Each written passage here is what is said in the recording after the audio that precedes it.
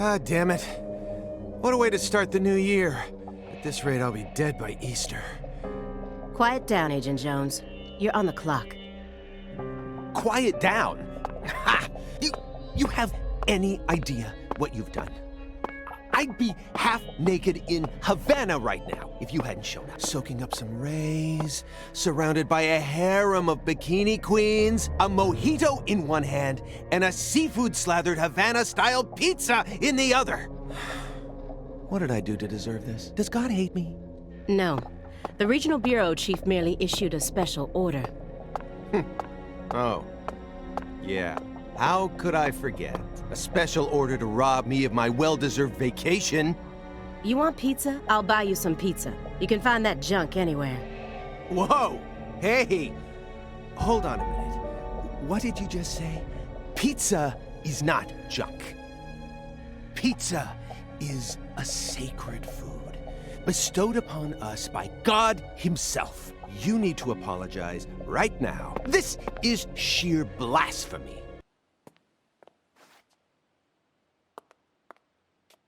Agent Jones, don't let him take control of the conversation. The moment you let your guard down, he'll strike.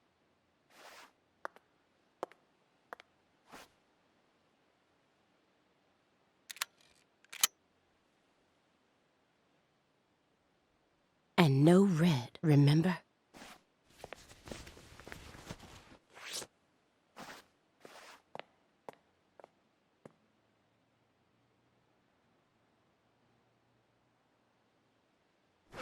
It's open. Come on in.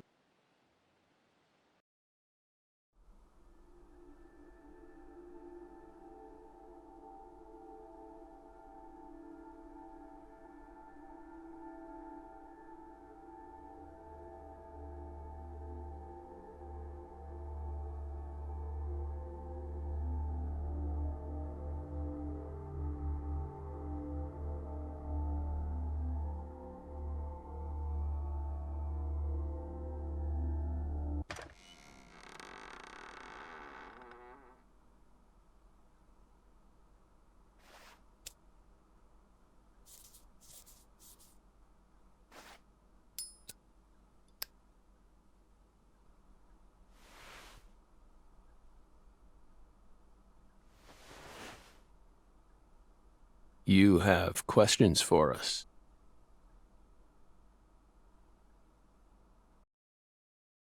That's why you're here, isn't it?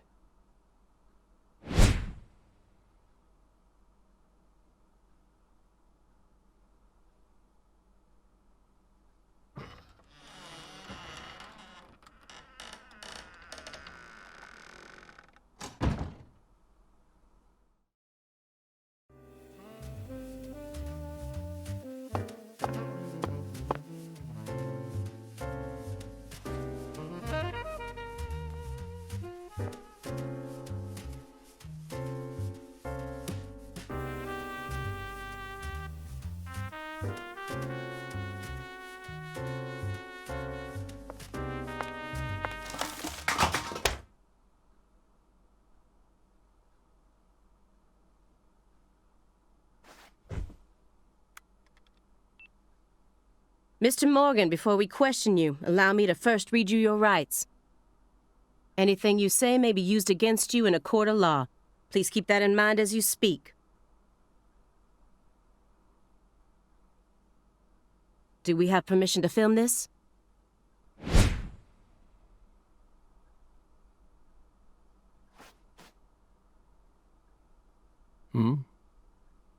Don't worry, my fairy. They're free to do whatever they like. Something wrong, Mr. Morgan?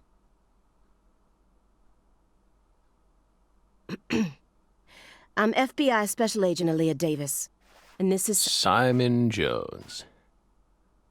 An analyst from the Boston branch. He's been monitoring us for years now. Oh, hi.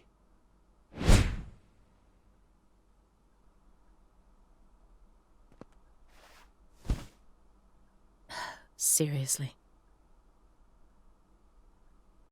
A Southern belle and a lonesome loser who can't catch a break. Quite the uncanny duo.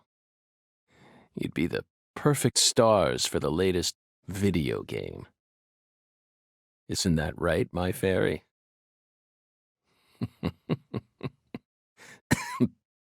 How many years has it been since someone came to chat with us? Oh, but don't ask me about my fairy. That's a private matter. It's hard to tell what he's thinking, but my eyes can't be deceived. If he's hiding something, it'll come out in his face. Francis Zach Morgan. He was once an FBI special agent, an extremely talented one. At least that's what they tell me. Perhaps he was a little too talented. Letters of appreciation from the governor and the Department of Justice. They're caked in dust as if he doesn't even care about them. You solved many difficult cases across your career, utilizing your own unique M.O. You've expertly cracked cases that were otherwise thought to be unsolvable. According to our records, after joining the FBI in 2002, you quickly solved 2 drug ring-related kidnapping cases. In 2003, you solved the inside-out flesh skinner case in the suburbs of Pittsburgh. In 2004, the Jeffrey Dahmer wannabe case in Milwaukee. And also the stuffed human collector case in St. Louis that very same year. Then, in 2005, you coincidentally happened to solve the Lise Clarkson murder case while on vacation. You went on to solve many other cases after that, all of them seemingly inexplicable. Did you really solve these cases all on your own? There are no records of you using a wide-scale investigative team or working with anyone else. How did you ever accomplish such monumental feats all by yourself? It was all thanks to our talented partner. Partner. The FBI files show no record of you ever working with a partner. Do you mean you worked with some sort of unofficial partner or an outside confidant? Our partner is our partner. We've always worked together. Besides, Belle, you're forgetting one important thing. After the St. Louis case, we stopped by a diner on our way home and caught Thelma and Louise, 2 highly sought-after fugitives.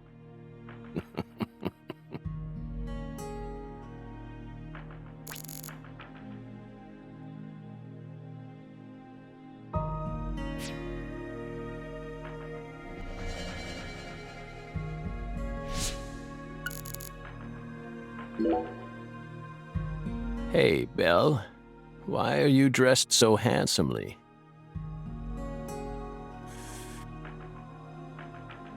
The thick black accessory wrapped around your neck. That's a male necktie. The color black represents confidence and interest in the self. And your decision to wear a male tie symbolizes your declaration of war against a predominantly male society. Or perhaps it's a psychological barrier meant to hide the weakness that dwells deep within your psyche. We admire your bravery. I thought you retired from profiling. Bullseye, huh? You're an easy one to read. In order to think with society, a man must first gouge out his eyes and cut off his ears. Don't judge a book by its cover. For someone who's supposed to have been one of our best, you've got an awful eye for people. Or did all that smoke and kill all your little gray cells? Okay, Aaliyah, that's enough. She's smart, but she's also more of a shrew than she lets on. Agent Jones, that's sexual harassment.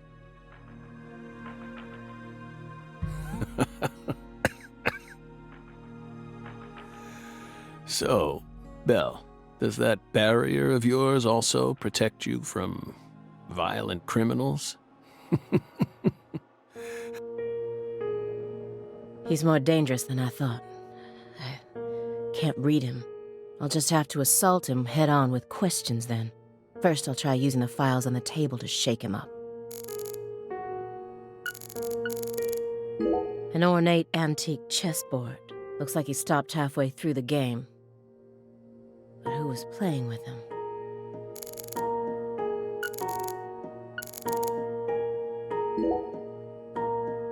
That chessboard looks rather old. And you can't even buy those ivory pieces anymore.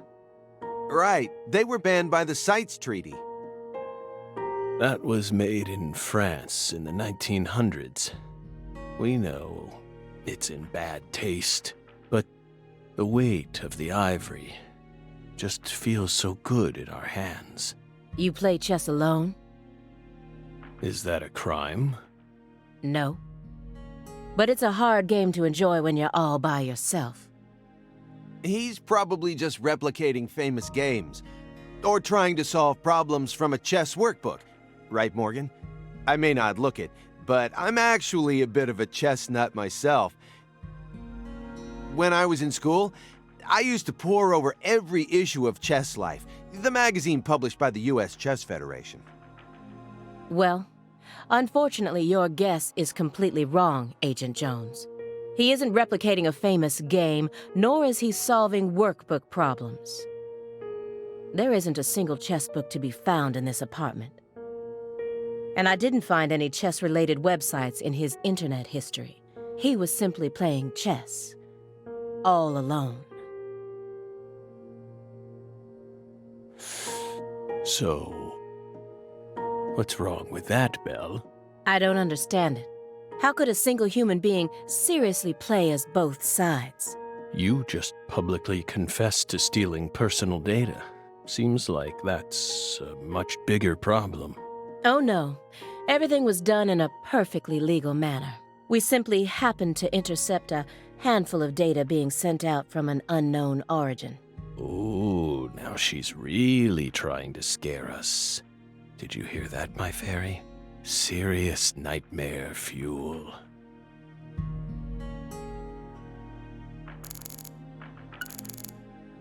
These files are from the case that took place just outside of New Orleans in 2005. The agent who handled the case was Francis Zach Morgan, and now he's sitting right in front of me.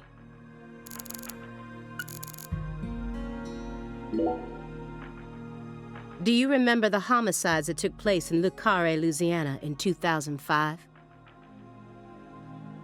We solved that case. Your report states the following. By coincidence, you encountered a serious incident in a town you visited while on vacation. You then decided to steal the right to investigate from the local law enforcement and took over the case. After several more homicides, you managed to apprehend the perpetrator. Yes. Yes. Yes, that's exactly what happened. We stole the right to investigate from them, just as you said. It all started when the body of a 16-year-old girl was discovered. You arrived in Le Carré immediately after that, didn't you? We just can't seem to keep ourselves away from dead girls. Did you really visit that town just to take a vacation? We don't know. If you already have the report, then we suggest you read it, Belle. Either way, that case is closed. Closed? You sure about that? Don't you think this puzzle is still missing some crucial pieces? Come on. No need to beat around the bush with us, Belle. They found Lise Clarkson's body. It was hidden deep within the Clarkson Food Delivery Services cold storage warehouse. After 14 years, we finally discovered the body of the very first victim. Do you know what this means? That's why we're here. The first victim in the case he solved, Lise Clarkson. This is a photograph of what she looks like now. How will he react when he sees it?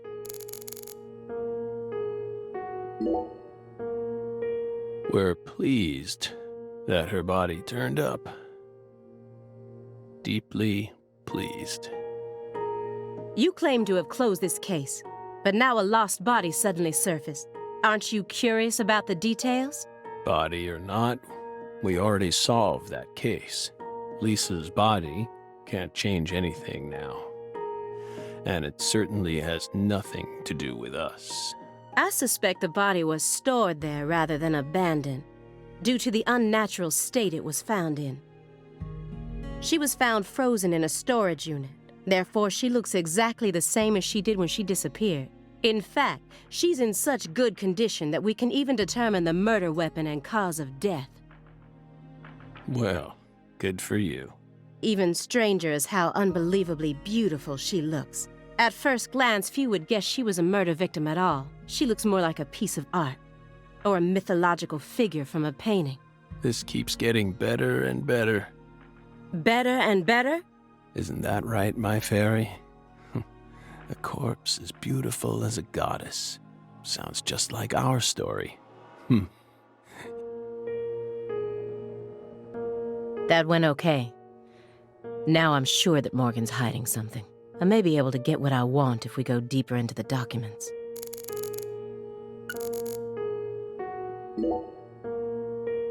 Isn't there someone else you should have talked to before coming to us? Such as... We were unable to reach Patricia Clarkson. You look surprised. I thought you already knew. After all, you visited Louisiana last week. We assumed you met with her during your time there. We haven't been to Louisiana. Not in 14 years. Is that so? We've been right here in our apartment this entire time. That man is our witness. Aren't you, Simon? He's right. He didn't even take a single step outside on Christmas Eve, which means that I didn't get to either. Are you positive about that? I took the liberty of checking some airline records. Last Friday, the name Billy Bishop was listed on a morning flight out of Boston. This is the fake name you used to use as an agent, isn't it? A mere coincidence. Yet that's not all. That evening on the same day, a man with a large scar on his forehead allegedly purchased an '89 Cadillac from a small used car lot in Le Carré. He reportedly said he wanted something old, big, and strong. The owner of the car lot felt it was a strange order, so it stuck in his mind. Our world is filled with mysteries, and they always have the most bizarre timing. Incidentally, on the following day, an identical Cadillac was taken to a scrapyard in Trenton, New Jersey. You can find that type of car anywhere. Isn't that right, my fairy?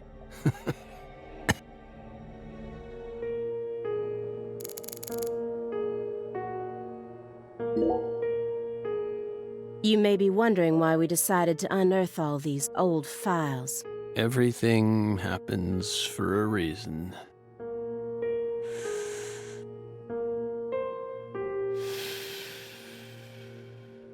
The moment Lise Clarkson's body was found, we did the best we could to start our own local investigation. But there wasn't much we could actually investigate due to the damage caused by the hurricane. Then we assume you also questioned everyone who worked in the warehouse.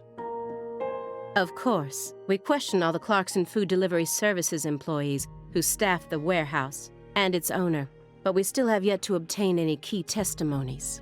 Par for the course with a 14-year-old case, if you ask me. Not to mention how bad the timing was. Most of the employees were on vacation. So, you gave up on the investigation and came to see us instead.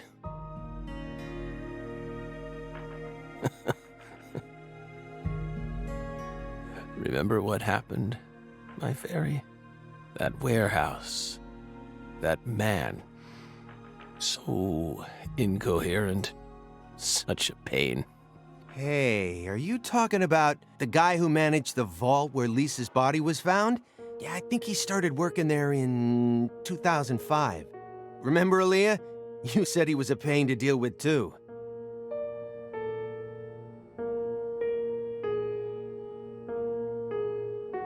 The large man, yes?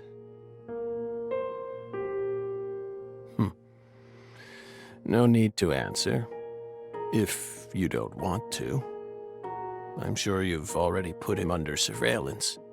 Textbook FBI protocol. Morgan's right. Everything happens for a reason, even this messy room. There must be a reason for it, especially when it comes to those strangely tidy spots. They're practically begging me to question them.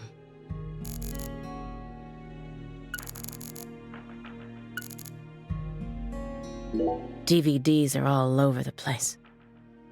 I know that he's a shut-in, but this still seems like way too many for one person. And I've never heard of any of these titles before. Stage 4 progressive malignant tumor. How do humans behave when they know death is just around the corner? And what if that human is also a high-functioning sociopath?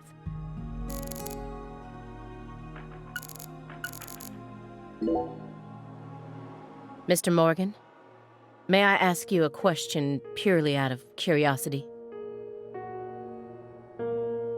If it makes you uncomfortable, just let me know, and I'll retract it. Belle, what's wrong? You sure put a lot of effort into that approach. It's a question about death. About this body? Are you afraid of what's coming? Think carefully about why we're smoking this, then ask us again. Honestly, we're not afraid. Rather, we find it intriguing. Intriguing.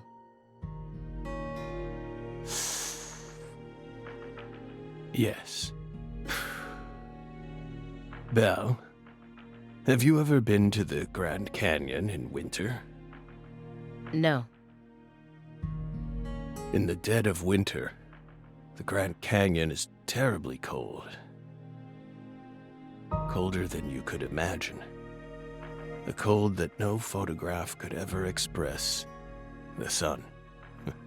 Powerless. And the temperature drops below 0. Right in the middle of the day. Meaning?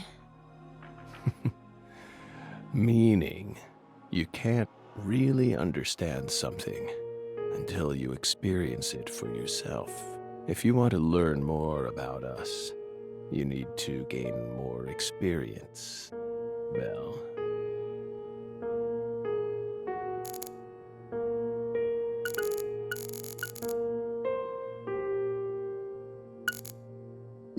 Poly-MVA supplements and a home IV kit.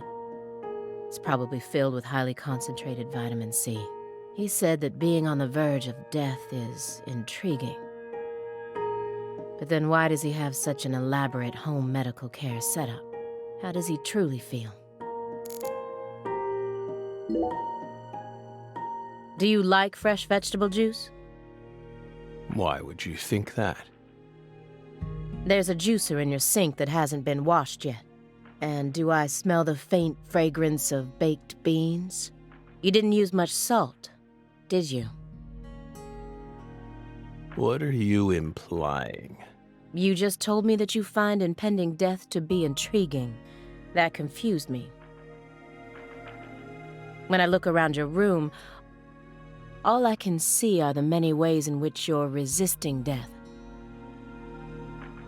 Poly-MVA treatment, highly concentrated vitamin C IVs, fresh vegetable juice, vegetable protein without salt, gallons of vitamin D milk for fat and calcium. The ambivalence, yes. What? Two contradictory emotions, mixing, coexisting together. An adult mature mind is never satisfied with only one response. It's common sense. Isn't that right, my fairy?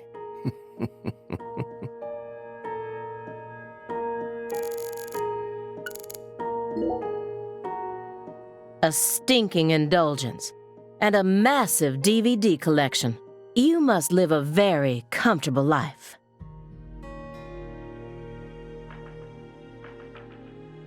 We're retired, remember? Retired in your 40s. I'm envious. But who doesn't love movies, Belle? I'm not a fan. Oh, that won't do. You should dedicate all the free time you have to watching movies. It's practically an unwritten law. Films guide us. Films are filled with every important life lesson there is. Is that so?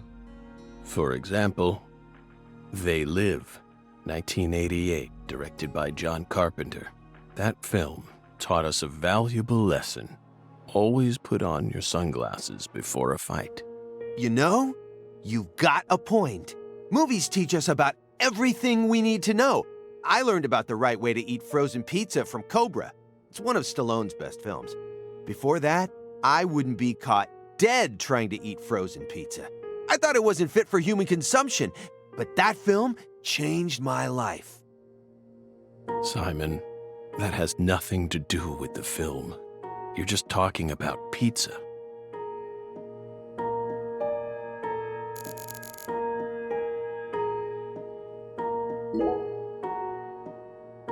Mr. Morgan, I found several spots in this room that look strangely clean. Did you tidy up a bit because you knew we were coming? Those are sanctuaries. They've existed from the start. Sanctuaries. That's right. Sacred places. Hovels for pure souls, if you will. Were there originally objects in those hovels? Something you didn't want us to see? The soul's still there. We haven't touched a thing. But we know you can't see anything. Hey, Simon, don't touch the sanctuary. Sorry. That's a sanctuary. Don't ever touch it again. You've been watching us for 4.5 years, and you couldn't even figure that much out? My bad. It's my first time actually coming inside, you know. You're earning far more than you deserve, then. What were you doing all day in that black Suburban? We thought wiretapping was your specialty. Don't tell me. Crossword puzzles. What do you think, my fairy? 4.5 years. All that time, and what does he have to show for it? Crossword puzzles? No way. Come on, I thought you knew. I'm a Sudoku guy. Agent Jones. Oh, right. He's completely taking control of the conversation. At this rate, we'll never get anywhere. I need to press him some more. Agent Jones, did you find the files?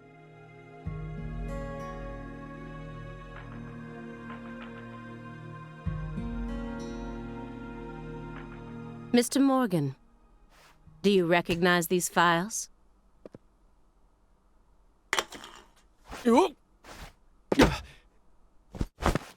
Whoa! Ow! We told you. That's a sanctuary. Let him go! Assaulting an FBI agent is an obstruction of justice. We told you. Go. Ah! Stay back. Stay back. Sanctuary. Down. Surrounded. Ah! Ah! Ah! Yeah.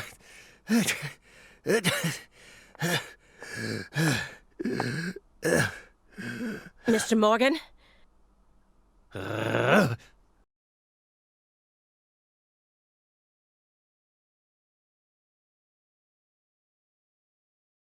cut my finger with that can opener this morning.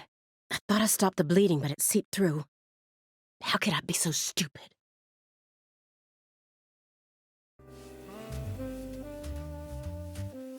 Everything should be fine now.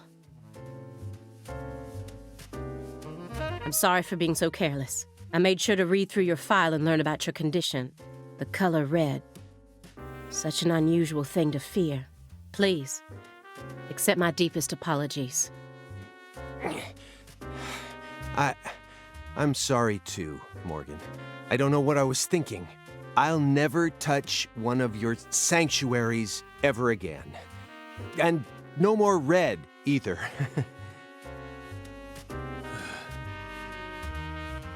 Don't ever touch one again.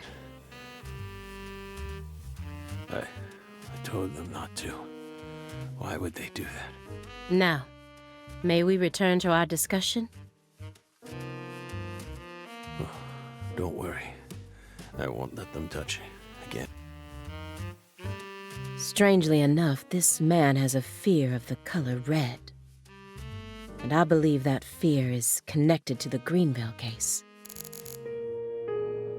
The files on the serial killings that shocked Washington State in 2010, officially titled the Greenville case. I never thought I'd take out files from a case I first heard about on the news.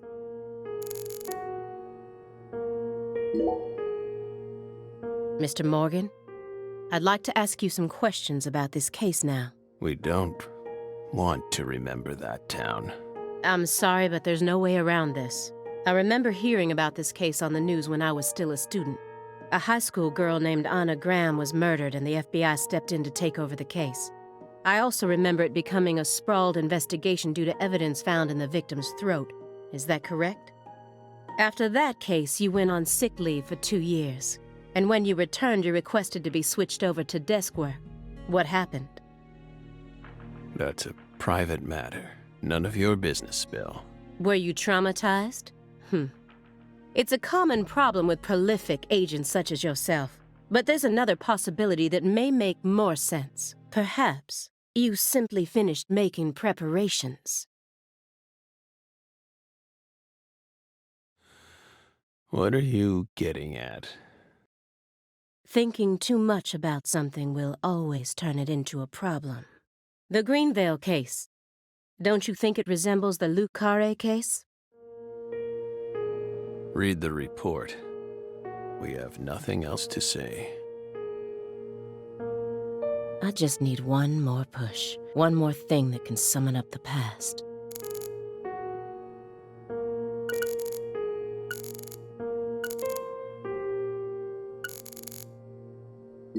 A picture of a leaf. This isn't just a picture of any leaf. It's the most important leaf. The belief in truth begins with the doubt of all truths in which one has previously believed. It's time to get down to business. Looks like another old antique. He collects milk cartons but treats valuable antiques like trash. What's going on in his head? A jar of honey with honeycomb inside it. There's nothing strange about it, but it still gives me a weird feeling. Mr. Morgan, please look at this. What did we just say? We don't want to remember Greenvale. This isn't a photo from Greenvale. Look closely at it. Former Special Agent Francis Zach Morgan.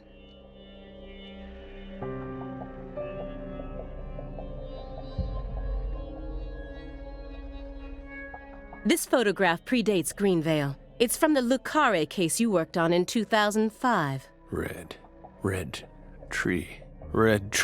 Yes, a red tree.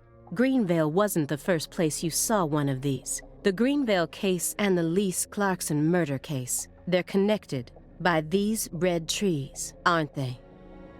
Red trees. Both places. Answer me. What are these trees? Red trees. Figured it out. I want the truth. Tell me everything you know. The red trees. You really did your homework. Well done, Belle. You're good. Damn good.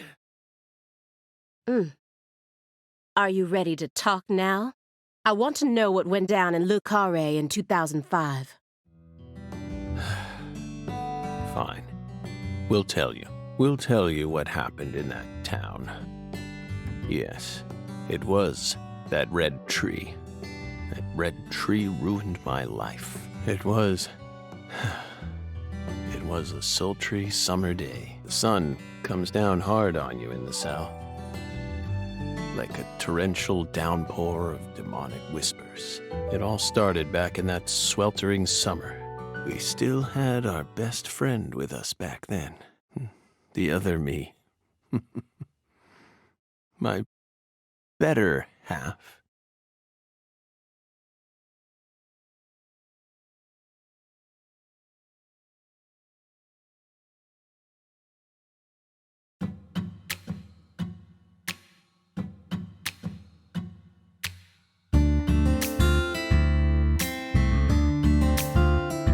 Never a choice. When somebody needs you, you can't turn away. You're their only lifeline, just a hero, a bullet for hire, working alone. Always a voice, a cry in the darkness, an echo of pain that's been long forgotten, but it haunts me, my destiny to be alone. There's a time when you see life for what it's gotta be. You should know they'll destroy you. Call to me to keep searching, walk alone.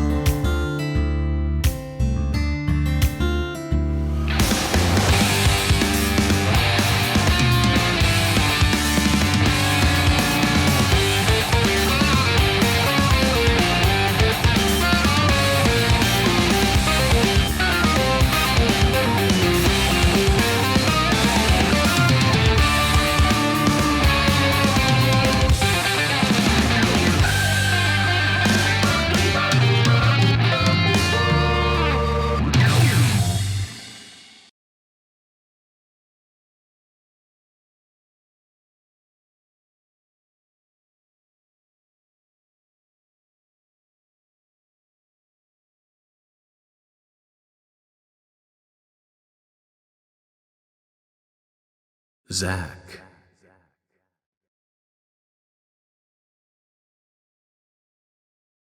Zach. Can you hear me, Zach?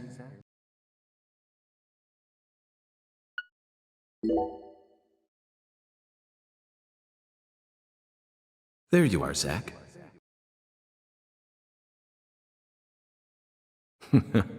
Sleeping again?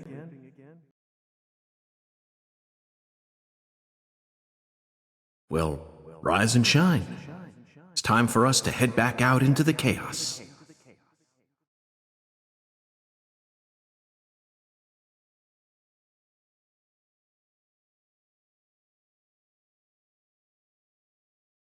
Isn't that right, Zach?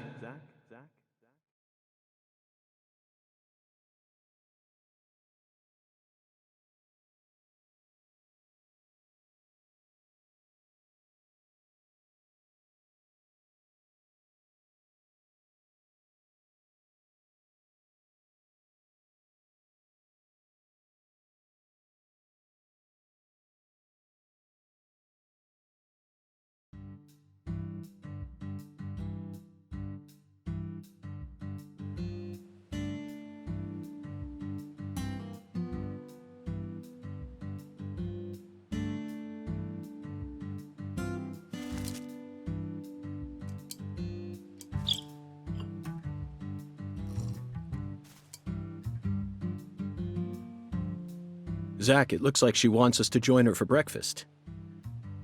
Perhaps this town's finally starting to warm up to us.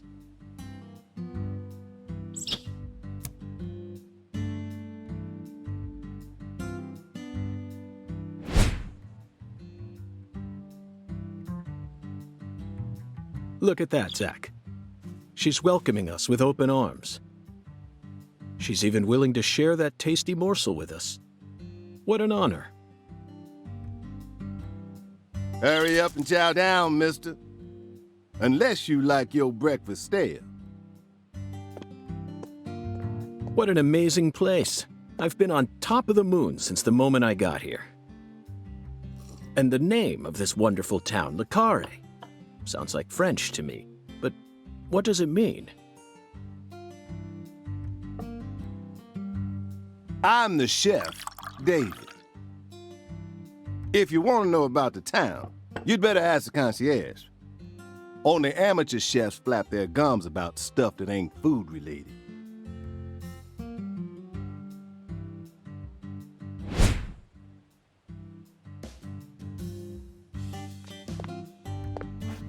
Did you hear that, Zach? He's a true professional.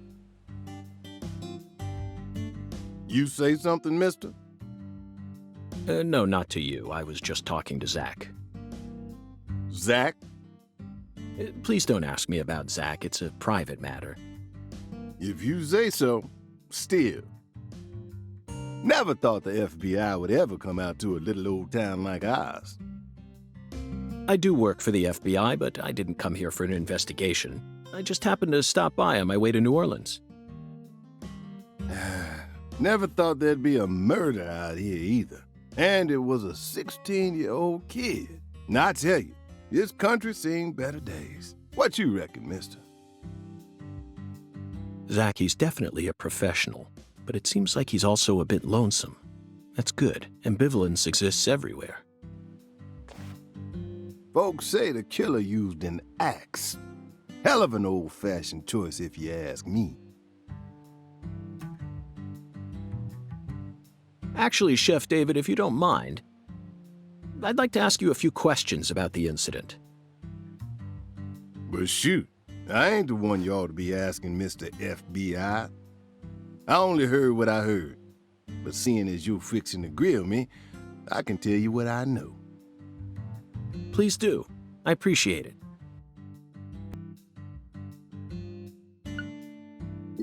You said the victim was a 16-year-old. Did you know her? Well, sure. I reckon the whole town did. Meaning? She's Lise Clarkson, the little grandbaby of the Clarkson family. The Clarkson family? That's right.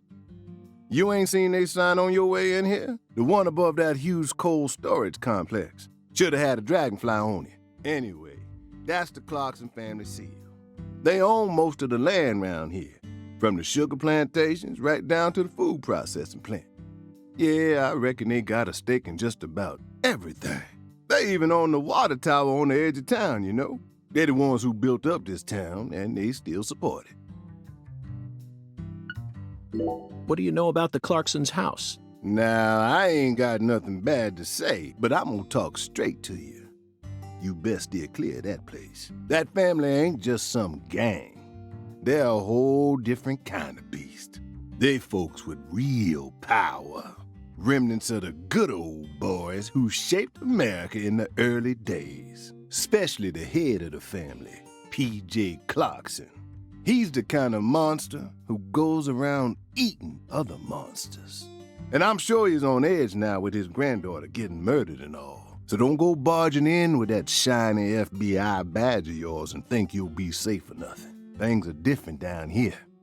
So if you plan on sticking around, you best remember that. I see. I'll keep that in mind. Is the local law enforcement investigating the case? Shoot, mister, what you think? Now, I told you this ain't no city. We in the bona fide boondocks here. They got to know how to break up fights and keep folks from killing each other when they pissed you off. They sit down and talk it out with you heart to heart. And when that don't work, they just beat your ass. That's the Deep South for you. This murder ain't like that, though. A little kid got killed. A weird way. Like something on a TV show. The sheriff's department ain't never seen nothing like this.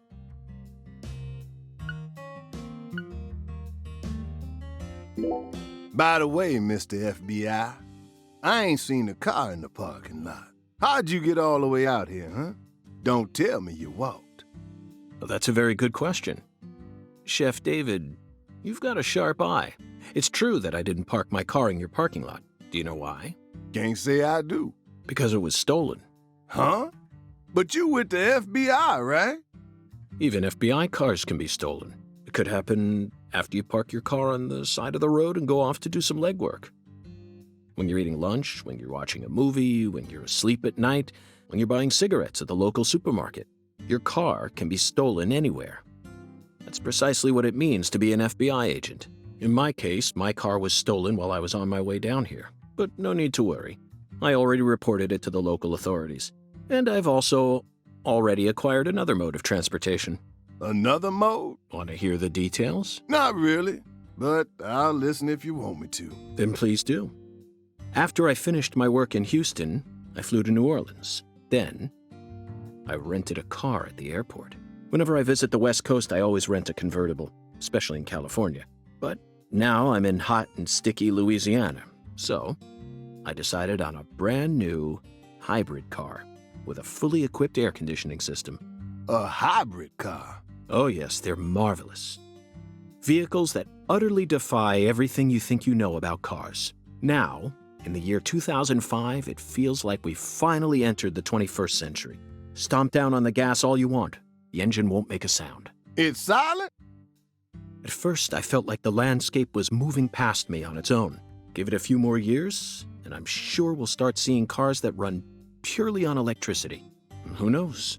In a decade or so, electric sports cars may end up lining the parking lots of Silicon Valley. I can see it now. It's the world of The Last Starfighter, 1984, directed by Nick Castle. It's famous for being the first film to utilize realistic CG, but I couldn't care less about that. See, I was mesmerized by the beautifully refined mech designs. It even made me wish that I could be one of them myself, especially the Gunstar spacecraft. No other sci-fi movie has ever had. So, where'd your hybrid car get stolen? Sorry, I got off topic. I noticed it was missing after I finished my lunch and walked out of the diner. Incidentally, this diner was located at the entrance to a small town just south off the I-10. I went out to get back in it, but my hybrid car was nowhere to be found. I remembered exactly where I parked it, right between a blue pickup truck and a hedgerow. But when I came back from lunch, it had completely vanished. In short, someone stole it. And in its place, they left me this. What? A skateboard. A skateboard? Yes. While I was sliding my lunch into my stomach, someone was busy replacing my brand new hybrid car with a wooden board attached to 4 wheels. Remarkable, don't you think? So then how did you get here? By riding the skateboard, obviously.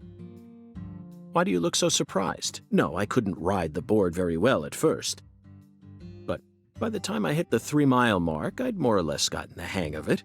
By the 10-mile mark, I'd even learned to do a few tricks. It was a journey of self-discovery. Not even I knew I had this latent talent sleeping inside me.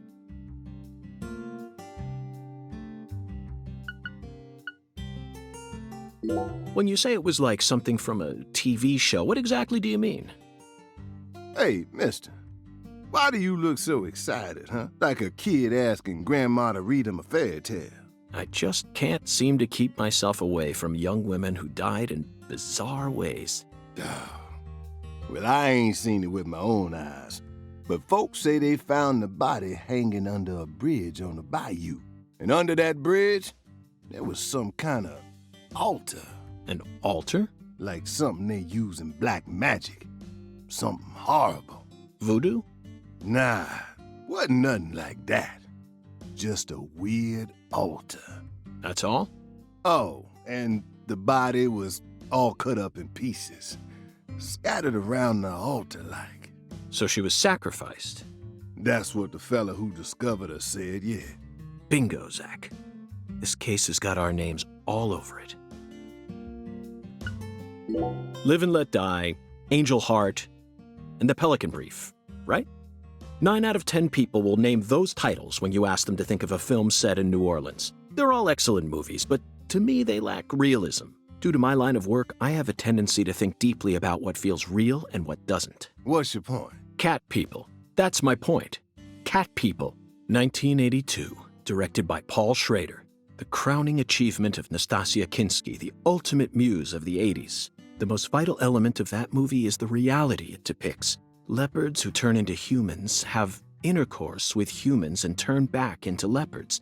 Then they can only turn back into humans again if they mutilate their lovers. I was awestruck by the sheer reality of it all. Understand?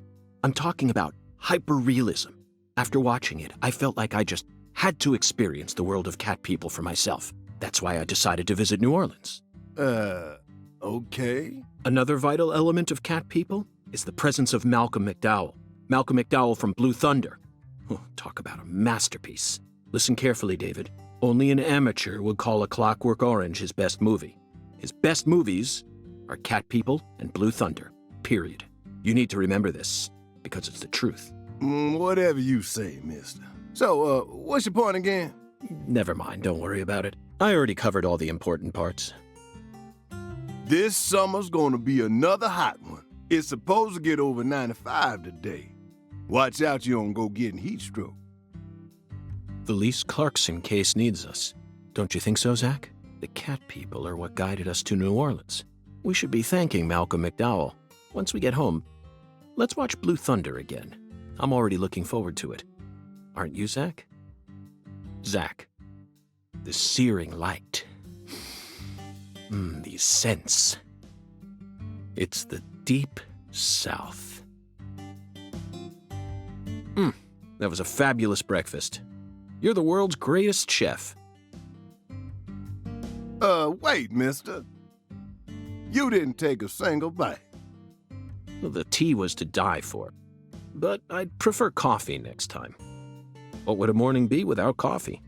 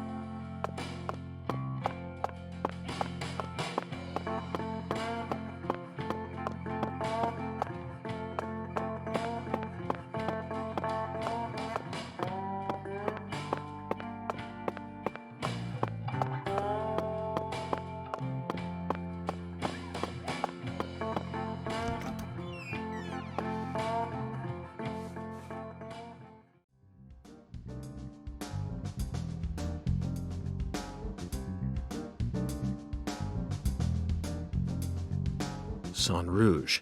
We've been chasing it all over America, but I feel like we're finally on the verge of finding something now.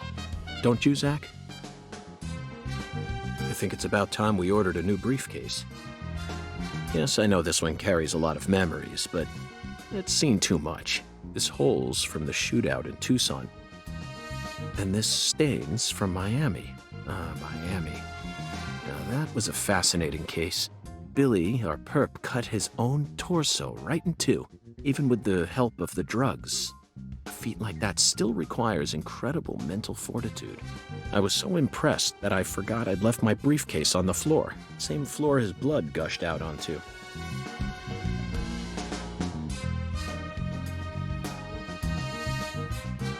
I know, Zach, I know. Now isn't the time for a trip down memory lane.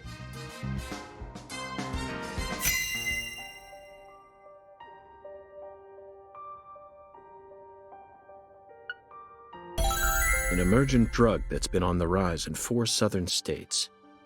Personally, I think it originated right here in Louisiana. and Lee Clarkson's murder must be connected to it somehow. The 16-year-old girl who was murdered. Her body was found beneath a bridge over the bayou, along with a strange altar. The powerful man who essentially controls the town of Carré, and he seems to be more fearsome than your average gangster. I doubt he'll be willing to cooperate with any law enforcement, Zach.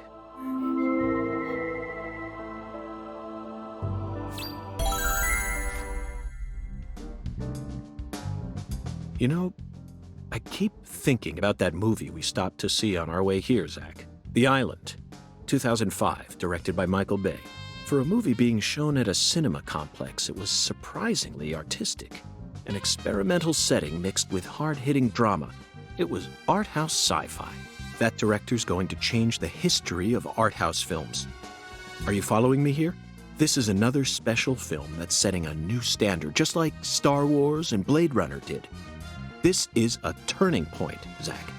You may be witnessing the birth of a vital new word that will soon become a part of film history. Yes, this single movie may be responsible for creating a whole new genre several years down the line, a genre known as island movies. I sure like the sound of that. Don't you, Zach?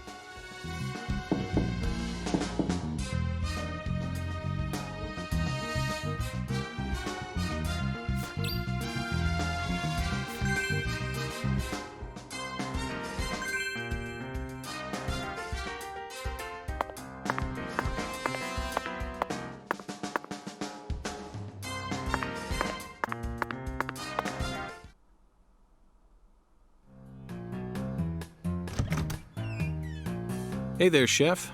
What's cooking? Chef, what are you talking about, sir? I'm the concierge, David.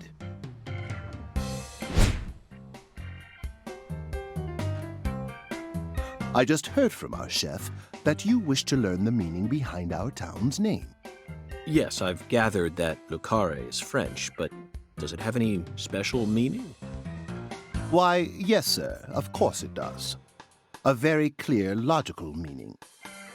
All names have meanings. Would you like to know what this one means? Yes, I would. Jolly good, sir. Then allow me to explain.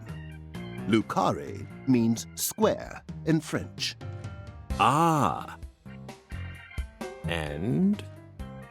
That's it. That's it? Yes, that's it, sir. Do take a gander at the town map in the lobby if it fancies you. It's beautiful, valuable, and old. I'm sure you'll understand once you see it. Now, please excuse me, sir. If you ever need anything, please don't hesitate to ask.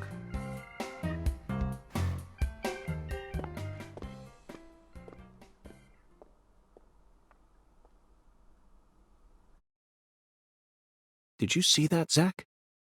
That was clearly David. Not a twin, not a split personality, just the work of a true professional. It's bizarre, but I can understand it. Remember what they say, the job makes the man.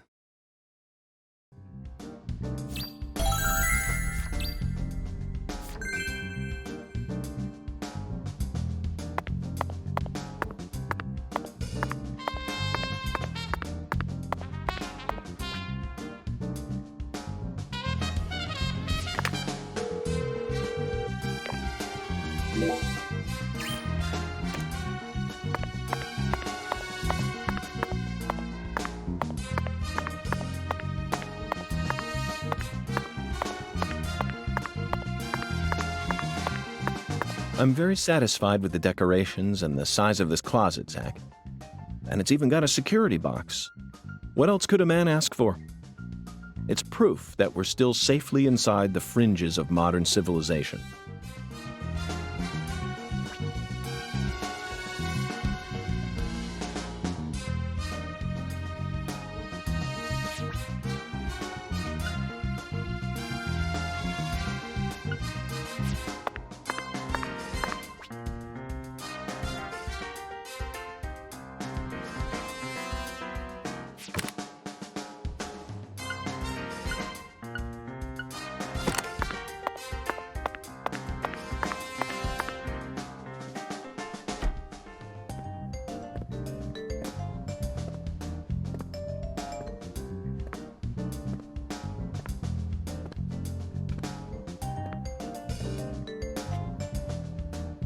Do you feel that, Zach?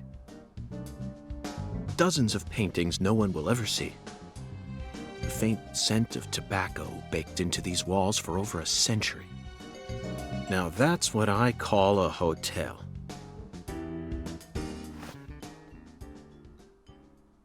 Zach, can you see him? His fashion sense is beyond me, but he appears to be a gentleman. Perhaps we should talk to him.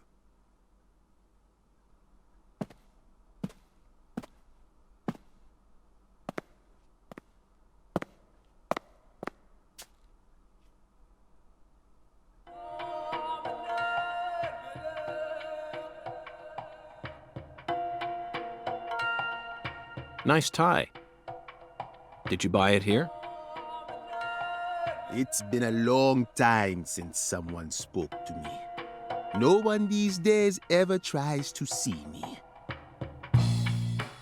They can see what's far in the distance, but are blind to what's in front of them. No. Maybe they're only pretending not to see. That's what civilized society does to people. Exactly. Ever since mankind got their hands on civilization, they zoomed away at a frightening speed. Zoomed away from what?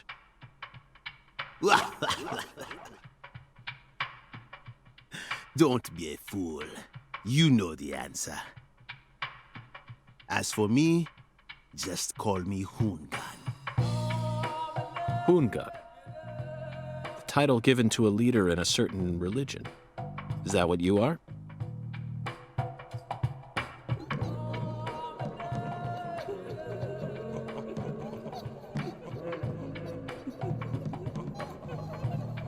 Do you comprehend the oracle? The Oracle.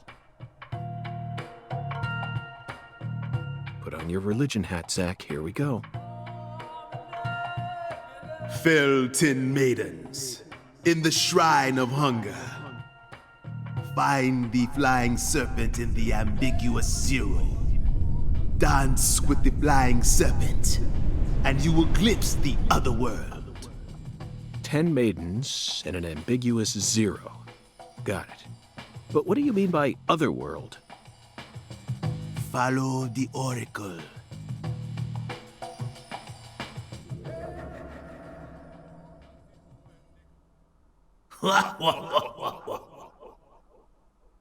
Zach, did you hear all that?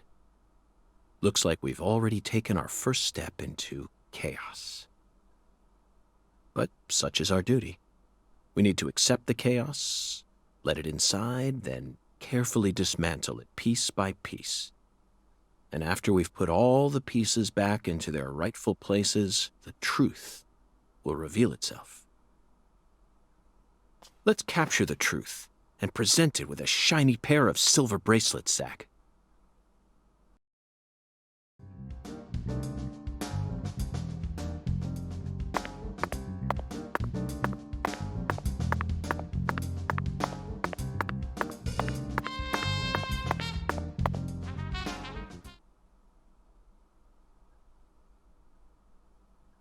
Zach, this is Carré.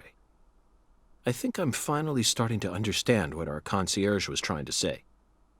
You can tell this town was built by a very methodical person. No, wait. Maybe they just didn't care, and that's why it ended up this way. It's just another symbol of mankind's obsession with molding nature to fit our own rules.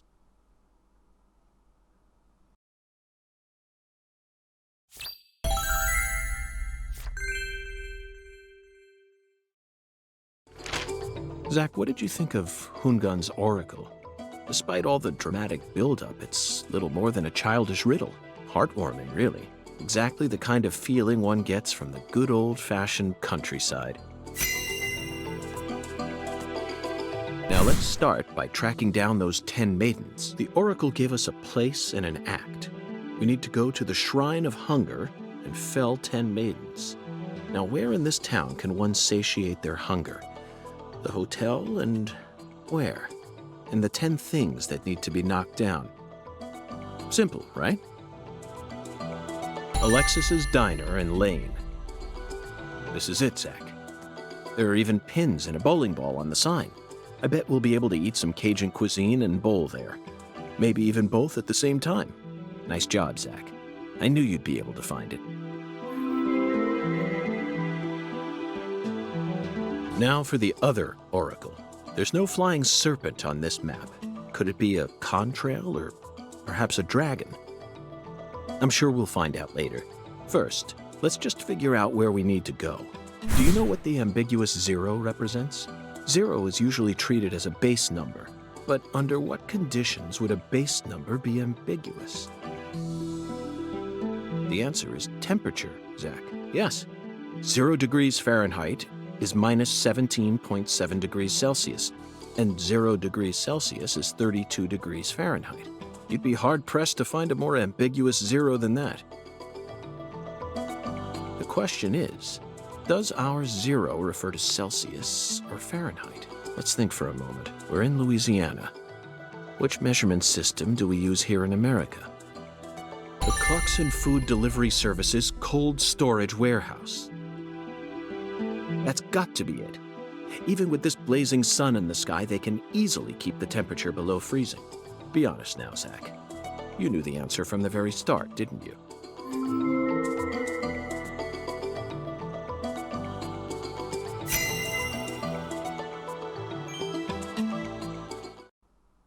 And how about that Hoongan? What a mysterious character. His oracles may end up determining how much time we spend in this town.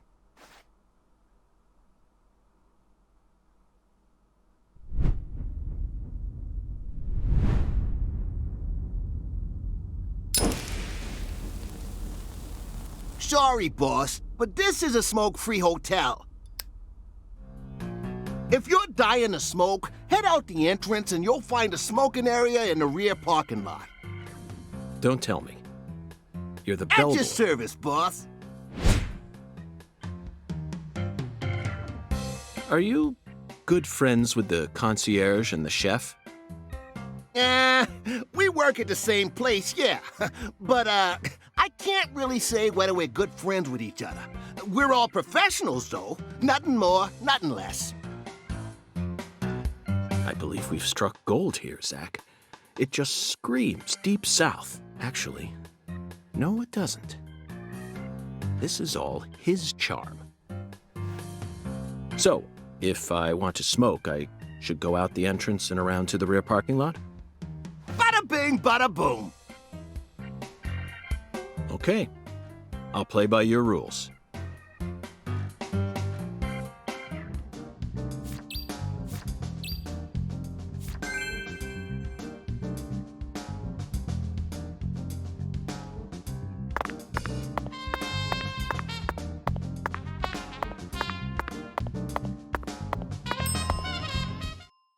We always strive to provide our guest with the finest of service, sir. Our humble, bucolic town does have its inconveniences. Shopping, in particular, can be a bit of a slog. Therefore, we decided to provide a modest selection of daily necessities right here at our very own front desk. Great. Sounds convenient. Exactly.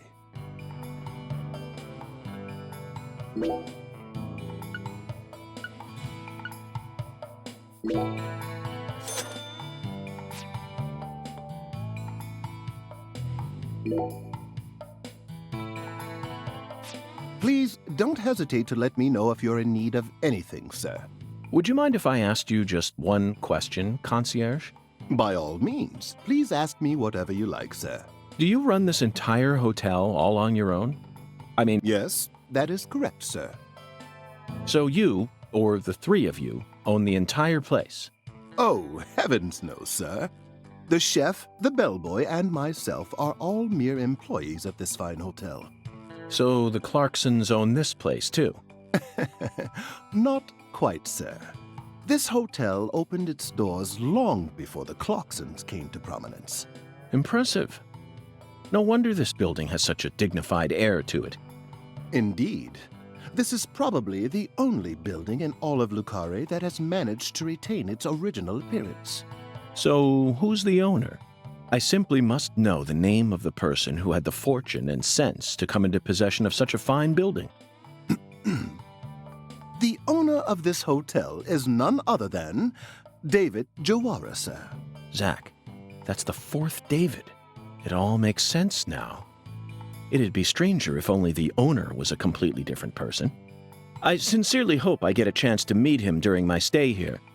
If I may, Mr. Morgan, sir, I don't think that's such a good idea. Why not? Unfortunately, our owner has a bit of a personality problem. The three of us here describe him as having a fractured mind.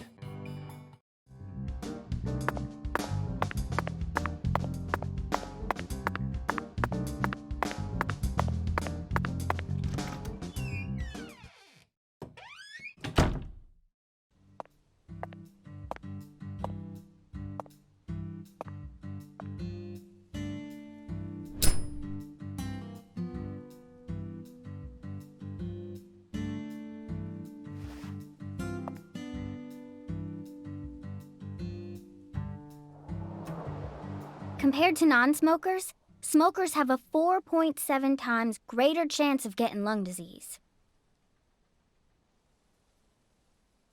You know that means it's more likely than getting asbestos poisoning? The risk of death from lung cancer is actually much lower than what you think it is. In fact, it's tiny when compared to heart disease, strokes, and pneumonia. We're always surrounded by easy ways to die, you know. Some people even get randomly struck by lightning and die right there on the spot. Then I reckon you also know that secondhand smokers have 1.3 times greater the risk compared to smokers? Of course. So you won't mind paying the damages when I die of lung disease? How about writing that in a contract for me? You got a pen, right?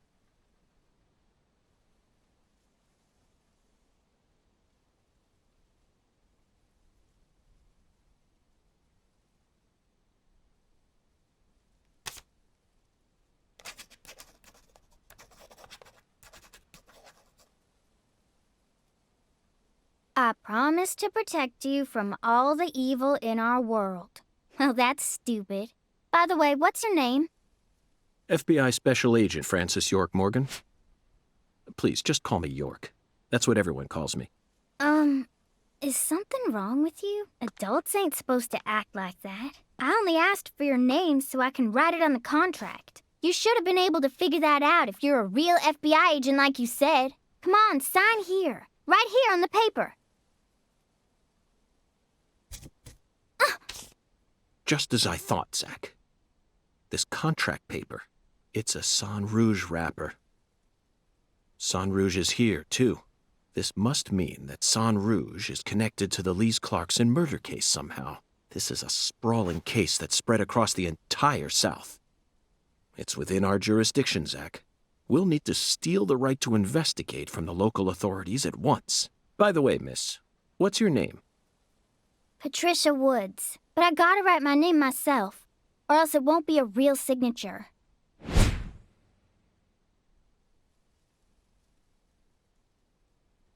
Tell me, Patricia, does this town have a sheriff?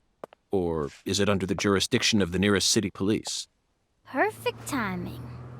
Well, go on and steal it if you want it. I was just thinking about how this is way out of my daddy's league. Thank you for the information, Patricia. Okay, Zach, it's time to get to work. How should we seize control from the sheriff this time?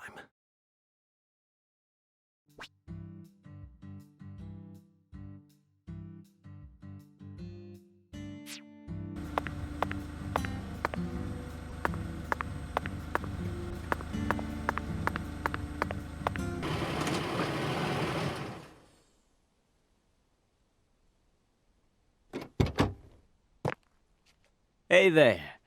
So, you're the fella from the FBI I've been hearing so much about. I'm Melvin. They call me the sheriff round here.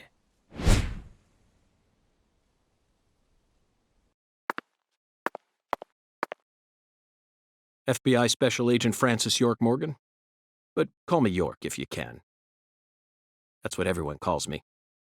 Huh? Well, all right. Mr. York. How's that sound? Fine by me. I'm sure you figured this out, but our town's a small one. Yeah, folks are already busy spreading gossip about how some FBI agents come to town. Now, I reckon you came from the city. What was it? D.C., L.A., or New York? Anywho, in the city, it's normal not to know who your neighbor is. Fella who moves in next to you could cook up a dozen folks in his backyard and no one would bat an eye. That's the city for you. Now, I never lived in one myself, but I visited them a few times, so I know what it's like. All pigs must die in the city of wolves.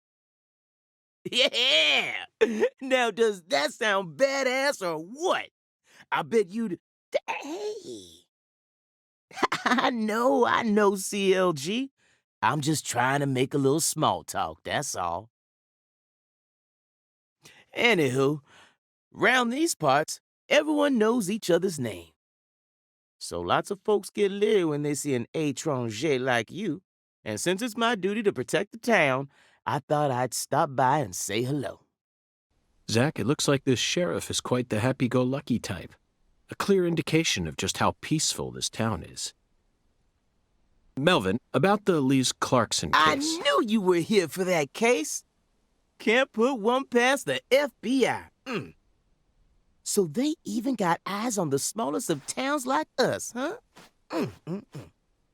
Our world is filled with information, and it's all within their grasp.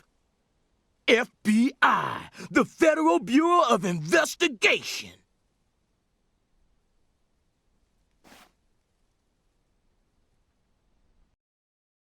The Clarkson case is connected to a top-secret case that we've... I know. If you're fixing to take the lead, then go right ahead. I'm just the humble sheriff of a tiny little town. My jobs are to stop my neighbors from beating the piss out of each other and listen to old folks complain. Honestly, this whole murder case has been weighing me down.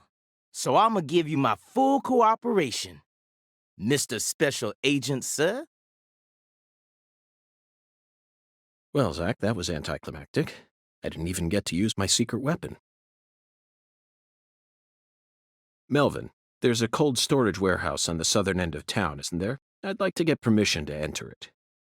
Say what? You want to see where the body's being kept, right? Oh, I get it now. Lisa's body, yeah. Now, that's what I call a special agent. You already figured that much out. But, I'm not too sure that, going down there at this point is really gonna help much, you know? Explain it yourself, Daddy. That's incredible. I don't believe this. Amazing. Did you hear that, Zach? They put the body in a cold storage warehouse. This is fantastic. Insanely fantastic. Really? Well, how about that? Well, all right then. I'll head on down to the warehouse ahead of you and make sure we get permission to search it. Sounds good. The management company only keeps the warehouse open during certain hours, so you'll have to come during those hours. I ain't looking to create any further disturbances. So be on time. Got it? Come on, let's roll, CLG. I'm gonna walk home, Daddy. I still got another stop to make. Oh, if you say so, sweetie.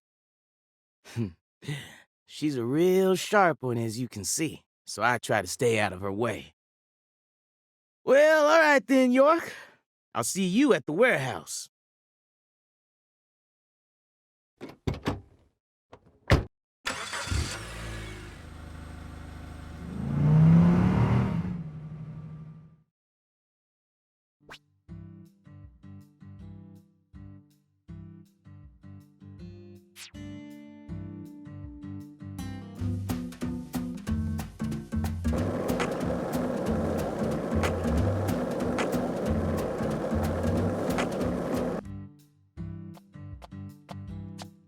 Hey, you. ain't secretly cutting kids up and sticking them into jars while you work as an FBI agent on the surface, are you? Or using your FBI connections to sell kids to child trafficking organizations?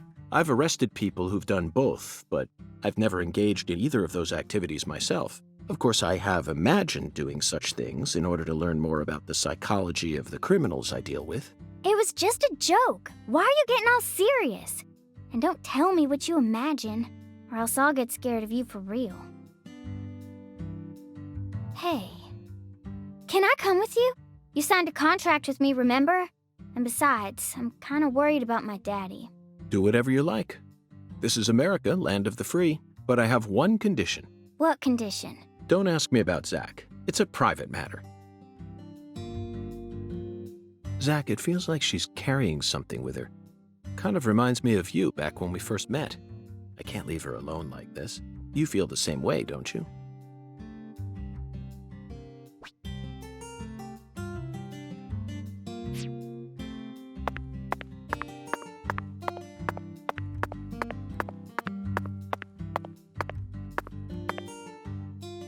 By the way, Patty, what do you usually do when you're at home? Is this an interrogation? Oh, no. I just figured that since we're working together now, it'd be a good idea to learn a little more about you. Should an adult male like you really be asking a little girl this kind of question? I feel like I heard a story about this sort of thing on the news once. There's a time and a place for everything. You know exactly who I am. And I've also introduced myself to your father. Besides, you're the one who said you wanted to come with me. I was just kidding, jeez.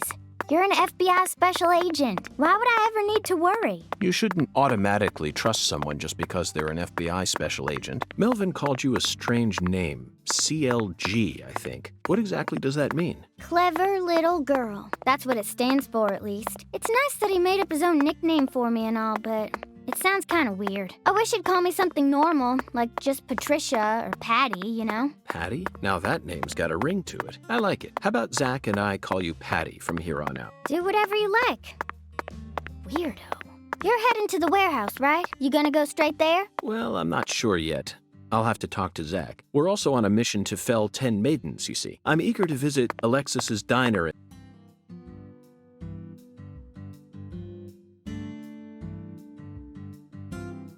Patty, is something wrong? I got something to say. When I first met you in the hotel parking lot, you mentioned Saint Rouge, right? If you want to find it, maybe you should track down Professor R. Professor R? Yeah. Professor R owns the jazz bar on the other side of the bayou. How do you know that? Because. Because, huh? Interesting.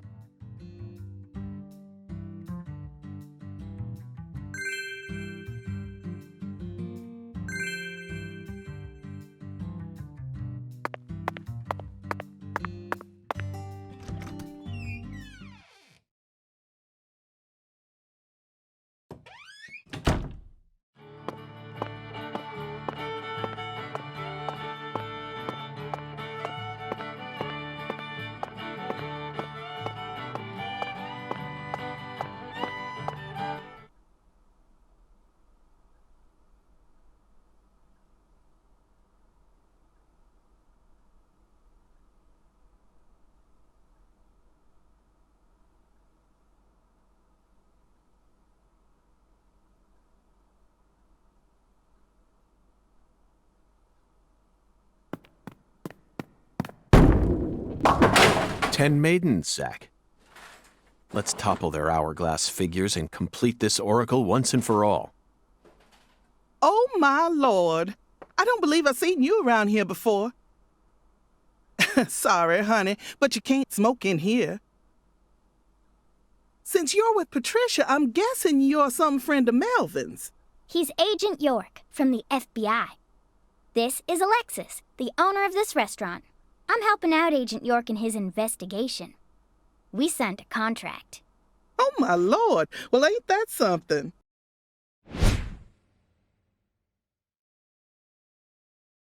I'm FBI Special Agent Francis York Morgan. Please, call me York. Everyone's always called me that. Oh, my Lord. Well, that's got to be the strangest introduction I've ever heard. No wonder everyone in town's been talking about you.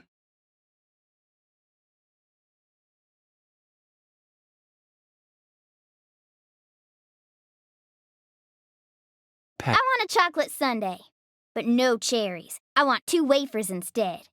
Don't put too many Rice Krispies on it. Oh, but don't scrimp on the chocolate syrup either. Oh, my Lord. And what'll it be for you, honey? Alexis, are these photos of the town? Oh, you like my pictures? My hobby's collecting snapshots of what our town used to be like. So whenever someone gives me an old picture, I just put it up here on display. Our world these days feels a bit cold to me, you know? Just thought it'd be nice to help folks remember what it was like in the good old days. Zach, did you hear that? The good old days. Even in a remote town that's already far behind the times, there are still people who yearn for the past. She told me what was going on, you know. What? Lise, you don't need to try and hide it from me, honey. Last time she came here, she told me all about it. Some odd fella was following her around, stalking her like. What kind of fellow? She said he had a really tall shadow. How tall? As tall as an oak tree. Did that ring any bells for you? Sadly, it didn't. I know just about everyone in this here town, but I ain't never seen a man who stands that tall. Maybe it really was an oak tree and she just mistook it for someone. Sometimes the silhouettes of them trees with lots of Spanish moss hanging down make me feel a little funny too. I don't think so, Alexis. Lise said the shadow was following her, correct? That means she must have been stalked by a man as tall as an oak tree. If she had only mistaken an oak tree for a person, she wouldn't have described it that way. She might have said, It felt like a crowd of people was staring at me. Yes, exactly. She certainly wouldn't have talked about being followed by someone. Thank you, Patty. Zach, this data is all very intriguing, but it isn't the answer we're looking for. We came to knock down the 10 maidens, remember? Oh, yeah! Booyah! Oh, I got a turkey! Truly mesmerizing, Zach. This is why I never tire of small-town investigations. Same goes for you, right?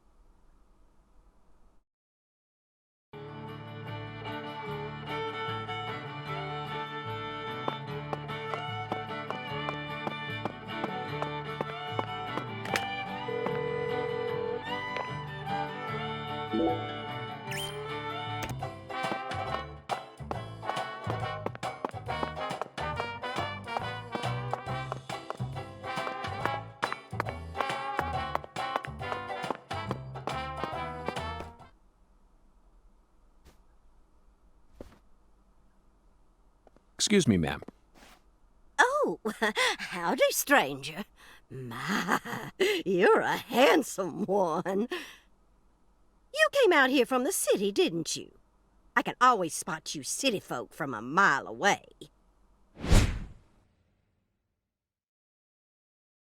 I'm FBI Special Agent Francis York Morgan.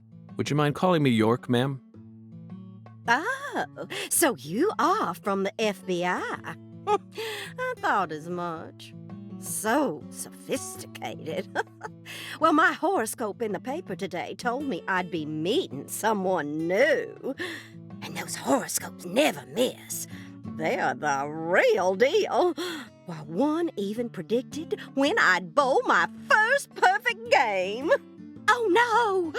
Oh, could you stand a bit closer to me? Whew, that was a close one. If you move any further that way, you'll cast a shadow over the lane. Well, the sheriff did that once, and something horrible happened. The next time I bowled, I got a gutter ball. First time in 12 years. I was mortified. And I am going to make sure nothing like that ever happens again. In our world, some routines lead to good things, while others only lead to the bad. So, you mustn't ever cast a shadow over the lane. Is that understood? It's her routine, Zach. understand? Just like us and coffee. Incidentally, ma'am, would you mind letting me use this lane too? I'm investigating the Lise Clarkson murder case, and I need to topple 10 maidens, no matter what it takes. No, absolutely not. Not even the FBI can take my lane from me. I haven't given it up once ever since my husband passed away over a decade ago. I'll never break my promise to him. But Now, if you'll excuse me.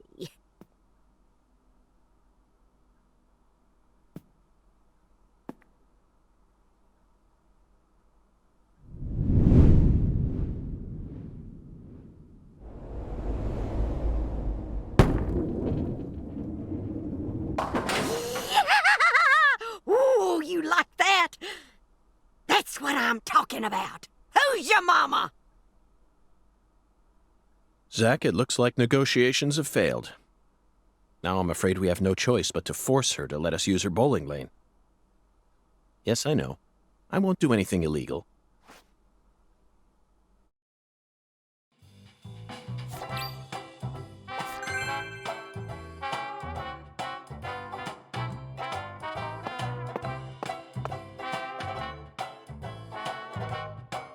Excuse me, Mrs. Carpenter. Stop! Not now! Can't you see I'm already in my bowling stance? What, are you blind?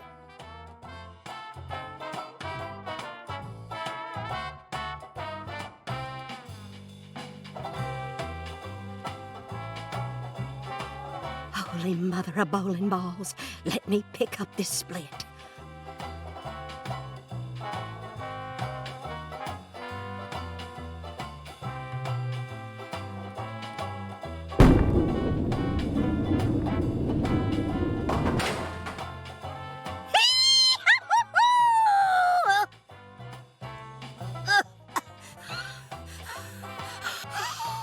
That stance, always works on a split.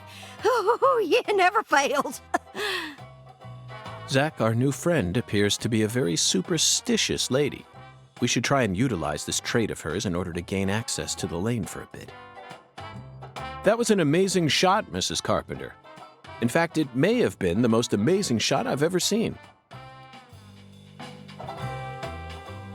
Speaking of which, where did you happen to find all those neat little items?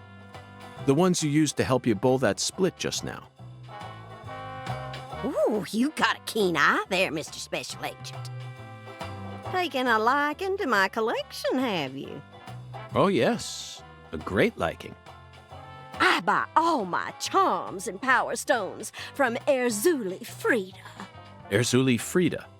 Yes, it's a mystical establishment run by the Mirror. The Mirror?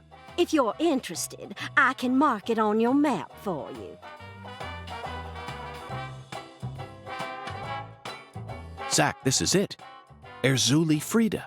There must be a treasure trove of dubious trinkets on sale there. We may even be able to find something capable of changing her mind. It really feels like we're in the deep south now, doesn't it?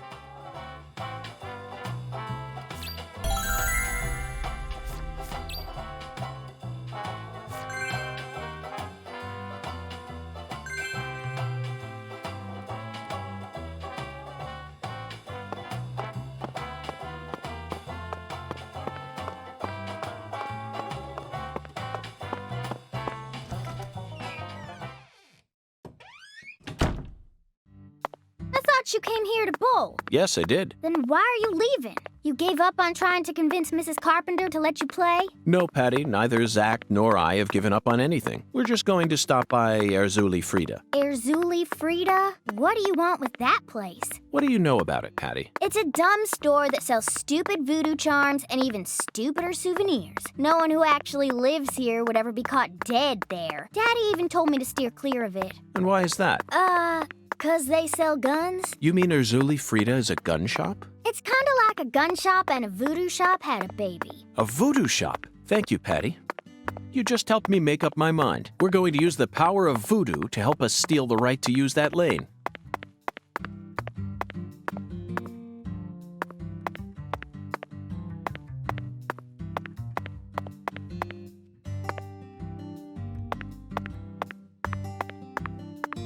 Okay, Patty. I'm going to try asking you that question again. What do you do when you're at home? I watch TV and look up stuff on the internet, I guess. Ain't much else to do when you're out in the middle of nowhere. Really? For some reason, I envisioned you working hard to take care of all the chores around the house. Well, of course I do stuff like that too. But doesn't everyone? Why bother talking about it? Other kids your age don't help out their parents. They're too busy talking with their friends on the phone or through emails. That's stupid. I don't get why everyone's so obsessed with taking pictures of themselves. Then they send them to their friends just to get approval. Talk about cringeworthy. How do you prefer to boost your self-esteem then? I don't need to. I have my family. And besides, my daddy's the town sheriff. All I need to be happy is a normal life. That's awfully mature of you. Everyone else is just childish. I'm totally normal. Okay, then. So what do you do after you finish all your chores? You don't turn on CNN and pour yourself some bourbon, do you? CNN?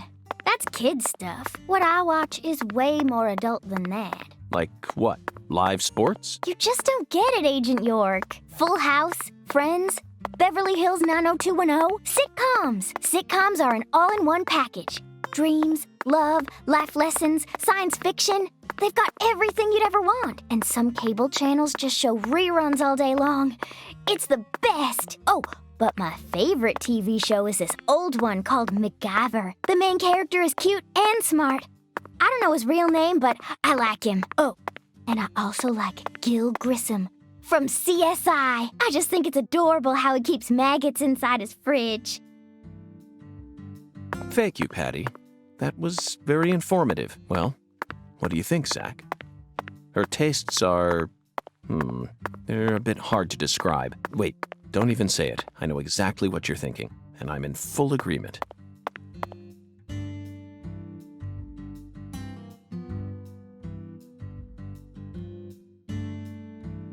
A voodoo shop.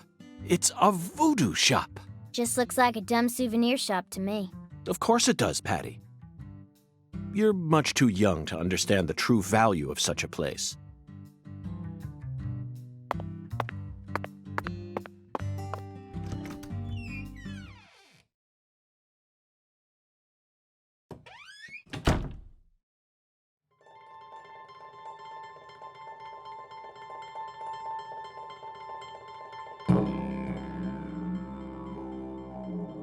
This is all kid stuff. It's just a bunch of charms. I'm allowed to watch TV and go on the internet, but I ain't allowed in here? My daddy makes no sense sometimes. You agree, right, Agent York? This is all just kid stuff. Look at this, Zach. All the mysticism of the Deep South gathered up into one quaint little shop. This is 100 times more exciting than the FBI evidence vault. It's a vast treasure chest. So much to study, so much to learn.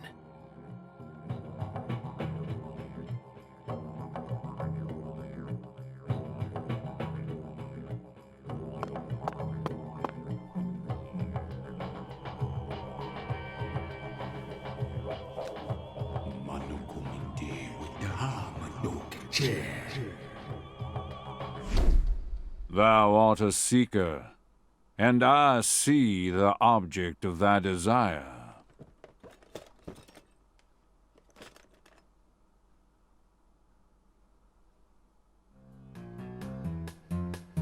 Doth this be what thou seekest?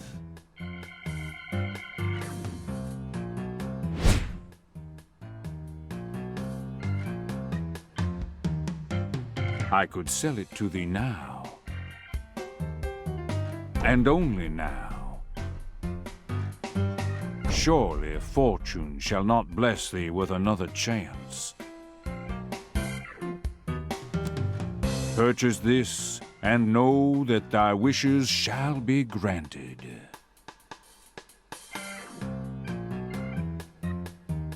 That's crazy. Even I can tell you're getting cheated, Agent York. I disagree, Patty. This person can be trusted. I've been studying people for quite a while, so I can tell. That figurine is connected to our future. My price is true. What say thee?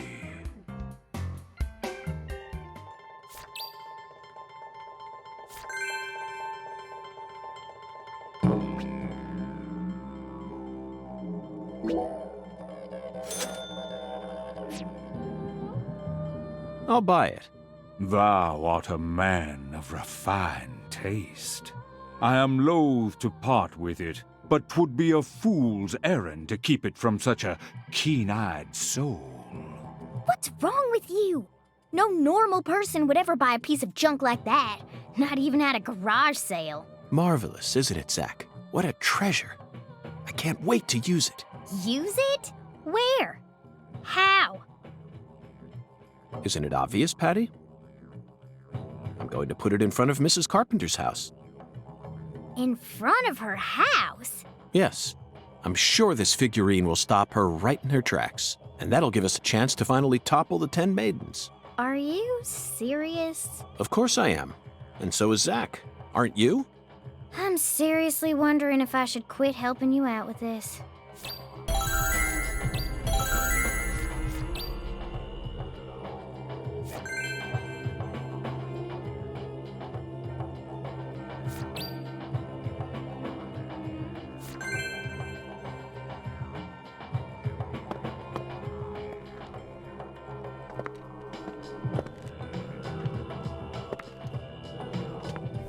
Whoa. That was close.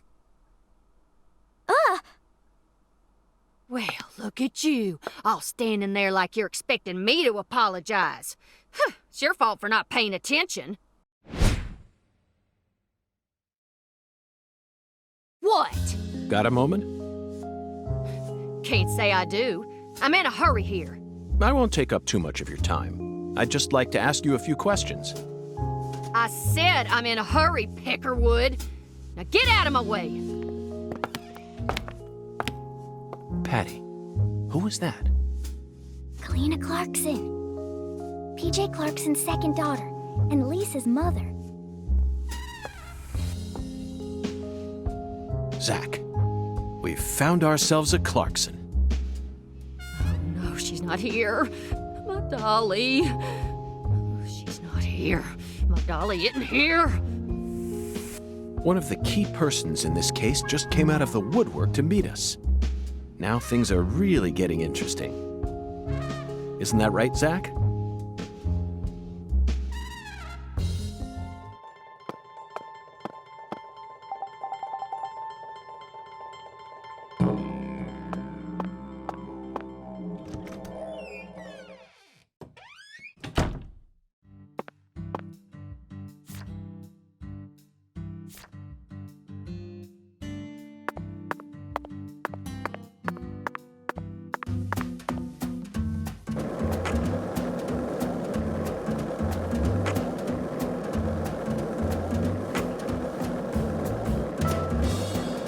Hey, Zach, it looks like we were right on the money. Tracing the San Rouge distribution route led us right to Louisiana. You know what that means. We've got a hot hand, and Lady Luck's given us far more favor than she ever has before. We just happened to hear news about Lisa's murder while sitting in a bar during our vacation in New Orleans. That certainly wouldn't have happened if we had stayed in D.C. They would have given the case to another special agent, or maybe even to the state, and then we never would have found it. In the end, it would have been shut up in that vast, desolate evidence vault along with all the other cases, marked by nothing but a first-degree murder tag buried in a soggy grave at the bottom of a sea of data. That would have been its fate. Instead, it traveled from person to person until it finally fell right into our lap. Things always work out that way for us. We've traveled all over the United States trying to track down San Rouge. We can't let this chance pass us by, can we, Zach? We need to find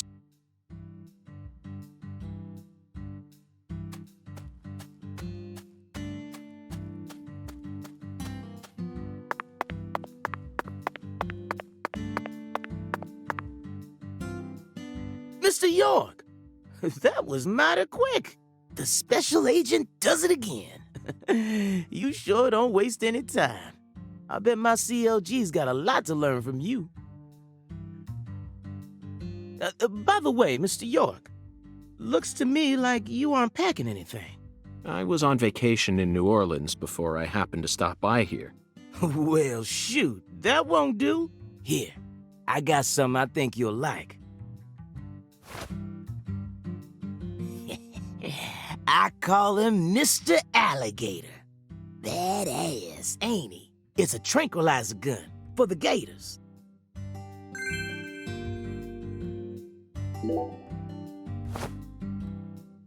And here's a radio. With this, you won't have to worry about any expensive roaming fees. Might take you a while to get used to them, but you'll get it. Try letting them rip a few times. Ain't no need to hold back out here.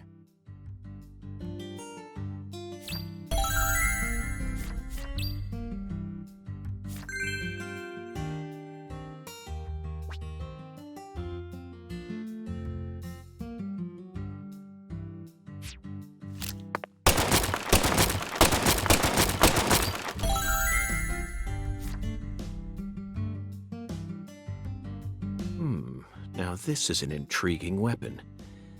For a tranquilizer gun, it really packs a punch. But I'm afraid I'll decline. After all, this town is peaceful, isn't it? Well, sure it's peaceful. At least the humans are. But the animals? Are a different story.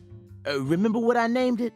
There are some real mean-ass gators out there in the swamps. And every now and then, they wander into town. One of them even went and ate a kid once. It happened a long time ago, but still, one chomp's all it takes. They swallow down every last bit of you. Poor kid's parents didn't even know what to put in his coffin.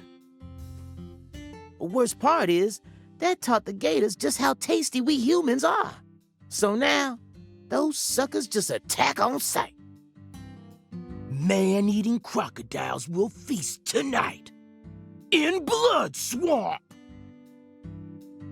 You know he's fibbing, right? Gators don't attack folks. I never heard about no kid getting swallowed by a gator. Actually, Patricia, you're wrong. I'm what? Alligators do attack people, and it could happen in any town. Huh? Alligator, 1980. Directed by Louis Teague. It takes place in the Midwest, I believe. A teenage girl's pet alligator gets flushed down the toilet. Then, in the sewer, it feeds on the corpses of dogs that were used as test subjects for an experimental growth formula.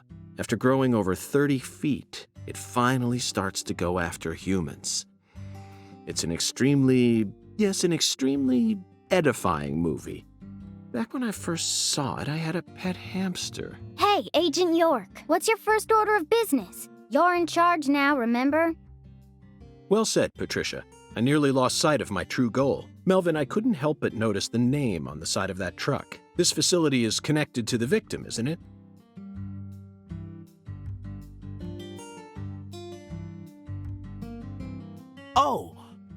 Oh, right.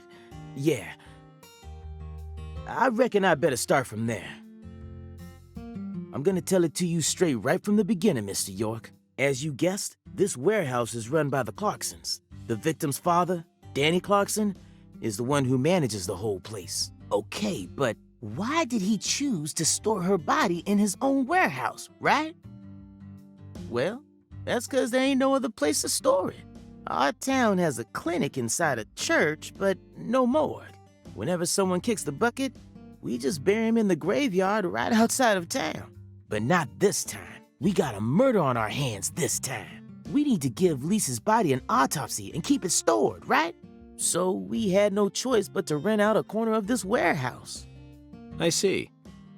So that's what led to the ingenious choice to store the victim's body in a facility that her family owns. Anywho, this is where the real story begins. Truth is, a few days before you got here, Lisa's body went missing. Missing? Yeah. All of a sudden, poof. Did you leave the warehouse unlocked? I most certainly did not. I locked the whole place up and made sure no one could get inside. No one stole the original key, and I couldn't find any fingerprints at the scene. So, in other words, this is a locked room mystery. The body of a beautiful young girl walks at mid... Hey! All right, CLG. Reckon I should have told you about this earlier when you first said you wanted to come here. It just didn't seem like the time or place as I remember. Anywho, how about we call it a day and head back to my office? You can go through all the files there. No, thank you. This is what I came to investigate. But Lisa's body isn't here anymore. You sure? That doesn't bother me one bit, Melvin. You see, I met a skeletal gentleman on my way here, and he was kind enough to give me an oracle.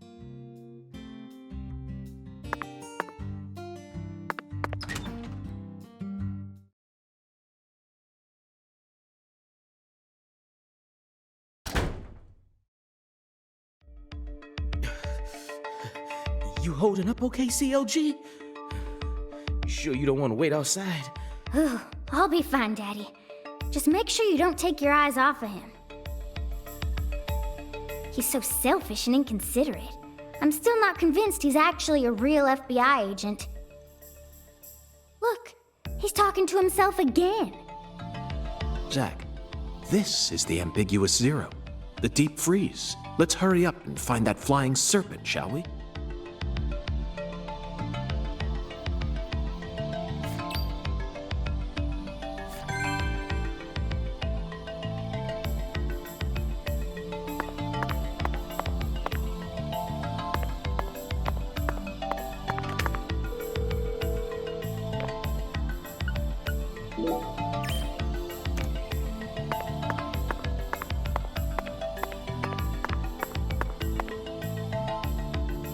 Hey, Mr. York, you sure you want to keep investigating this place even though we know the body ain't here?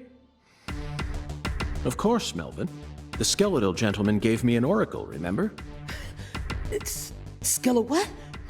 He's just joking, Daddy. You can't take him seriously. Huh? Well, was that really a joke, Mr. York? Well, I'll be. I see you've been hiding some real charm into that whole FBI routine. Sorry, Melvin, but I'm dead serious.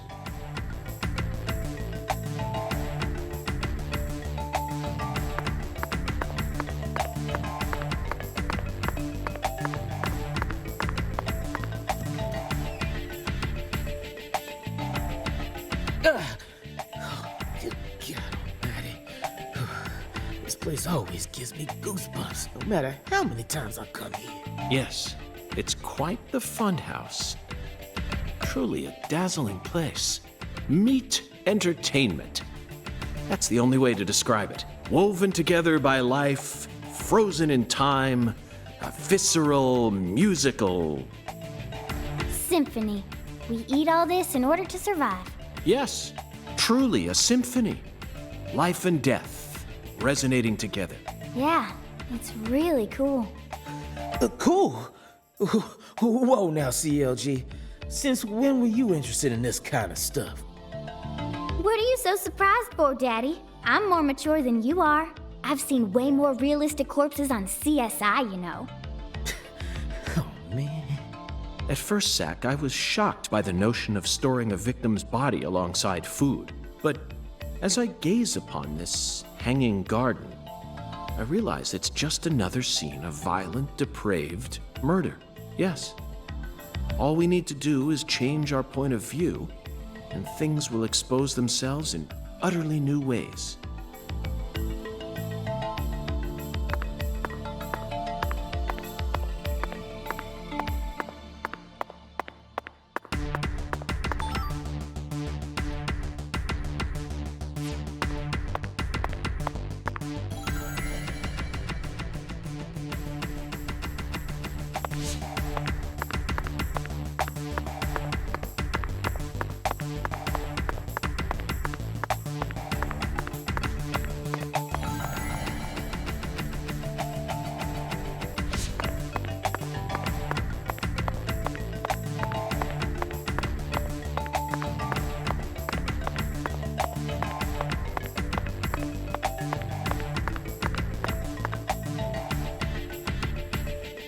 Melvin, I'd like to take this opportunity to ask you a personal question. In the hotel parking lot, when I first met you, the picture you had on your dashboard happened to catch my eye. Was that your wife? Oh, her? Yeah, that's my lady, all right. Candy. Her name's Candy, the prettiest girl in town, which makes me the happiest boy. A shooting star landed in a rural town, right on top of a man who now has a meteor struck hard. You always keep her photo with you? You bet I do. The truth is, Candy's a little sick right now. She can't even leave the house no more. So I always keep her photograph with me. Kinda feels like we're always together, you know? I see. You care for your wife a great deal. But this means that... Yeah, that's right. My mama had me before she married Daddy. But it don't matter. He's still my real daddy to me. Oh, thank you, CLG. And you're my pride and joy. Well, Zach, isn't this a heartwarming scene? But there's one thing I just can't get out of my mind. Don't you think that photograph looked a bit too old? Perhaps Candy is already... No, let's not think about that. It might be a private matter, just like you, Zach.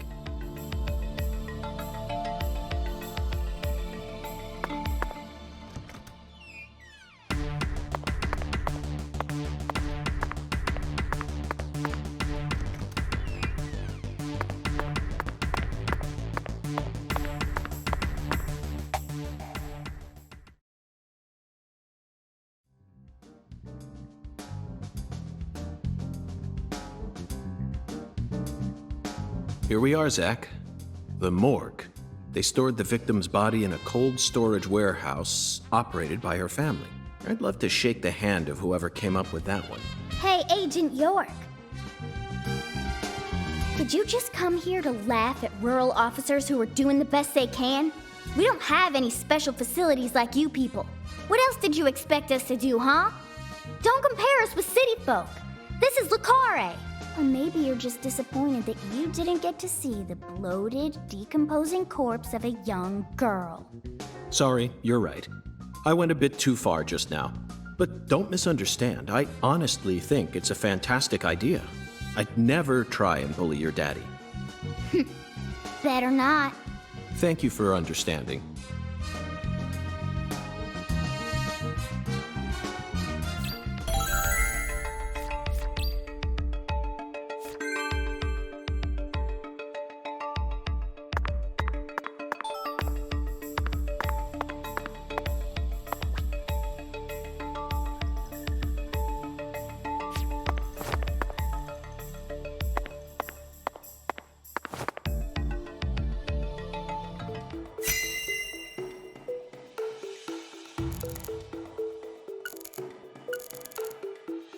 Look at the thermometer, Zach.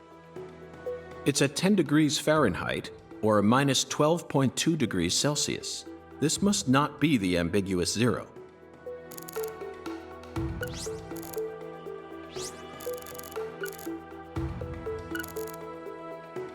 This frost is shaped like something we're very used to seeing. That's right, a body bag. Lisa's body must have been left here. But there are no signs that the bag was dragged away. So our criminal must possess monstrous strength. Zach, these are human footprints, and they're extremely large. Yes, Zach, I agree. These footprints must belong to someone who's used to walking around in cold temperatures.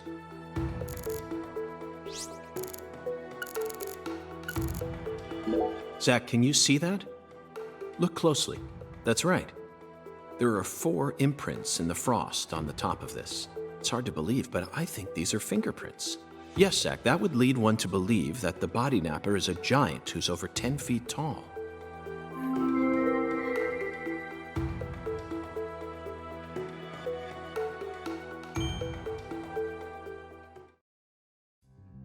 Seems like our flying serpent isn't here.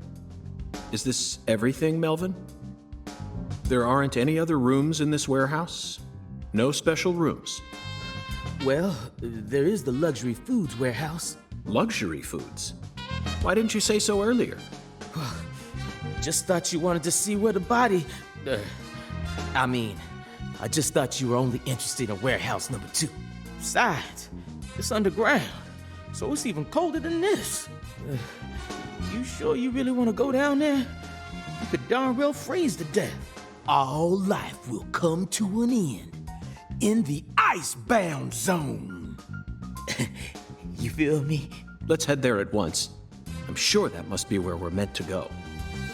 But what about searching for Lisa's body?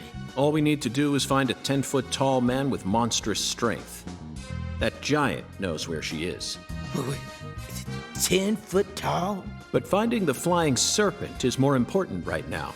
Now please, guide me to the luxury foods warehouse at once. These luxury foods are most likely being used in local Cajun cuisine. I'm so excited to see what we'll find. Aren't you, Zach?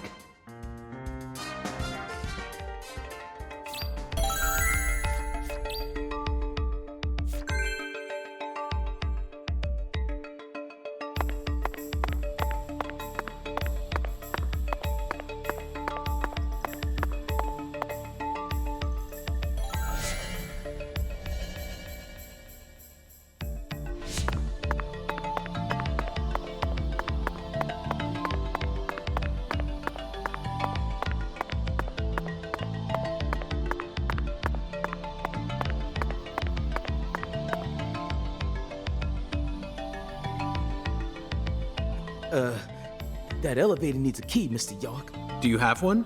Actually, no. I didn't think you'd ever want to go down there, so I didn't bother to go and get one. Well, then would you go and get one now? Yeah.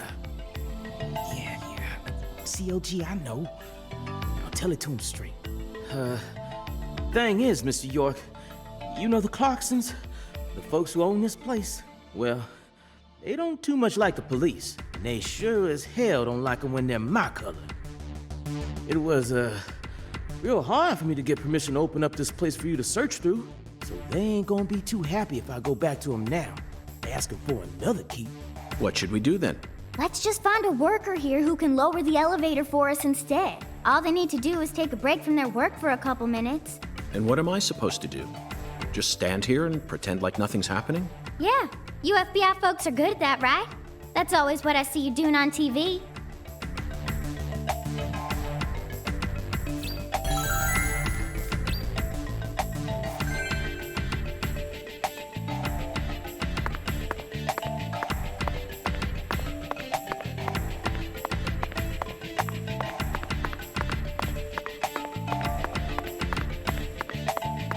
Zach, I think we can move this. Better check back here as well, just to be on the safe side.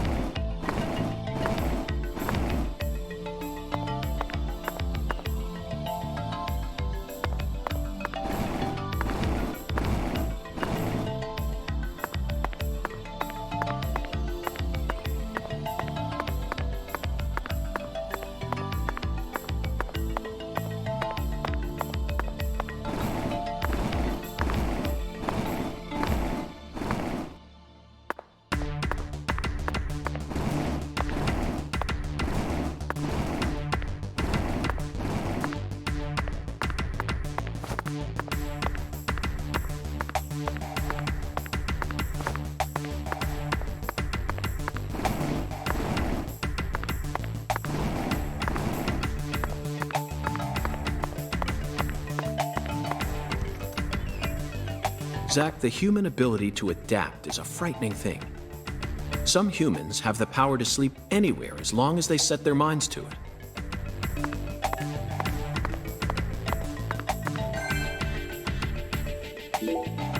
Now we should be able to operate the elevator. No need to worry. This facility no longer has a body to steal. What else do they have to lose? A few cans of crawfish? I feel bad for him, but it's for the sake of the investigation. I'll write him a letter of apology later.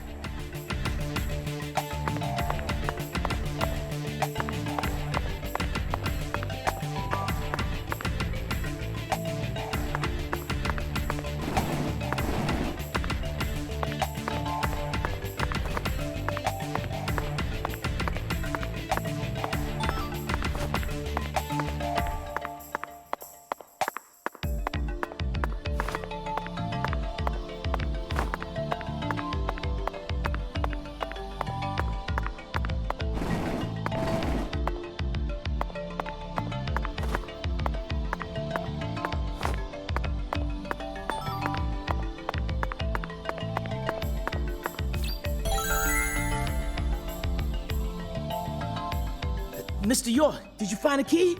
Ha! Now that's my special agent. There ain't no stopping you. Wanna head straight down? You bet. Let's sally forth, Melvin.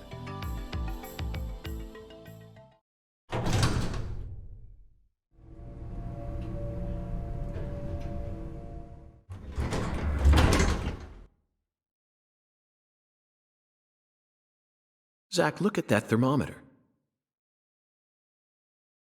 0 degrees Fahrenheit, or minus 17.7 degrees Celsius. This is the ambiguous zero.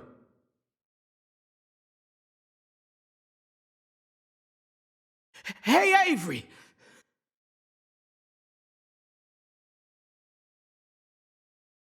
Open the damn door, Avery! It ain't no use, Mr. York.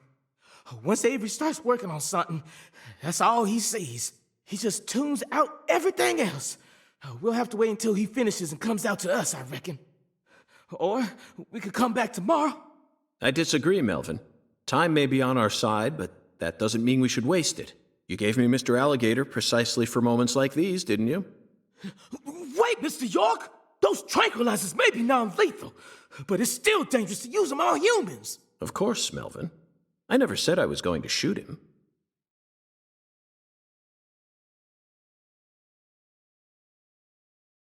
You're gonna shoot some meat to get his attention. I'm right, ain't I?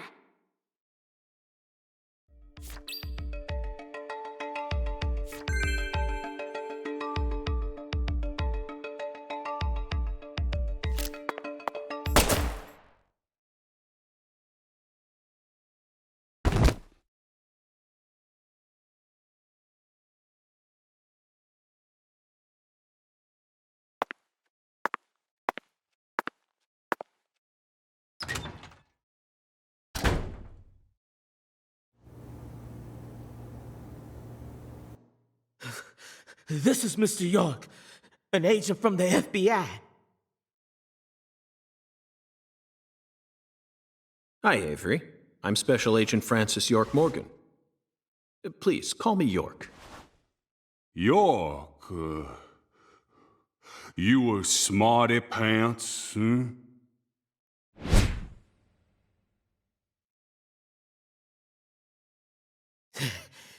He's shyer than he looks. Come on, just settle down, Avery. Tell him what this here place is for. Lots of expensive food here. Yup. Mighty precious to the Clarksons, so I gotta guard it. I see. So you're this area's keeper? Oh, I help with the research, too. I do like research. Research? What are you talking about, Avery? This doesn't look like a lab to me.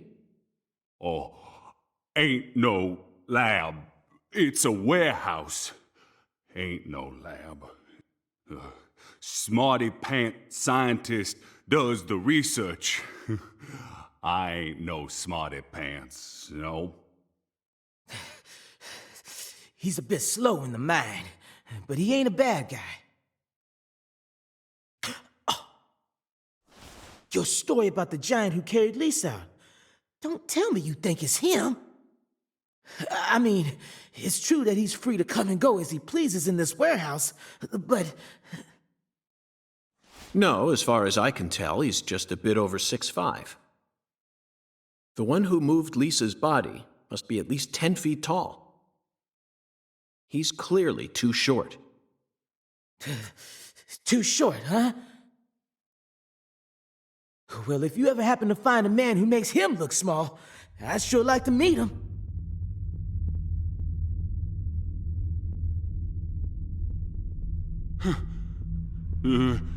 Lise. What? Hey, cut it out! Lise? Why? Avery, that's not Lise. Not Lise? This is Melvin's daughter, and my precious assistant. Unfortunately, Elise is no longer with us. Please! Please! My fault! My fault!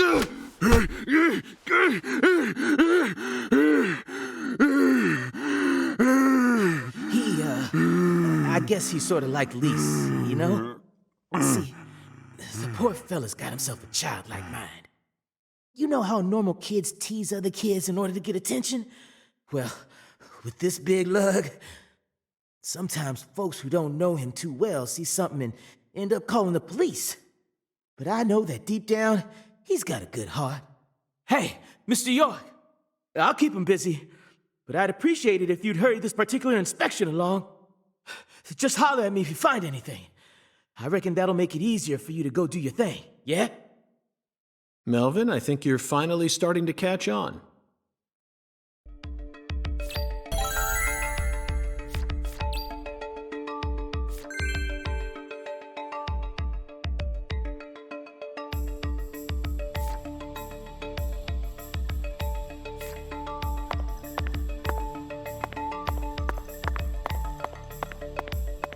And Dewey. Now here's some real Cajun cuisine. The way these sausages are linked up, they almost look like a serpent. But it's hard to imagine them flying. Let's move on, Zach. There are torn-off claws and legs scattered all over the ground. I doubt they'll fly anytime soon. I can't tell which ones are from crawfish and which parts are from shrimp. How about you, Zach?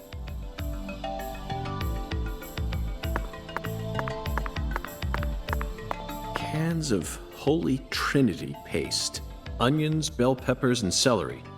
The absolute basics for any Cajun dish.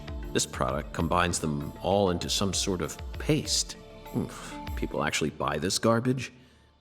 Even the name sounds idiotic. Zach, I just made an eternal promise with myself.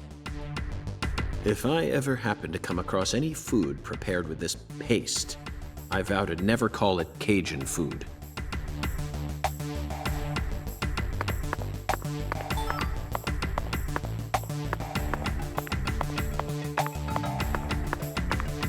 Frozen oysters. Personally, I'd rather have a cocktail filled with fresh ones. We hunt for more materials than we can eat and freeze them over long periods of time. The human race gives terror a whole new meaning. Hung alligators. I suppose in a way they sort of look like flying serpents, but that's pushing it. Remember, we're in a dark basement here. They'll never reach the sky.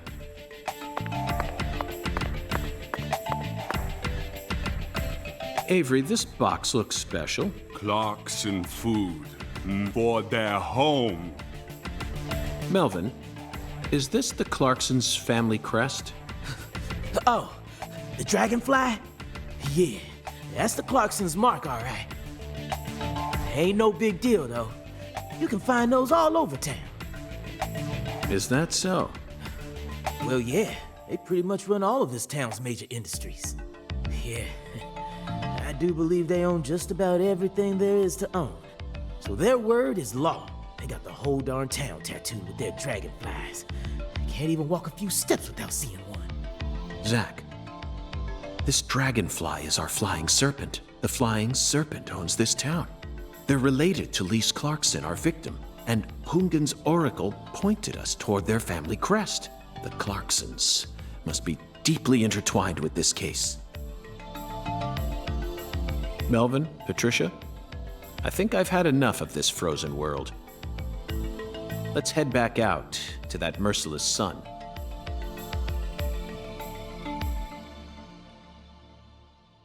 Well, what are you waiting for? I can't bear to spend another second down here.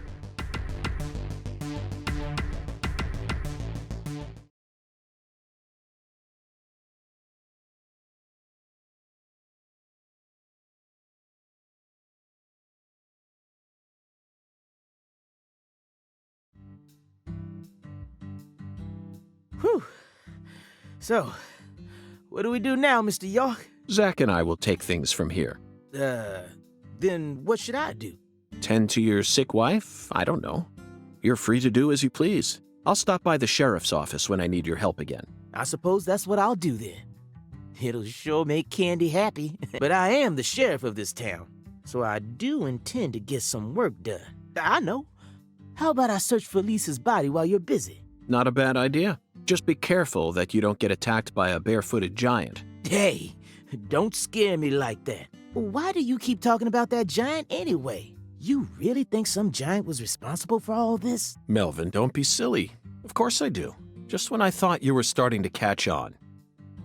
Disappointing, to say the least. But how can you be so sure? I want to see some proof. Proof number 1.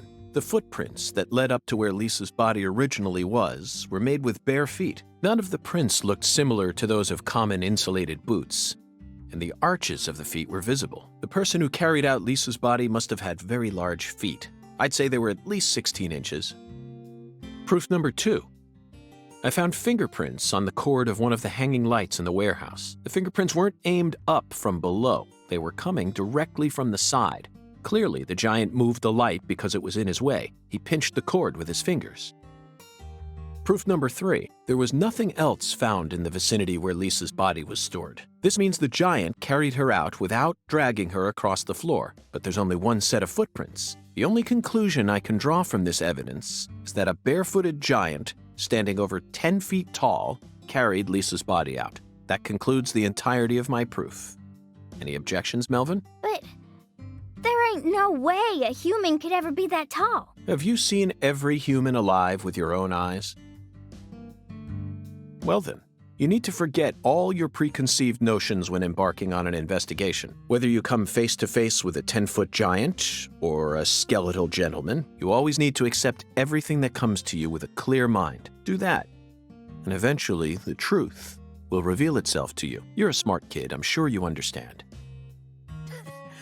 Well, I'll be damned.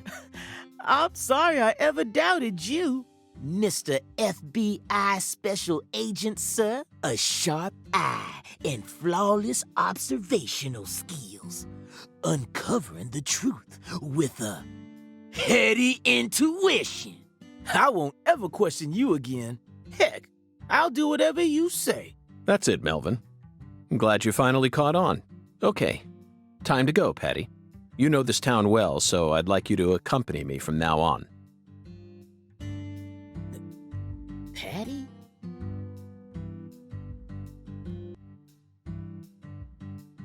So you clearly love TV shows, but what about movies? Movies? We don't even have a movie theater around here, so I can only watch what I manage to catch on TV. Like what? For some reason, the only movie channel we get at home is the sci-fi one, so I just watch a lot of sci-fi. Like what? What's the last one you saw? The one with Schwarzenegger, where there's all these clones. The Sixth Day, 2000. Directed by Roger Spottiswoode. You must be very well versed in sci-fi if you can appreciate an Arnold S. film. I thought it was way too easy for them to make more clones, and you'd never see a clumsy investigation like that on CSI. That's right. It's realistic. Everything about that film is so realistic. It may be difficult for a child to understand. But, Patty, that's not your fault. All of Arnold S.'s films are filled with hyper-realism, you know. On top of that, Roger Spottiswoode is a director who excels in dealing with hardcore subject matter. Turner and Hooch, Stop or My Mom Will Shoot. Each film features one of the toughest tag teams you'll ever find. I can see why it's beyond you, though. No, what I'm trying to say is, Schwarzenegger's character was just a pilot, right? Why was he so strong? It's okay, Patty. You don't need to try and act like an adult to impress me. I didn't understand the charm of Arnold S. films when I was your age either. You need to take your time and slowly reel the film in. Do that, and Arnold S. will greet you with a big, warm smile. Whatever, just stop calling him Arnold S., okay? It's irritating me. Zach, she's at a sensitive age. We both know full well that this is the official way to refer to the film star, but she isn't used to it, so it's bothering her. When in Rome, Schwarzenegger will greet you with a big, warm smile. Zach, my mouth feels weird. How many fingers do you think we'd need to count the number of people who actually call him Schwarzenegger? We'll just have to stomach it for her sake, Zach. Patty, we're investigating here. I think it's about time we cut the chit-chat and got back to work. What?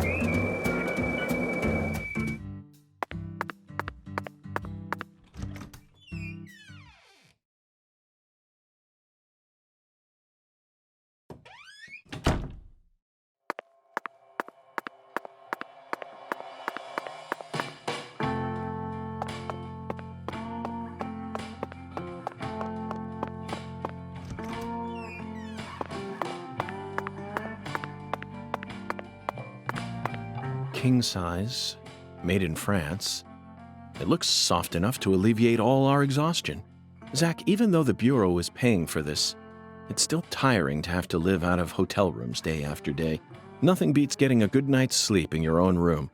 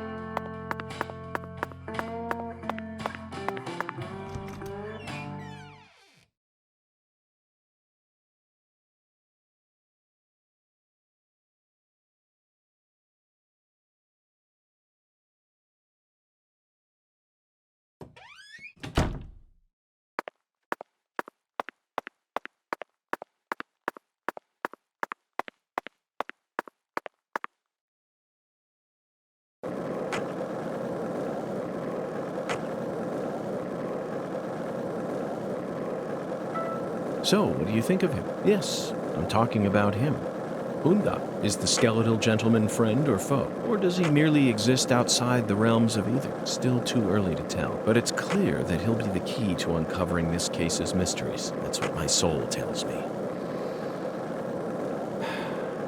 By the way, Zach, Hungan feels very familiar to me. You might even say he reminds me of someone. Yes, I think I see the connection now. A cheerful, wise, yet also mysterious African-American who appeared in a variety of different films. My mind must be overlapping him with the skeletal gentleman. Do you remember his name?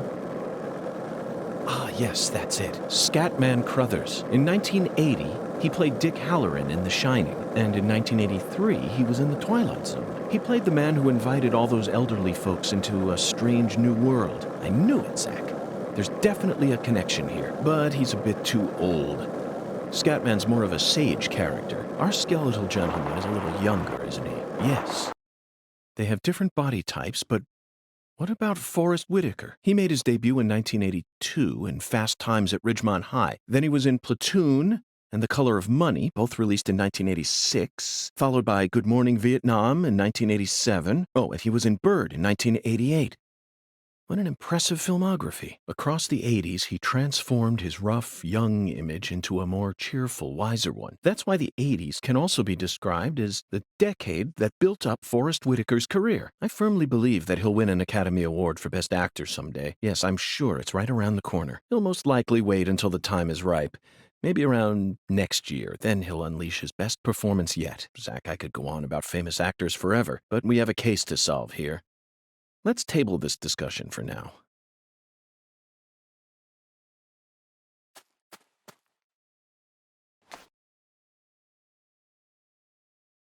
Yes. Perfect. Oh, my dear lost lamb, what are you doing there? Oh, this? This is all part of the Lise Clarkson murder investigation.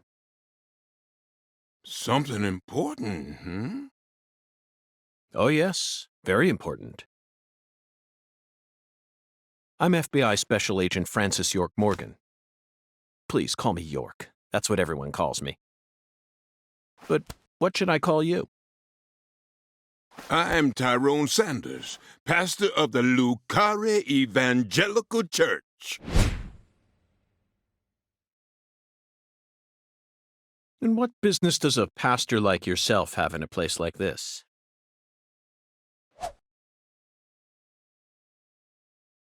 Well, I live over across the way there.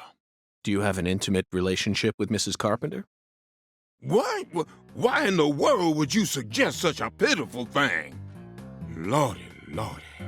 How could I ever become intimate with one who is so devoid of faith?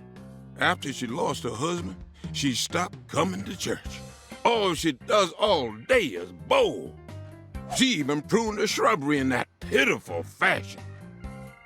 Yes, truly pitiful.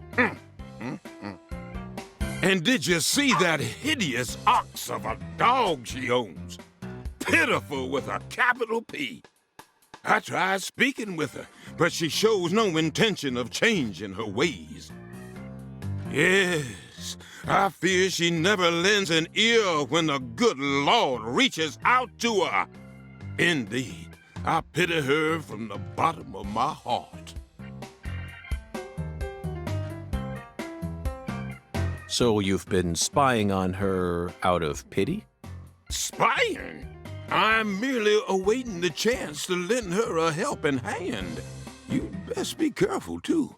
This town harbors much more danger than you're aware of. If you ever find yourself in need of salvation, feel free to stop by our church whenever you like. Our church also functions as a clinic. Someday, you may need our help. Zach, did you hear that?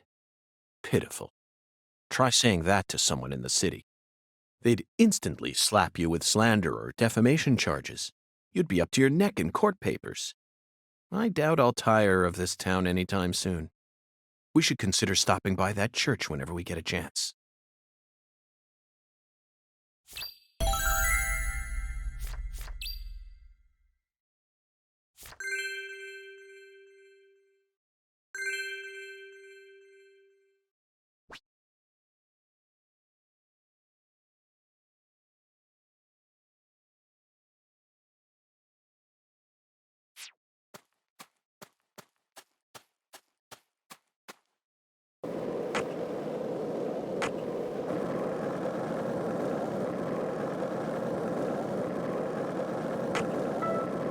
Did you notice it yet? The streets in New Orleans were a mess. All busted up and undergoing maintenance. The city was built on a swamp, so the ground is soft. All it takes is some heavy rain to cave it all in. There were also a lot of places where large tree roots were pushing up parts of the asphalt and the sidewalk. Those bumps were dangerous even when we still had our car, remember? But this town is different. The streets are all paved so cleanly that we can skate along them without a care in the world. And there's hardly any trash or graffiti to be found anywhere. The Clarksons truly do control this place. For better or worse, it's a good example of how allowing certain people to rise to power can have positive effects as well. Also, don't you find that Southern people are remarkably friendly, even to total strangers? Both here and in New Orleans, I've been amazed at how cordial everyone is. Is it just the way things are down here? You certainly don't see that sort of thing in New York or D.C. They never stop to chit-chat. Especially when ordering food. They only say what's necessary, without any decoration. A customer only makes eye contact with the waiter about once every 3 times they interact. But that's just how it is. Isn't that right, Zach? The human relationships here are as fluid as an inorganic mechanism running on the smoothest, purest oil there is. And it feels strangely comfortable. After spending time in New Orleans and coming here, I think I'm starting to like the Southern disposition. They even have their own breed of bizarre crimes. And besides, the New Orleans area is famous for its paranormal culture. I'm sure it'll entertain us somehow. It's still a bit of a ways off, but perhaps we can also do a little case study for our post-retirement plan. What, you still think it's too early for that? I wouldn't say so. It's never too early to be prepared. Come on, I know you're with me on this one, Zach. Looks like a case of bad timing, Zach. Let's come back later.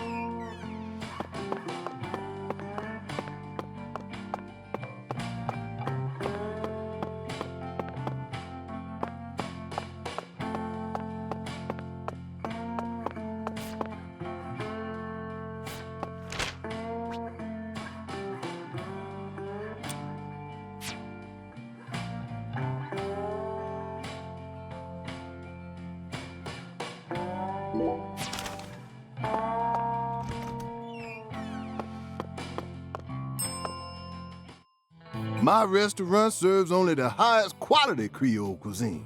The real deal, which ain't too easy to find in a backwoods town like this. Did I hear wrong then?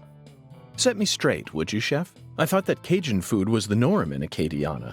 Why would you go out of your way to serve Creole food here? When I was a youngin', I trained myself at a famous restaurant in New Orleans. A famous restaurant? That's incredible. Was it Arnaud's? Antoine's? No, don't tell me, I got it. Brennan's, right? None of those, actually. But that place taught me how to really cook. Go on and try something, you'll see. Very intriguing.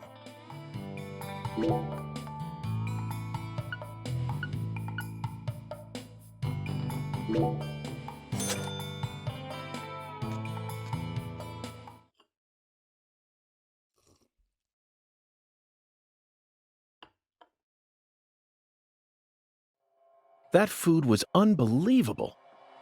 I see you weren't lying about undergoing training at that famous restaurant. Now you just trying to embarrass me, mister.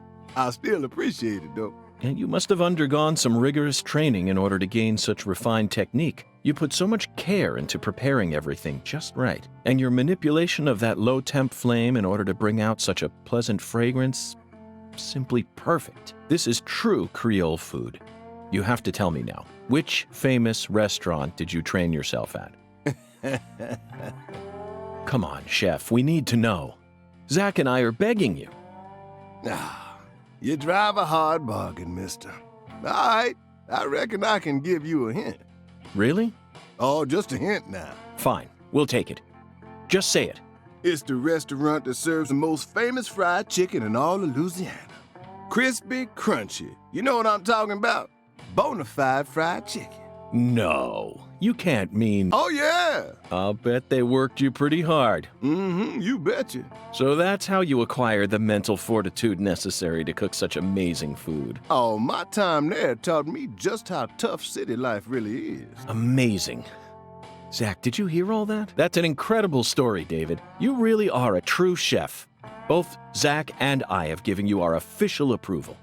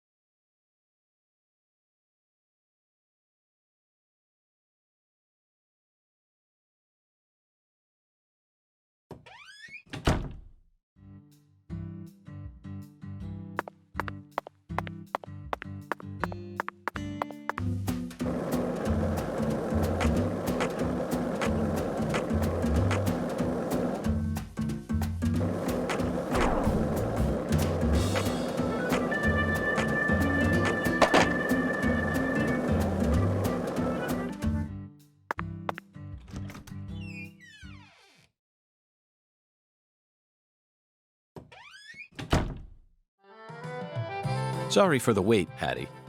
Whatever. Is Mrs. Carpenter here? No, she hasn't come in today. Everything's going according to plan.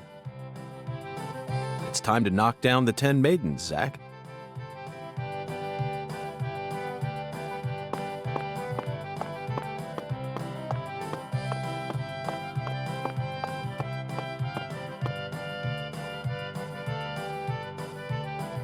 Oh, my Lord, y'all are back?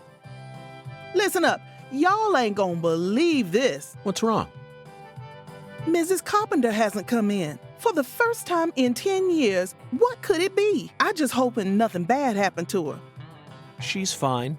You have my guarantee. Oh, my Lord. I reckon if an FBI agent like you is convinced, then I should be too.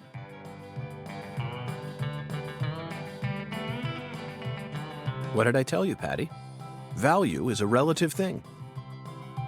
We needed to find that figurine, no matter the cost.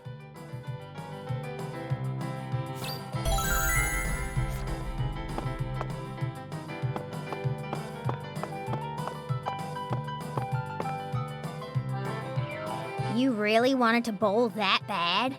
They don't have bowling alleys in the city no more? Wrong, Patty. I have absolutely no interest in bowling. tossing a heavy ball at lined-up pins? Where's the fun in that? You can't even call this a sport. It's a game for cavemen. Nonsense.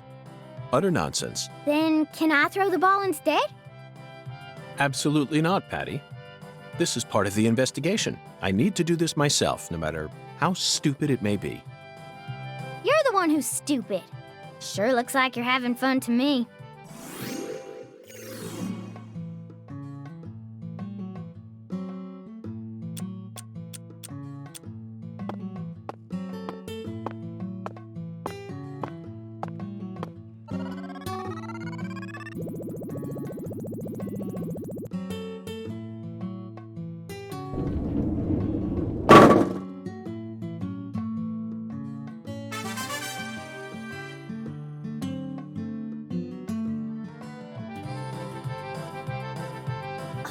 Oh, looks like I finally earned myself a rival. That was just a stroke of luck, Mrs. Carpenter. Despite how I may seem, I've never been any good at any of the ball-based sports that exist here on our planet. Oh, no, you can't fool me. I can tell the FBI's giving you very special training. If I gave you a few lessons on top of that, I'm sure you'd be able to go semi-pro. Semi-pro? That's right. That's what I said. Not pro, but semi-pro. Yes, semi-pro. You'd never be able to go pro. You don't have what it takes. You could become a semi-pro if you tried really hard, though. Well, I guarantee it. Come back and see me when you feel like giving it a try. I'm sure my husband would forgive me if I let someone like you borrow my lane. Well, we gotta give youngsters a chance to grow. That's what we always say. I could actually go semi-pro? I'd take her words with a grain of salt if I were you. Patricia, I can understand why you'd be envious of my talents. But you don't need to worry. You have your own unique talents, just like any other person. You shouldn't have to feel inferior every time you look at me. You're unbelievable. You sure you don't need to get your head checked out? It's so strange, Zach. I feel like I'm discovering a new side to myself. By the way, Mr. Special Agent, you said you're investigating the Lise Clarkson incident, yes? In that case, there's something you should know. That poor girl, Lise, she was a druggie, and she was into the really bad stuff. Red powder. Oh, no wonder the FBI picked you. You already figured out that much. Well, the reason Lise turned into such a little hoodlum is because of her mother, Galena. Galena? Mm-hmm. A mother only in name. Oh, as far as I'm concerned, she's still nothing more than a child herself. Oh, dressing up in fancy clothes, always out on the town somewhere. Children giving birth to children. If these aren't the end times, well, I don't know what is. Oh, and they were always cooped up in that jazz bar. Galena wouldn't know proper parenting if it hit her in the tush. Zach, the jazz bar. We first heard about it from Patricia. It must be deeply connected with this case and the red powder. It must be San Rouge. Following the Oracle and felling the 10 maidens sure paid off, didn't it? So, Mr. Special Agent, are you all finished here? Yes, Mrs. Carpenter. Thanks to you, I've gotten a new lead. Oh, then how about you mosey on and let me get back to my bowling? I need to bowl my first game of the day or else I'm gonna get rusty. Well, what are you waiting for? Get a move on! Shoo! Shoo!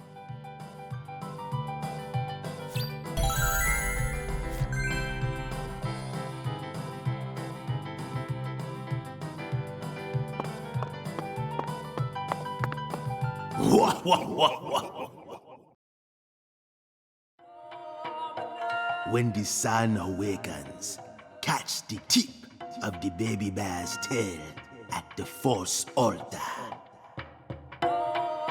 At the entrance to the other world will reveal itself to you. Zack, it's another oracle. It appears that we're being guided by a mysterious power.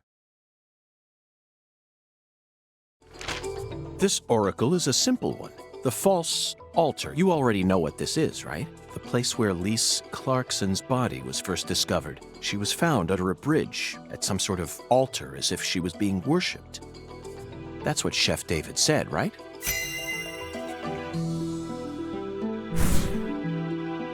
When the sun awakens refers to dawn, of course, and the tip of the baby bear's tail is the North Star. At dawn, look straight to the north from where Lisa's body was found. On the surface, this oracle may seem tricky and convoluted, but it's still mere child's play. Pathetic.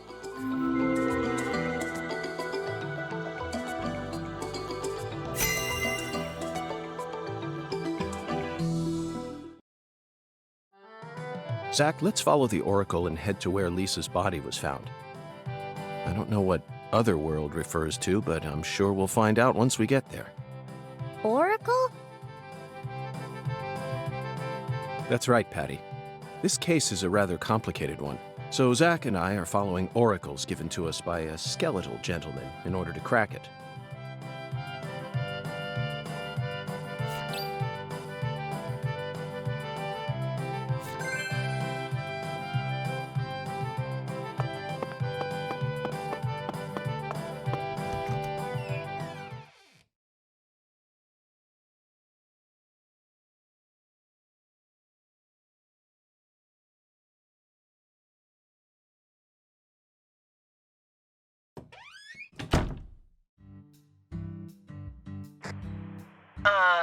This is Carré Tiger. Do you read me? Over. Carré Tiger to DC Eagle. Do you copy? It's Daddy. Hurry up and answer. This is DC Eagle. I read you loud and clear. Over. Oh, good. Mr. York. I'm sure glad you picked up. There's no point in using code names if he's just going to say my real name. Mr. York, can you hear me? Hey, Mr. York. Oh, right. Over. DC Eagle to Carré Tiger. Is something wrong? Over. Mr. York, I got something I need to tell you ASAP. Just sit tight and listen, okay? Over. Roger, Wilco. Go right ahead. Over. I just happened to overhear some of the Clarksons talking on another channel. Apparently, Lisa's mother's been missing since early this morning. I reckon it might be related to the case, so I wanted to let you in on it right away. Oh, over. Lisa's mother. You're referring to Galena, the social butterfly? Over. Another special agent slam dunk. So, you already did a little research on her, huh? That's right. The one who's gone missing is the younger of the Clarkson sisters, and our town's queen of the night. No one can slip one past me, because I'm the ultimate FBI agent, Francis York Morgan! My proverbial hat goes off to your investigative skills, sir. Anywho, Galena used to be an actress, and she's also real pretty in the face. Draws attention wherever she goes. If you happen to spot her while you're investigating, would you let me know? Oh, yeah. Over. Wait. Hey, Mr. York, what do you say we cut this out, huh? Over this, over that. It all seems kind of overblown, don't you think? Besides, I reckon we're the only ones listening to this. No need to be so stiff, right? Yes, Melvin, I agree. There's no need for us to cling to formalities. Glad to hear it. I ain't never been too good with formalities, you feel me? Well, Mr. York, if I hear any more news, I'll be sure to let you know. Good luck out there. Daddy's such a goofball. Patty, do you think Galena is really as beautiful as people say? I don't know, I guess. Men just seem to like women like her for some reason. Who's more beautiful, Galena or your mother? What? Candy Woods. Your mother. Melvin said she was the prettiest girl in town. How should I know? That's a stupid question. Why is it stupid? My mom is sick. Zach, that was a bad move. We stepped right into a private matter without any shoes on. But these things are bound to happen. After all, I'm a special agent of the FBI. And there isn't an organization out there that's more well-versed in the art of infringing on people's privacy.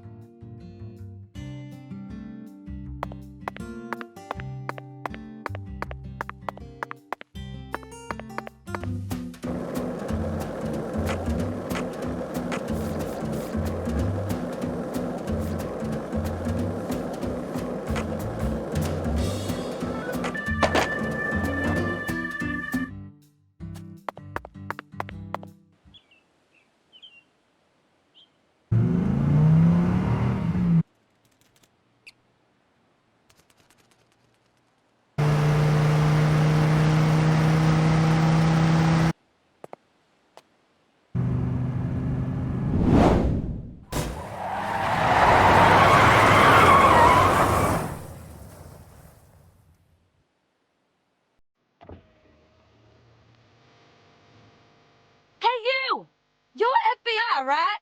And who might you be? I'm Raven, but around here they call me the Speed Witch.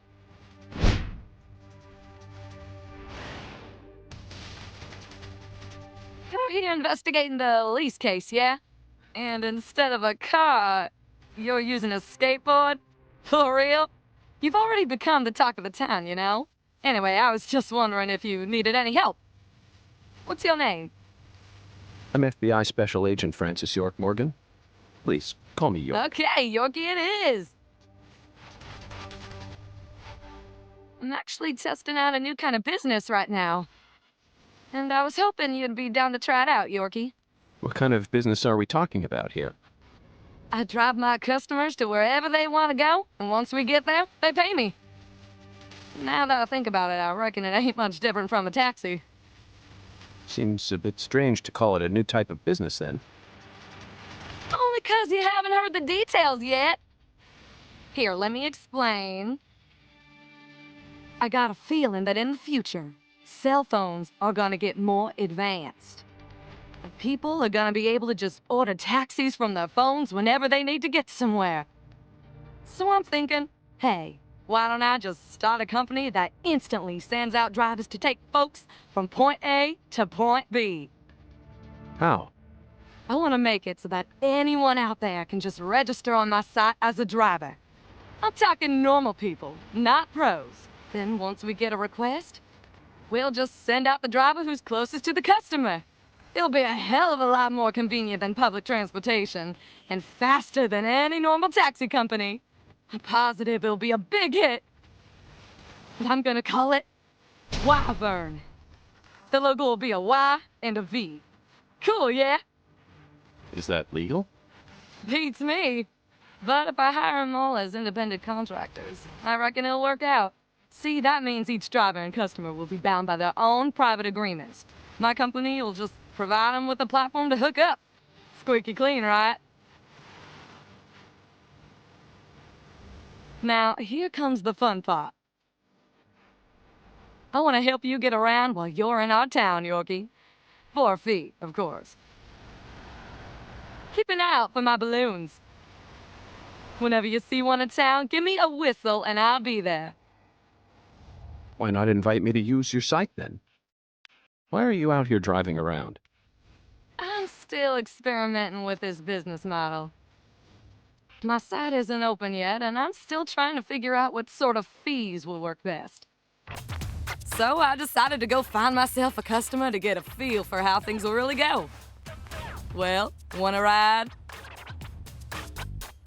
Zach, that was quite the spiel, wasn't it? This seems like little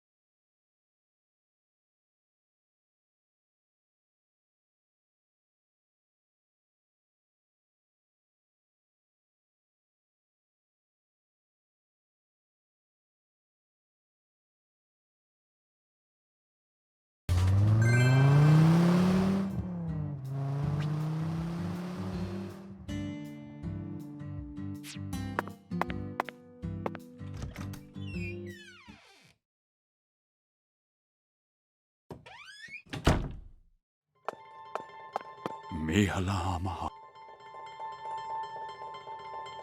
Verily, much shall serve thee well here.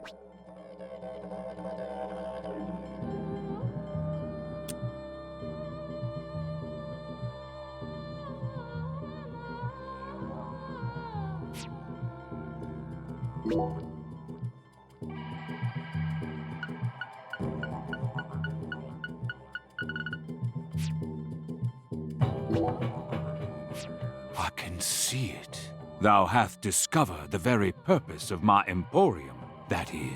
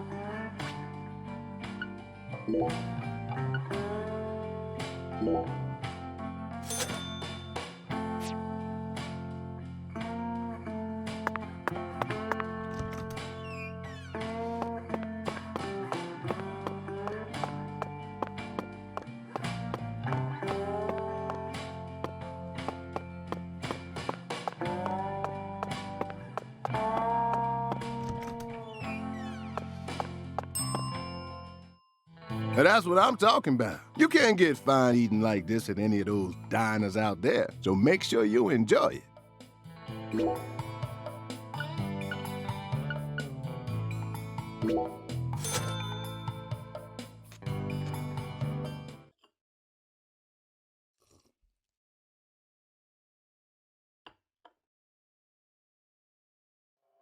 Thanks, mister. Next time you get a hankering for old-time Creole food, just stop on by.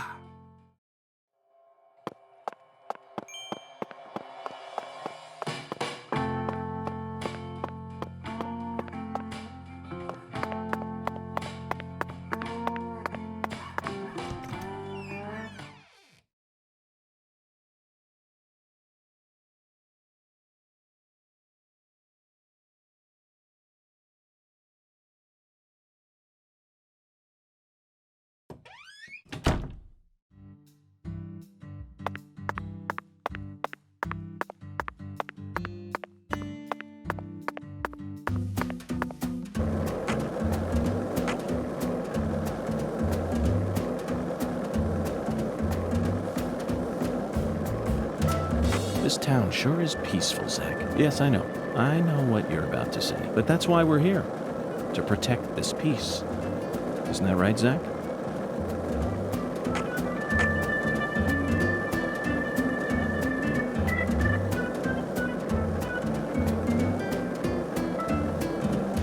This is the Deep South. I feel it every time that molten hot sun pours down on me. Don't you, Zach?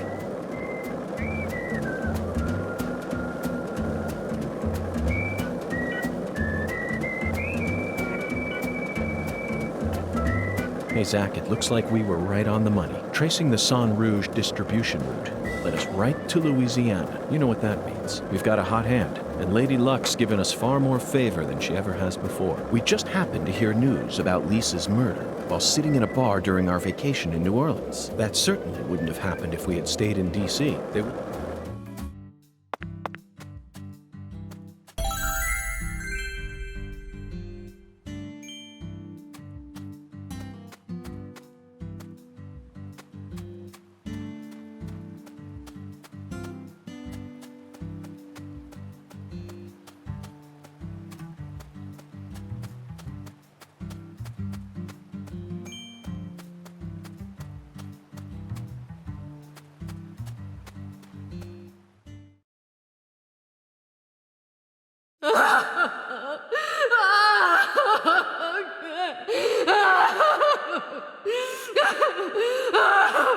This is how it has to be.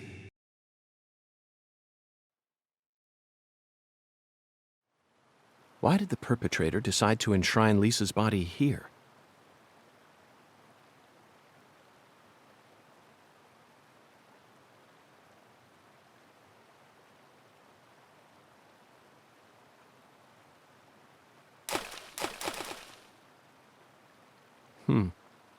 Remember this, Zach? Stone skipping. We did it all the time when we were kids. For some reason, I could never beat you. But I feel like I've got what it takes to win now. What do you say? Shall we take a trip down memory lane?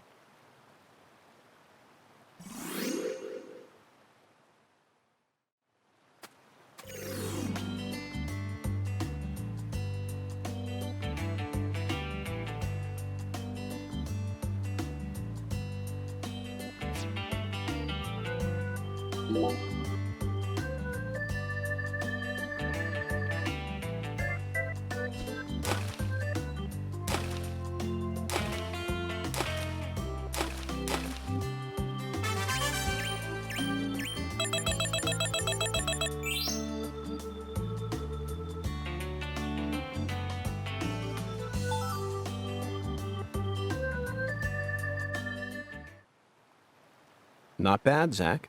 That was just as fun as when we were kids. Hey, what's that?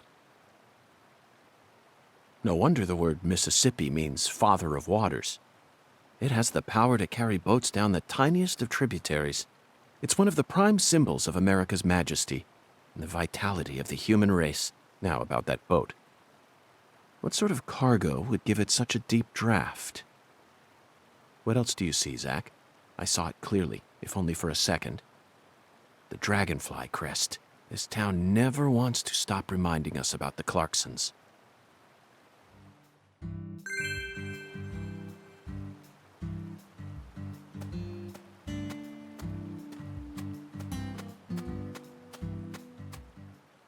Hey, Zach.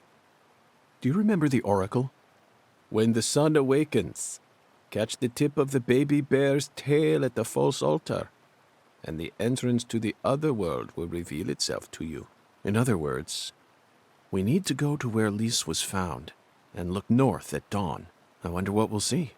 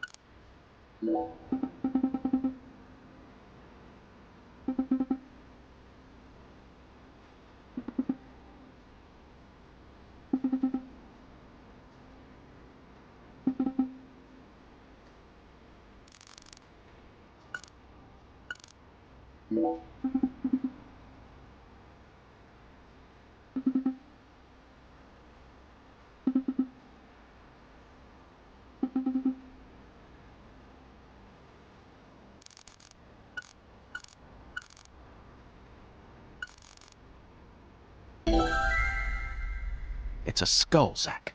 As clear as day. That's the spot. The barrier between our world and the other world. One might call it a singularity.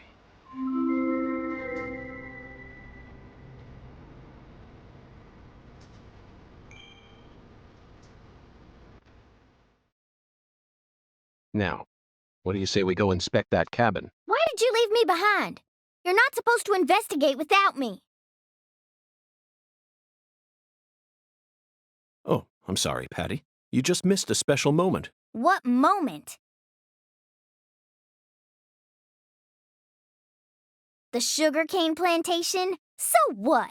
You can't see it? All I see is the Clarkson's plantation and that gross silo.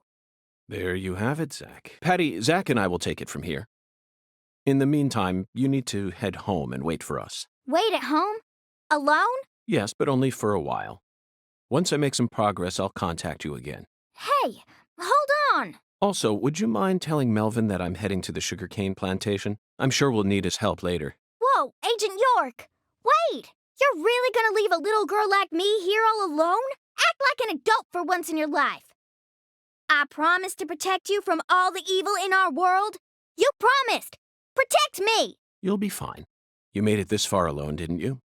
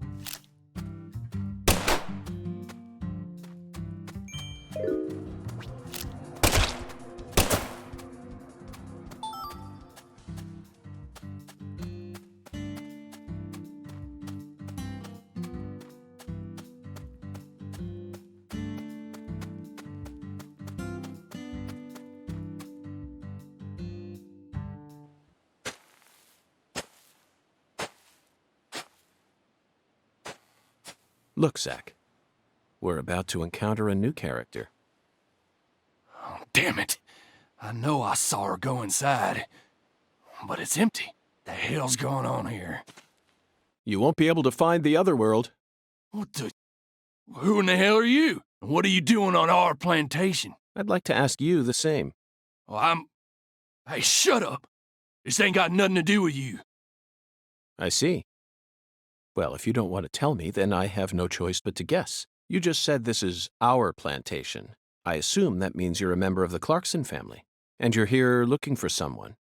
If there's a search being conducted on Clarkson property, it must be a search for Galena Clarkson, who's gone missing. Judging from the way you speak, your age, and most of all the color of your eyes, you must be Danny Clarkson, the father of the victim, Galena's husband, and the manager of the cold storage warehouse. Nice to meet you. I'm FBI Special Agent Francis York Morgan.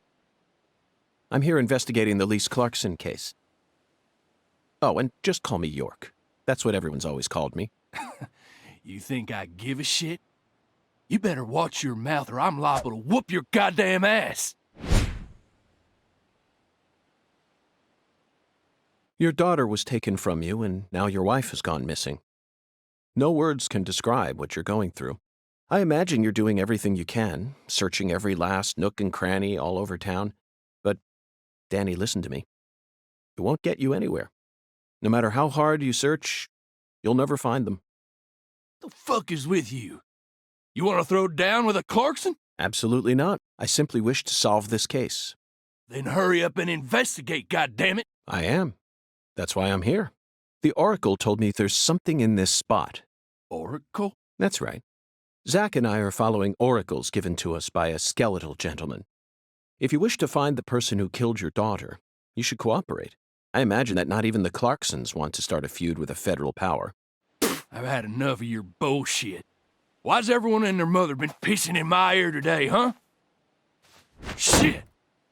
Does this mean you're ready to cooperate? May I enter the building? Do whatever you want. If you think you can mess with the Clarksons, you got another thing coming.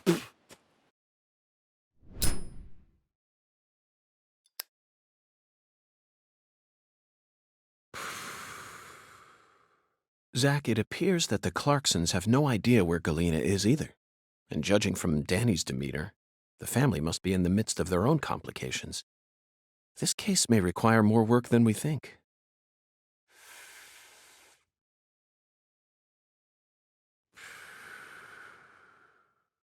Zach, Danny married into this family, didn't he? Yet he's acting like he's a full-blooded Clarkson. I'm surprised, really. That was the most unexpected aspect of our encounter. After all, he's only the son-in-law. What do you think, Zach?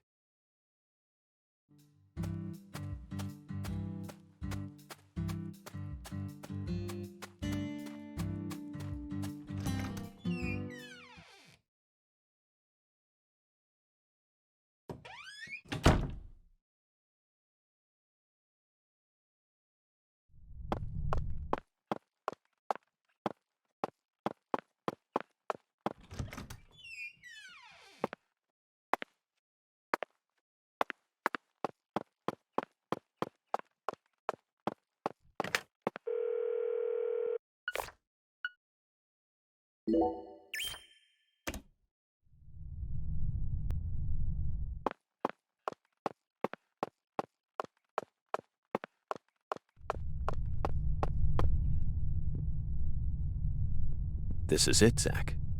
A deadly premonition. You know, for some reason I'm getting butterflies. How about you? It's time we went and saw this other world for ourselves.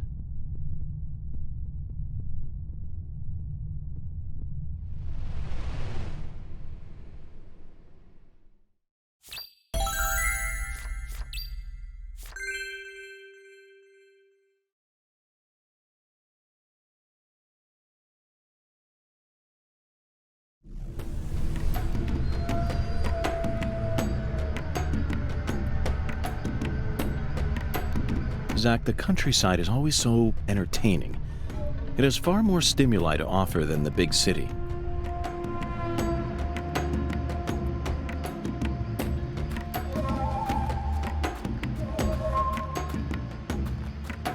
Those movies from the 80s were all predicting the future. Life's simpler than what philosophers make it out to be.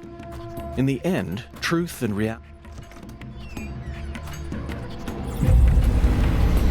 Mr. Alligator, not sure how much help you'll be in this situation, but I guess you're better than nothing.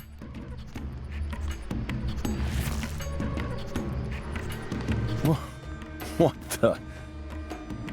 Zach, I don't even need to say it, do I? This is right out of that movie. Videodrome, 1982, directed by David Cronenberg.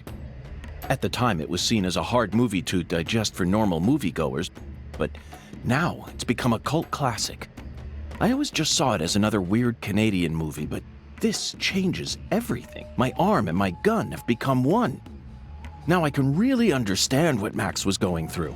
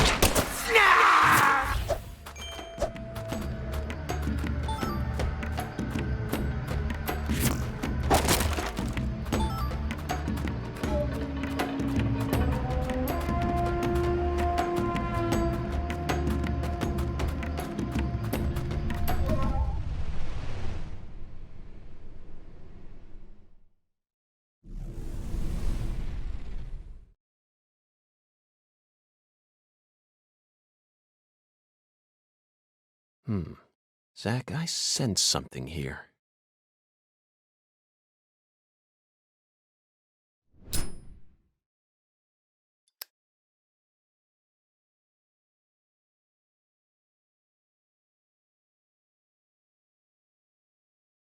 Lise was murdered here. Let's take a closer look and find out exactly what went on.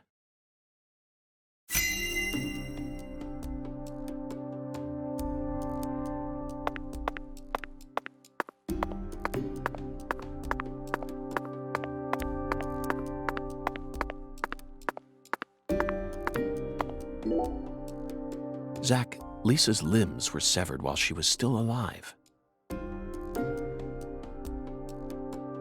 But she's smiling.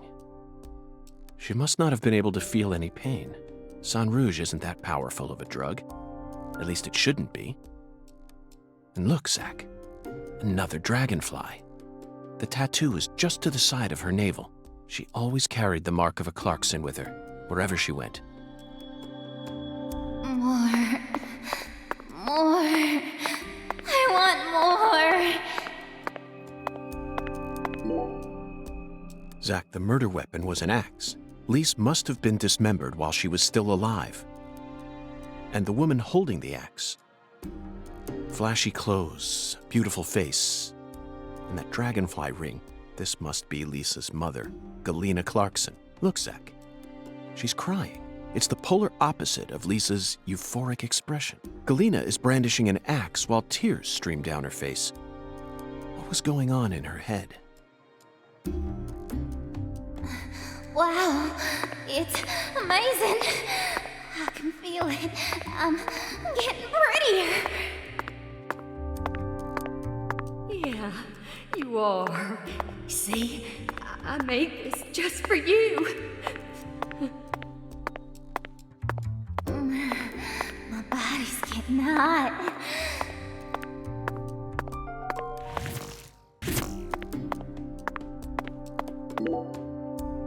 Red powder. This must be Sang Rouge, but for some reason, it looks more vibrant than all the specimens we've gathered so far. Okay, let's get started. This is gonna be so fun. Remember how you used to play with dolls when you were a baby, honey?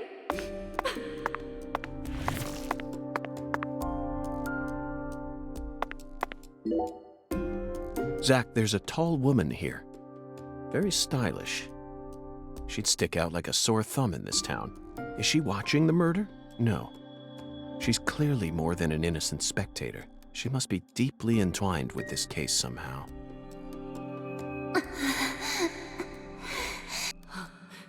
Lise, you're so beautiful.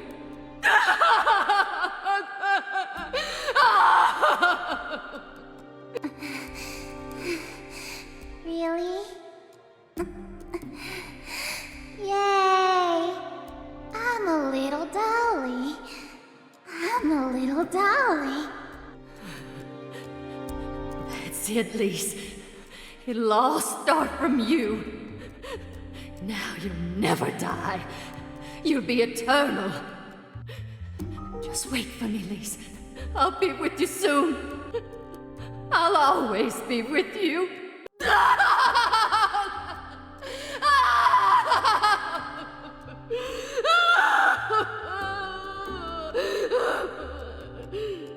Dolly, Dolly, Dolly.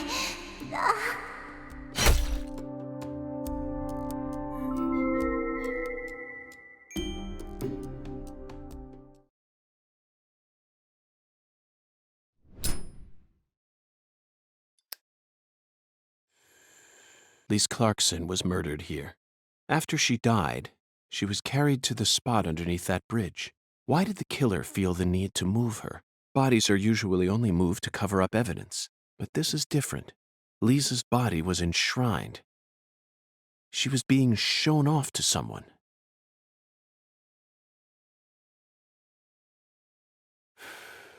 The ritual, the altar, a mother killing her child, a monstrous giant, and a mysterious, stylish woman. There's a real demon out there, and it's got its sights set on the Clarksons. But Zach, this is exactly the kind of case we FBI agents are here to solve. Isn't that right?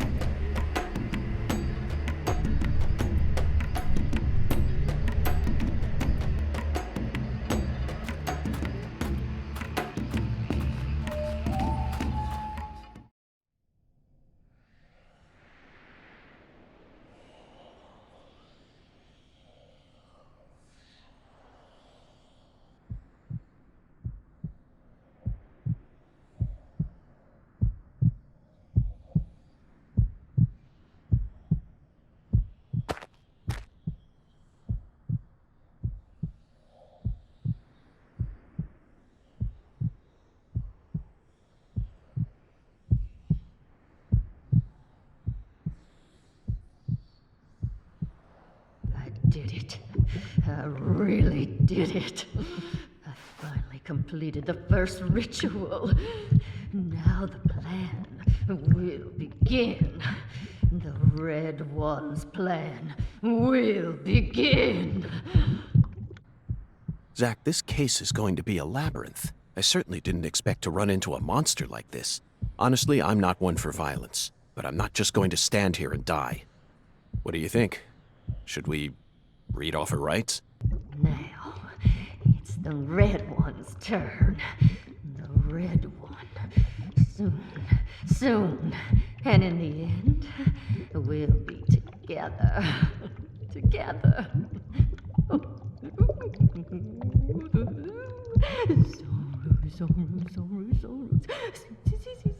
And the red. Oh, see, it's red. Oh, yeah. I killed Lise. I did just as I was told. I killed her. So pure, adorable, and beautiful. I killed my own baby. Lise, you son of a bitch! What did you do to my daughter?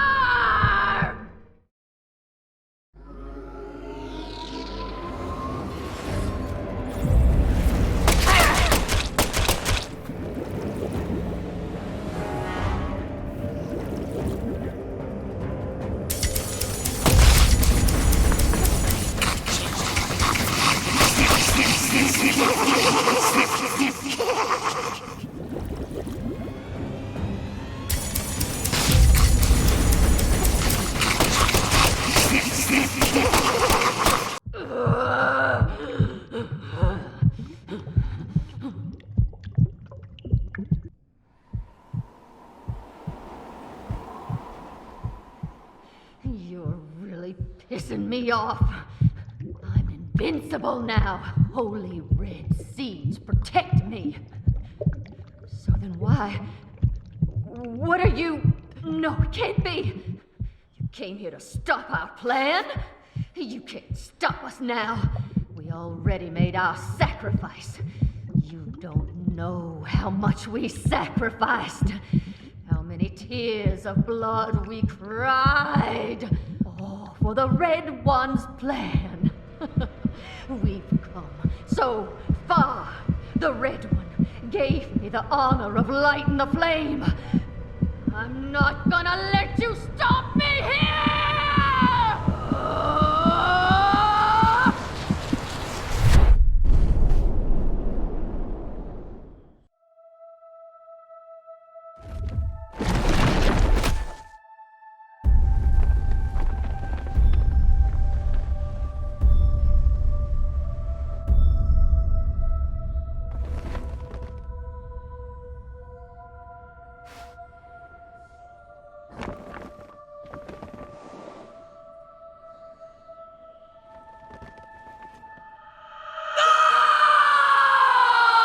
Galena, is this your true form? Gosh, Hollywood would have been all over you. Although you probably would have been typecast as a gross monster. The kind that heroes always kill. We're going to make a new world! And no one's going to stop us!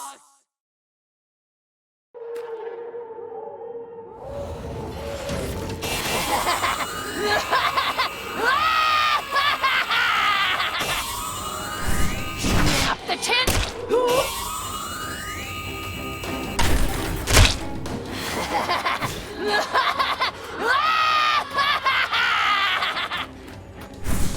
The flesh!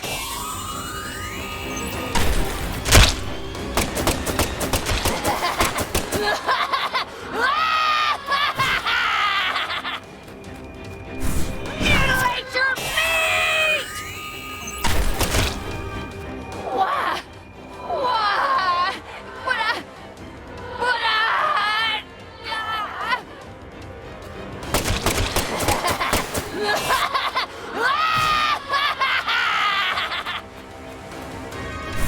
Feel my pain!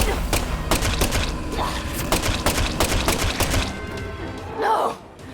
This can't be happening! How?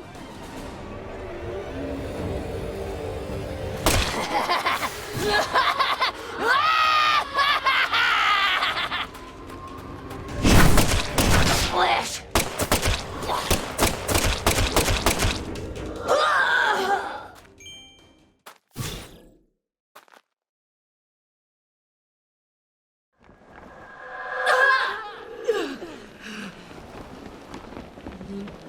Push! This is impossible! Red 3!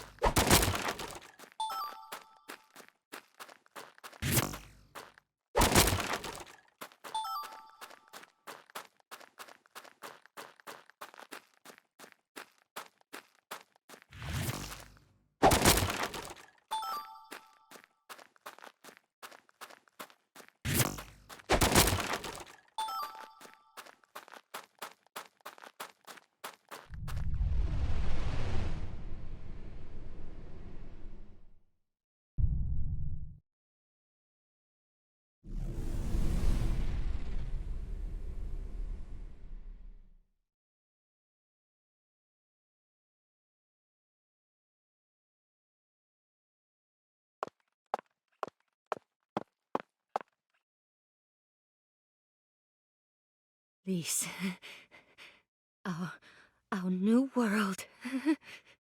My Lise, my sweet little dolly. Galena Clarkson, you are now under arrest on suspicion of the murder of Lise Clarkson and the illegal disposal of her corpse.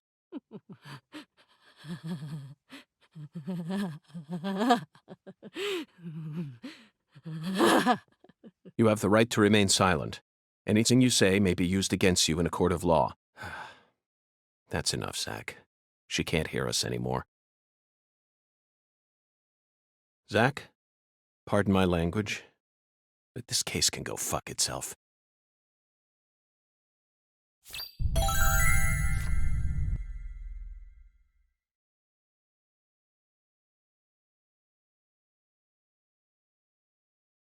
I owe you one, Mr. York.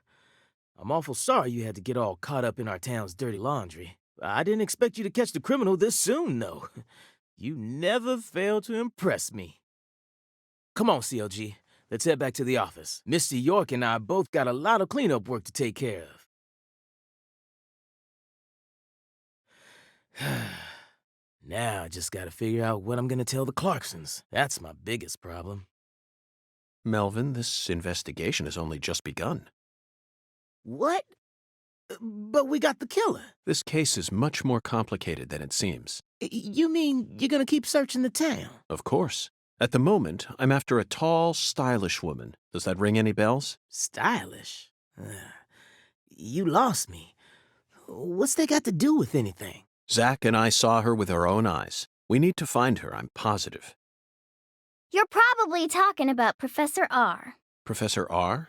From the jazz bar? Yeah. I mean, she's the only person in town you could call stylish. She's tall, too. But... What is it, Melvin? Well... Well? Out with it. Don't let your 10-year-old daughter upstage you here, Sheriff. You're looking for a stylish woman, right? Yes, we've established that.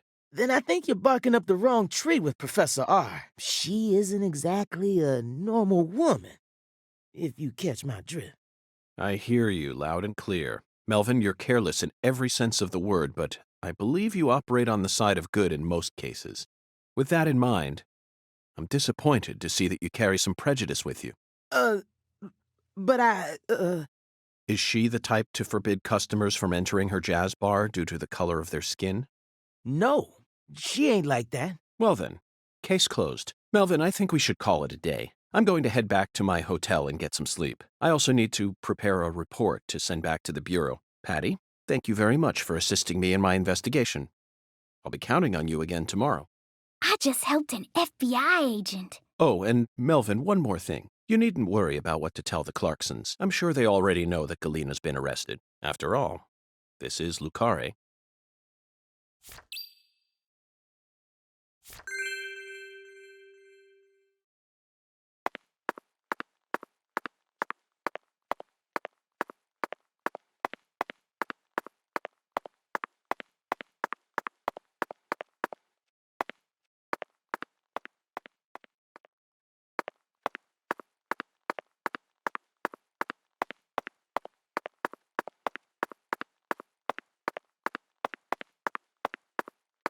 Hey there, Mr. York. Looking sharp as usual. What'll it be?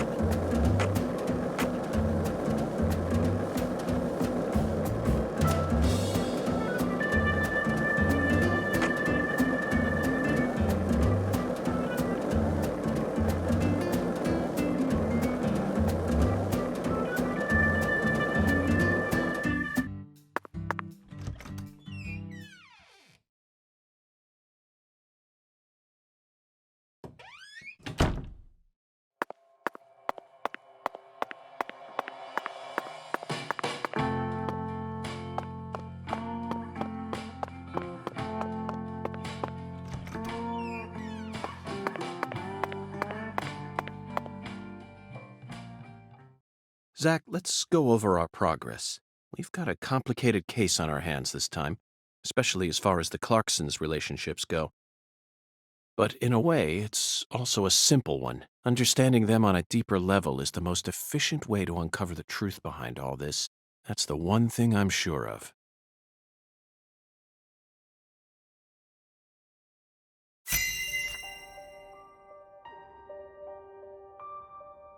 Zach, let's start with the people who were closest to the victim. Lise Clarkson, the victim, is the granddaughter of the current head of the Clarkson family. Her mother is Galena, an ex-actress, and Lise clearly inherited her beauty. Except for her eyes, that is. Lisa's eye color matches that of her father's. Now, do you remember who Lise Clarkson's father is? That's right. Lisa's father is Danny Clarkson. His real name is Daniel E. Clarkson. He's from Florida and used to be the CEO of a talent agency. Danny struck the heart of Galena and successfully became a member of the esteemed Clarkson family. Despite being the son-in-law, he acts like he was born a Clarkson, but he's still just the son-in-law. Next comes what happened to Lise. According to Alexis, Lise said that the man was as tall as an oak tree. I believe that's the same 10-foot-tall giant who made the fingerprints we found in the cold storage warehouse. Now, what did this man do to Lise prior to her murder? Yes, that's it, Zach. The man as tall as an oak tree followed Lise around and watched her. Despite his towering stature, he must have been rather shy. Or perhaps he was merely biding his time and planned to kidnap her from the very start. If that's the case, there should have been some evidence left at the scene of the crime. Zach, we're still missing some puzzle pieces.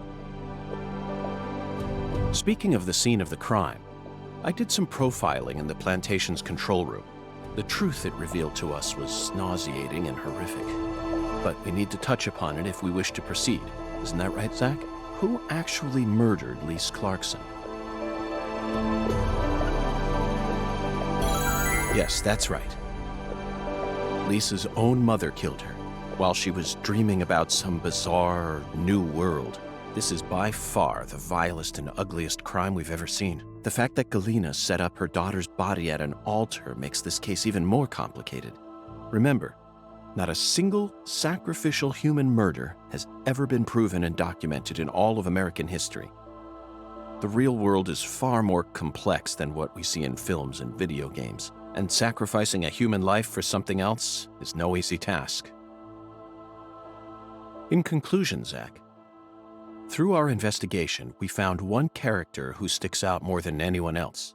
You know exactly who I'm thinking about, don't you? We'll need to have a word with her in the near future. Who's the stylish woman we saw during the profiling? Professor R.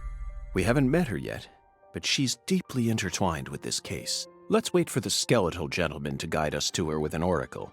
Well, Zach, what do you think? Isn't the Deep South something? The people here are just as warm as the weather, and the food is to die for. Might be nice to move down here after I retire. What, still too early to talk about that? You may be right. After all, this case has only just begun.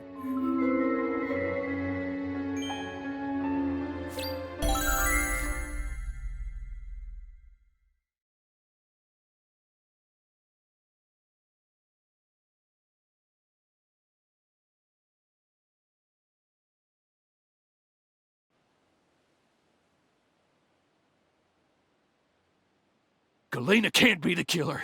They're making all this shit up.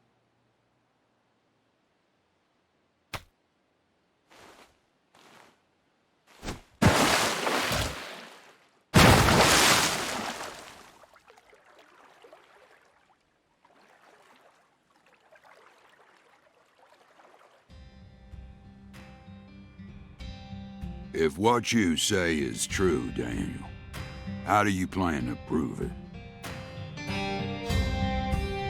It's nearly been a century since the Clarksons first took control of Carré. 100 years. I always thought my legacy would live on for 300 at least. I'm gonna find the real killer and beat the living dog shit out of him. Yet it looks to me like times have changed. We ain't in the good old days no more. You understand me, boy? Yes, sir. I'm right there with you, Pa. I'm gonna continue what you started, sir, and make the Clarkson family strong again.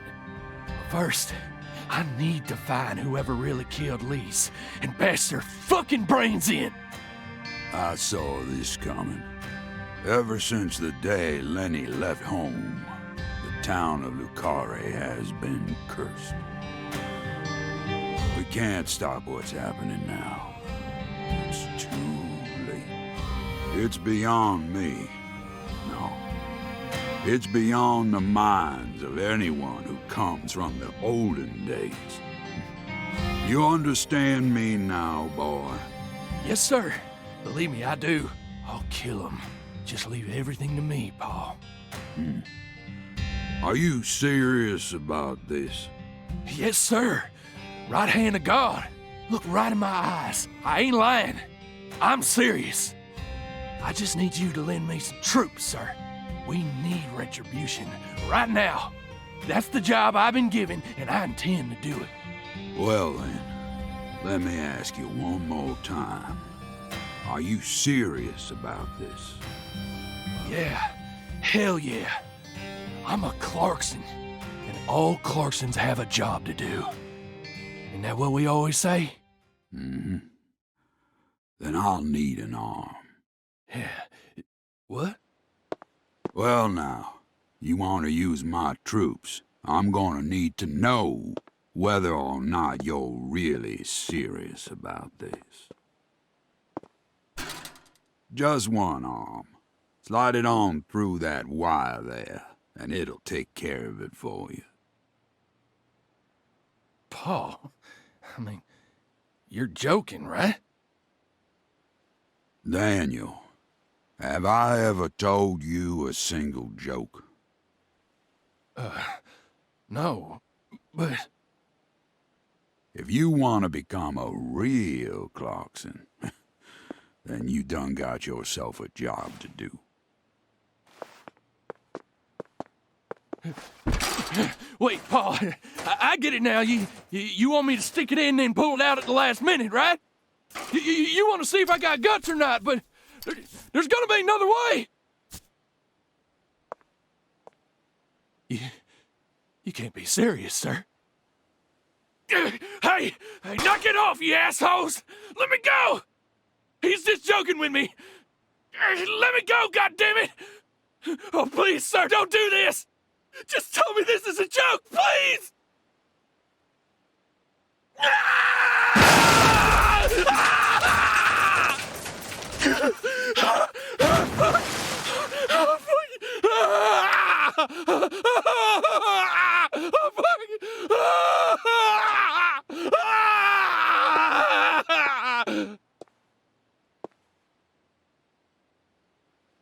I am a Clarkson. And no matter how our fortune falls, all Clarksons have a job to do.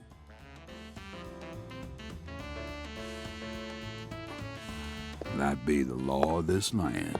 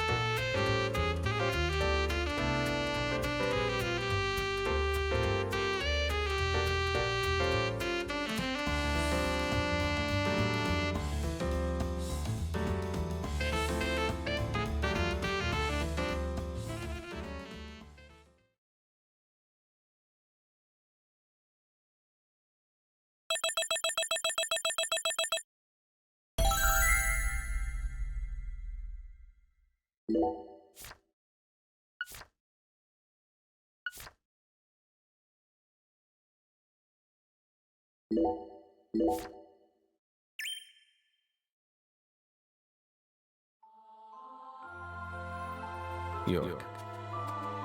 you can hear me, right?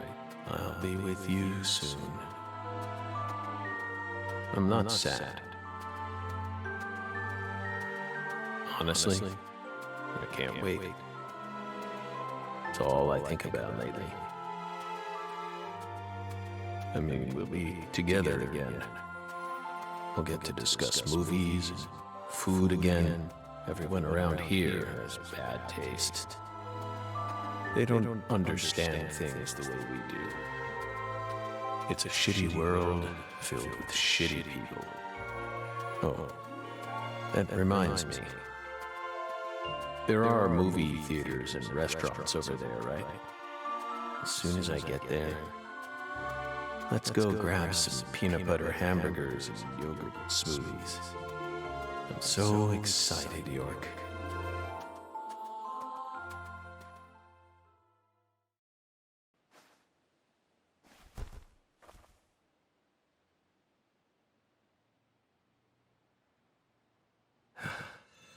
Please, York, don't rush me. You just need to wait a bit longer. I still have one job left to do. I need to finish it. I have to. Or else I'd never be able to face you. Just give me a little more time, okay?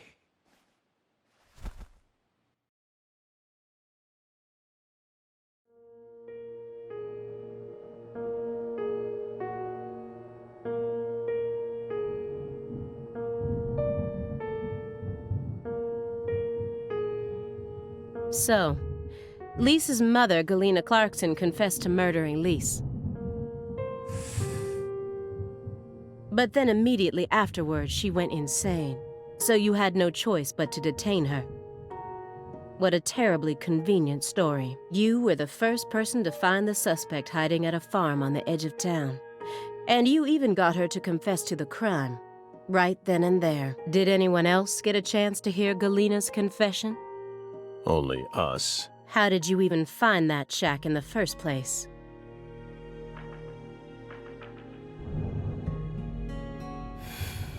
Metaphysical offender profiling. Meta what? Should I know this word? Metaphysical offender profiling. The term appears 6 times in the Carré report and 14 times in the 2010 Greenvale report. As long as you're solving cases, the people in charge don't really care what sort of words you use. But we're different. You utilized a highly abnormal method to instantly hone in on a suspect. Then you did it again and again. And every time you used it, one term kept appearing in your files: metaphysical offender profiling. Mr. Morgan, would you mind explaining to us what this term means?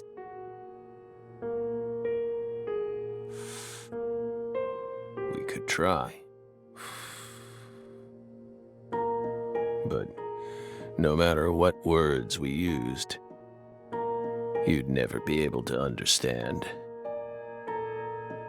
You see, it doesn't pertain to this side. Come, my fairy. Stop hiding back there and give them the explanation they so desire. What? You're too shy?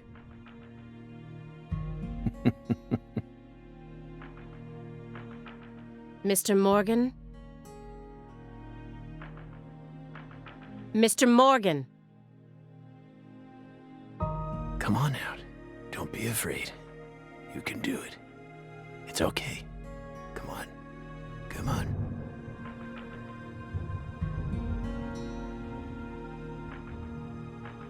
Is that all you have to say? Don't underestimate me, Morgan. I know you and the Clarksons share a deeper connection. Much deeper than how it appears on the surface. I need to shake him with something else that's directly connected to the Clarksons. I'm gonna jog his memory by force.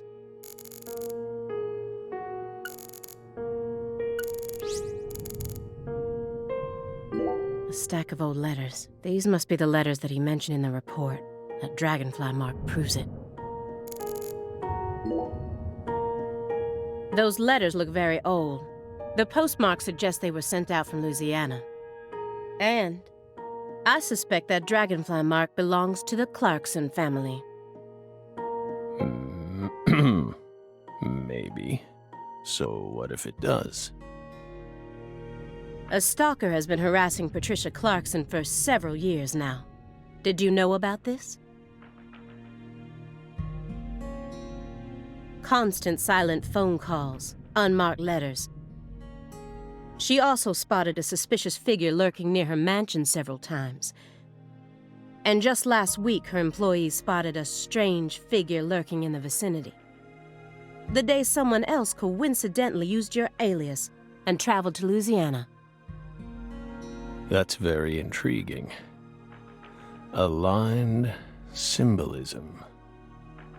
Lise Clarkson also reported being harassed by a stalker just before she was murdered. You're aware of this, correct? Because I didn't find any mention of this in your report. No direct connection to the case. That's what we must have thought. The visionary lies to himself, the liar only to others. Which are you? That's enough for now. This all has nothing to do with the case. Besides, there's no evidence that proves those letters are from her. Isn't that right, my fairy?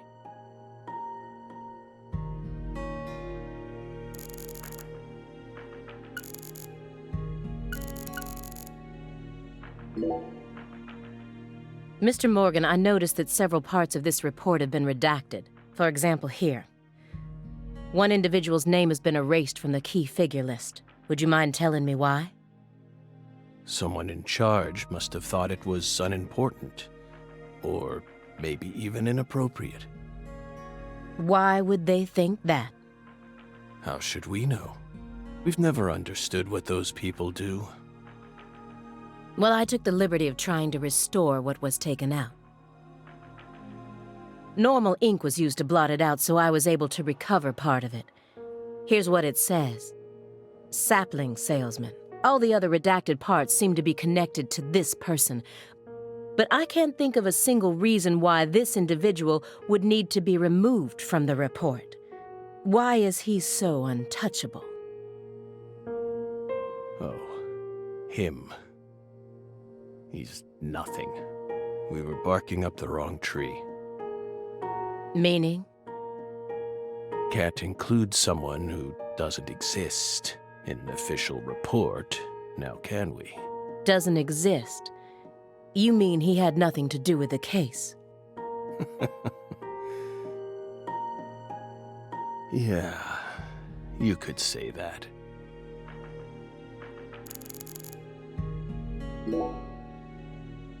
Mr. Morgan, according to you, at the beginning of this case, the victim's body was being stored in the warehouse on purpose. Is that the truth? They really put her body there alongside food and other perishables? It's in the report. No. The report only says it was stored using the most effective and shockingly inhuman method possible. If you can think of a better phrase, we're all ears. The report isn't wrong, you know. In fact, that might actually be the most accurate way of describing it. It's precise, and it's also kinda poetic, you know?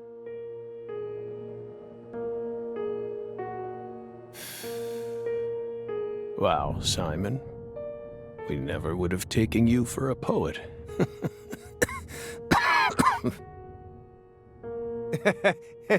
Right? You two think this is a joke? Lise Clarkson's body was discovered in that cold storage warehouse after 14 long years. If you'd only done a proper investigation, we probably would have found her much sooner. That poor girl. We still regret the fact that we never got to meet her. We're sorry, from the bottoms of our hearts. I only hope it didn't happen that way by design. Will you comfort me? Thank you, my fairy.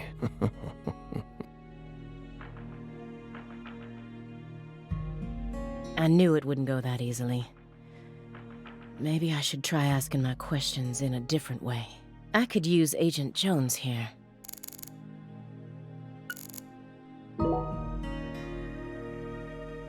Agent Jones! Are you paying attention, or do you intend to waste Mr. Morgan's precious time? No. Sorry. I'm just a little tired. I'm listening. Take your hand out of your pocket. Didn't they teach you any manners at Quantico? Oh, right. Guess they slipped my mind. My bad. I'm actually kinda nervous. I'm not used to this sort of thing. Data analysis is my specialty, you know. I'm sure I'd be able to calm down a bit if I had some pizza, though.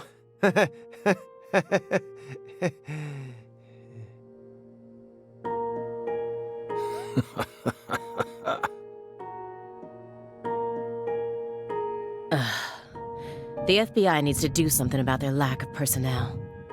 I'll have to ask the questions myself. But how should I start? Maybe I should look back over the files and calmly reassess the situation.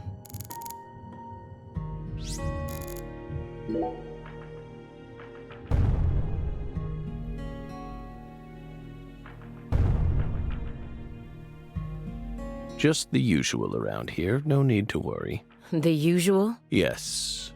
A strange person lives upstairs. Every now and then, he makes noise. What's strange about him? Several years ago, a woman was murdered upstairs. Her husband still lives there. Yikes.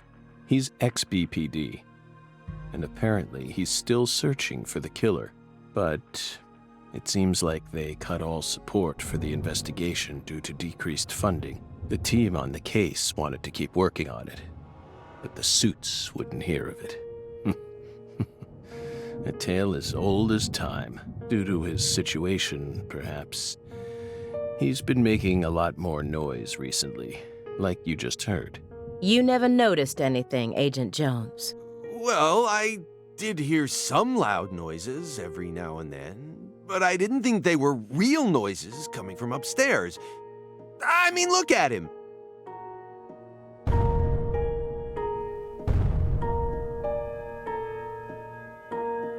It's not like he's reacting to the noise. He always just went about his business as usual for all the years I've watched him. So I just figured it was coming from the TV. You really amaze me sometimes.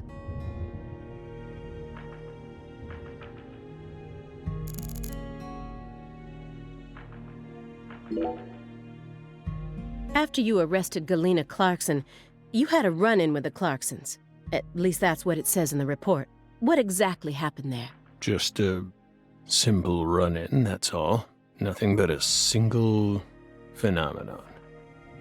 Chasing hollow instances like that won't lead you closer to the truth. Truth doesn't work like that. A hollow phenomenon, which resulted in a mountain of corpses. Oh, Belle. We think we finally understand what you're trying to say, but don't be so voracious.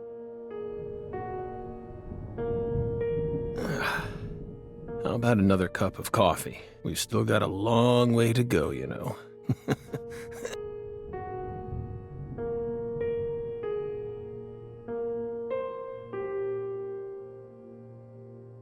Yes.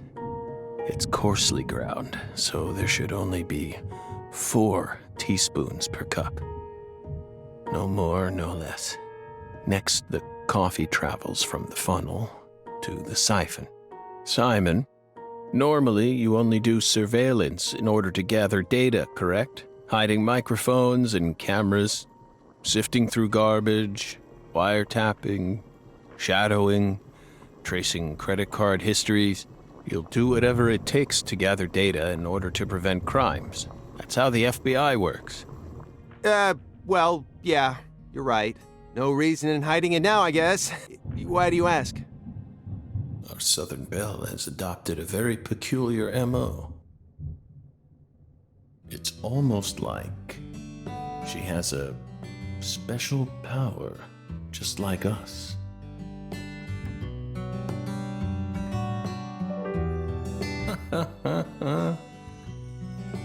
You've been watching us this entire time, haven't you, Belle? From that window. I don't need to answer that question. You came here on New Year's Eve, then spent 49 hours watching us until you returned to your hotel room last night. You observed us the entire time without sleep or rest, and you only ate once, some pizza delivered by Simon. Aside from that, you never drank any water or relieved yourself. You simply sat there and continued to watch us. You have visions, too, don't you?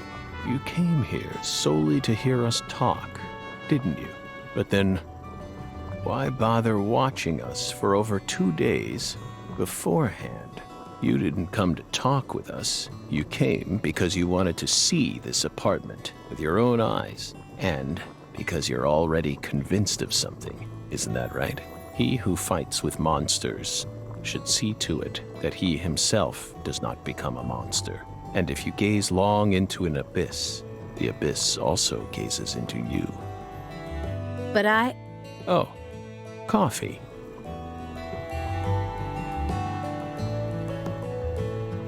Thank you, my fairy. If you hadn't been paying attention, this coffee would have all gone to waste. The pus in our brains. It really has a way of interfering with our lives. Didn't remember.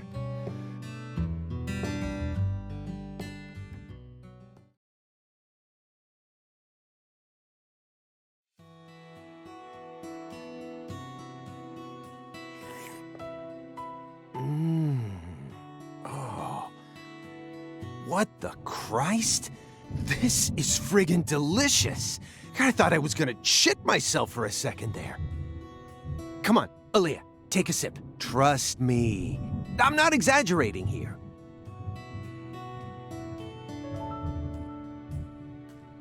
I don't believe it. It's better than any coffee I've ever tasted. Of course it is. Coffee is a sacred drink. Coffee saved us. If not for its oracle, we would be on the other side right now. So I never forget to pay my respects to coffee, especially at critical moments like this.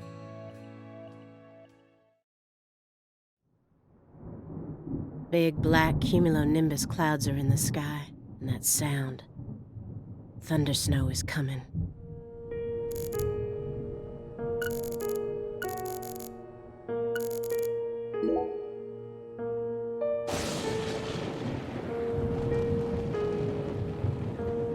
Do you hear that thunder? It's probably gonna snow soon. We're in Massachusetts. That's the norm for this time of year. Well, I'm not used to the cold.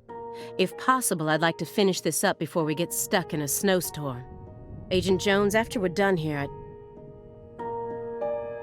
Agent Jones, is something the matter? Snap out of it. Oh, sorry. Yeah, I know. Do you? Then stop daydreaming. Okay. You just what? My stomach's been letting some thunder loose, too. Thunder? That coffee was just so good, It what? We don't have all day here. The coffee was just so good, it, summoned forth a massive tsunami from within me. Excuse me? What is wrong with you? Now is really not the time for this. Right door at the end of the hallway. Thanks, pal. Hold on. You can make it. We can do this. It's not very far.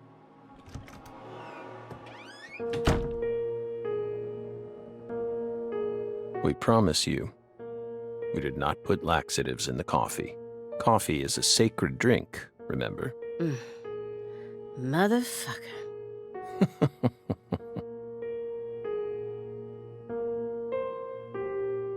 There's no doubt that the report omitted information linking Morgan to the Clarksons. I need to get him to confess.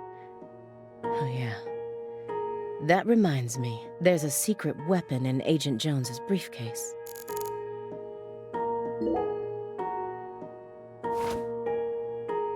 Have you ever seen this before? And please, don't say no. Sang Rouge, the drug we once chased. What about it? Sang Rouge is still circulating. It's changed shape and its composition is slightly different now. But it's still very much alive. But only in a very limited part of Louisiana. You aren't surprised? Did you somehow know this would happen?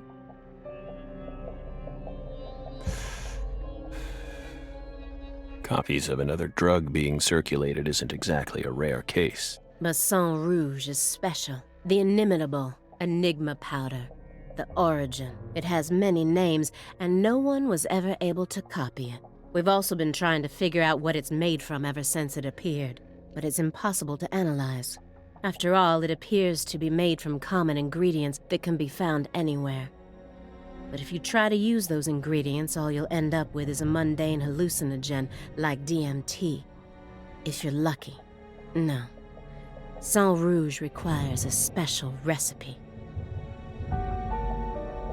The original recipe, which someone's been guarding this entire time. Someone who survived the incident in Le Carré.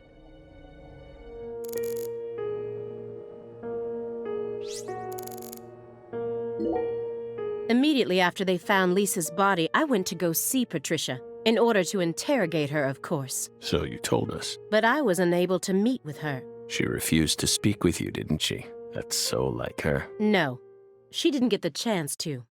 You see, she's gone missing. What? To put it more accurately, no one's seen her since the afternoon of the 28th. According to her employees, she shut herself up in her room for several months before she disappeared. But since that sort of thing happened often, they didn't think anything of it. On the morning of New Year's Eve, they noticed her window was open, and when they went up to check on her, she was gone. But no one knows how long her window had been open for. This is just my hypothesis, but on December 28th, a strange man visited Le Carré and was spotted near her mansion. That man must have found some way to lure Patricia into his car, the '89 Cadillac that he bought used. Then, the two of them drove north to Trenton, where they boarded a train to Boston. They would have arrived here around midnight on the 29th, or perhaps early morning on the 30th. I believe this man is the same Billy Bishop whose name was previously recorded by the airline. So, what do you think of my guess? I'd love to hear your opinion as a former FBI special agent. Now we get it. We aren't persons of interest. We're the suspects. But what about our alibi? What alibi? I've had enough of your bullshit. You expect me to believe you haven't taken a single step out of this room? That Agent Jones is your witness? Surveillance cameras can easily be tampered with, especially by someone like you, who knows all about how the FBI works. You're possessed by death. Go and take a look at your own face in the mirror. You look like the Grim Reaper. After you visited both Le Carré and Greenvale, you left a mountain of corpses in your wake. You can make all the excuses you want. I'm immune to them. Right here, right now, I want to know everything. You tell me the truth. Yes! You're good, Belle. Damn good. You're brimming with potential. Don't you think she's the perfect partner for our last dance? What do you say, my fairy? Don't you agree? She's good. So good. What do you want to know? We've got nothing to hide. Go on. Question us. This is how it's got to be. Doesn't this remind you of something? You know what I mean, my fairy.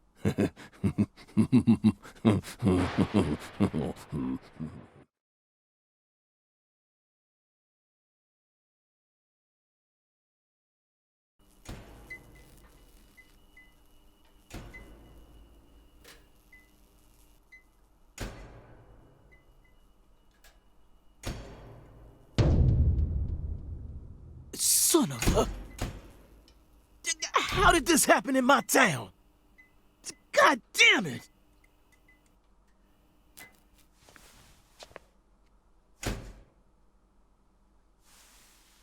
The head and limbs were severed and lined up, according to the lines that were drawn with her blood.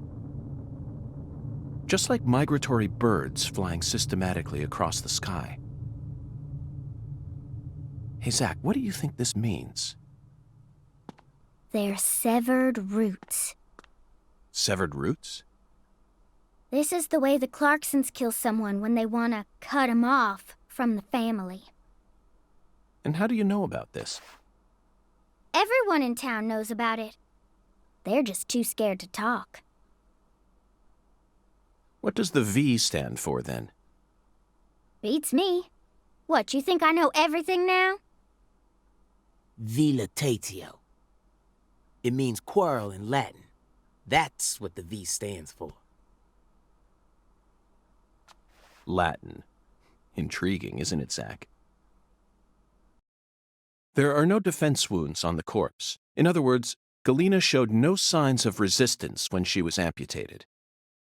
But, strangely enough, there are small traces of subcutaneous bleeding around the wounded areas. That's a vital reaction, which means she couldn't have been dead. You mean...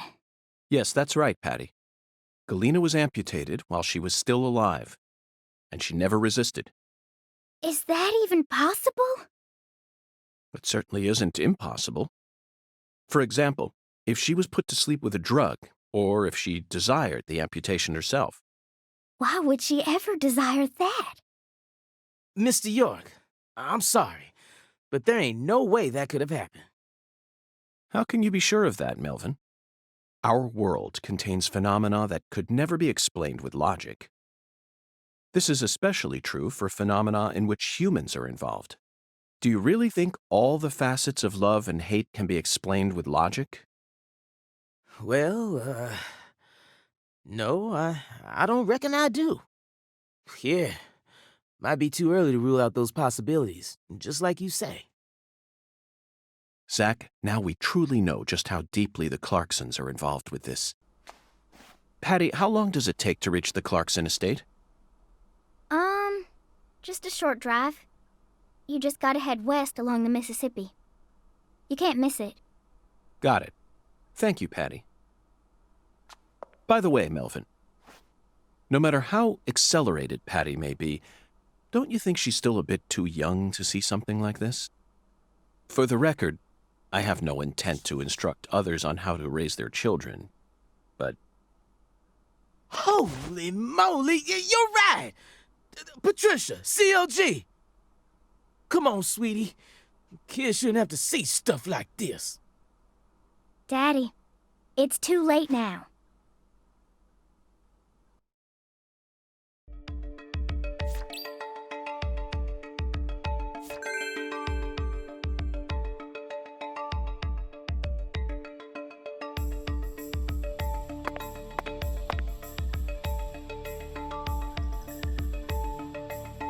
You sure you okay, CLG?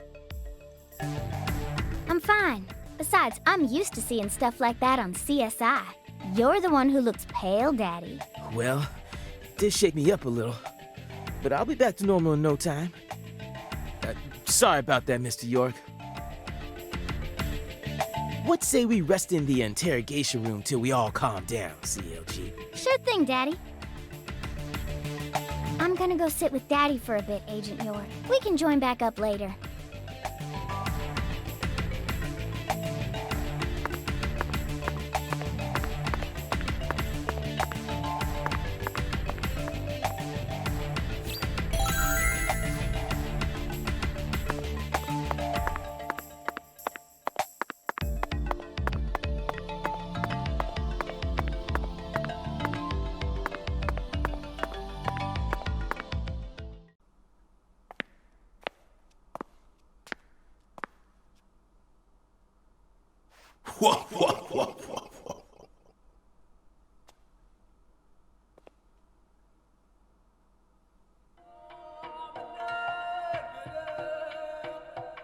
You found the flying serpent.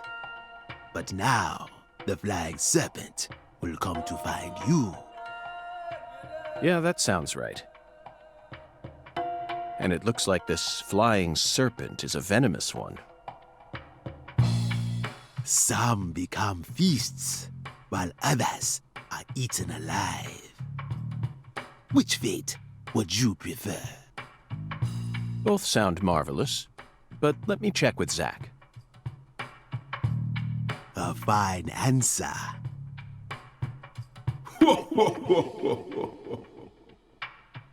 Find the one who fired the pistol at heaven. Within the white hall of beds, brandish the ticket to the goddess. And once again, you will see the other world. Do you comprehend the oracle? Zach, it looks like he's hell-bent on leading us back into that other world. Follow the oracle. Oh, I will, Hungan. There are only two types of things in our world. Things that should be resisted and things that should be accepted. And I believe this oracle is something to accept.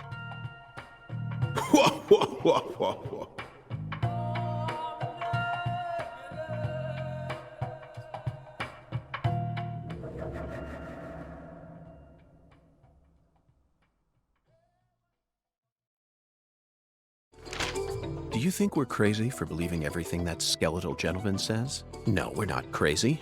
Not one bit. This is our destiny, that's all. But I shouldn't need to explain that to you, Zach. The one who fired the pistol at heaven. Firing pistols at the sky might be a rather common occurrence for the South. Remember? Young Guns, 1988, directed by Christopher Kane. There's that great scene where Emilio Estevez keeps firing his Colt M1877 up at the sky. Oh, but that film took place in New Mexico, didn't it? And the Oracle probably isn't referring to a situation like that. Bingo, Zach. We're currently running a race here, and the one who started this murder investigation is indeed the one who fired the pistol at heaven. In other words, the person who first discovered the body. According to the files, Lisa's body was discovered by Chuck Thompson, a crawfish farmer. He apparently works out of a fishing hut located in the marshes south of the bayou. Let's go pay him a visit. Who knows? We might even get to see some crawfish. What? Why isn't the murderer the one who started this race? Zach, this isn't like you. Of course the murderer isn't the one who started the race. The murderer's running it. They're currently in first place, and they're breaking all the rules. Any more objections, Zach? Within the White Hall of Beds. This one is even easier. There are only a few establishments that have a whole hall's worth of beds, especially in a small town like this. I'm sure you've already got a pretty good idea about what the answer is, Zach. Beds all lined up. Only an amateur would hear that and think it must be referring to a brothel. You really think that's a White Hall? Sorry, but I have to disagree. There's a more obvious answer out there. A place that anyone would think of when they hear the words White Hall. I mean, you never disappoint me, Zach. It's a medical facility. They invite their patients into rooms full of beds where they're tended to by doctors and nurses clad in white. It's definitely a White Hall, where people are invited into beds. You always manage to impress me with your intuition. I'm really counting on you here, Zach, and I know I'll always be able to.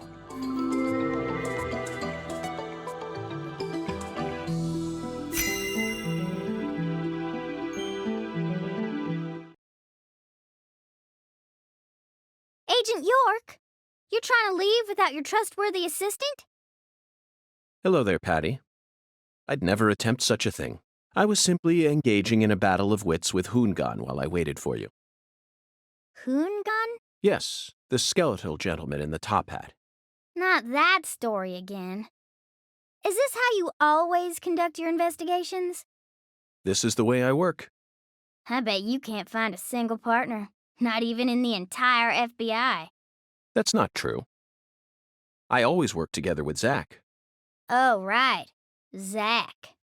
Don't worry. I'll be your partner while you're here in our town. Now, let's go investigate.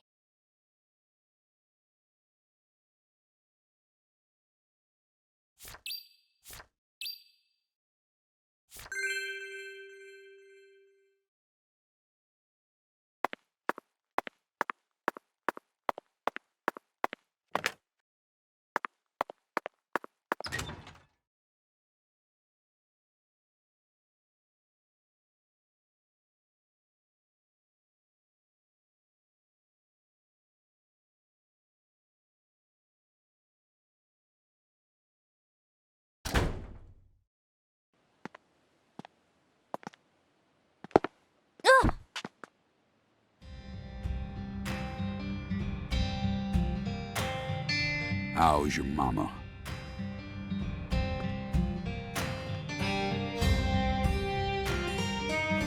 So, you're that hotshot FBI agent I keep hearing about. And who might you be? I came to claim the body of my daughter. My daughter, who was murdered in a holding cell after you detained her yesterday.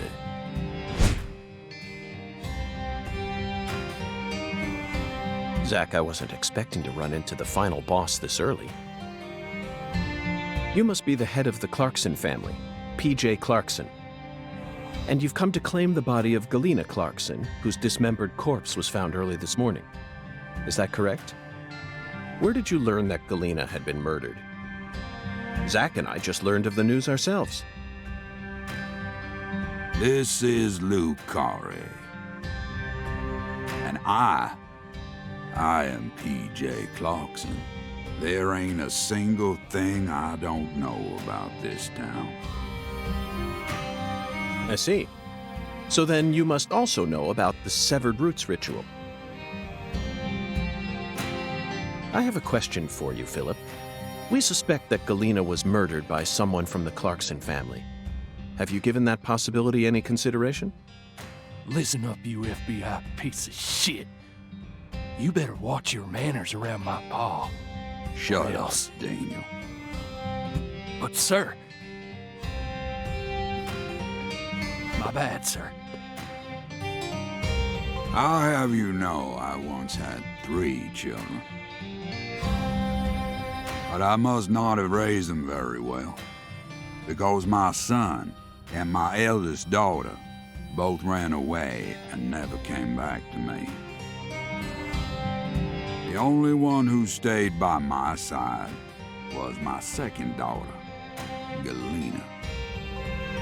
Then she done married Daniel here into the family and presented me with both an heir and a granddaughter. Seemed for a while as if things were finally starting to calm down. But then, someone corrupted both Galena and Lise. And I lost everything. Aside from my shit-heel son-in-law, that is.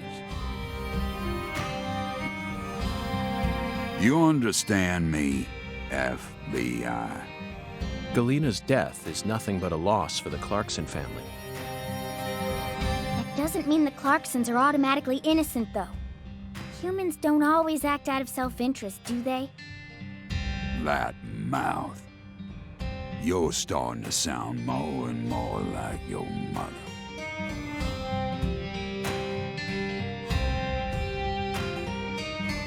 We're leaving, Daniel. What? But my treasure...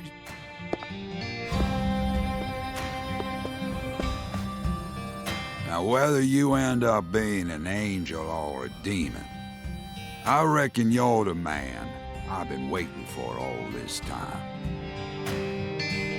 Once you finish that autopsy, and we're clear to take her home, I want you to give me a call. They're phenomenal, Patty.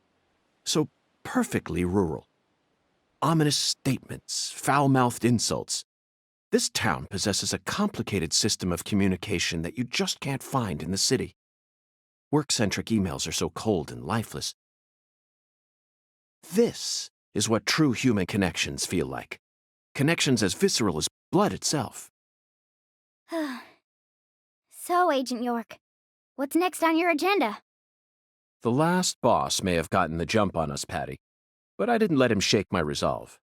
I intend to obey the skeletal gentleman's oracles, and that's that. First, we should head to either the home of the person who discovered Lisa's body or to the town's medical facility. Well, Zach, what do you think?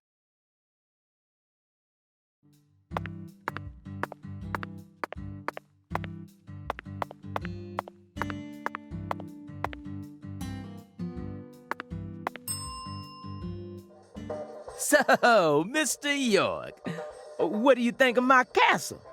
Pretty cool, ain't it? I've been curious about it since the first time I saw it. You've got excellent taste, Melvin. I dub it Lou Crawfish. I'll have you know, crawfish is pretty much its own food group in this town. Since this store carries all the bare necessities you'll need for daily life, I reckon it was an apt name. If it's sundries you're looking for, there ain't much you won't find here.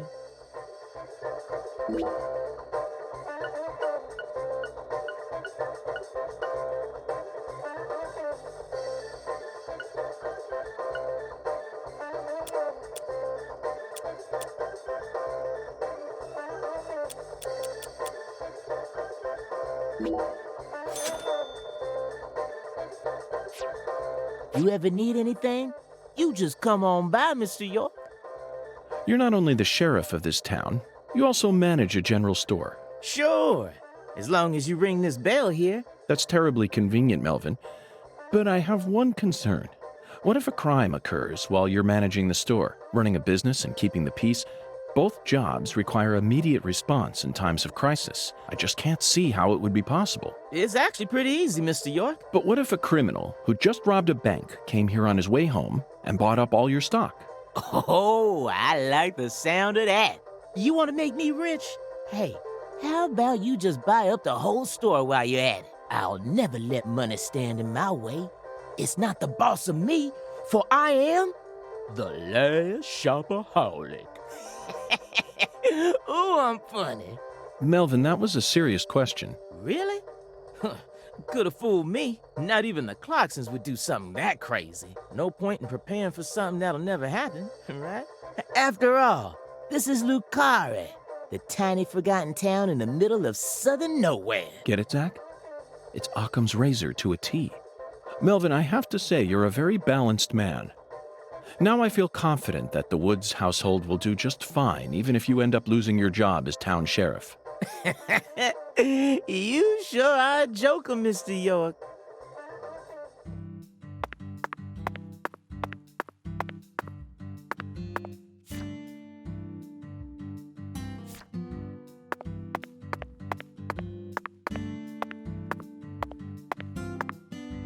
It really seemed like you knew who Galena Clarkson was. Well, I've never actually talked to her, but it's a small town. Pretty much all folks know who the Clarksons are, and Galena's supposed to be extra scary compared to the rest of them. Back when we saw her in town, I felt like she was glaring right at me, so I got real scared. No one will come out and say it, but I'm pretty sure they're all relieved that she was the killer. We're lucky the killer ended up being a member of the Clarkson family. Otherwise, the whole town would have turned into a battlefield. You've got a point, but did everyone really hate her that much? They didn't hate her. She hated them. She had this real peculiar way of treating people.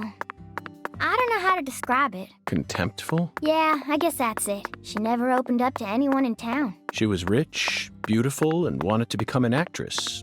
So she went to a metropolitan city to refine herself. There's always a chance that people like her may develop prejudices towards those who stay in the countryside. A big chance, even. But just because a person has prejudices doesn't mean they'll go out and murder people. That's where my doubt lies. Was there any sort of omen which made people happy that she was the killer instead of someone else? I'm just telling you how I feel.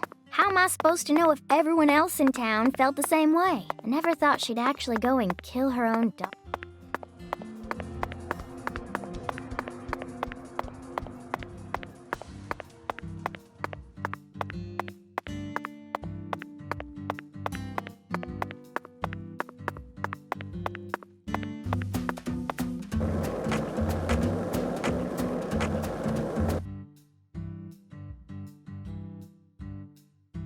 Hey, Agent York, just so you know, dealing with Pastor Sanders is gonna be a big pain in the butt. A big pain in the butt? That's what I said. But I guess you have no choice but to obey your oracle, huh?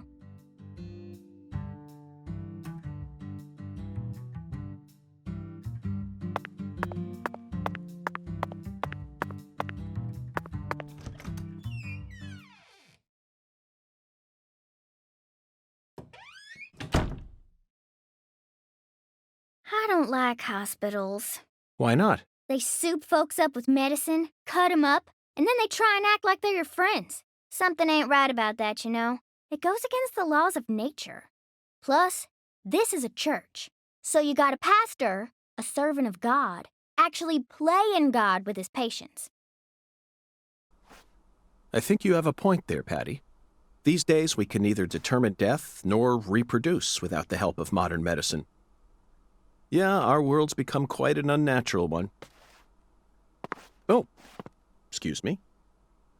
This is Carré. You need to watch where you're going, or someone might end up tripping you.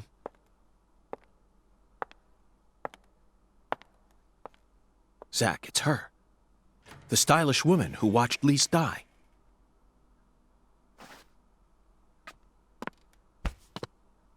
I've been waiting for you, lost lamb.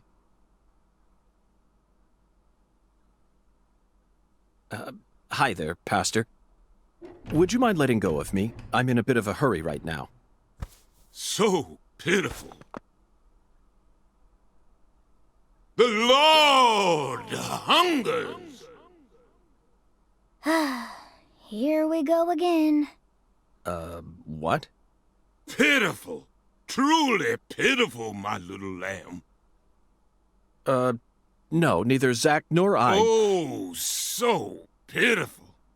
So pitiful, just pitiful. The Lord hungers. 1 can of Spam, 1 can of red beans, and 1 can of spinach. You are to offer up the taboo trinity. Taboo? Don't you mean the holy... Oh, how I pity you. Unlike us humans, the Lord never errs. Now, my pitiful agent, bring forth the taboo trinity at once. For it is the will of the Lord our God. See? I told you this was gonna be a pain in the butt. But Zach and I need to go after that stylish woman. Too late now. We need to obey God's will. The Lord hungers! Come on, hurry it up. We need to go. Well, Zach, I don't know what to say. First an oracle, and now an order from God? Maybe this is the trial that will yield the ticket to the goddess. Either way, it looks like we have no choice but to gather the taboo trinity. I guess it just goes to show that small towns are always filled with the bizarre and unpredictable.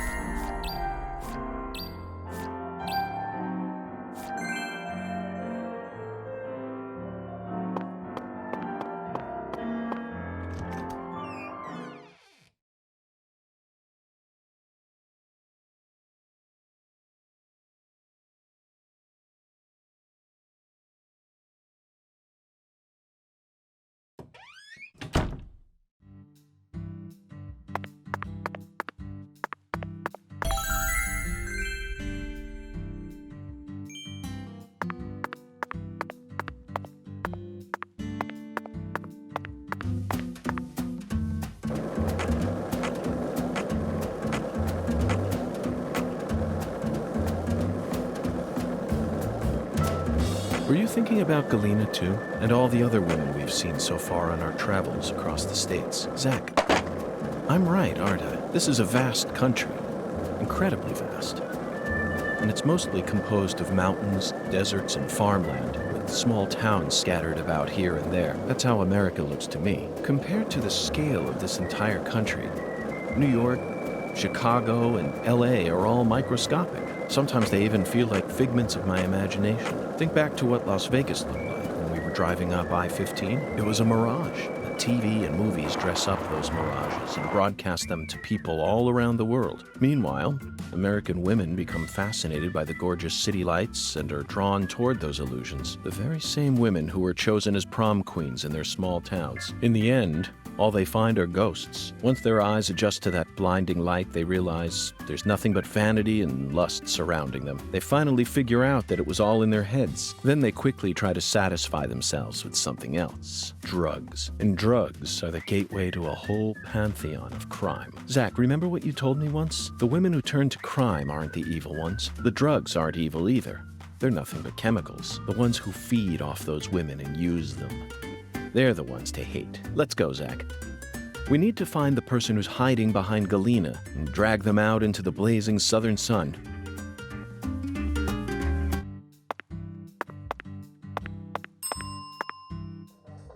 Okay, hold on.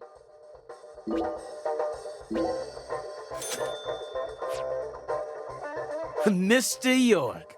Spam, huh? You a pot of meat kind of guy? No, Melvin. I've simply gotten myself tangled up in a little mess. Oh, I get it, Mr. York. The Lord hungers, right? Yes, apparently the Lord is starving, and I'm a lamb with no sense of direction.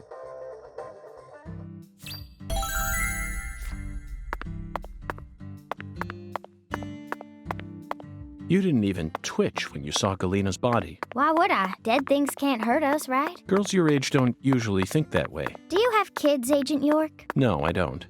I'm not married either. Then you have no idea how girls my age usually think. Besides, I'm used to seeing dead bodies thanks to CSI, especially dismembered corpses like hers. You know, for a so-called profiling professional, you're pretty clueless. In that case, allow me to apologize. But don't you think it's a bit of a leap to discount my observational abilities simply because corpses don't scare you? I don't know. I mean, you're completely wrong. Do you know what I was thinking back there then? Of course not. I'm not a pro. The same goes for me, Patty. No manner of pro could ever know 100% of what another person is thinking, unless, of course, that pro has a mental connection with them, like Zach and I have. If I was telepathic, I wouldn't have joined the FBI. I would have taken over a small country or become a messiah. Now who's making crazy leaps? I will admit, though, Patty, I feel like you and I have something in common. We definitely have similarities, even though they aren't as strong as the ones that Zach and I share. Whatever. Perhaps you and I grew up under similar circumstances. We're both unique cases. Huh? What else have you seen on that sci-fi movie channel? Agent York, why are you asking me that? Discussing movies is one of the most basic forms of communication in our country. What time period do you live in? It's always been that way in every era. In this country, all dialogues always begin from films. Ugh. Says who? You're making me sick. Sick? Yeah, I feel like I'm gonna puke. I know just what you need to do, Patty. What? Tell me what other movies you've seen on that sci-fi channel. Ugh. You're so annoying. Fine, fine. I saw this one movie where a pretty lady and an old guy fight, and they were both robots. Ah, Terminator 3, Rise of the Machines. 2003, directed by Jonathan Mostow. I knew you were an Arnold S. fan. Oh, you said it again. Oh, whatever. I'm not a fan of his or anything, okay?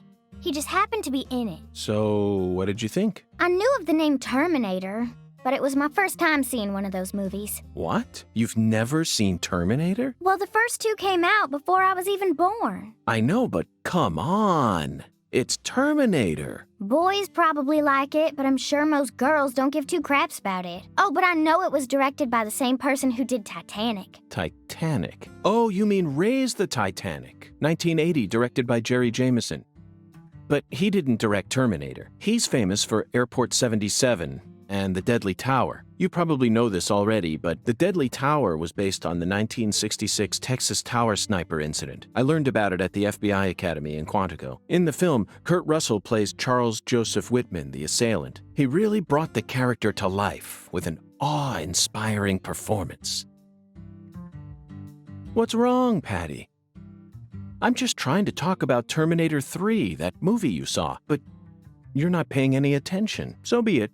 If you're not in the mood to talk, then let's return to the investigation. It's a shame, though. We really wanted to hear more about the films you saw, didn't we, Zach?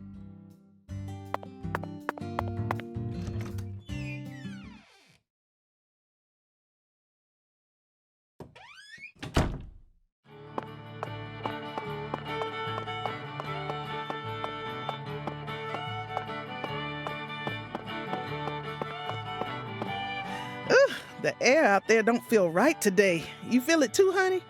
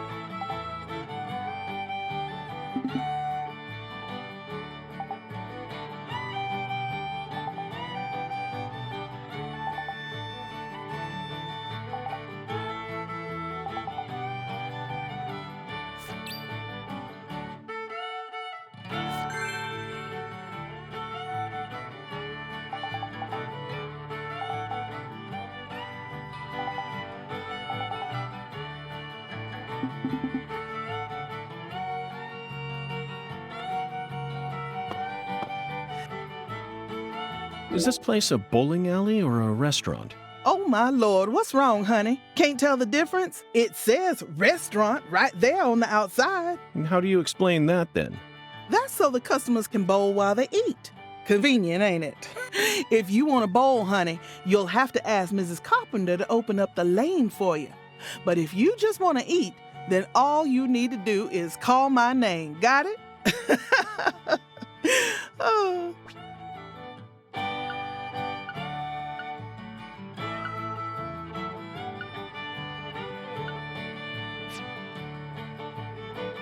Alexis, could I have some red beans and rice? Oh my lord. Sorry, honey, but no can do. We only serve red beans and rice on Mondays. That's a meal you eat when you're busy, like folks usually are on Monday. It's been a tradition here in Louisiana for as long as I can remember. Wait, honey, don't tell me. You're the type who does your laundry every day? Oh. Tradition, Zach. This is it. The Deep South. Louisiana. We need to obey tradition here and come back on Monday.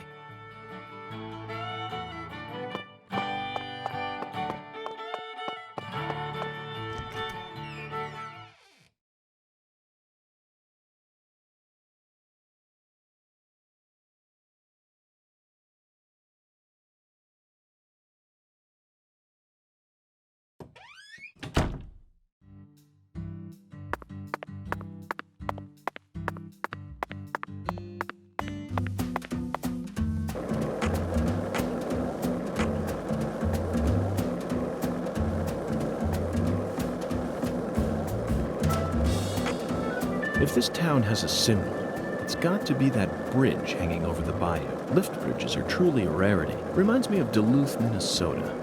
Remember what happened there? That man went to such great lengths to collect his victims' tons. You know, the one who would French kiss them every day as they slowly decomposed. As I drove him to the station after his arrest, he started lecturing me on the proper way to give someone a kiss. Anyway, back to Duluth. They have a famous lift bridge there called the Aerial Lift Bridge. The lift bridge here is the first one we've seen since then, but this one looks a lot smaller than the Aerial Lift Bridge. Its smaller size was most likely chosen due to the width of the river and the sea level of this area. The height and structure of a bridge is what determines which sort of boats can travel down the river. Normal bridges' base heights are set at a higher point so that boats can freely pass underneath them. But I imagine it would be difficult to create a bridge with a large arch here due to the river width and the sea level. That's why we're seeing all these mobile bridges such as lift bridges and drawbridges around here. As far as Louisiana goes, it appears that they've built mobile bridges over most of the bayous. Fascinating, isn't it, Zach?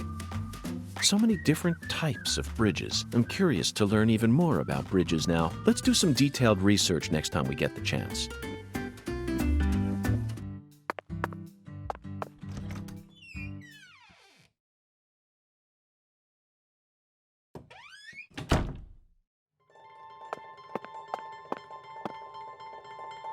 Do you carry any canned goods here? Canned goods? The vermin of the grocery store? Nay, I think not. Understood, Mirror. Well then, if you'll excuse me. Wait. Yes, I can see it. I can see the canned good thou seeketh. How intriguing. Well then, where is the canned good I seek? In a place where no man could ever peddle it. I see. In a place where it can't be bought from a person. Got it, Mirror. 'Twas but a trifle, for the Lord hungers, doth he not? Zach, it's in a vending machine. It appears that God wants us to go on a wild goose chase all around town.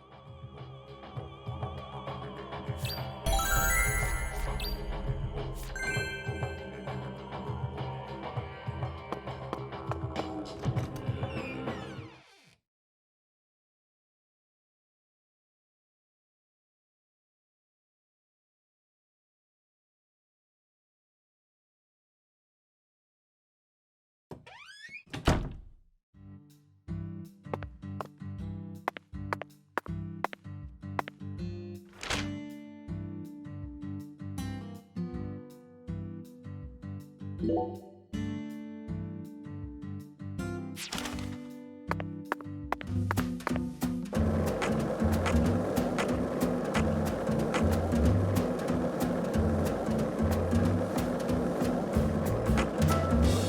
want to talk about bridges? Why? I've become obsessed with bridges, Zach, and there's no turning back now. Remember what we saw on our way here? Back when we were driving that hybrid car before we switched over to the skateboard. We passed over the Lake Pontchartrain Causeway, the longest bridge over water in the entire world. Remember the sudden downpour that made it impossible for us to see the road? The rain was so torrential that we couldn't see more than a few miles ahead of us. I'm sure local drivers are used to that sort of thing.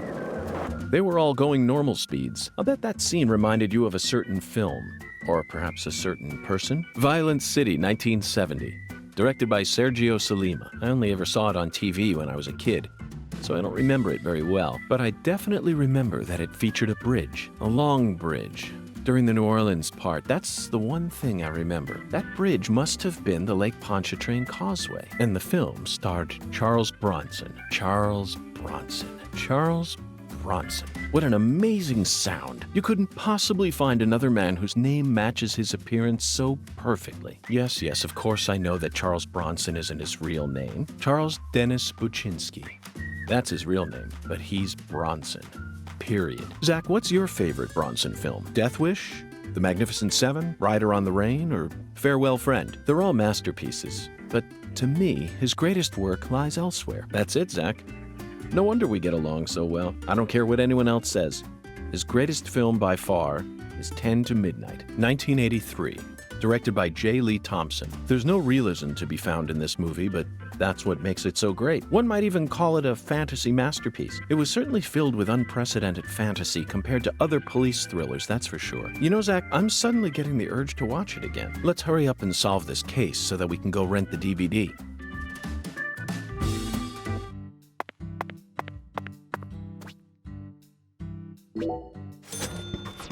Zach, we finally found our can of spinach. Look, Zach, even this vending machine is managed by Clarkson Food Delivery Services. But who in their right mind would sell canned goods in a vending machine in the middle of nowhere? I only hope that it's not expired.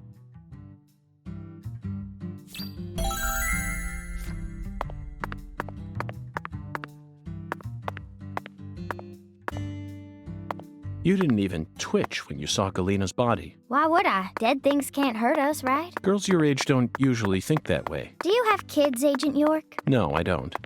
I'm not married either. Then you have no idea how girls my age usually think. Besides, I'm used to seeing dead bodies thanks to CSI, especially dismembered corpses like hers. You know, for a so-called profiling professional, you're pretty clueless. In that case, allow me to apologize. But don't you think it's a bit of a leap to discount my observational abilities simply because corpses don't scare you? I don't know. I mean, you're completely wrong. Do you know what I was thinking back there then? Of course not. I'm not a pro. The same goes for me, Patty. No manner of pro could ever know 100% of what another person is thinking, unless, of course, that pro has a mental connection with them, like Zach and I have. If I was telepathic, I wouldn't have joined the FBI. I would have taken over a small...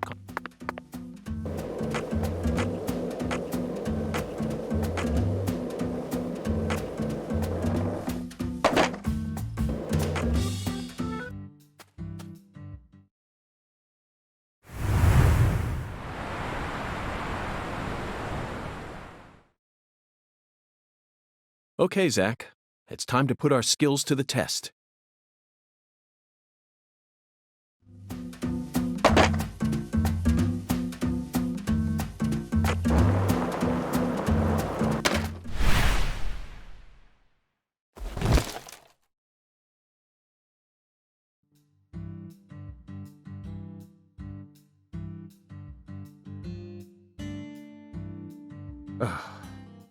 Well, Zach, it seems as if we've reached an impasse.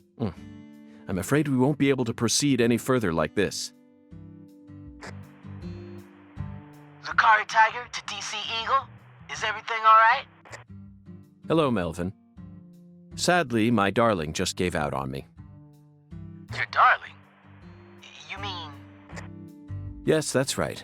My beloved skateboard. I know the chances are slim, but do you happen to know of any establishments in town that can repair skateboards? Please, I hope this doesn't offend you.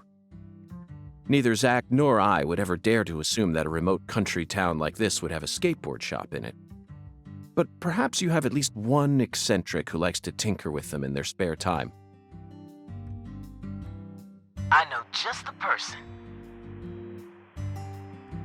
Double bass player by night, trick master by day. God blessed her with 2 talents, and her name is Emma Sanders. Emma? That's right. She's Pastor Sanders' adopted daughter, and was also Lise Clarkson's best friend. Emma really knows her stuff. She's got tools and a mountain of parts, so I'm sure she'll be able to help. I owe you one, Melvin. Zach, I never thought we'd find our very own skateboard mentor out here in the sticks. Let's head straight to Emma.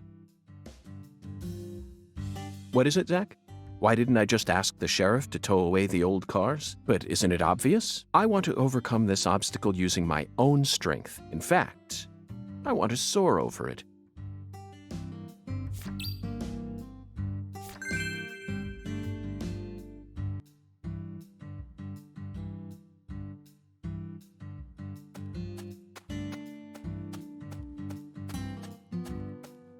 Hey, Agent York. Yes? Is that... Sorry, never mind. I think I was just seeing things.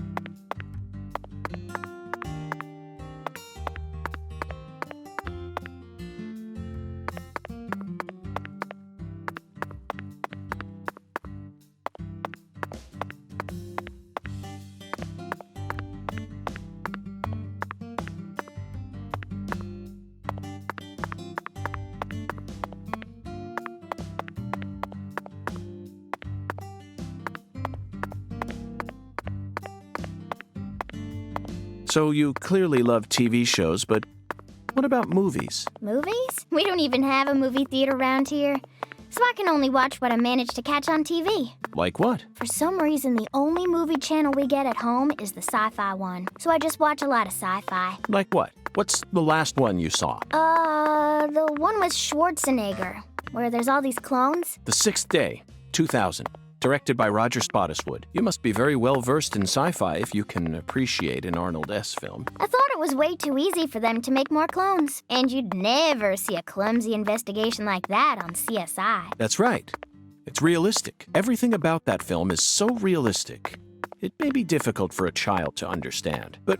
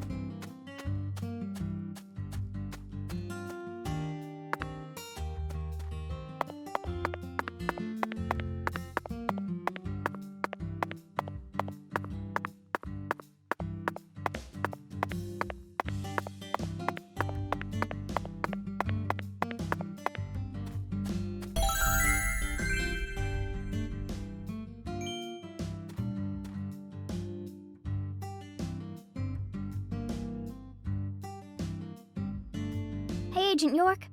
I feel like someone's in there. Let's go and see.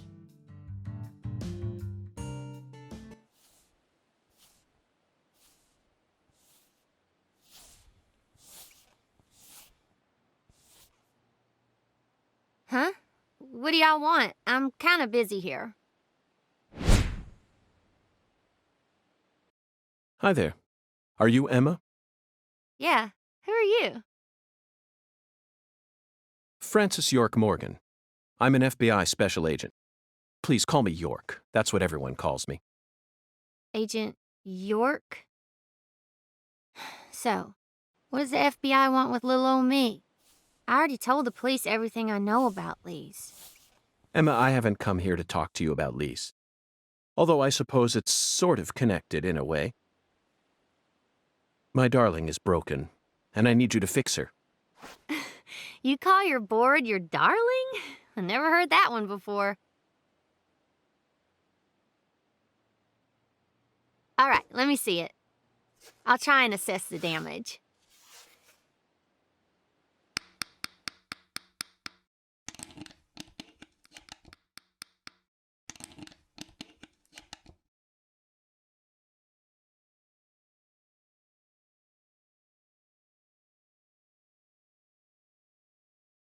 I replaced all your trucks, wheels, and gave you some brand new deck tape. Also, you were missing a tail guard, so I put one on for you. That way you should be able to do a few tricks here and there without any risk of damage.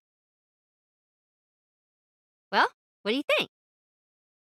It's beautiful, Emma. The wheels were scraped down and the base plate screws were all about to fall out. Oh, and the axles were also warped. It was pretty much in critical condition. Now, what I want to know is, how did it get that way? Well, my car was stolen on my way here from Houston. So, I switched over to my darling and rode her here instead. You know, you're crazier than you look. Emma, would you mind answering another crazy question for me? I want to use this board to soar, literally. Would you mind teaching me a trick that would allow me to do so? You mean you want to do a wally? Ooh, well, I'd be happy to teach you how, but it's too cramped in here. Oh, I know where we should go. You want to learn too? You sure? Seems like you're interested. Whatever. I know you're just gonna come along anyway. So you should at least learn the basics.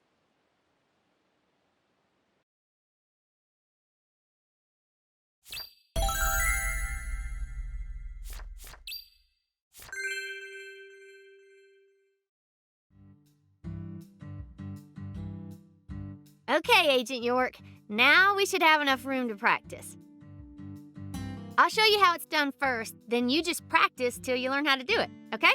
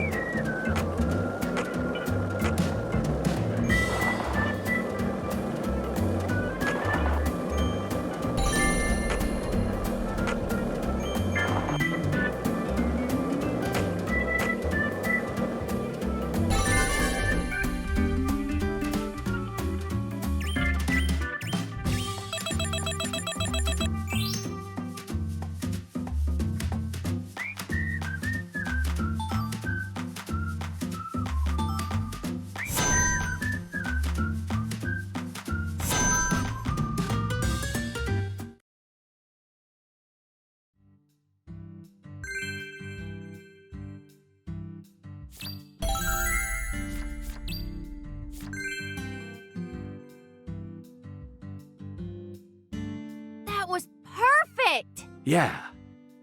Thank you, Emma. I only learned that new trick thanks to your guidance. Now I'm sure that Zach and I will be able to reach our destination without any trouble at all. Thank you for assisting in the investigation. Glad to be of service. If your board breaks again, or you feel like customizing it a bit more, just stop on by my workshop. I'm pretty much always there during the day. I'm also taking some time off school because of what happened with Lise. Skating and playing music are the only things that help me escape the pain of losing her.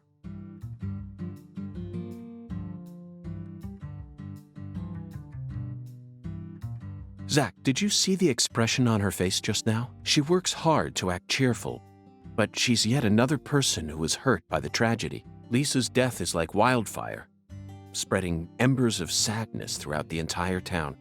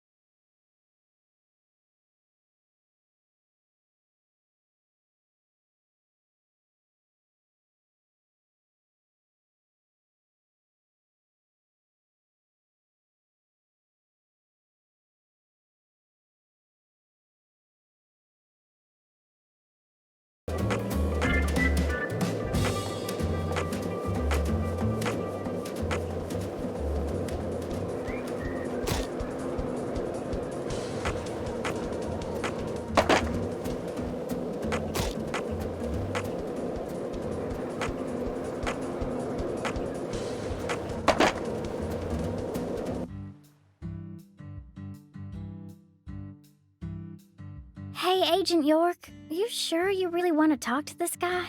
He kind of scares me. Patty, there's no need to worry. Just hide behind me and you'll be fine.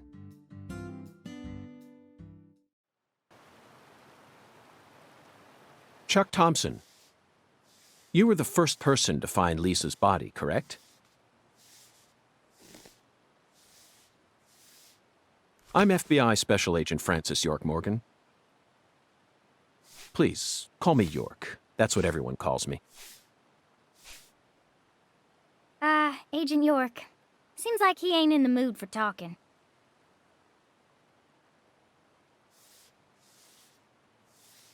Chuck Thompson, may I have a word with you?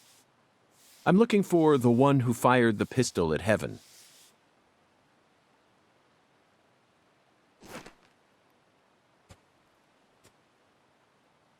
You trying to say I gotta aim up to shoot 'cause of my height?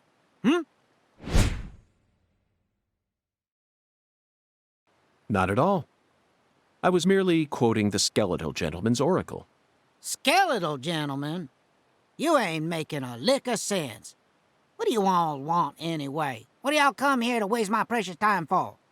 I'm currently running a race around town thanks to you, who fired the starting shot. The murderer and I are competing to see who can cross the finish line first. Unfortunately, the murderer got a generous head start on me. If he gets away from me, I'll lose. But if I can catch up to him, then I'm sure I'll win.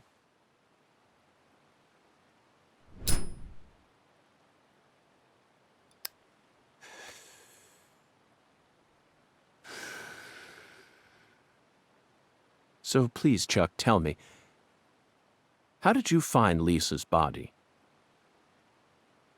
Her body was hidden under a bridge on the bayou, very close to the Mississippi River. It's got to be at least a few miles away from your farm in this swamp, right? Now, the Clarksons are the folks who gave me the damn permission to find crawdaddies here in the first place. Now, why the hell would I ever want to kill that little girl? Then what were you doing out there? You know, lately I've been seeing a queer boat around these parts. It ain't too big. Probably only holds 5 or 6, and it's got a deep draft. Assholes think they can just drive right through my turf, right through my dang crawdad farm. So you gave chase, which led you to Lisa's body? Yeah, that's right. Fucking poachers. Where did the poachers go? Oh, hell if I know. Fog was thick that day, thicker than usual. So I lose sight of them. The next thing I know, I'm under that goddamn bridge. Then I felt a chill run up my spine. And I knew.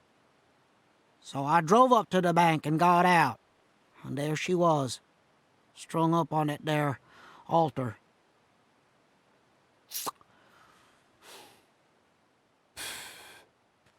Did you know Lise personally? Yeah, I knew her a little. She never showed me no disrespect, unlike the rest of those damn Clarksons. They so rotten I can smell it from here, same as the shit at the bottom of this here swamp. Heavy, heavy. Yeah. They was a little better when their boy Lenny was still around. Lenny? Yeah, Leonard, PJ's son. He never showed me no disrespect neither. And he's the one who gave me permission to farm here. But, well, ever since he left home, his whole family's gone straight down the shitter. Lisa was the only decent one left. She was wise, just like Lenny. Ain't right, I tell you. Heavy, heavy, heavy. Now I'm done talking, goddammit. Now go on, get the hell out of here. Philip mentioned something about his son leaving home. That must be Lenny. Did you know about that, Patty?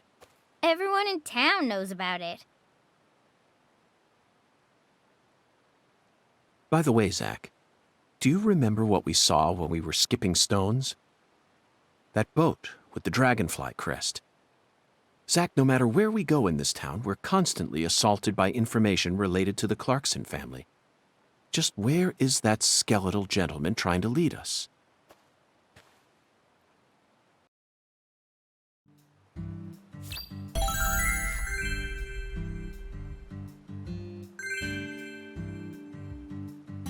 We successfully found the one who fired the pistol at Heaven.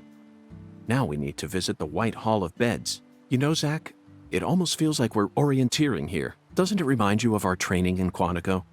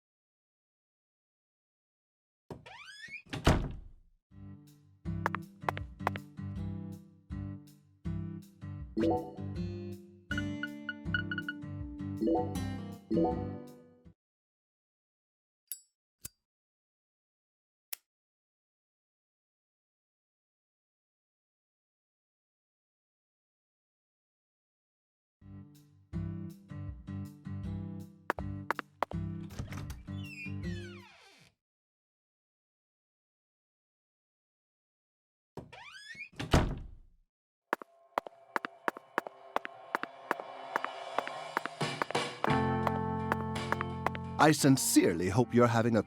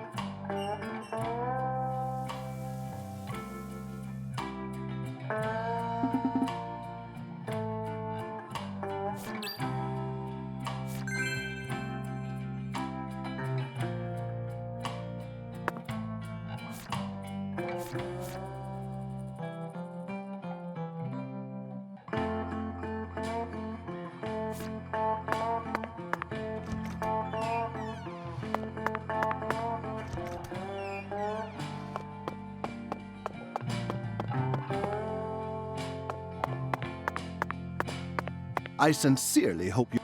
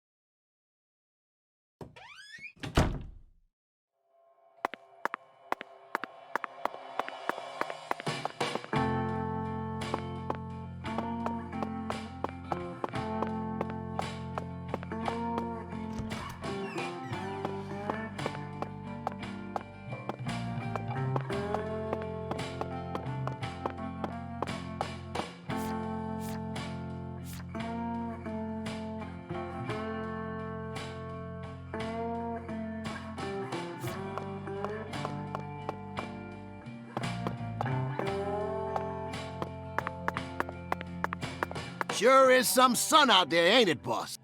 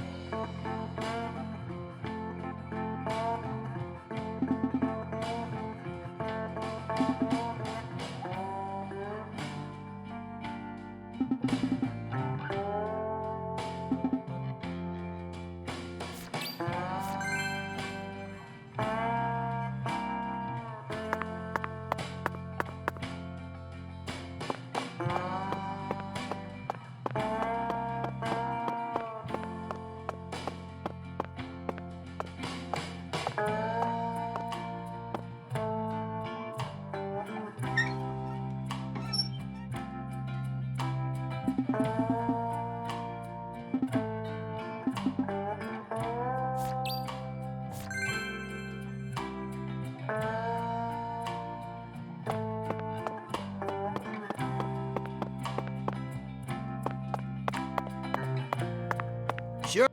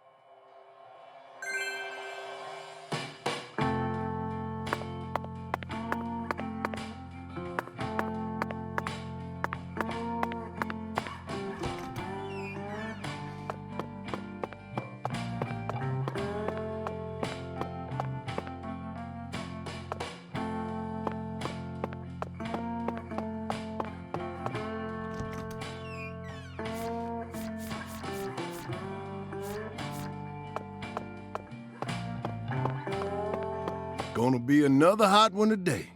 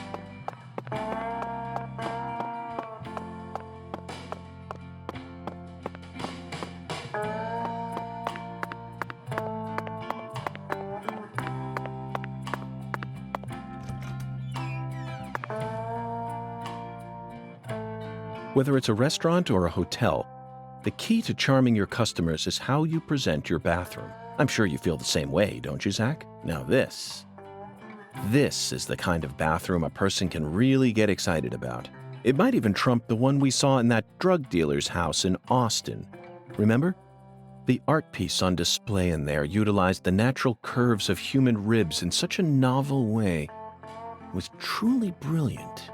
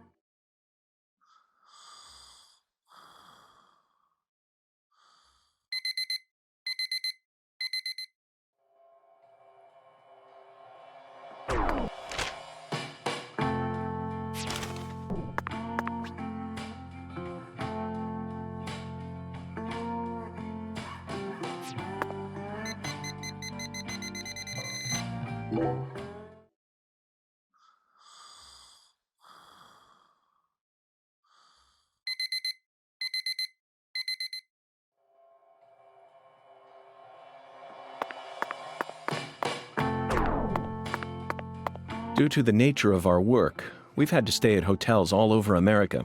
But Zach, do you know what I hate most about living out of a hotel? Shower pressure. The shower was invented so that human beings could quickly bathe in large quantities of water, correct? Yet there are far too many hotels in our nation that have showers with embarrassingly weak water pressure. It's an outrage. And I'll keep tooting my horn about this every chance I get, believe you me.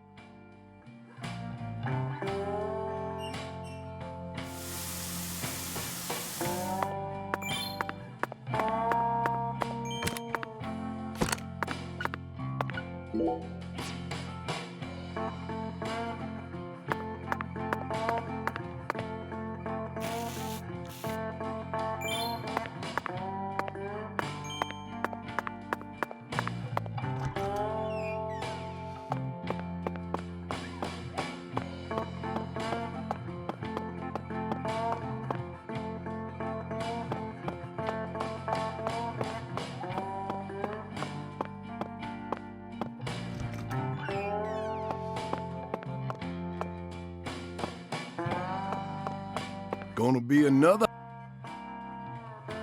Just you remember. So give me a. And that's what I'm. You can't get fined. So make sure.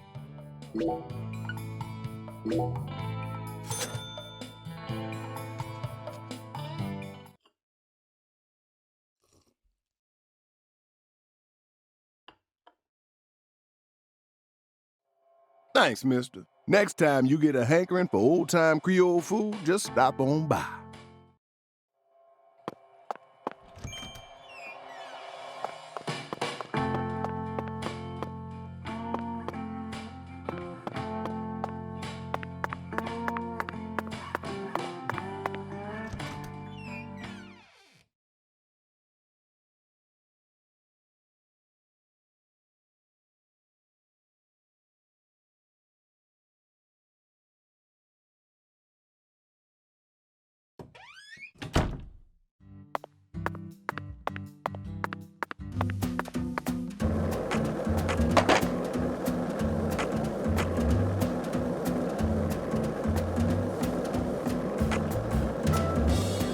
One lollipop? 2 lollipops? 3 lollipops? Don't mind me, Zach. This is how I wake myself up.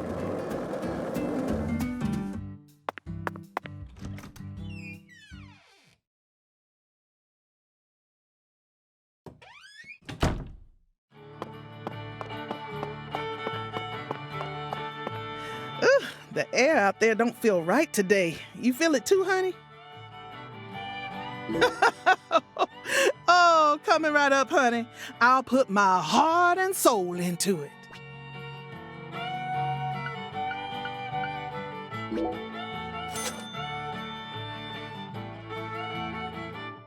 Alexis, would you mind keeping the red beans in the can? I'll pay the regular price, of course. Oh, my Lord. Why don't you want me to take them out of the can? They're for an offering, you see. Oh, why didn't you say so? The Lord hungers. Exactly. As you can see, I'm a pitiful lost lamb. Now I get it, Zach. This is nothing but a shameless fetch quest.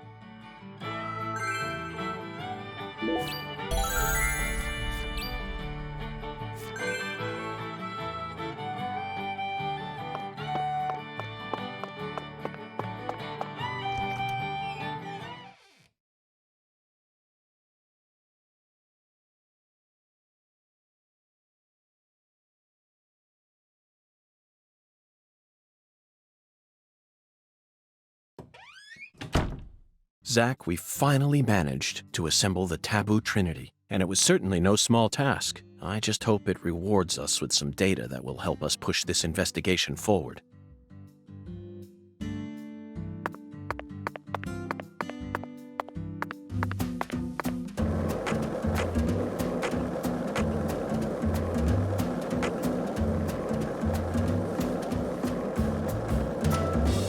If this town has a symbol, it's got to be that bridge hanging over the bayou. Lift bridges are truly a rarity. Reminds me of Duluth, Minnesota.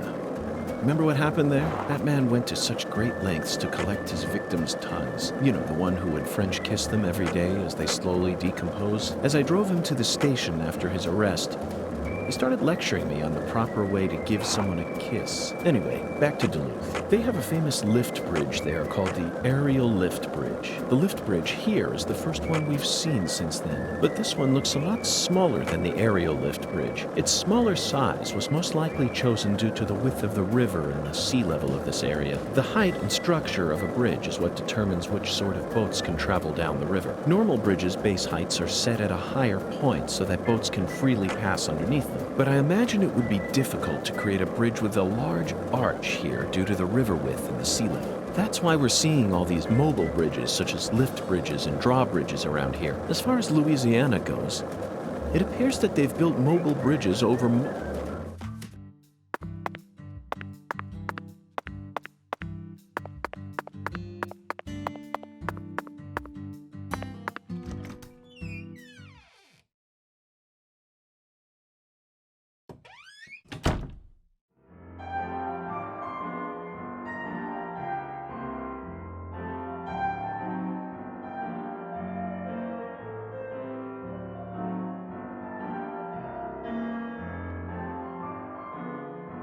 Okay, Pastor.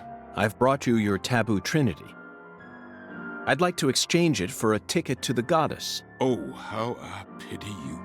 You see, my dear lost lamb, our Lord still hungers. One anaconda skin, one squirrel tail, and one pressed white guara. This is what you must bring next. Are you kidding me? How pitiful. Our Lord never speaks in jest. I told you this was gonna be a pain in the butt. Come on, we need to get going. It looks like we'll need to work harder to get God's attention, Zach. Part of me just wants to say to hell with it and go have a smoke.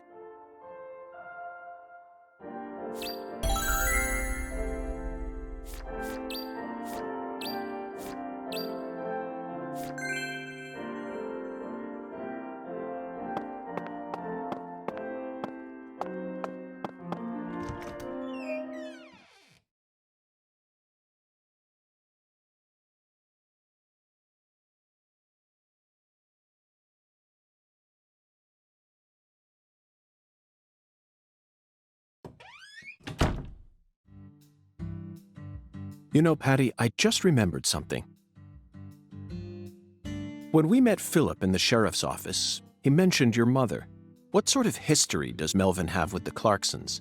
What do you mean? The Clarksons know everyone in town, and everyone in town knows the Clarksons. This is Carré.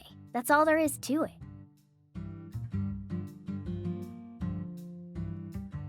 Zach, something isn't right here. I just hope the Clarksons don't have anything to do with her mother's illness. That's all I'm concerned about. Either way, the truth will reveal itself to us eventually, just like it always has.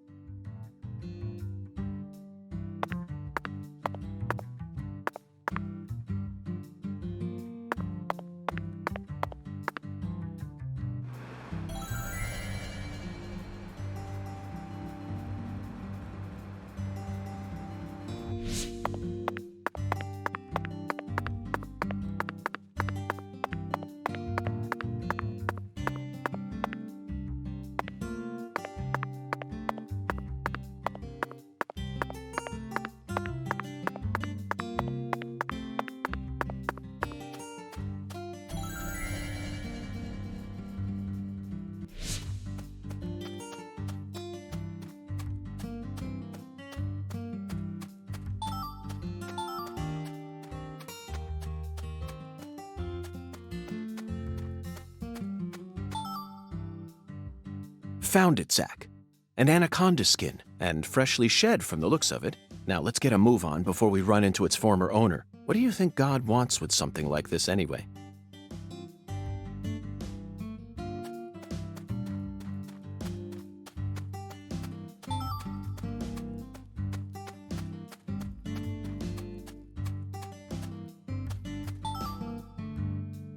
Hey, Zach. Remember this movie? 1997, directed by Luis Loza. Anaconda. The movie where the famous John Voight goes crazy with a rifle. Jennifer Lopez. Eric Stoltz. Even Owen Wilson and Ice Cube were in it. Is that an all-star cast or what? The scene in the beginning where Danny Trejo climbs up a ladder with a pistol in one hand is a must-see. It stole my heart within the first 5 minutes. Okay, back to the real world. We're on an important mission right now, aren't we?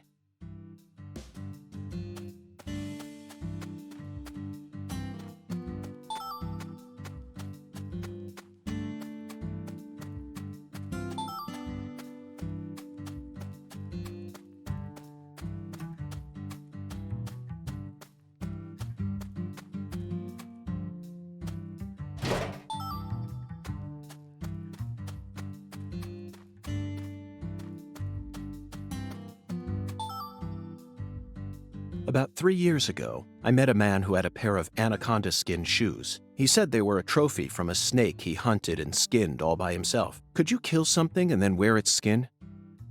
I couldn't. No thanks. I fail to see any difference between that and a crazed murderer who carries pieces of his victims home with him.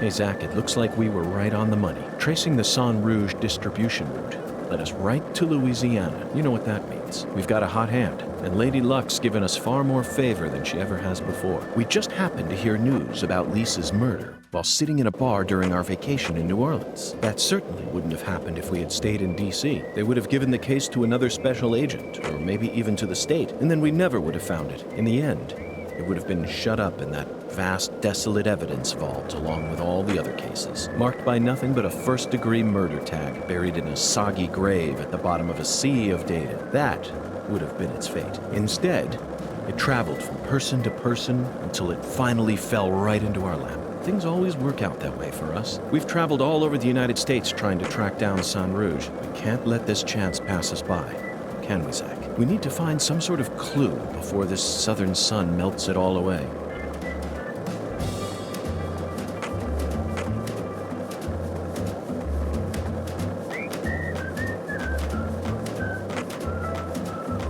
Did you notice it yet? The streets in New Orleans were a mess. All busted up and undergoing maintenance. The city was built on a swamp, so the ground is soft.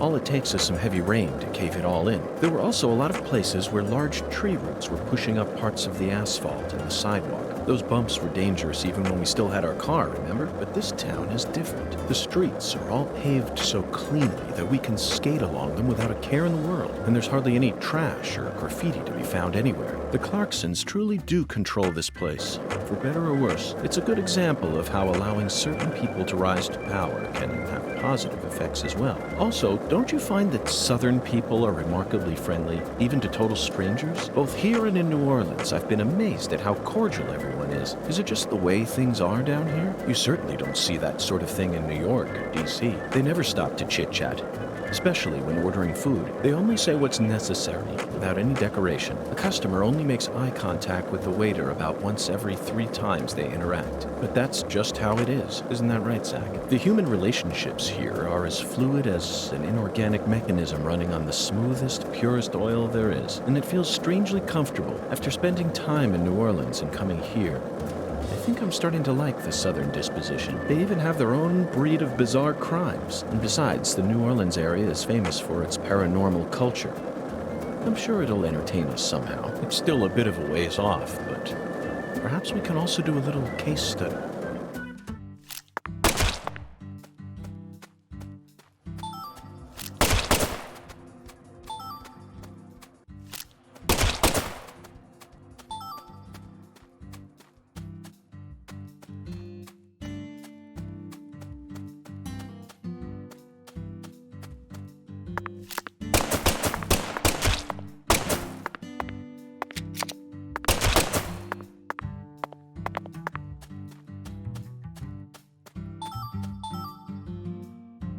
Certain countries consider squirrel tails to be wards against demonic powers.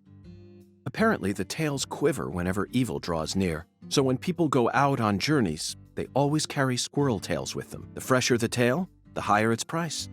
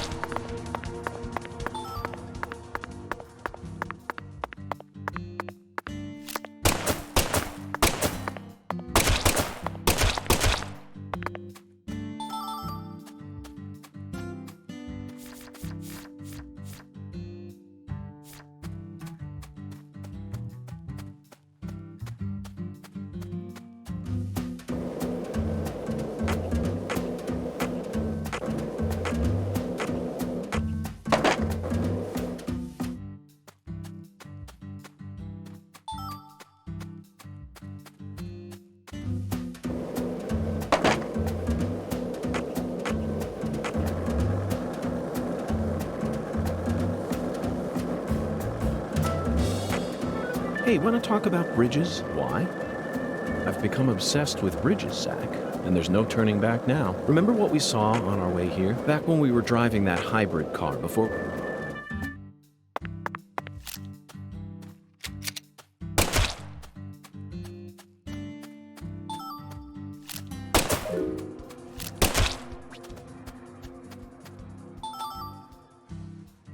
Ripping a squirrel's tail off its corpse is an eye-opening experience, Zach. I don't care if God commanded us to do this. It's pure butchery. But we'll just have to live with it.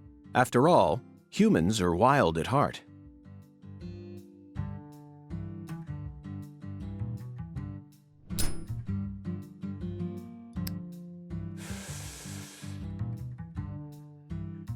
Zach, I never knew that following oracles was such back-breaking work. I really needed this cigarette. I think I'm on the verge of losing my mind. Now we just need to find one pressed white Gora. He was very clear that it had to be pressed. Do they sell pressed flowers in stores here? I think I'm stumped, Zach. Perhaps we better go ask our well-informed concierge for help.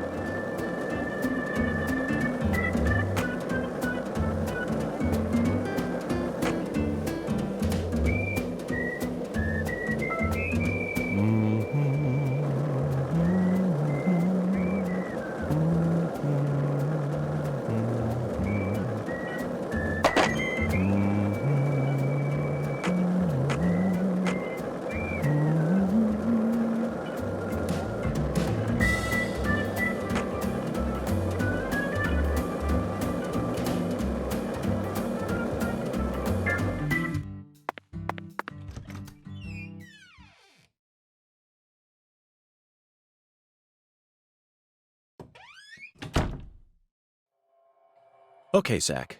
Let's go talk to our concierge. It'd be impossible for us to find a white Gora all on our own in such a vast area.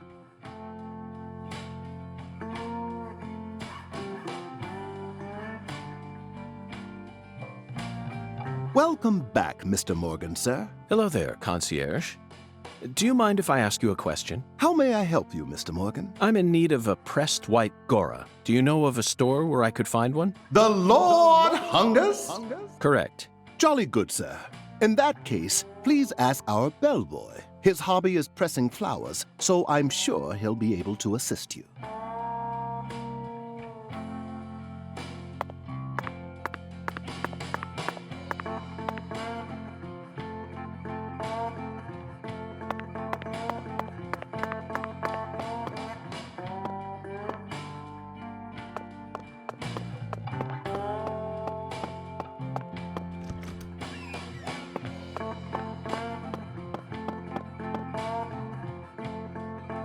Got a minute, chap? What is it, mister? I got my hands full here. Do you know where I might find a pressed white Gora? Now, what did I tell you? I'm a professional chef. I don't flap my gums about any old thing.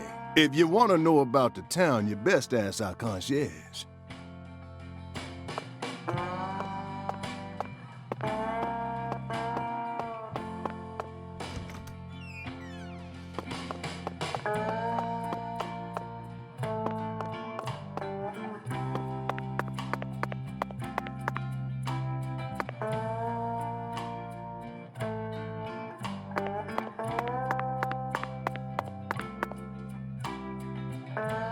May I ask you a question? Sure, boss. What's cracking? I need to find a pressed white Gora. You like flowers, boss? Well, not exactly, but it's the will of God. The Lord Hungers, huh? Excellent, David. Way to cut right to the chase. Do you know where I might find one? Sorry, boss. We only have one white Gora bush in our garden. Yep. What's the problem? Well, yesterday I picked them all and pressed them, see? That's perfect. Would you mind giving one to me? Sorry, boss. No can do. What do you mean? I used all the pressed flowers I made to decorate a very special spot, see? What spot? The bedroom on the first floor. The bathroom. Yes, sirree. So I don't have a single pressed flower left now. Well then, I'll just go and grab one from the bathroom. I wouldn't do that if I were you, boss. Taking a pressed flower from a bathroom into church? Jesus ain't gonna like that. Sorry, but it looks like you're all out of luck, boss.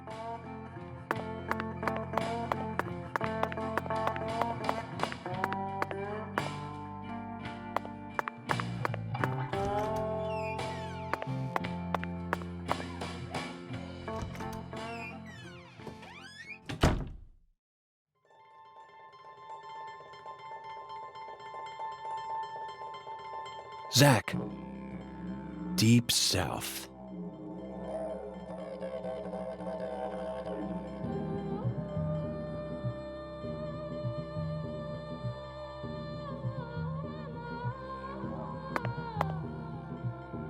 The white gora, also known as the whirling butterfly. They certainly look just as beautiful as one. Never thought I'd ever have to pick a flower from a bathroom and deliver it to a church. But he left us no choice. Did he, Zach? God himself commanded us to carry out this very act. Therefore, I'm simply doing as I'm told. My own will has nothing to do with it. We never get to engage in adventures like these while living in the city, do we, Zach? No, the cases of the city are honestly quite boring. Who wants to fish through the garbage for a missing corpse's genitals, or chase a stray bullet that got lodged into a moving taxi? Talk about stupid. And usually, it's all just a formality so that we can accuse a criminal who's been obviously guilty since day one. If I have to search for something, I'd much rather search for something out here. It's just so much more dramatic. This is the countryside, and it's sensational. You know what I mean, don't you, Zach?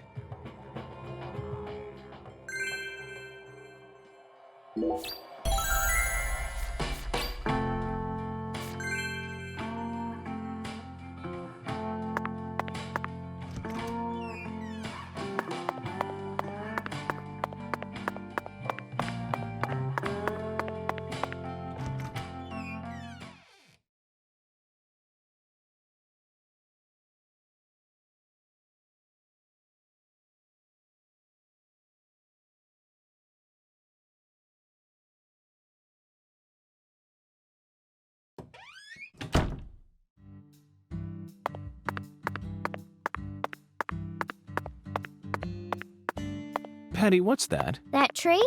Or the water tower? That thing I'm pointing at. That. Like I said, what? That thing. Right there, Patty. Just tell me what it is. How am I supposed to know which that you're referring to? Oh, you're goofing on me, ain't you?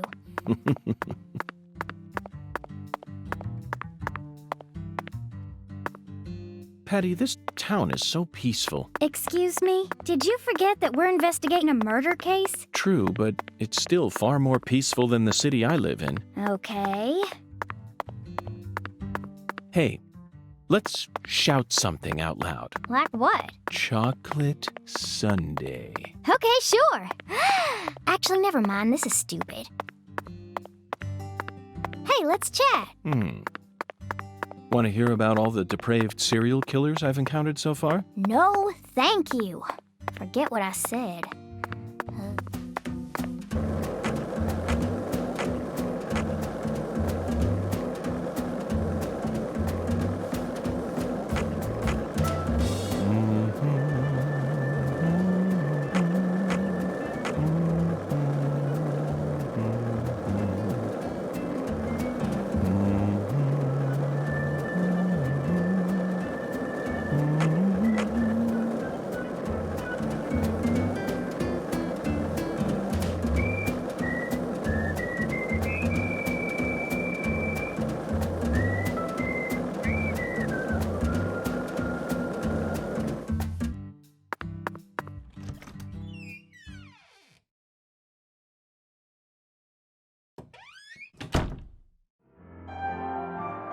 I sincerely hope this is the last of God's divine errands. That makes two of us.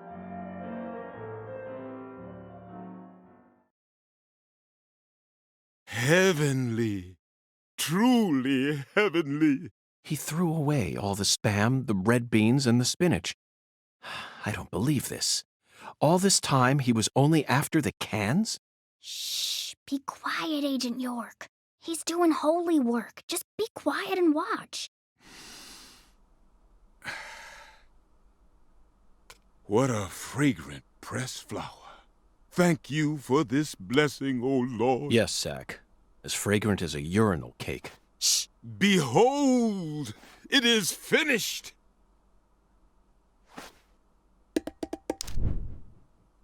Our Lord is enraptured. Take this, my lambs, and let it serve you.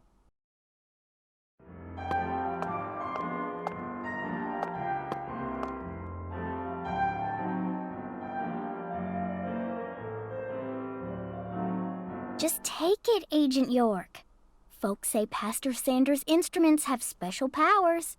Special powers? Yes, it is the truth, my lost lambs. Have faith. The Lord guides me to create the perfect instrument for each citizen of our town. Each instrument's effects differ by person, too. In your case, you were blessed with 3 drums and a special flower. This is the will of the Lord. You must accept it and have faith. If you ever find yourself lost again, return to me at any time. Patty, I'm curious. Do you have an instrument too? Huh? Me? Of course not. Why would I ever want one of those stupid things? I'm fine just watching you adults play your silly little games. Zach, the pressed flower we took from the bathroom ended up coming straight back to us.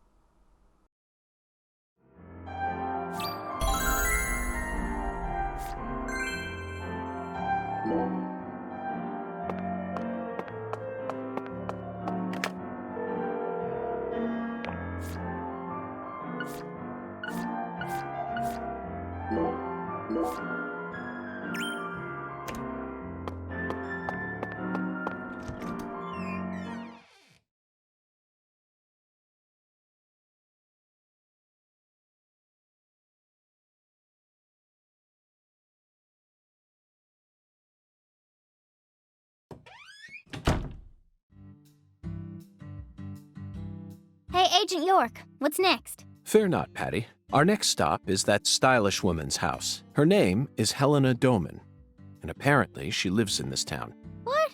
You want to go meet her? You know her? Yeah. Everyone calls her Lena. Hey, how'd you figure out her name anyway? No one told you, right? That's true. No one told me. Verbally. By pure chance, Zach and I happened to acquire this. We picked it up from the ground while the pastor was busy crying. Patty, this is a prescription for a female hormone medication, which means this person is undergoing hormone treatment. Understand? It's the oracle. This is the ticket to the goddess that we were meant to find at the White Hall. I just remembered something that Melvin said to me in the holding cell. Professor R isn't exactly a normal woman, according to him. Now it all makes sense, Patty. Lena Doman is the stylish woman we've been searching for. Professor R, in the flesh. You know, Agent York, you might actually have some talent after all. Yes, I'll be honest with you, Patty. Both Zach and I are extremely talented, so I hope you can trust us and continue working as our assistant.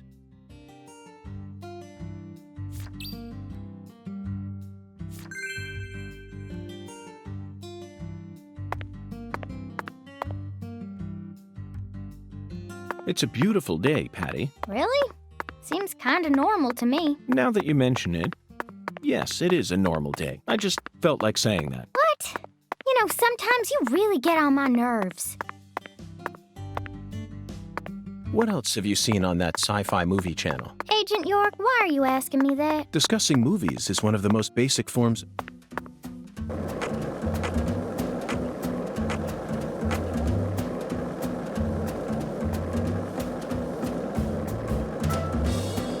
One lollipop?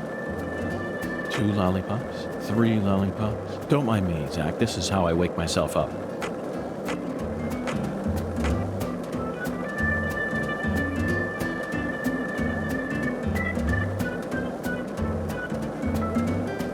Did you notice it yet? The streets in New Orleans were a mess. All busted up and undergoing maintenance. The city was built on a swamp, so the ground is soft.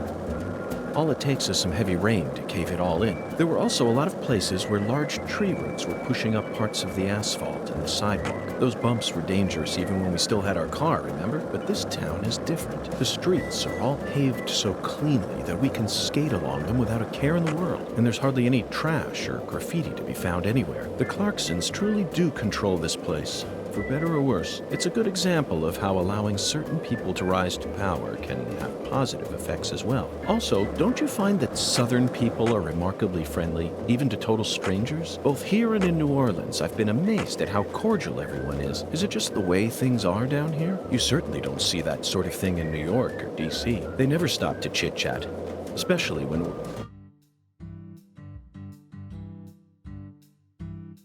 The address on the prescription led us to this house. Seems like she ain't home. No lights on either.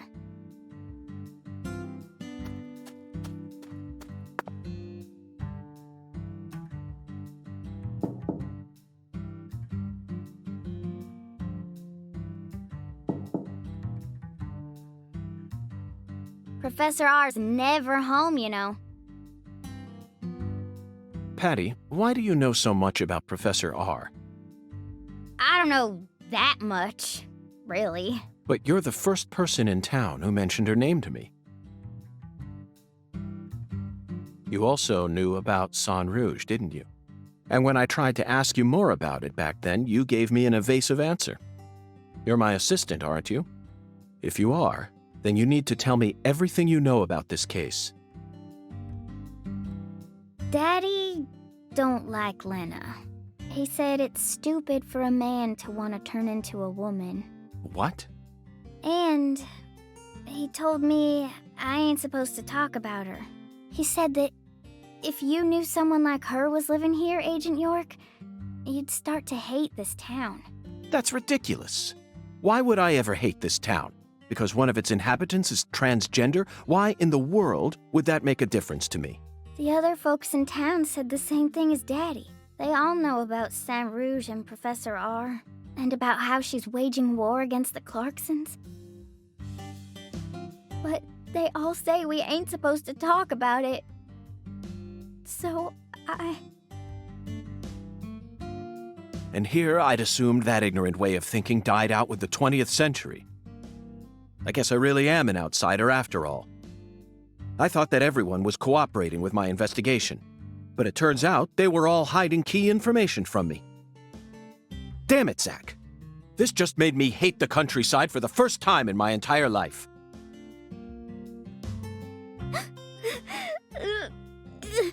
Oh, I'm sorry for being so loud, Patricia. But just remember this. Person's birthplace, nature, race, and physical features have no bearing on their value as a human being. We're always free, and we should respect each other just the way we are. So you shouldn't feel a need to hate Lena for no reason. No matter what the people around you say, you can't let them control you. Sometimes things like common sense and decency can end up deeply hurting other people. I sincerely hope you don't forget that. Okay, I won't. But if Lena's committed a crime, that's a different story altogether. She may be a social minority, but she's still free and capable of knowing the difference between right and wrong. Professor R, I sincerely hope she's smart enough to understand that.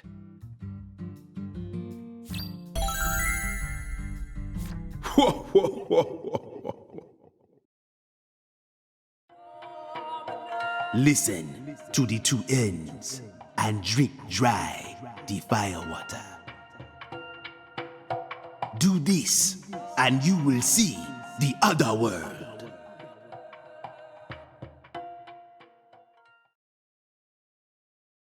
Zach, did you hear that? It's another oracle. I assume this means we're getting closer to the truth.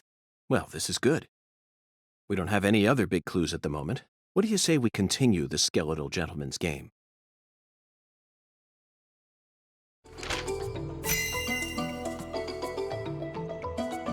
After I spent the 90s listening to nothing but punk rock, I fell out of touch with music. But the digital audio player I received last Christmas changed everything. Nowadays, people can walk around with thousands of songs in their pockets. You following me here, Zach? That's right. This oracle is connected to music. The two ends refer to neither periods nor a movie's credits. They refer to the last letter of the alphabet, Z. And what's a word that has two Z's in it? Jazz, of course. Remember, we're in Louisiana here. The firewater is even easier. It's alcohol. Let's go to that jazz bar and have a drink while we consider our next plan of action. Don't worry, this is all part of our job. Isn't it, Zach?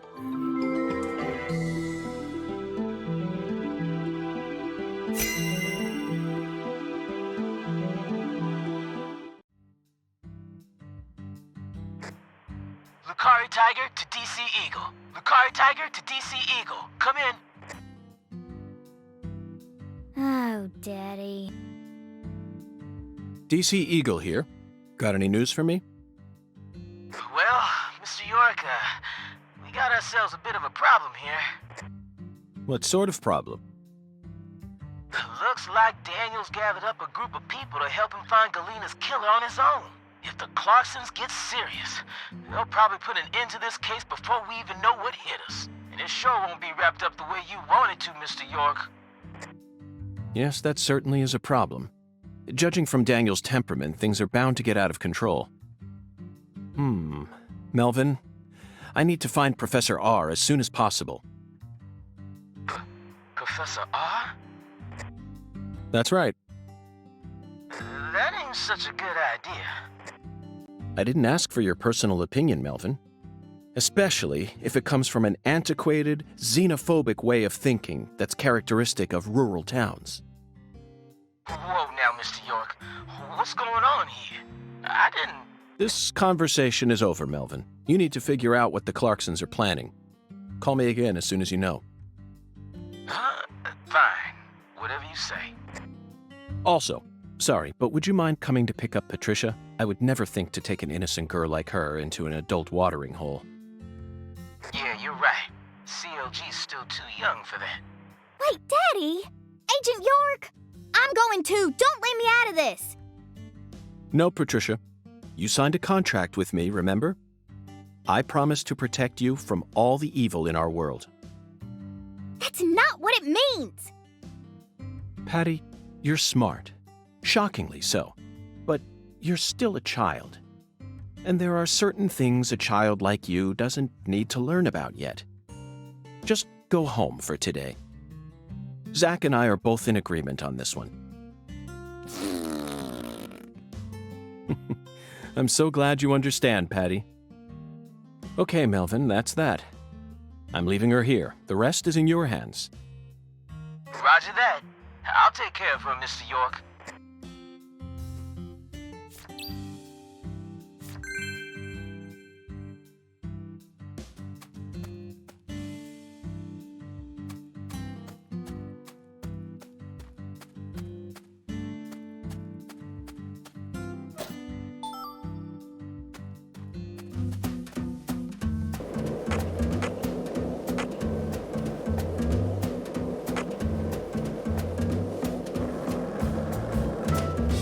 Hey, Zach. No, nothing.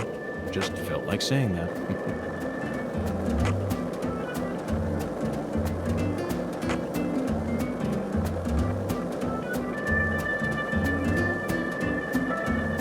This is the Deep South. I feel it every time that molten hot sun pours down on me. Don't you, Zach?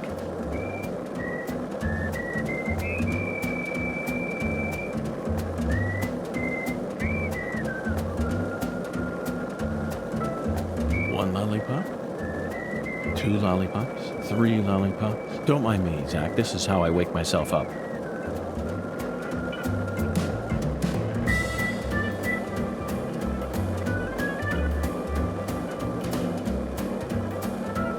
One lollipop? Two lollipops? Three lollipops? Don't mind me, Zach. This is how I wake myself up.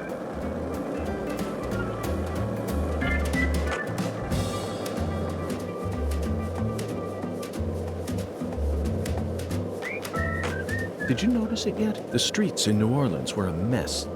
All busted up and undergoing maintenance. The city was built on a swamp, so the ground is soft.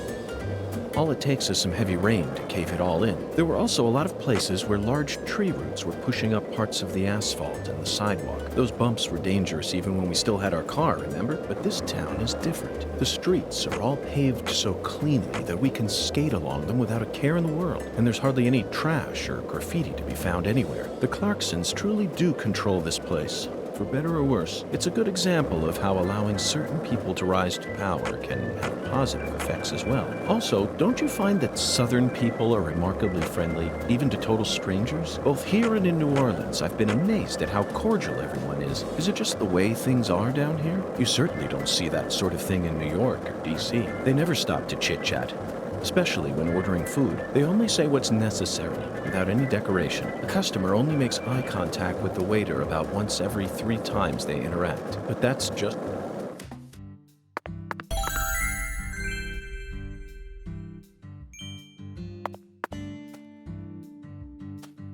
Zach, it appears to be closed. Let's come back during business hours.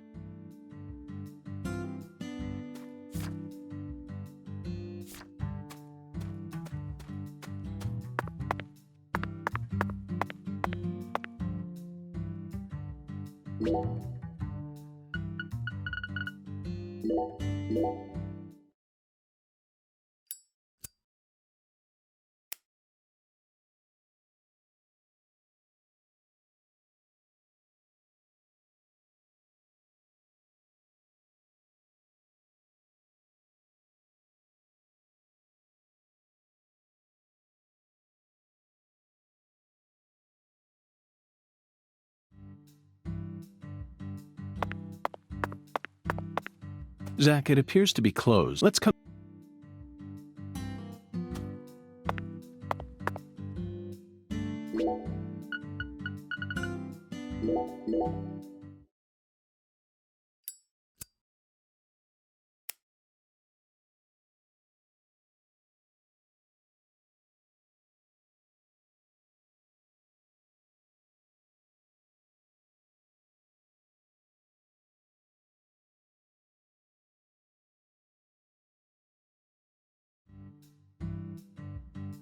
Zach, how about we grab a bite to eat? Not even I can think straight on an empty stomach.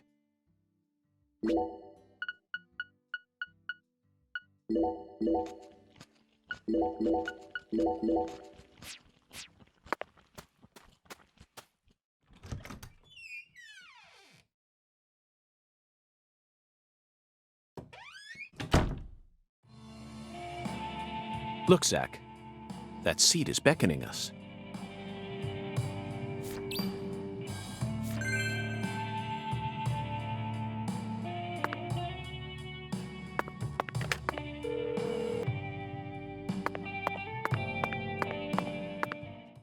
Listen to the 2 ends and drink dry the fire water.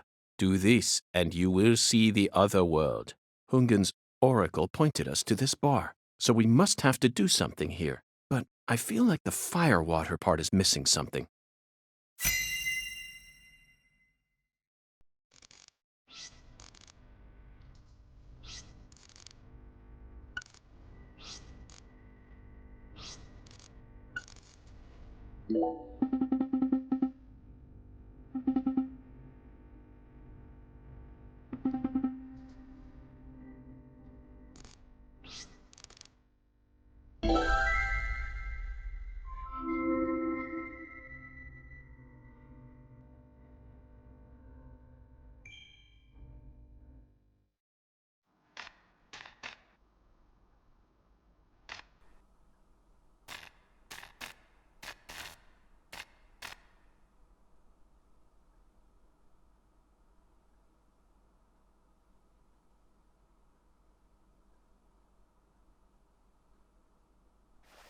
Zach, do you see that?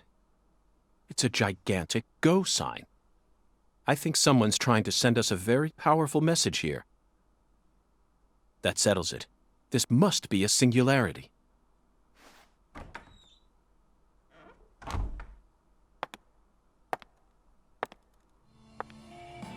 Beautiful lipstick. the color red suits you. Thank you. Red is the color of life. No human who knows the joy of life would ever hate this color. Or would they?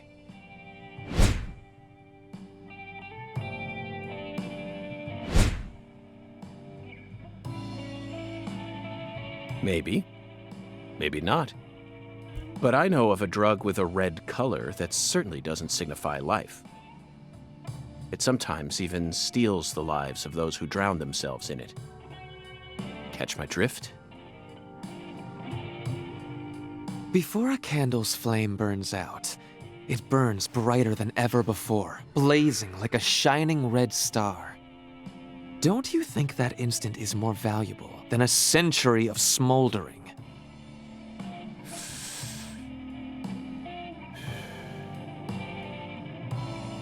That blaze doesn't cast out the darkness. It only emphasizes it.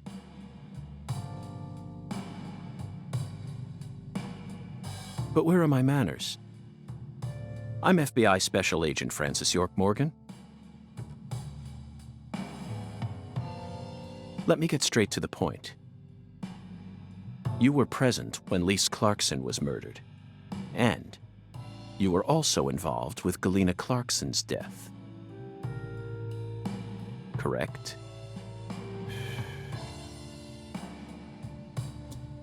Agent Morgan, are you a man who can hold his liquor?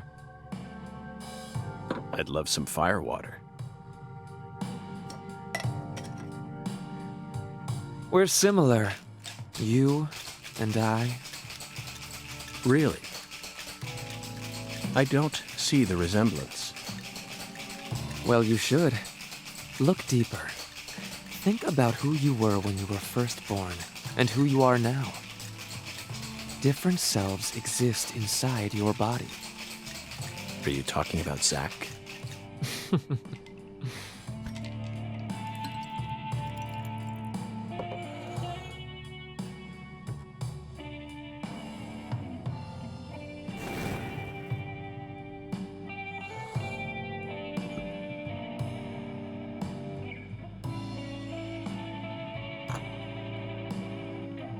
I was born as a man, but in my heart, I wasn't so. And this is a small town. I experienced far more scorn and discrimination than anyone could ever imagine. Especially from my father. Parents are supposed to raise their children with love. That's the norm, right? Not for me. I was raised by my father's flesh-seething hatred.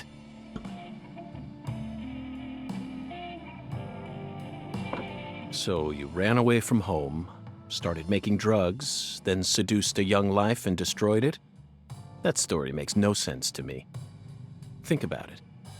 They didn't burn you in a witch hunt, nor did they ever try to take your life. Yet here you are, letting your selfish fantasies drive you to torch the entire town with vengeful fire.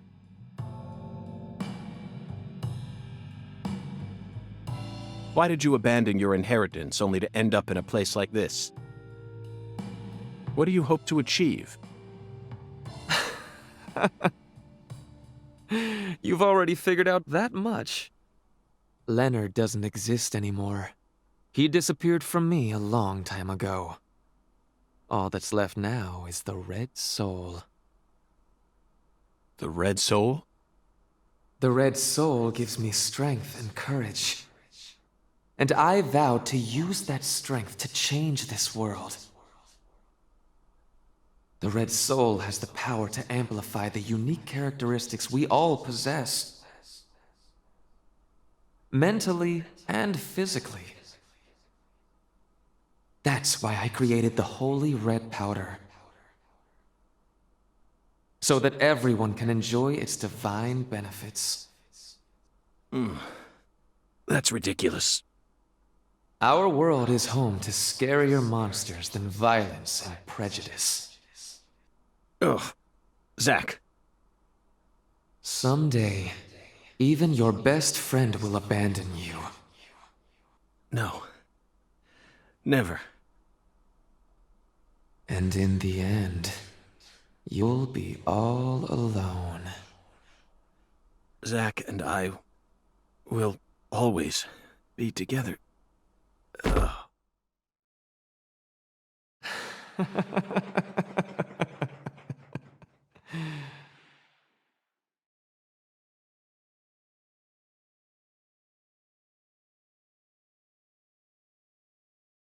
Daddy!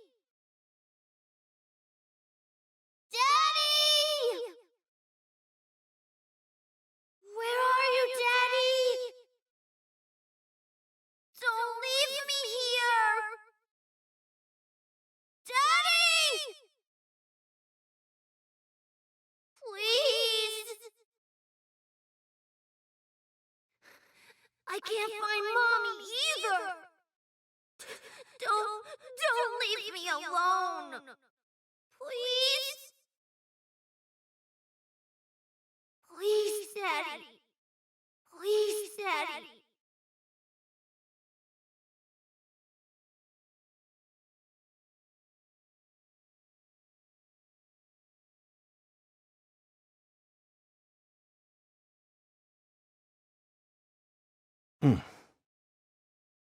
Oh. She got us, Zach. She spiked the drink with some sort of sleeping pill. No wonder they call her the Professor. Whew. But that was a rash move. Perhaps she realized that she's finally crossed the point of no return. Or... We need to head to the Clarksons at once before it's too late. We can still stop this.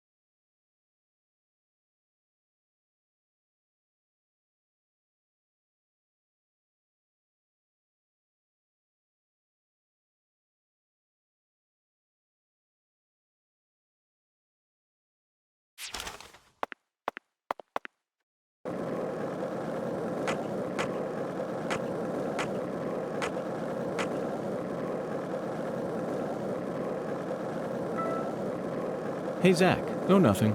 Just felt like saying that.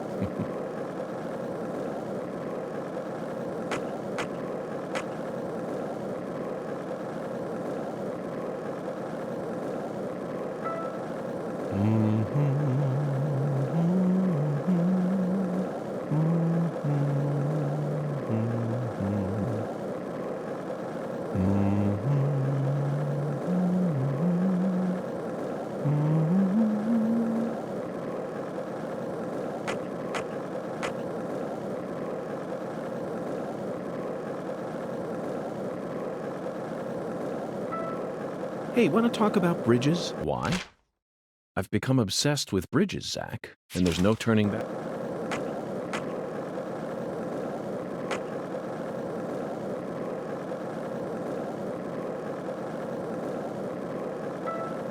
Hey, Zach, it looks like we were right on the money. Tracing the San Rouge distribution route led us right to Louisiana. You know what that means. We've got a hot hand, and Lady Luck's given us far more favor than she ever has before. We just happened to hear news about Lisa's murder while sitting in a bar during our vacation in New Orleans. That certainly wouldn't have happened if we had stayed in D.C. They would have given the case to another special agent, or maybe even to the state, and then we never would have found it. In the end, it would have been shut up in that vast, desolate evidence vault along with all the other cases, marked by nothing but a first-degree murder tag buried in a soggy grave at the bottom of a sea of data. That would have been its fate. Instead, it traveled from person to person until it finally fell right into our lap. Things always work out that way for us. We've traveled all over the United States trying to track down San Rouge. We can't let this chance pass us by, can we, Zach? We need to find some sort of clue before this southern sun melts it all away.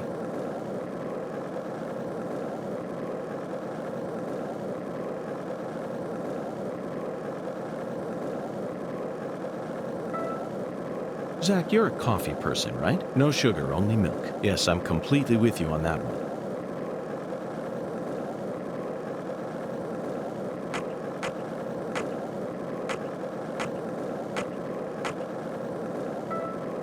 Zach, you're a coffee person, right? No sugar, only milk. Yes, I'm completely with you on that one.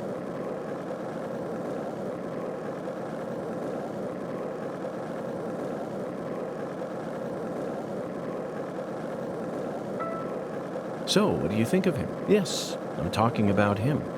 Unga, is the skeletal gentleman friend or foe? Or does he merely exist outside the realms of either? Still too early to tell. But it's clear that he'll be the key to uncovering this case's mysteries. That's what my soul tells me. By the way, Zach, Hungan feels very familiar to me. You might even say he reminds me of someone. Yes, I think I see the connection now. A cheerful, wise, yet also mysterious African-American who appeared in a variety of different films. My mind must be overlapping him with the skeletal gentleman. Do you remember his name? Ah, yes, that's it. Scatman Crothers. In 1980, he played Dick Halloran in The Shining, and in 1983, he was in The Twilight Zone. He played the man who invited all those elderly folks into a strange new world. I knew it, Zach. There's definitely a connection here, but he's a bit too old. Scatman's more of a sage character. Our skeletal gentleman is a little younger, isn't he? Yes. They have different body types, but what about Forrest Whitaker? He made his debut in 1982 in Fast Times at Ridgemont High. Then he was in Platoon and The Color of Money, both released in 1986, followed by Good Morning Vietnam in 1987. Oh, and he was in Bird in 1988. What an impressive filmography. Across the 80s, he transformed his rough, young image into a more cheerful, wiser one. That's why the 80s can also be described as the decade that built up Forrest Whitaker's career. I firmly believe that he'll win an Academy Award for Best Actor someday. Yes, I'm sure it's right around the corner. He'll most likely wait until the time is ripe. Maybe around next year. Then he'll unleash his best performance yet. Zach, I could go on about famous actors forever, but we have a case to solve here. Let's table this discussion for now.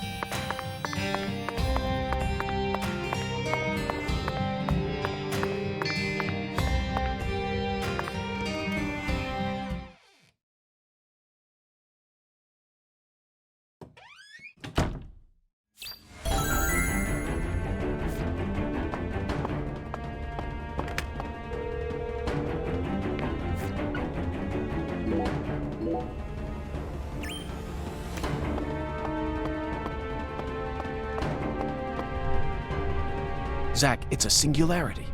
The Oracle was right on the mark. The mouth to the other world is open, ready to swallow us alive. I think this case is finally starting to come together.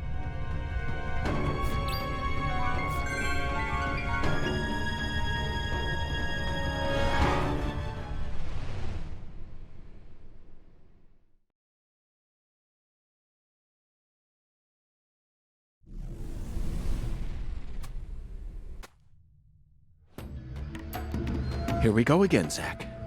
You're as excited as I am, aren't you? You don't have to explain everything. No need for words right now. Not while this eccentric, provocative experience is begging us to come inside.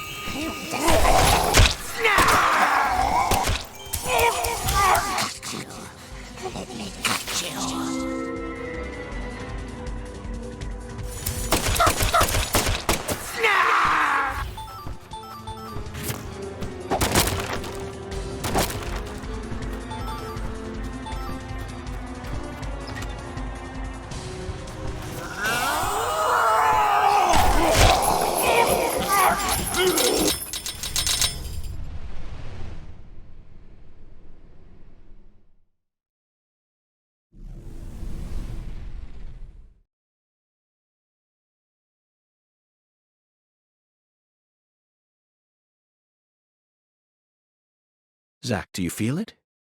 Something happened here. It's the same feeling I got when we entered the place where Lise died.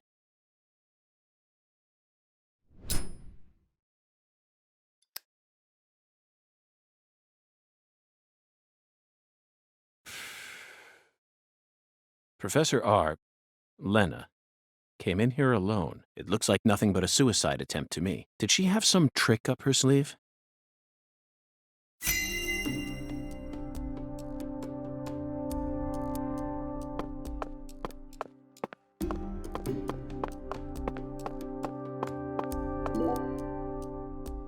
Philip J. Clarkson, the horrible father that Professor R spoke of. Of course, he looks perfectly calm.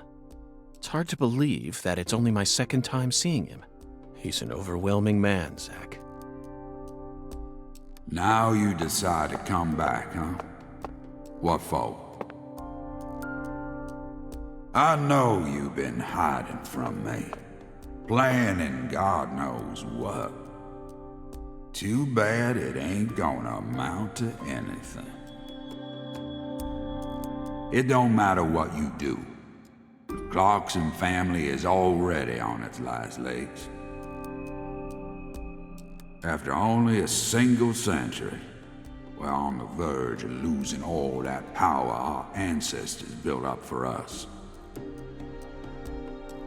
Ever since the day you left home, that was the beginning of the end.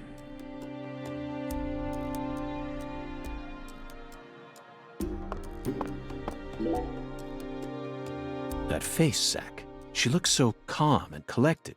Perhaps she intended to take her own life after she murdered Philip, but that wouldn't solve anything. We know how calculating she is. Surely she must have understood that. Yes, I abandoned my family. But that has nothing to do with the Clarksons' downfall. It's much more complicated than that. Oh, I agree. It's a hell of a lot more complicated. Just look at these assholes. They're so goddamn stupid. They won't even shit unless I tell them to do it. And you know what? Back in the old days, that was A-okay. Don't like someone? Beat the piss out of them. Need something? Steal it from the sucker next door. Life was so much simpler back then. And time flowed in proper accordance with human behavior. But now... it's all so complicated now. Everything's changed.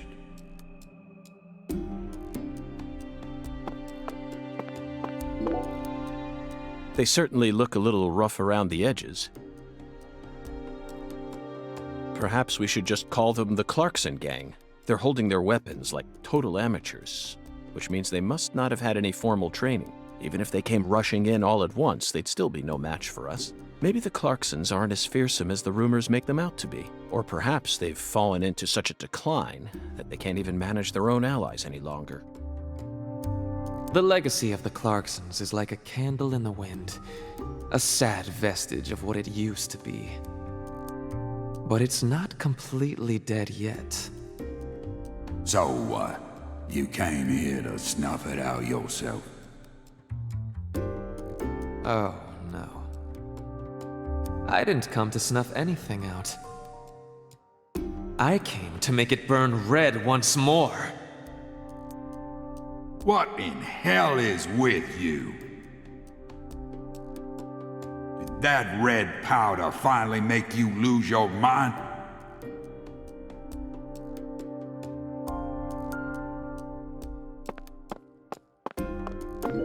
Zach, that's a miniature bomb.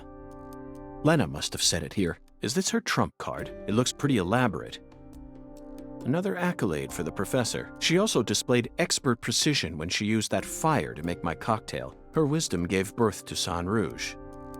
She must also have an advanced understanding of chemistry. I just hope she hasn't laid any other traps for us up ahead. Just like you said, Times have changed. You've gotten old. Your power is waning. But I'm not going to let things end here. After you and all the old tumors die, the goddess will take control of Carré, and all of Louisiana for that matter. The goddess of fertility, with all her newfound might. And who's that supposed to be? You? Ha! That's a good one. You know, you're just as dumb as everyone else. You never see things for how they really are. Oh, no. Here, go on. Take my life. You can have it. Do whatever you want with me. But don't you forget. That's Clarkson blood you got running through those veins. Oh, you took the long way to it. But it looks like you be inheriting our legacy after all. Just like I always wanted you to. Oh, I won't be inheriting anything. What? I'm not the goddess of fertility either. Well, then... But I'm still powerful.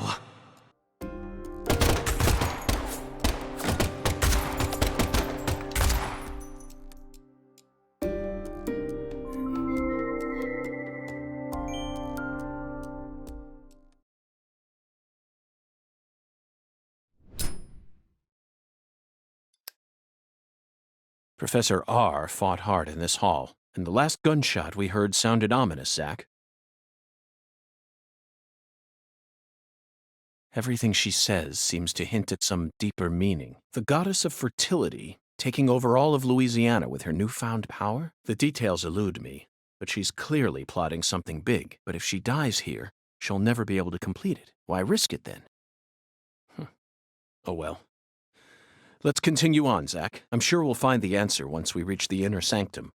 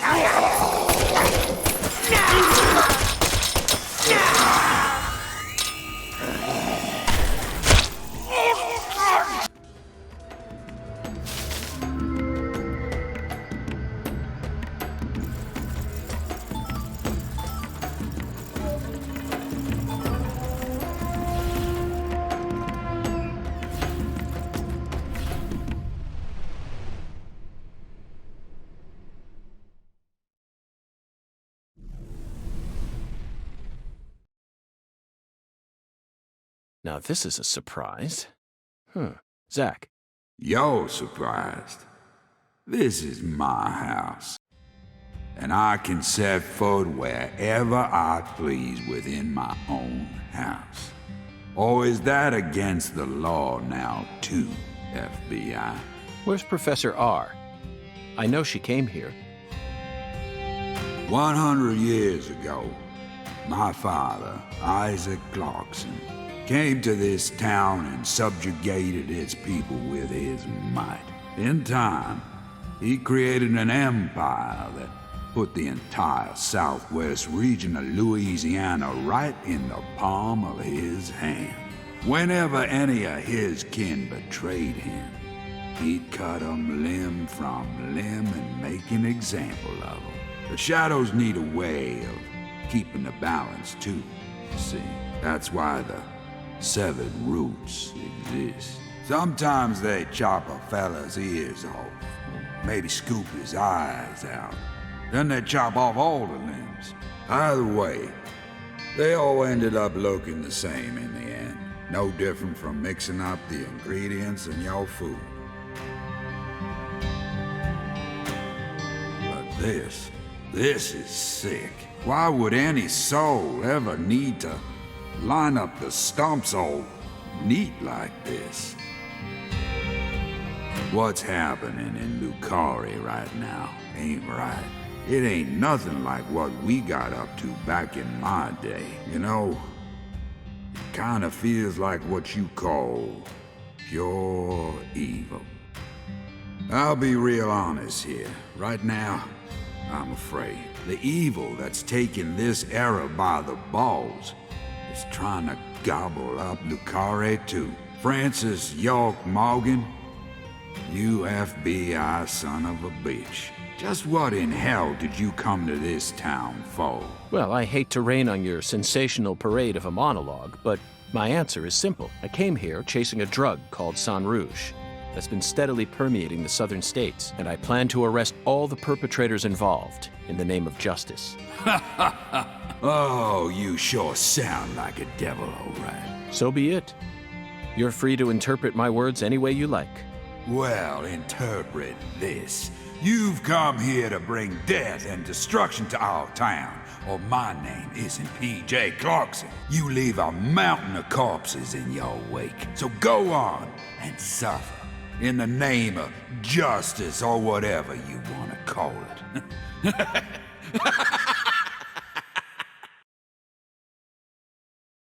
Zach, I'm willing to do whatever it takes to prove that we fight on the side of justice, but why was Philip here in the first place? I thought we were inside her mind. No need to answer, Zach. The only reason this world's so fun is because of all the mysteries it holds.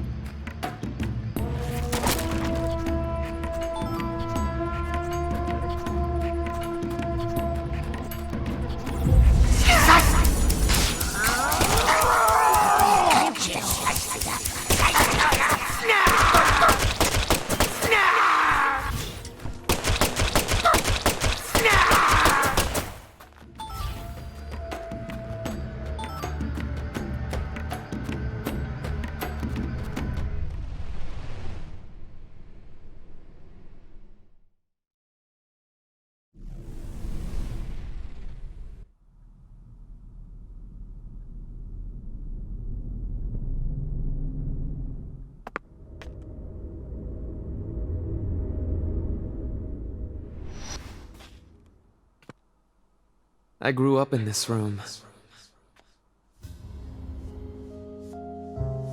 As my back broke under all my father's expectations.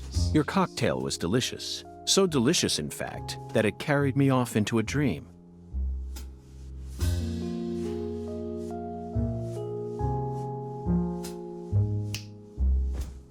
Huh. Professor R., what did you hope to achieve by coming back to this house? I don't believe for a moment that you'd ever risk your life just to get revenge on your father.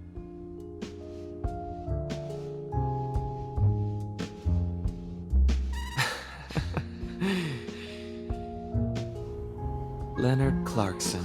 That was my name when I lived here. Everyone called me Lenny. My father taught me all sorts of things so that I would grow up to become a proper heir. How to manipulate people. How to properly use tools such as violence and rewards. But I could never bring myself to care about any of it. You left this place in order to find your true self. But what did that achieve?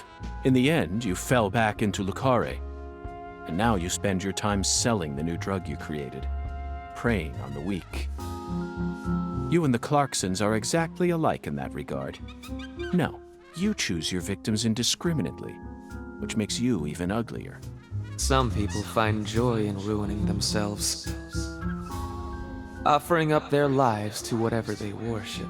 This cycle has repeated itself since long ago. To me, it's the most noble of actions.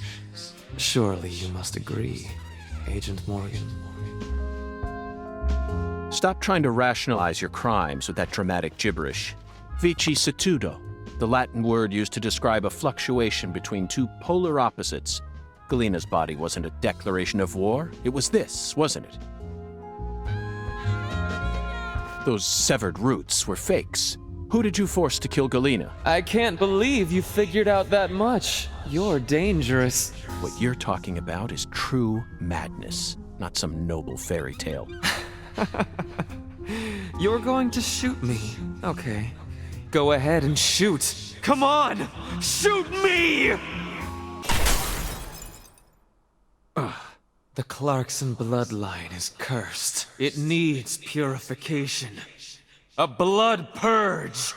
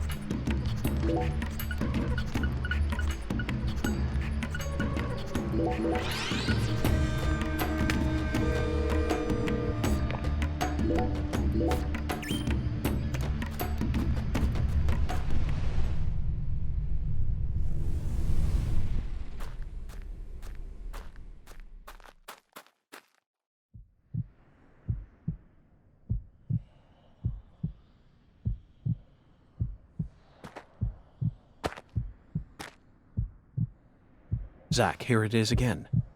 A red tree and a translucent cocoon. I think we've reached the core. The goddess of fertility will descend into Carré, and then the sweet fruit will be ours. Destruction is the first step to creation.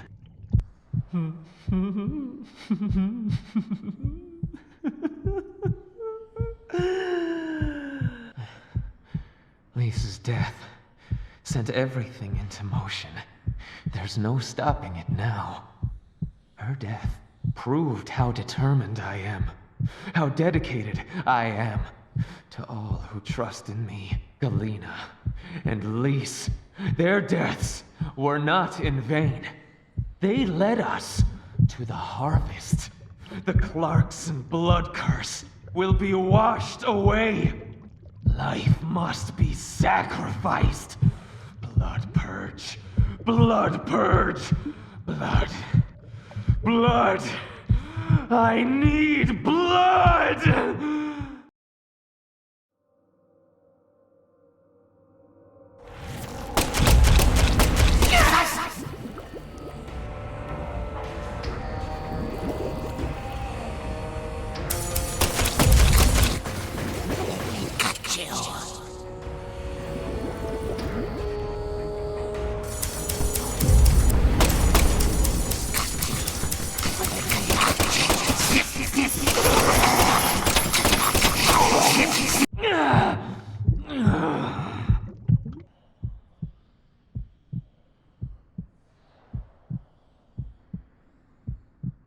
Galena and Lise, they're both dead. I can't turn back now! The Red Soul can't die here. You can't erase it! Blood Purge! The Blood Purge! We will create a new world! A new generation! The blood must be purified!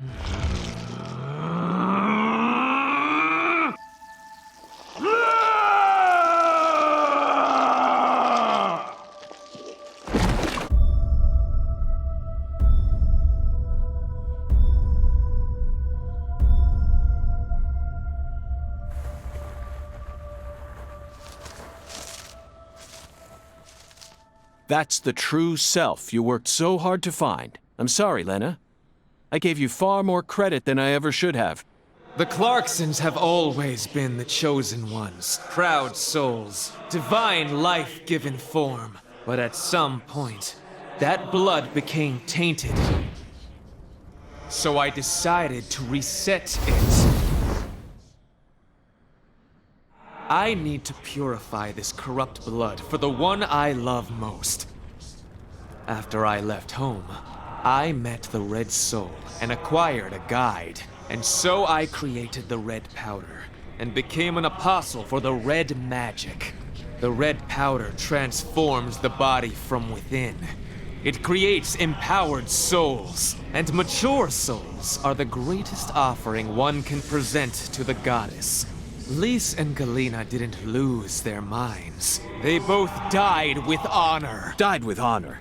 Just how deluded are you? You dismembered them and strung up their bodies in the name of vapid symbolism. Where's the honor in that? So what if they said they wanted to die? Cultists have been saying that for centuries. Silence! You will impede us no longer. You're always so smug. Oh, how I hate you. This is the last you'll ever see of my plan. Now die!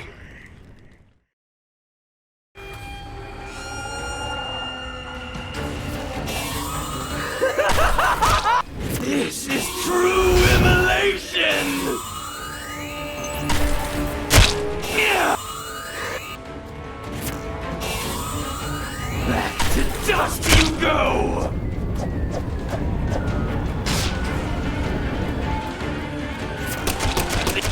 No one can stop my plan.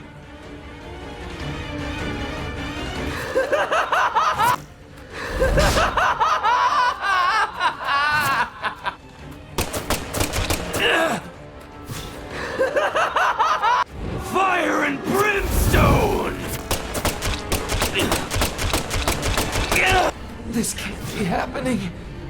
I'm supposed to be invincible.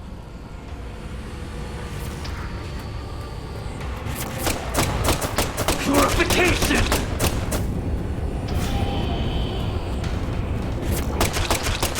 If you kill me, no one will be left to tell you about the plan. No. How could I lose? But it's too late. No one can stop my plan. Now, not even me. Red Tree!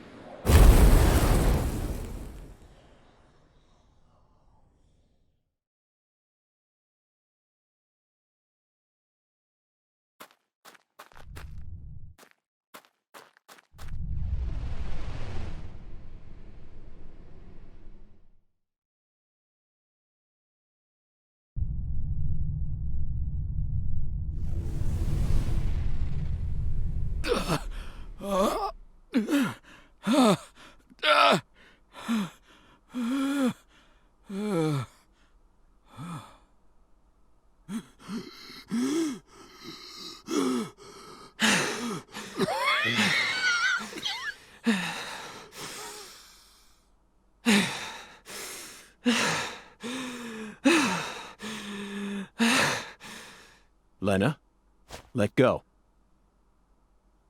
I'm going to count to 3. Then you're going to get down on the ground and put your hands behind your head. Got it? See this? If I let go, the bomb in the fireplace will explode. Do something smart for once, Lena. Detonating that bomb won't solve anything. You're wrong, Agent Morgan. It'll give me the ending I've always dreamed of. Leonard, you're wrong. Killing me will bring back our family's prosperity. No! I know I'm right! You never change. Once you make up your mind, that single idea possesses you. It's almost like you're cursing yourself. Oh, my, always holding on to all your pain. No! You're the one who's wrong! When you first told me about the disparity between your mind and your body, I didn't know how to love you. Stop it! I don't want to hear this! But I always knew from the very start. Stop talking! There was something special inside you. I also know that you had any cause with your older sister. Your own flesh and blood. Shut up! I just didn't know how to treat you. I'm sorry. Forgive me. Stop. Please. I never, ever hated you. I always loved you. From the bottom of my... I said shut up. Don't, Lena! This is necessary. All of the corrupt blood must die. The Clarkson's blood must be purged. Then, the purity that's left behind can rebuild the Clarkson's legacy. Is that the goddess of fertility? Go and see her with your own eyes. You're an FBI special agent. Surely you can find her. No one can stop my plan now. Not even me. No, stop!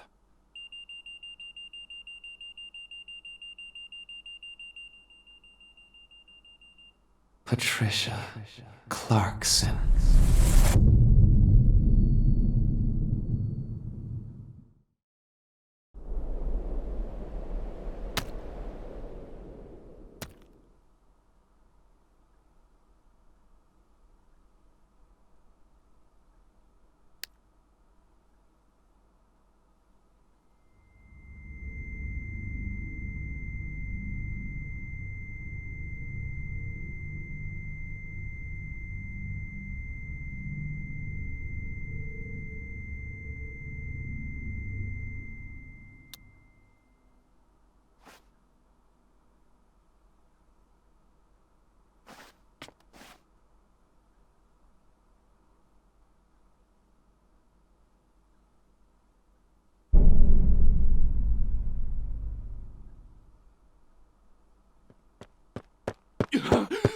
Paul!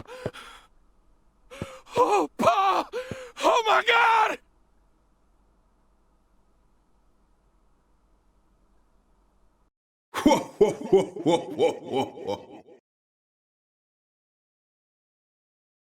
Agent York? Can you hear me? What is it, Patty? Where's Melvin? Well, I don't know. He won't answer me, and he ain't at the sheriff's office either. What should I do? You think he got caught up in some kind of trouble? I did. Oh, shit! I got nothing now. I can't. Patty, I need someone at the Clarkson's house ASAP. I don't care who you send. They can also ask Daniel Clarkson about the details once they get here. And you should also call an ambulance, just in case. Got it? Huh? Sure. I'm going to head straight over to the sheriff's office, Patty. Let's meet up there.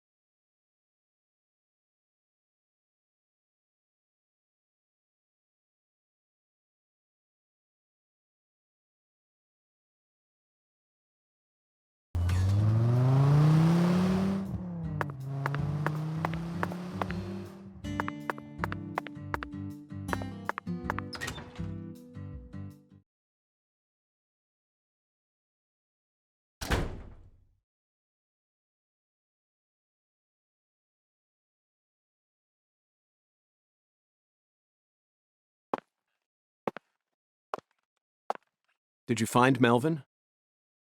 Nope, I can't find either of them. Either of them? Yeah. When I went home, it wasn't just my daddy who was missing. Mama was gone too. This never happened before.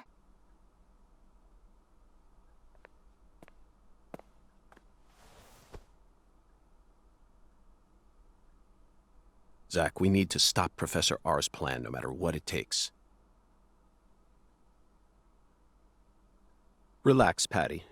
You don't need to worry about a thing. I'm sure that Melvin just stumbled across an important clue that's stolen his attention for now. And I'm sure he's protecting your mother while he's at it. Let's just leave the investigation to the local police and rest for today. I need to prepare a report for the HQ anyway. How about staying with me in my room until we find them? But... You don't need to worry.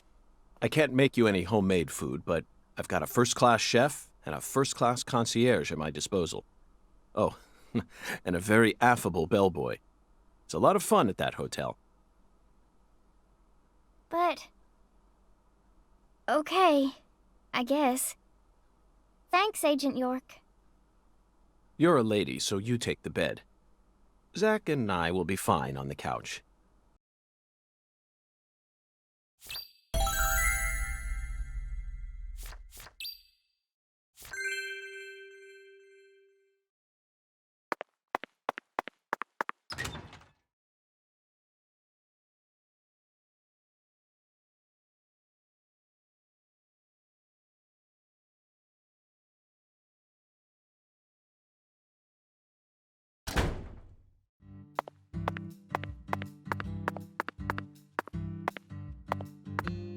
Let's chat. Patty, you're getting more and more curious about all the depraved serial killers I've encountered so far, aren't you? N-O. I'm getting tired of this joke.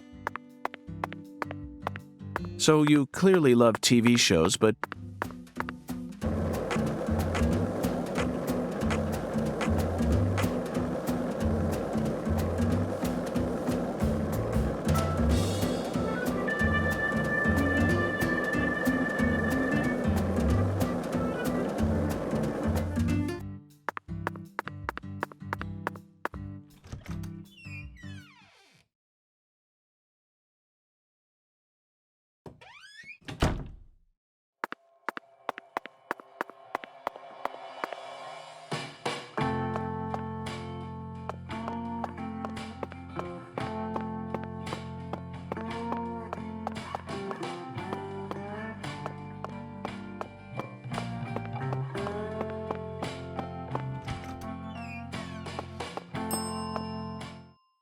And that's what you can't. So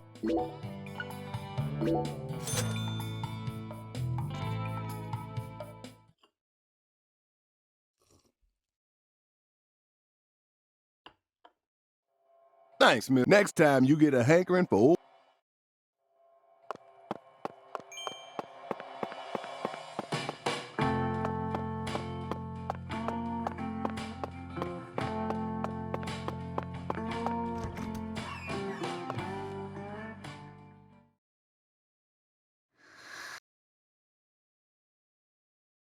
Zach, the Clarkson family tree is nothing like we thought it was. We need to reorganize everything we've uncovered so far. She was so tired she fell right to sleep.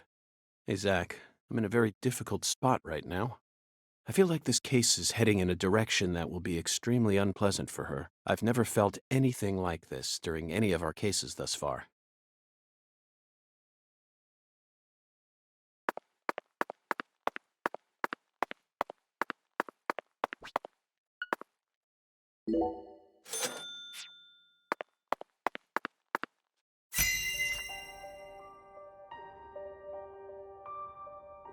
First, let's go back to the beginning. Lise Clarkson's body was found hanging under a bridge over the bayou, in a deserted spot close to where the bayou meets the Mississippi. The one who fired the pistol at Heaven surely had no idea what he would find there. Speaking of which, Zach, Chuck, the man who started this race we're running, what's his occupation? That's right. He's a crawfish farmer. And after chasing a poacher's boat that crossed over into his farmland, he went up the bayou and was fortunate enough to find Lisa's body. I doubt it was a very pleasant experience for him. But if not for his discovery, Lisa's body might have started rotting out there. He's a difficult person to be sure, but I don't think he's a bad guy. Chuck said something peculiar. He claimed the Clarksons were a little better when their son was still around. I don't know exactly what he meant, but we ended up meeting the person he was talking about, didn't we? Under very unexpected circumstances. Leonard Clarkson. He ran away from home, found his true self, then changed names. So, Zach, do you remember her name? Helena Doman. The townspeople call her Lena. She was also known as Professor R while she plotted against the Clarksons. She's the mother of the new drug known as Sang Rouge. She must have also had a group of followers who worshipped her fanatically. I can see it now. Lena sprinkling down the red powder, corrupting every last pure and innocent girl in town. Lena mentioned her plan each time we met. She must have taken us for utter fools, Zach. She thought she was always one step ahead of us, and that we'd never see the full scope of her plan. Well, her plan isn't complete yet, and I know we can still stop it. That's why we need to learn all we can about her. Her alias was Professor R, and she was well learned in the areas of medicine and fire dynamics. By the way, Zach, do you remember what weapon Lena used to murder PJ? Correct. She used a miniature bomb. To tell you the truth, she surprised me. That bomb was so well placed. It left hardly any damage on the building itself, yet still did amazing work on them. Lena should have used that brain of hers for something more productive than that saga of revenge. For example, reviving Lucare's economy from the industrial sector. Widen your perspective, and you'll see that Louisiana is an industrial treasure trove. With her intelligence and her charisma, I'm sure she would have found some amazing opportunities. Such a tragedy. Zach, there's one more important matter we need to think about here. Galena Clarkson, who was murdered in jail. Her body was dismembered, then rearranged into a V shape. Patty and Melvin claimed it was a severed roots killing, but that doesn't make sense to me. And PJ Clarkson disapproved of it when I met him in the other world. He saw Galena's parts lined up and was overcome by an inexplicable fear. Tell me, who killed Galena?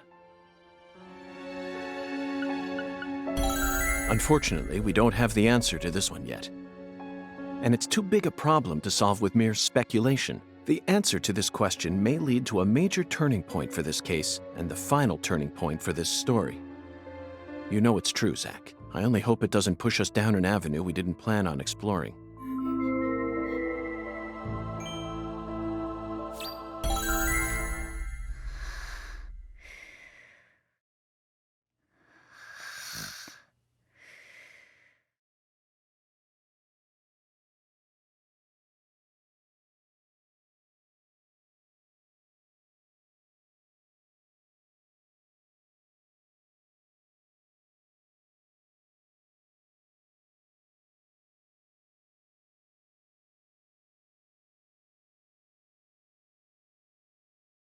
Hey, Zach, do you remember PJ's last words? Lena had intercourse with her older sister. Her own flesh and blood. This means there's still one more person out there who inherited PJ's blood.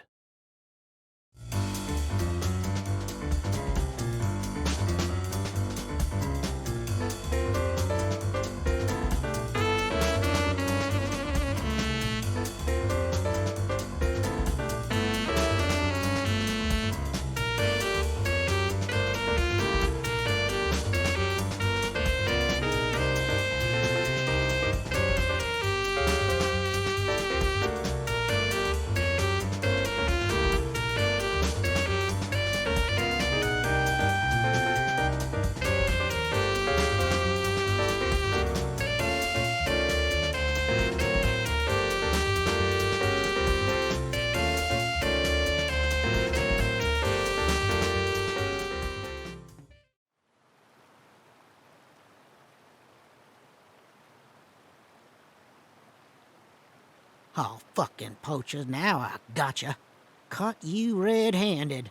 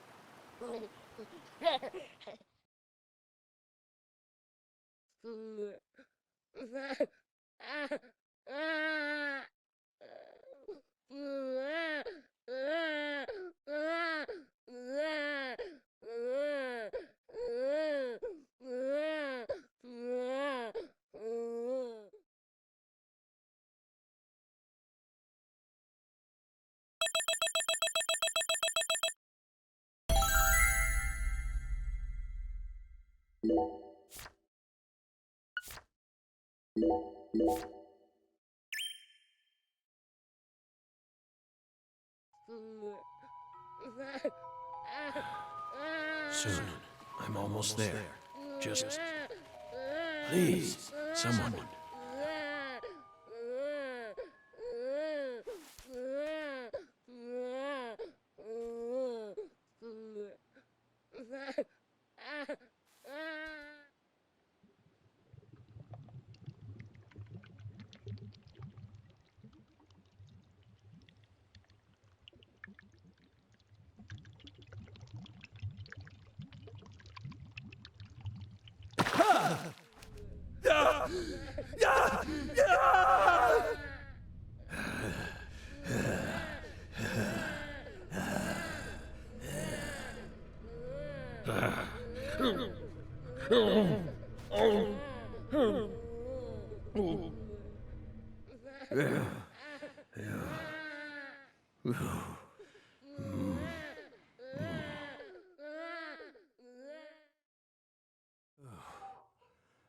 Oh. Oh. Oh.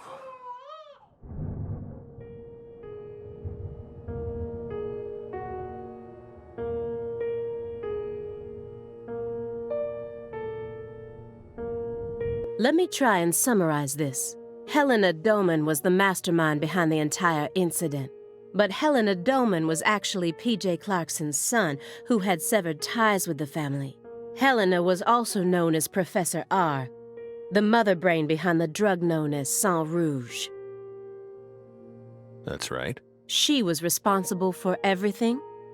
Not everything, but most of it. Almost everything went according to her plan. But if you'd already figured out that much, why did you continue to stay in Le Carré? Because we had to. You had to. Whatever for? The goddess was still there. The goddess? The goddess of fertility. Lise Clarkson's body.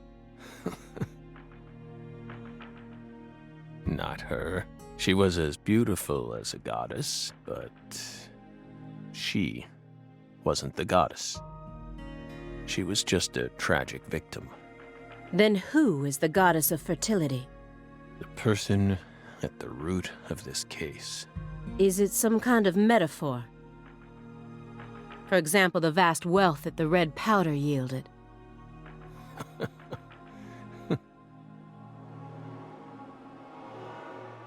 The goddess of fertility embodied abundance on the outside. But on the inside, she was a hollow void. And that void was threatening to swallow up all of Le Carré.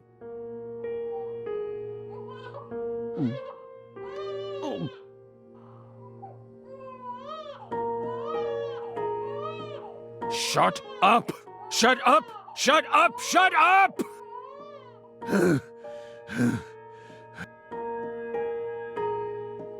Are you okay, Mr. Morgan? Morgan almost sounds like a prophet talking about the end of the world. Vague, elusive, and intent on deceiving those who listen. But every now and then he adds an interval of truth. Patricia Clarkson is one of those. She's something special. Something irreplaceable to him.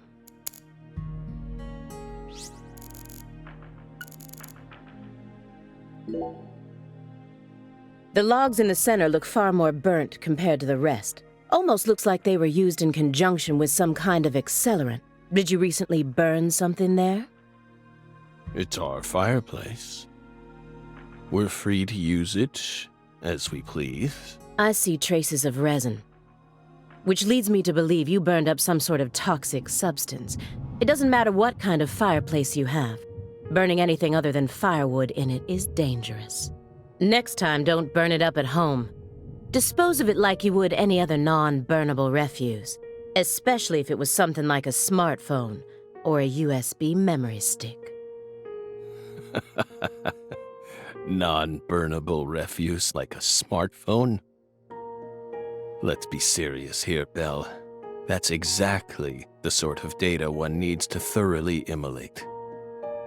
Remember what you learned at Quantico.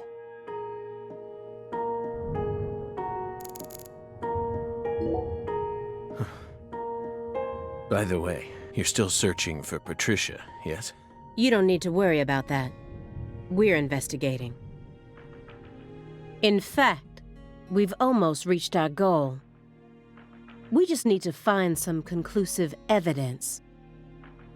Oh, we sincerely hope that's the case. Hard to believe, though. After all, so far you've just been barking up the wrong tree. Barking up the wrong tree. That's right. You shouldn't be wasting time here. You should be out there, looking for her. Then I'll just ask you straight away. Do you know where she is? No. We don't. But we can feel her. When we close our eyes and become one with the world. It's very faint, but we can see her. We can see Patricia. Are you trying to distract me again? Or do you really expect me to believe you're clairvoyant or something?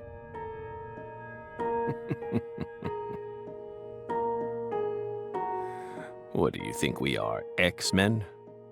It's metaphysical offender profiling. He actually asked me where Patricia is? Does he have full confidence that we'll never find her? Fine. I can deal with that. I'll just ask him everything I can about the Le Carré case.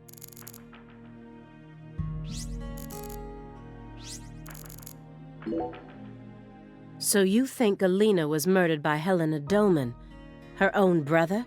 No, not her. Galena was someone else. Then who killed her? It's written in the report, isn't it? Yes. But I'm asking you. Would you mind answering me in your own words? You see, I find your entire story highly suspicious. It's a complicated matter. Extremely complicated.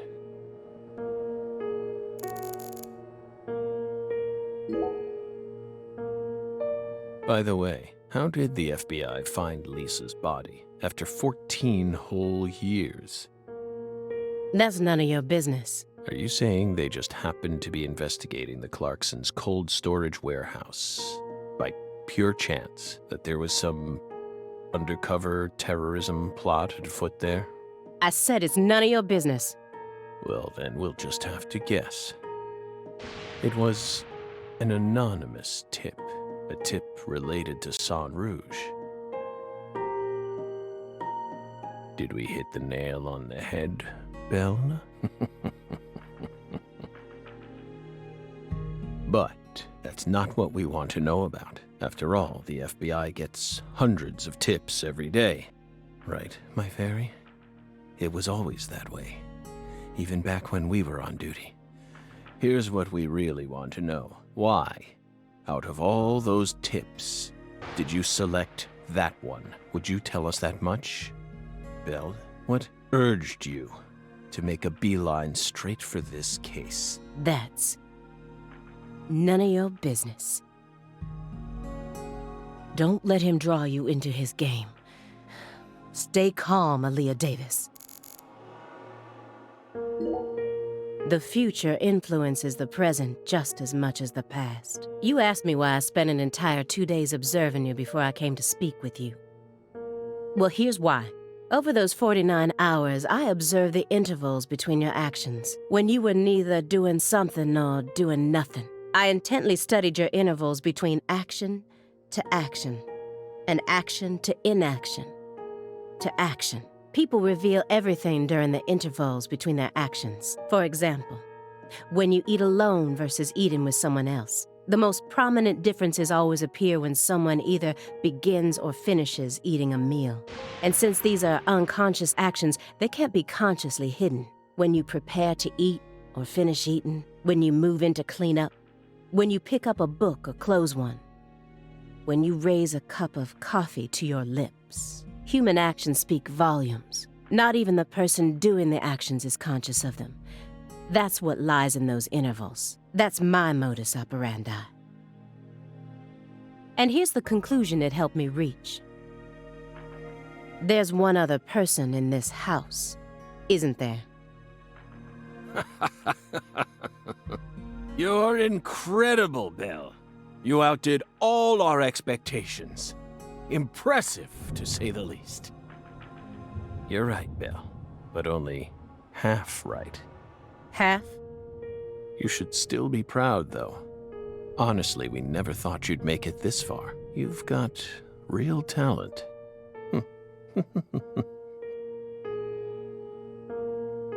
Most of what you say is disjointed and illogical. If this goes to court, I won't let you claim that your testimony is inadmissible just because of your little indulgence there. Fine by us. We can even put it in writing if you want. We won't run or hide. Will we, my fairy? Where's the paper? I know I had it around here somewhere. Where is it? Oh.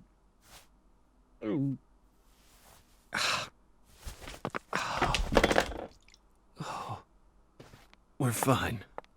Hey, everything okay? What's going on out here? Oh, don't tell me. He's just suffering from nausea. I was more worried about you. You were in there for quite some time. Yeah, sorry. Ever since you got here, I've been all backed up. Mr. Morgan, can you stand? Oh. Is this a sign from the coffee? What could it be? What is it trying to tell me? Think. Is that a dragonfly?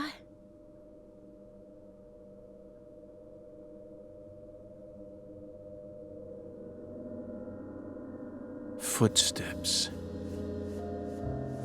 Big footsteps. Footsteps. Big footsteps.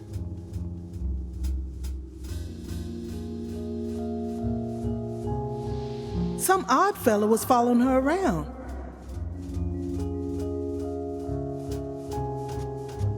Stalking her like. That poor girl, Lise, she was a druggie, and she was into the really bad stuff. The Red Soul has the power to amplify the unique characteristics we all possess, mentally and physically. That's why I created the Holy Red Powder.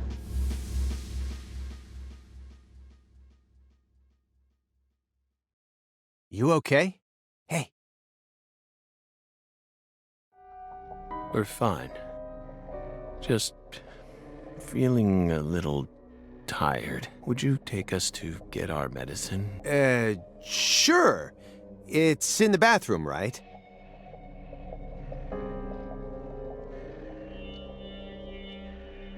Whew. Seems like he's calmed down a little. We should let him rest for a while. One more step and I could have cornered Morgan, but so be it. I can still keep investigating even if the owner of this chair isn't present. Simon Jones, what a piece of work. How can anyone have such bad timing?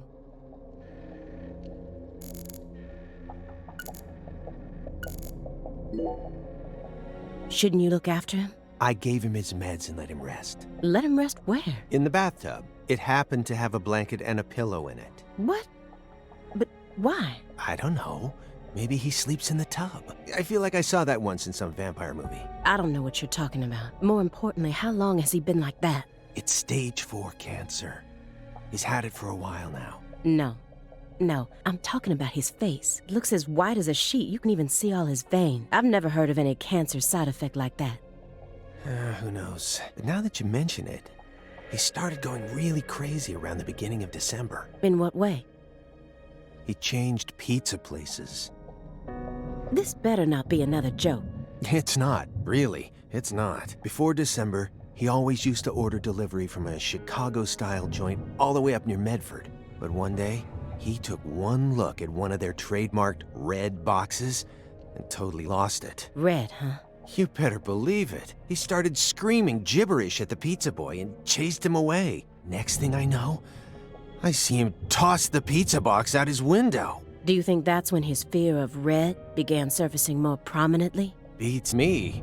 I mean, there isn't a better Chicago-style pizza place that delivers around this area. How could someone give up on that just because they don't like the box? I don't get it. Were you serious for even a fraction of that story?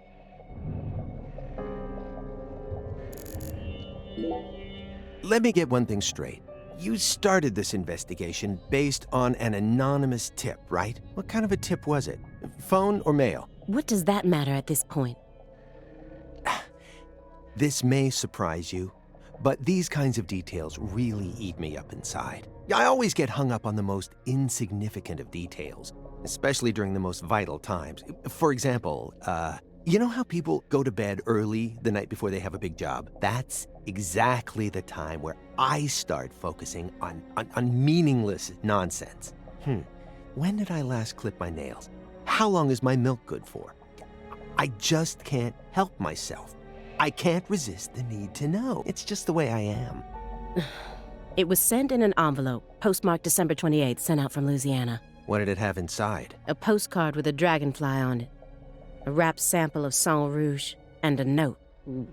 What did it say? Investigate the Clarksons. F.K. That's it?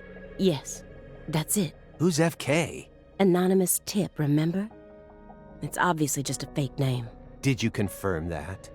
Of course I did. Louisiana has a population of 4.5 million. The FBI database has a list of 6,682 individuals whose initials are FK. 1 out of every 6 individuals is a child under the age of 14, born after 2005. The remaining 5,500 people include those whose initials changed after they married or incarcerated individuals. After subtracting those, I was left with 3,800. That's when I stopped searching for FK, and I decided to change up my approach. It isn't important where the tip came from. All that matters is solving the case. I got this far by taking the most efficient route possible. Are you satisfied now? Yeah. Thanks. I feel a lot better now. Yep, it all checks out. The letter that was delivered to me bore the Clarkson symbol, a postcard decorated with a dragonfly, the mark of the Clarkson family, a single sheet of paper ordering me to investigate the Clarksons, and...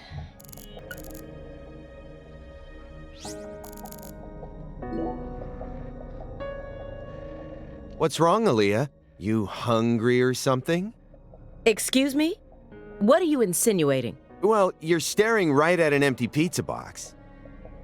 Please don't compare yourself to me. Besides, I have a refined palate. Hey, that was uncalled for. Pizza is a sacred food, remember? You don't need to feel embarrassed for being unable to stop staring at it. It enthralls all who gaze upon it. That's the power of pizza. Stop, Agent Jones. I've had enough of this sacred pizza bit. I'm sick of you Chicagoans and your obsession with pizza. Pizza, pizza, pizza, 24 hours a day. That's all you ever talk about. What's next? You gonna launch into a tirade about how deep dish is the only proper way to make pizza? No, Aaliyah. You just don't get it, do you? As a Chicagoan, I'm proud of the deep dish pizza. But get this. I love New York-style pizza, too. It doesn't matter what kind of pizza it is. As long as it's a pizza, it's beautiful. What? Still don't get it? Okay, here. I'm gonna put it in terms that I'm sure even you could understand. All pizzas are created equal. Eat your heart out, Nietzsche. Just forget I mentioned anything.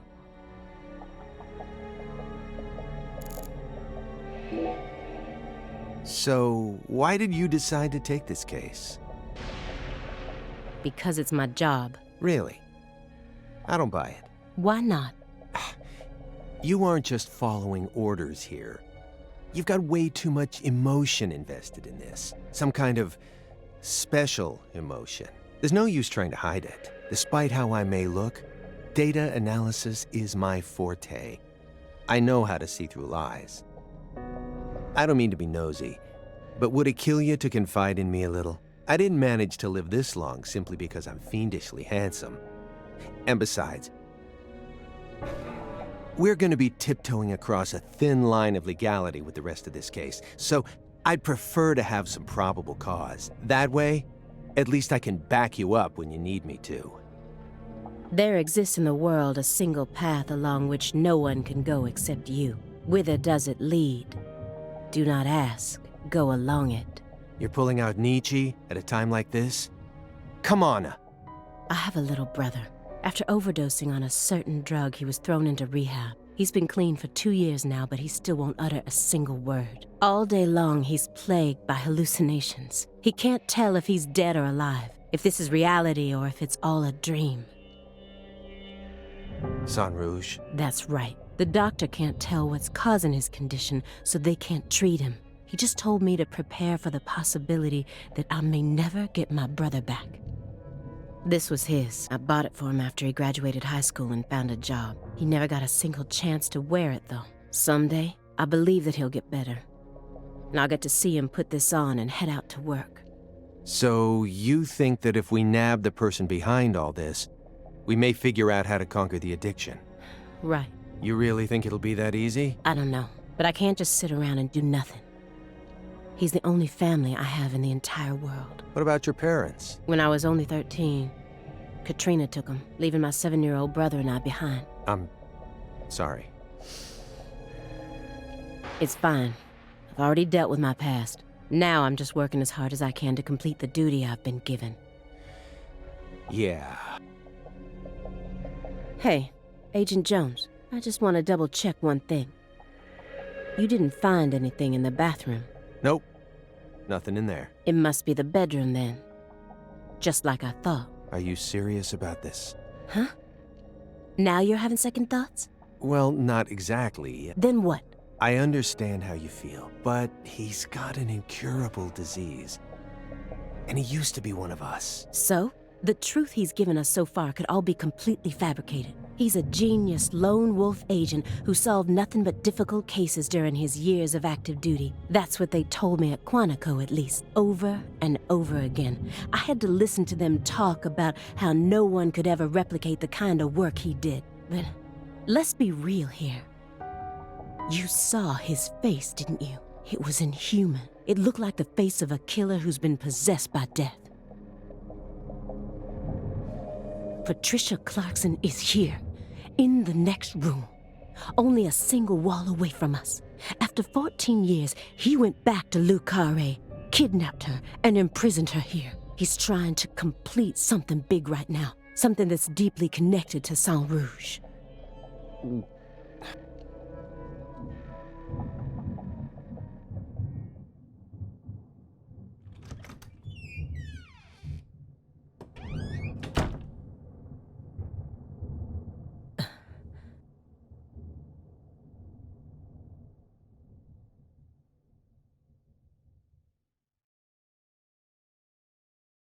What is all this?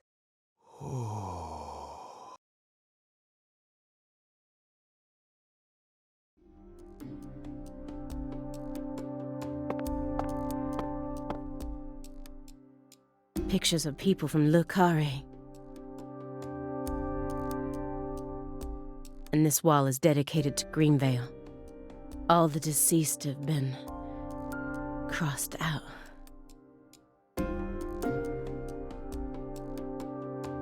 Sheriff Melvin Woods,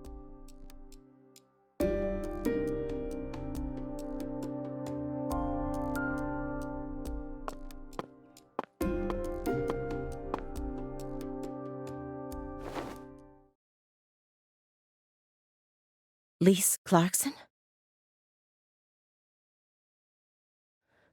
Where's Patricia?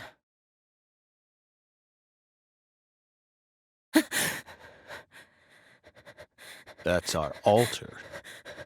What are you doing?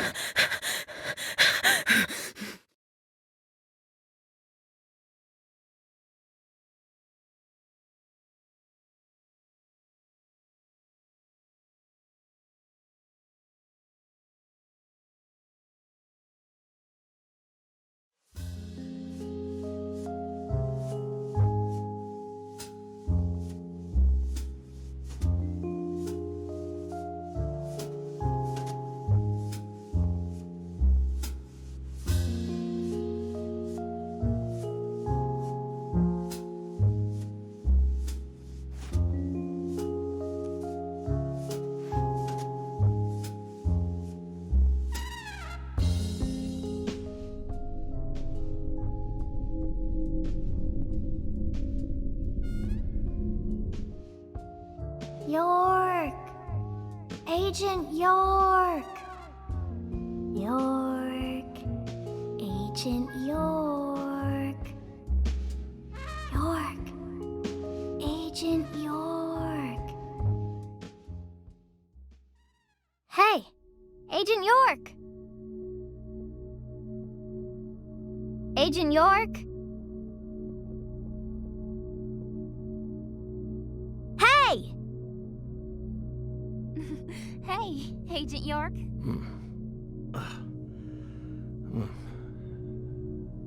You're Lise Clarkson.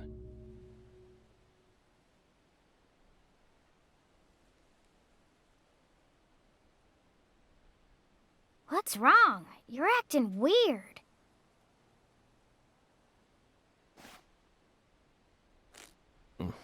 Sorry, Patty, I'm fine now.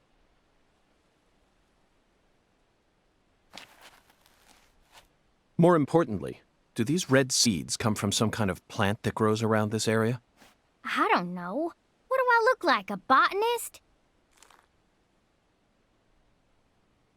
This isn't your average backwoods town. The Clarksons' ego and control has been piercing the town's heart like a massive dinosaur bone. But over this past century, time has been busy eroding the beast's power from within. And now, the very thing that once fortified this town is polluting it with putrid gas and rotten marrow. Zach, this is the point where it all collapses.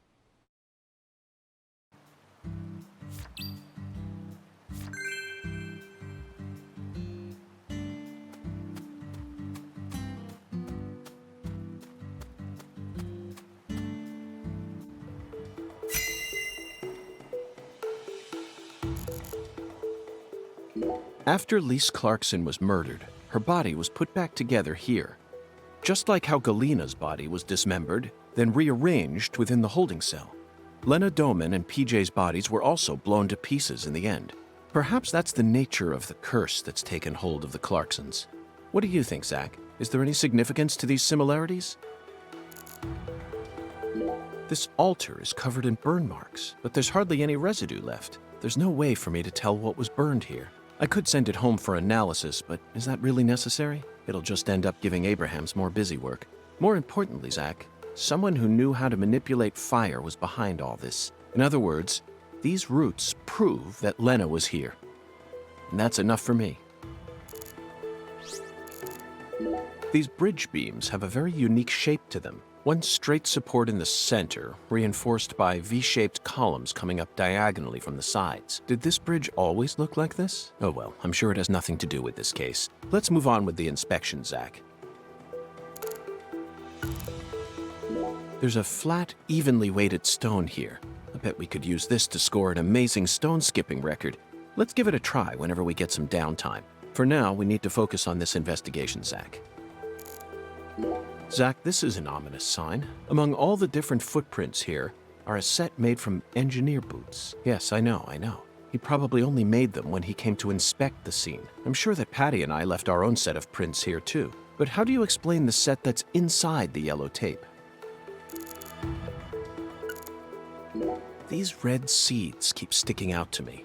But we need to figure out what's going on with this altar before we focus on anything else. Isn't that right, Zach? The growth is all missing from this particular section. It wasn't just cutaway. She used fire to burn it out. Everything was planned so meticulously, as if she wanted to show this altar to someone. That's why Chuck ended up discovering it.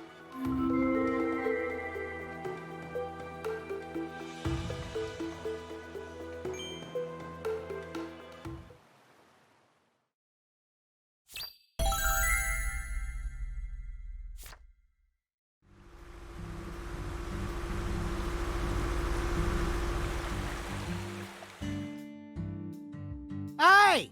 FBI! The hell you doing back here?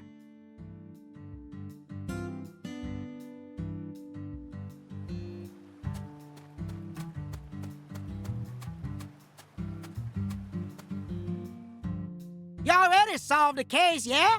So go on! Get your ass out of town!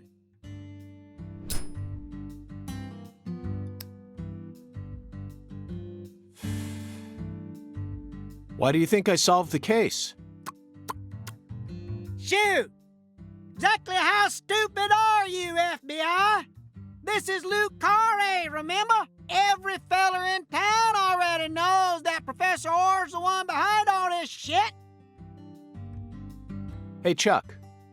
Can you see the altar from there? I'd see the whole damn thing, along with your stupid ass standing there, trying to act all smart and shit. You told me that the poacher's boat you were chasing disappeared around this area, correct? Yeah, that's what I said, all right. What, you forget already? If you're just gonna waste our tax dollars out here, least you could do is catch them goddamn poachers. Fucking FBI, go and make yourself useful for once in your damn life. Chuck, we don't chase down fishing boats, unless it's a terrorist boat that plans to overthrow our government, that is. Huh. Then stop acting all leery, like I ain't being truthful or whatever. I'm busy too, you know. So long, FBI.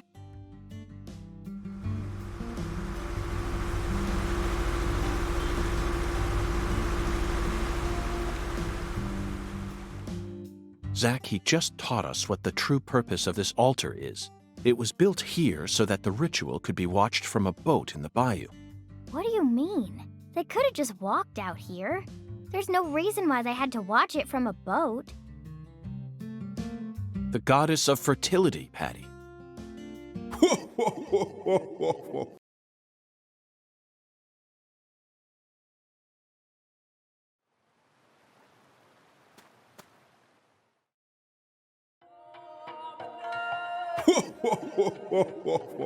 The goddess of fertility.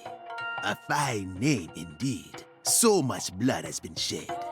Yet you remain in this town. Surely you know why. Of course I do, Hungan. My work here isn't finished yet. You know, I could really use one of your oracles right now. You're more fun than I thought. Here's the oracle you ask for. Listen with your heart. Speak to the 17 comrades who saw the birth of New Orleans. Feel the holy Allah. The giant lady's finger points down toward your goal, the entrance to the forbidden. Poetic and graceful as ever, Hungan.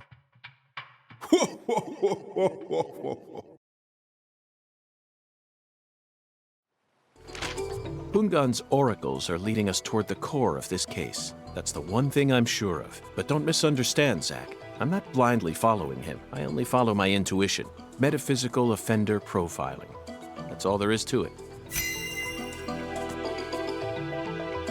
The 17 comrades must refer to some area that has 17 of the same thing in it. We may need to use history to figure this one out. After all, we need to find someone or something that saw the birth of New Orleans. That's it, Zach. The French established the colony of La Nouvelle-Orléans in 1718, just about 300 years ago. The only 17 comrades that would have been around back then are the 300-year-old oak trees along this road. A majestic road lined by oak trees. Come on, let's go ask these sages of Carré for some help on our investigation. Zach, the Holy Allah is a shockingly simple metaphor, especially considering the quality of the oracles we've received thus far. It seems as if Hungan's poetic muse is finally running dry. The great thing about us Americans is that we can recreate our homeland anywhere. We're happy to transport crunchy bacon across the deserts of Africa if we need to. That's what it means to be American, and this Holy Allah is just another example of that. From the early days of the frontier era, they've been helping us Americans be what we've always meant to be. That's it. I never doubted you, Zach. The Holy Allah refers to a water tower. Specifically that water tower with its Clarkson family crest. It must be hiding some sort of clue. Let's fill the Allah and see what it yields.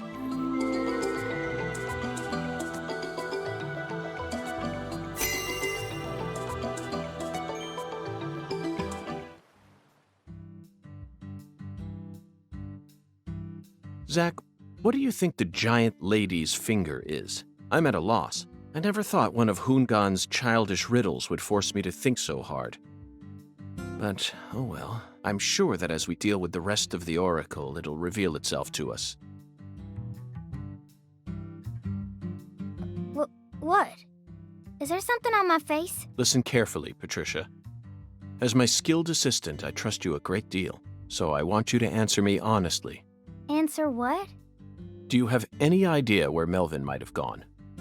No. He didn't seem to be acting or talking differently than usual? No.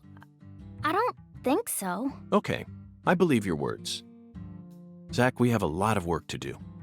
It feels like we're finally approaching the climax here.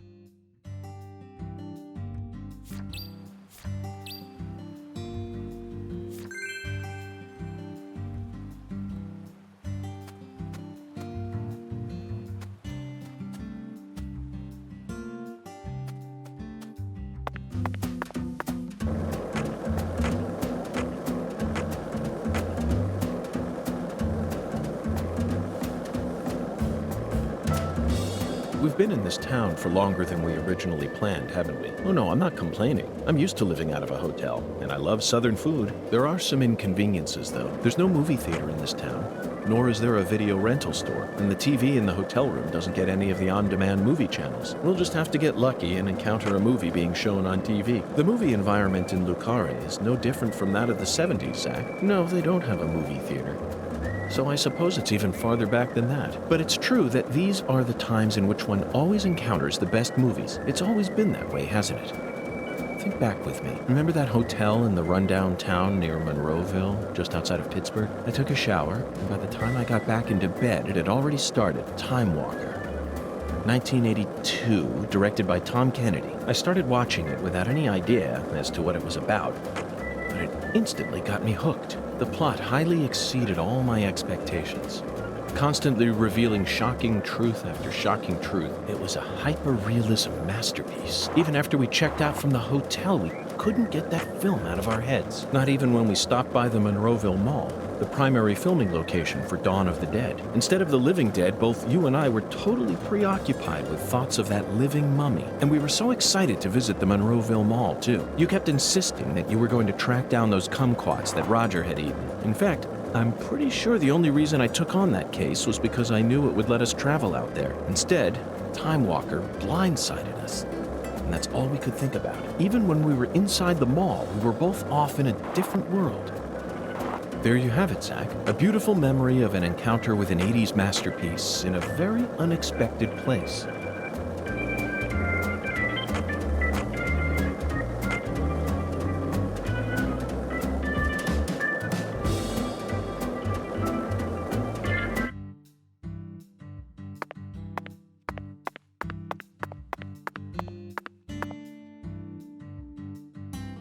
Zach, do you sense that? These trees have watched over this land for the past 300 years.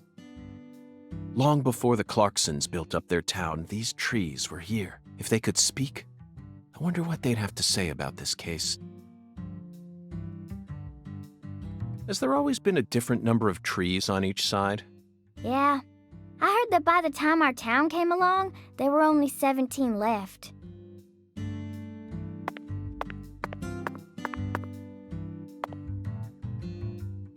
A general from the South might have cut one down during the Civil War. Intriguing, Patty. Why did he cut one down? I don't know. Folks say he planted a red tree in its place. I don't know if that's true or not, though.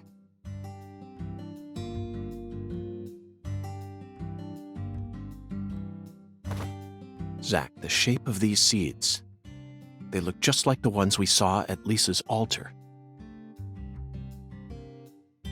Patty, it appears that legend about the red tree wasn't a total lie. The first tree is withered and gone, but the shells from its seeds remain. Perhaps that red tree left some descendants somewhere else.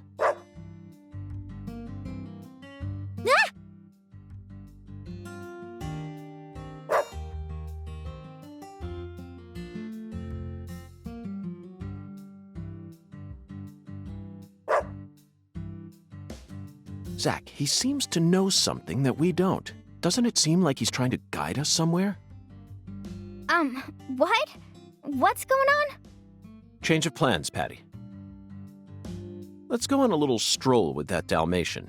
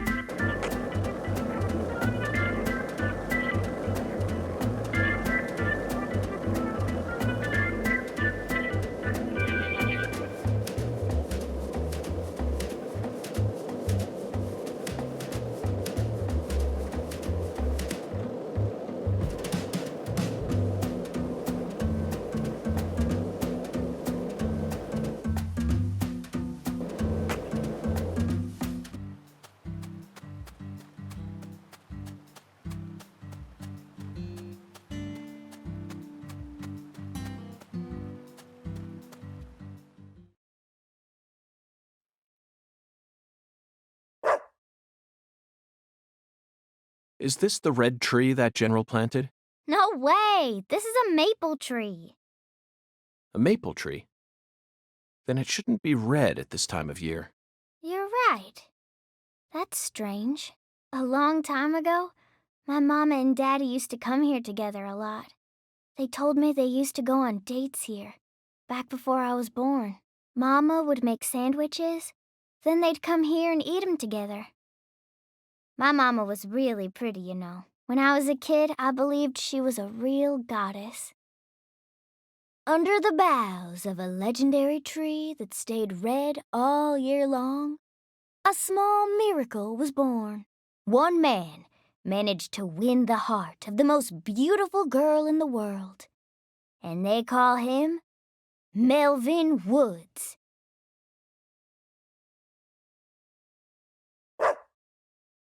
Looks like it's time to move on. What a fantastic guide we managed to find. He actually waited for us to finish talking before taking us on to the next spot.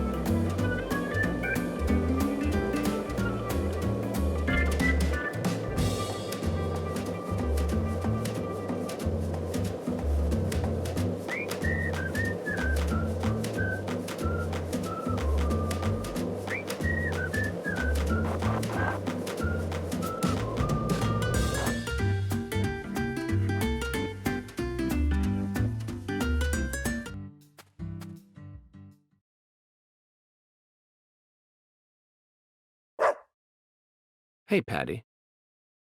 How would you rate this creation? Not bad, I reckon. They made good use of its natural form, while also pulling out the soul from within. The artificial color also looks pretty. You don't usually see this level of harmony. Something unnatural always ends up getting left behind. Zach, did you catch all that? She sounded just like the curator of an art gallery in New York. I think we may have just uncovered a new side of her. But unfortunately, I can't see anything artistic about it. Honestly, it looks insane to me. That's all I get from it. And there's no way that this is a descendant of the tree that the general planted.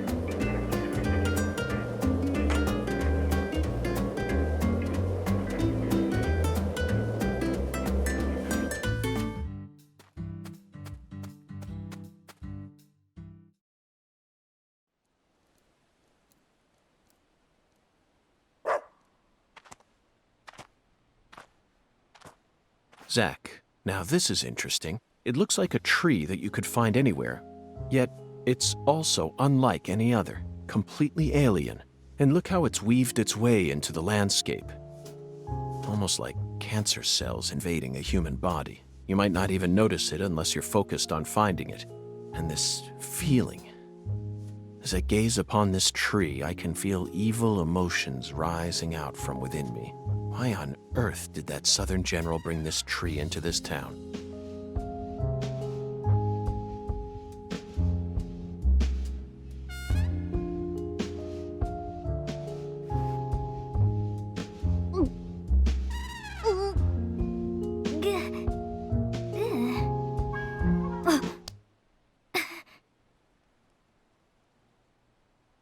I promise to protect you from all the evil in our world. Do not touch this tree. Got that, Patty? Got it, Agent York.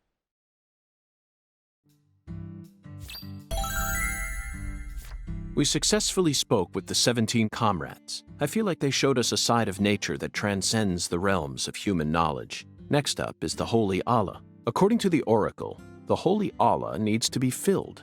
We may be due for another childish puzzle soon, Zach, but that's okay. After all, we came all the way out here to the boondocks. Why not enjoy playing by their rules for a bit?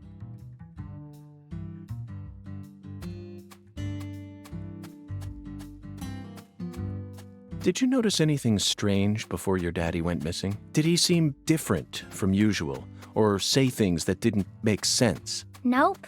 He was the same as always. We talked a lot. I reckon he was in a better mood than usual, almost even too talkative. Zach, she's putting on a strong face, but it's clear that she's very worried. Let's try and cheer her up a bit. What's the best thing to say in times like these? You don't need to worry about me, Agent York. Let's just focus on the work we have left to do. Unfortunately, it looks like your parents disappearing is connected with this case somehow. Yeah, I know. Melvin seems to love you so much. It's hard for me to believe he would just disappear and leave you all alone. Something must be afoot here. I wish I could tell you I'm sure they're okay, even without any evidence. But I hate lies, Patty. I can't guarantee that they're safe. That's my honest opinion. I'm trying to prepare myself for it, but I want to hope that they're okay. Of course. Zach and I feel the same way, but if you happen to think of anything that might help, please let me know. Even the tiniest piece of information could end up coming in handy. Yeah, I understand. But I really don't know anything. I just feel like I know that Mama's okay somehow. Meaning? Even when we're apart, I can always tell how my Mama's feeling. You know, like how twins can sense each other's feelings. But that's it. I can't tell where she is or what she's doing. Besides, I'm just a kid.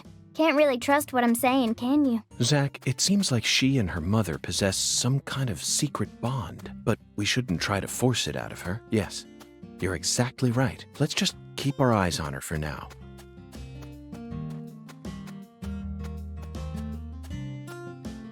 So, what other movies have you seen on that sci-fi?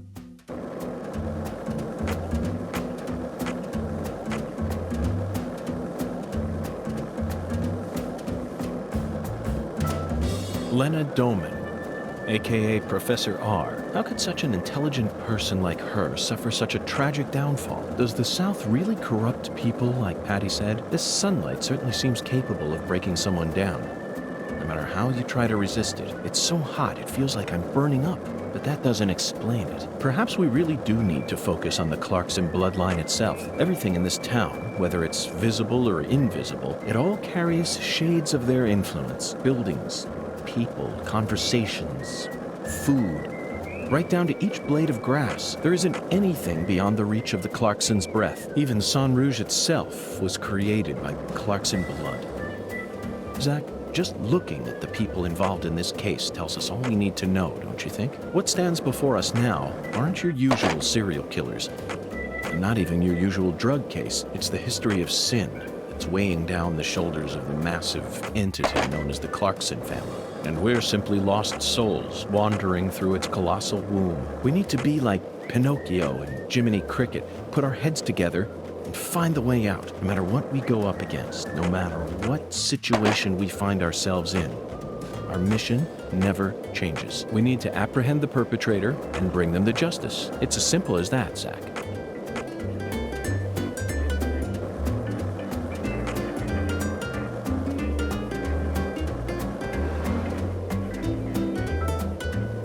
Why do you think the Clarksons chose a dragonfly for their family crest? In some European countries, dragonflies are called devil's needles, and folklore suggests that they fly around, sewing up the mouths of children who don't do as they're told. In Japan, some samurai helmets are also shaped like dragonflies. There, dragonflies are seen as beneficial insects who march valiantly ahead, preying on the pests that devour crops. In other words, dragonflies symbolize opposite things depending on whether you're in the east or the west. But why did the Clarksons choose this insect to be their symbol? I can't help but feel like it's something deeper than the cliched image of dragonflies as guardians of crops. Hungan called the dragonfly a flying serpent. What if his interpretation was right on the mark? The Clarksons are serpentine.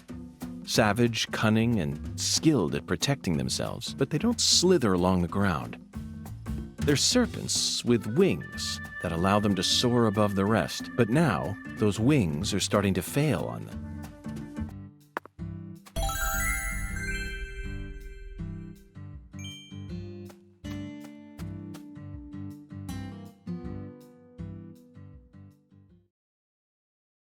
This thing sure looks tall when you look at it up close. But why do they gotta build it up so high anyway? The height gives them the necessary pressure to pump the water out. Also, building it in a spot where anyone could easily access it would only create more problems. Problems? In a certain Missouri town, they built the water tower low enough that a person could easily climb up to it. And that's exactly where a mass murderer decided to hide the bodies of all his victims. The water tower was so low to the ground that he could even climb up to it while carrying a dead body on his back.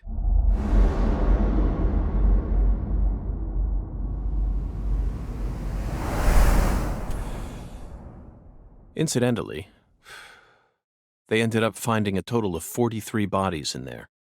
But the part that truly shocked Zach and I wasn't the number of bodies, Patty. What?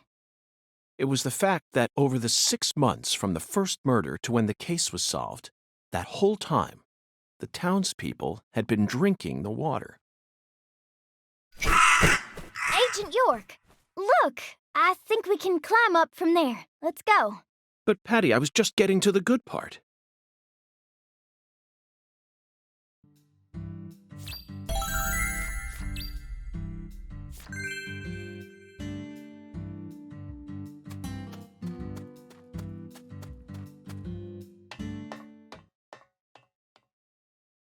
So this is our town. Looking down on it from here, it's hard to imagine any bad stuff ever happened at all. Listen carefully, Patricia. You just leave Melvin to me. I promise I'll take care of things. You're grown up. You're more of an adult than anyone else in this town, I guarantee it.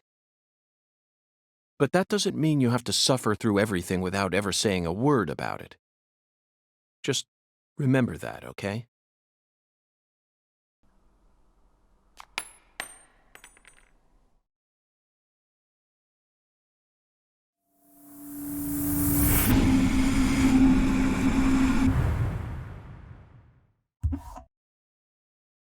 Zach, it looks like the holy Allah hasn't been sucking up water properly.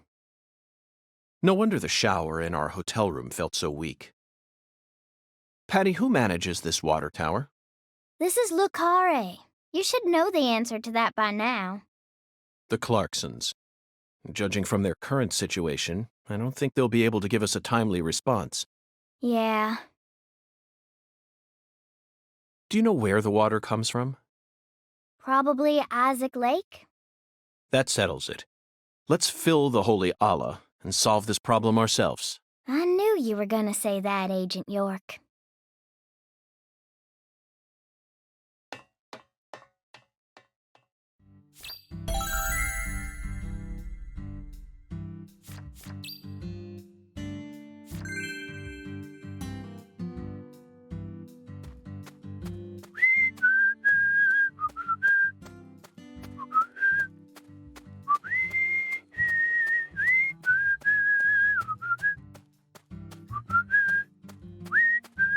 That melody always gets stuck in my head. Yes, it's a devilish song, isn't it? Just be quiet.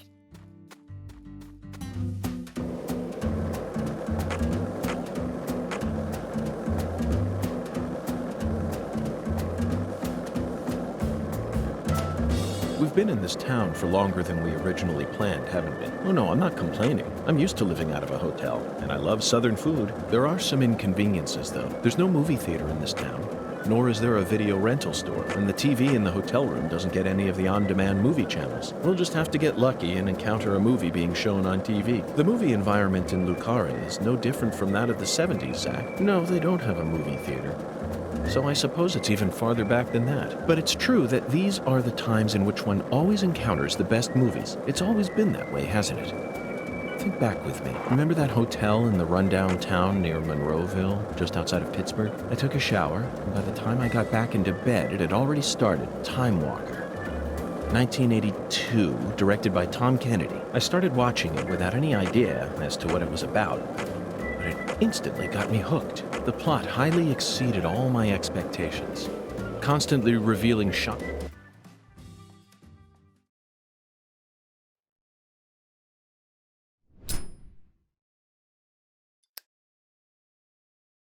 Isaac Lake?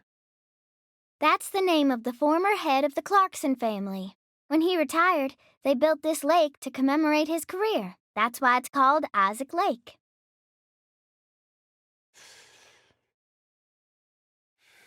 They wanted people to remember the power of the Clarkson family every time they used their water, huh? You sure don't miss a beat. The water level's higher than I expected. They probably haven't been out here to check on it since Lise was murdered.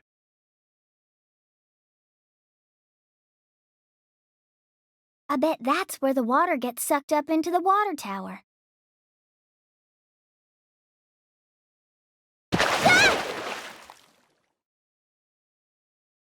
Mr. Alligator, never thought I'd have to use you to fight a real alligator. Just what does that skeletal gentleman have in mind for us, Zach?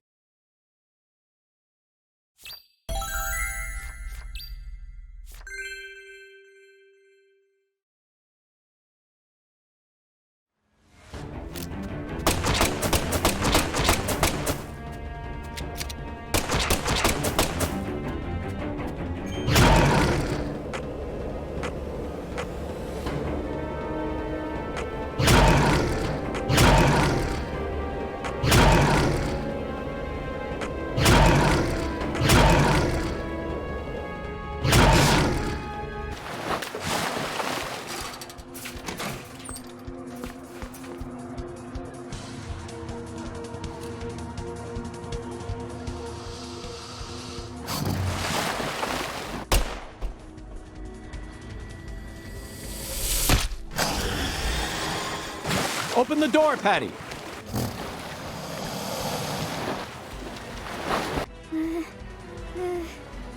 Now, Patty!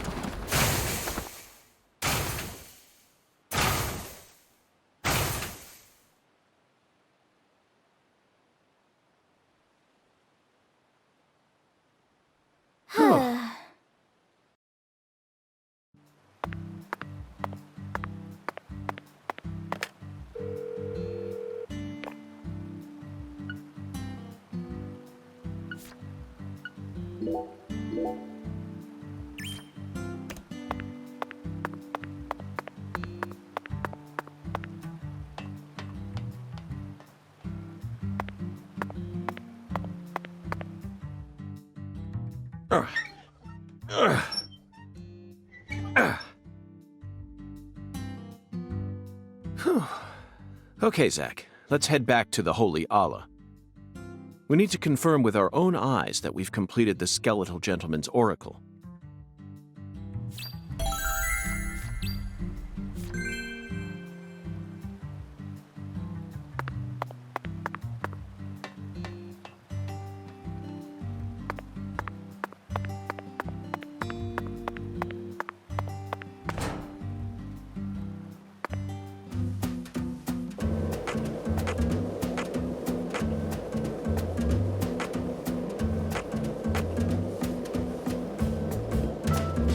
Hey, Zach, it looks like we were right on the money. Tracing the San Rouge distribution route led us right to Louisiana. You know what that means. We've got a hot hand, and Lady Luck's given us far more favor than she ever has before. We just happened to hear news about Lisa's murder while sitting in a bar during our vacation in New Orleans. That certainly wouldn't have happened if we had stayed in D.C. They would have given the case to another special agent, or maybe even to the state, and then we never would have found it. In the end, it would have been shut up in that vast, desolate evidence vault along with all the other cases, marked by nothing but a first-degree murder tag buried in a soggy grave at the bottom of a sea of data. That would have been its fate. Instead, it traveled from person to person until it finally fell right into our lap. Things always work out that way for us. We've traveled all over the United States trying to track down San Rouge. We can't let this chance pass us by.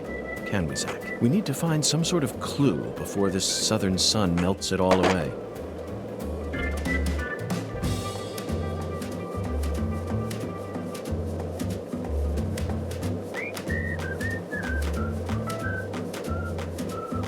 Did you notice it yet? The streets in New Orleans were a mess.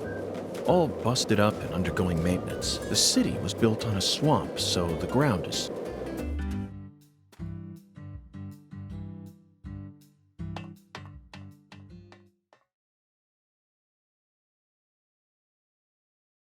Zach, the holy Allah is filling up. Looks like we'll be able to take a warm, invigorating shower tonight. Patty, are you okay? No. Not really. Worried about your parents? Well, of course I am. My mom is sick, you know, and she got even worse starting about a year ago. She used to be so beautiful. But now she looks like a completely different person. She can't even get up out of her own bed no more. I'm sorry to hear that. I already hurt you once in the past, and now it looks like I've gone and done it again. No, I know Mama's illness ain't your fault, Agent York. It's more about Daddy. He what?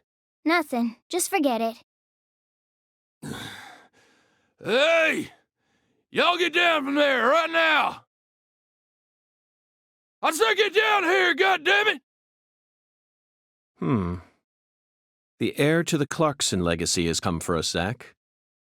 And he doesn't sound very composed.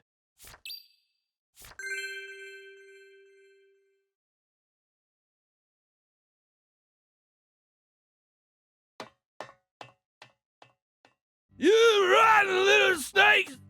This is private property, goddammit! I guess you really do want to throw down with a Clarkson, huh? I could arrest you for drunk driving, but I simply haven't got the time. What?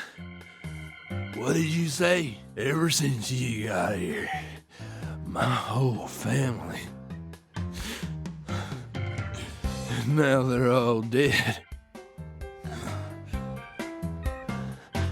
You're Satan. You came here to destroy the Clarksons. You destroyed them. Satan. Satan? Not quite, Daniel. I'm just an agent carrying out a mission in accordance with federal law. On the contrary, I came to put a stop to all these problems. You might even consider thanking me for it. Federal law. Mission accordance.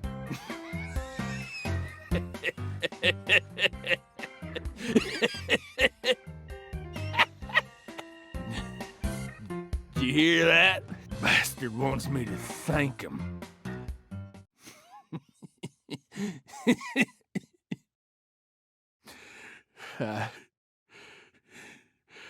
I lost everything. My treasure. At least my old baby girl. I don't know. I don't know what I'm gonna do now. You reap what you sow. God damn it. Whether you like it or not, you're the new heir to the Clarkson legacy. You could rebuild their empire, or resign it to the ravages of time. Do whatever you like. But you'll no longer be able to borrow a certain someone's power and march around like you own this town. You need to accept that and prepare to survive.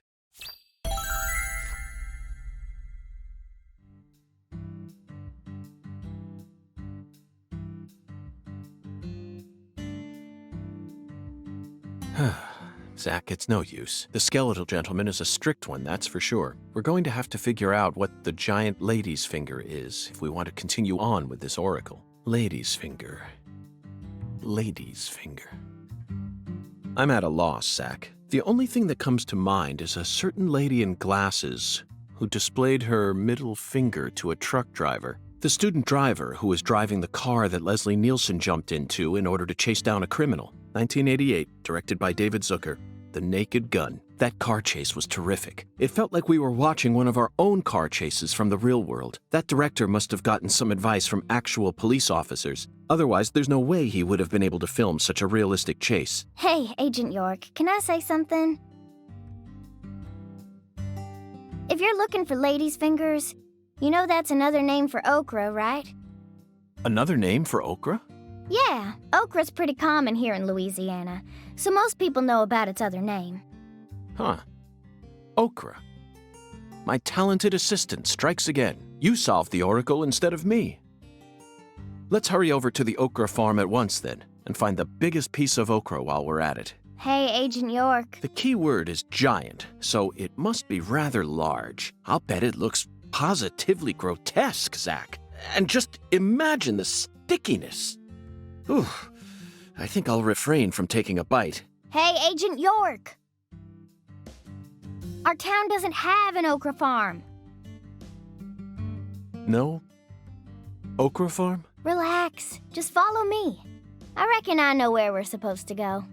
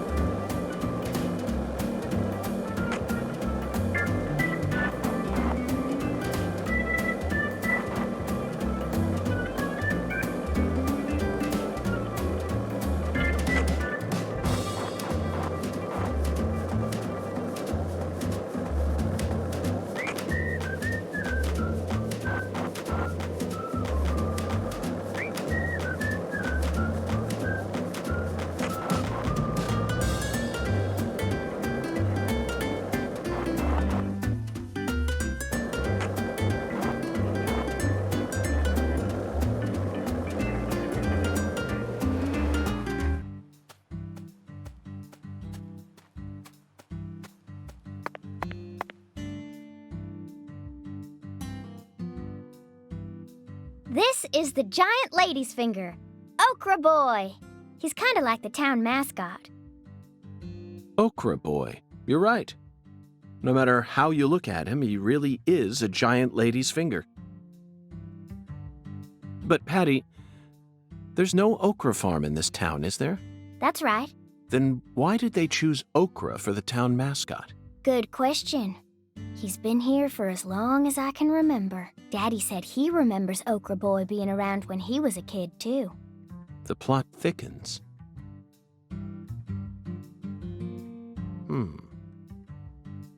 Zach, doesn't it look like he's pointing at something? Let's follow that white glove.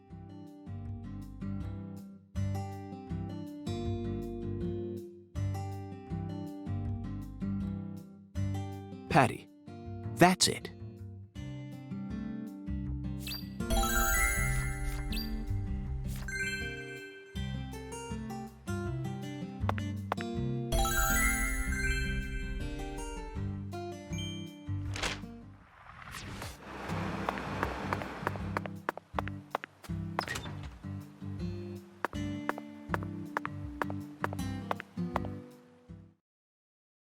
So this used to be the control device for the drawbridge. But it looks like its insides have been replaced with something else. Oh, yeah. I remember Daddy telling me about this. This drawbridge hasn't been used for decades now, so the control room doesn't work, and the power's been disconnected.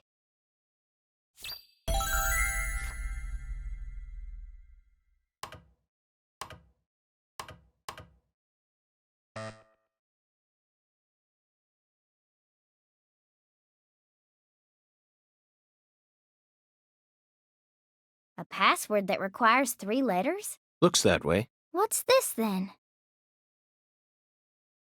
There's an H on the top, bottom, and left sides of the leftmost panel.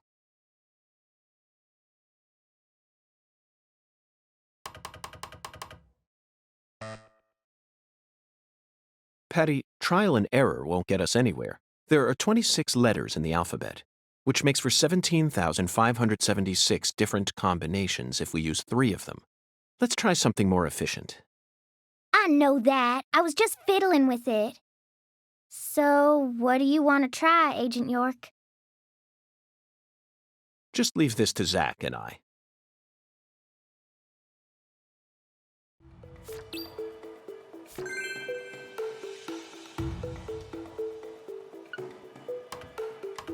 Zach, this password may look complicated at first glance, but you needn't worry. This is a chemical formula. A challenge from Professor R. The H that's tattooed all over the leftmost panel stands for hydrogen. In other words, the leftmost panel represents the molecule you get when 3 hydrogen atoms merge. All we need to do is figure out which chemicals go in the remaining panel. Try reviewing what we know. We spoke to the 17 comrades who saw the birth of New Orleans, filled the Holy Allah, then found the giant lady's finger pointing toward the entrance to the Forbidden. After we met the 17 comrades, we encountered that ominous red tree. There was sap dripping out from the red tree's trunk, wasn't there? That must have been a metaphor for wood vinegar. Then, in order to fill the Holy Allah, we went to the reservoir. The water tower represents a distillator, and the water represents coolant. Wood vinegar, distillator, and water, Zach. Figured it out yet? The chemical formula is CH3OH, methanol. It's got to be COH. Starting from the left in that order. Methanol is highly flammable and used as the base ingredient in formaldehyde. This has Professor R's name written all over it. That oracle really sent us on a roundabout mission this time. It almost feels like we're playing a video game here. Talk about stupid.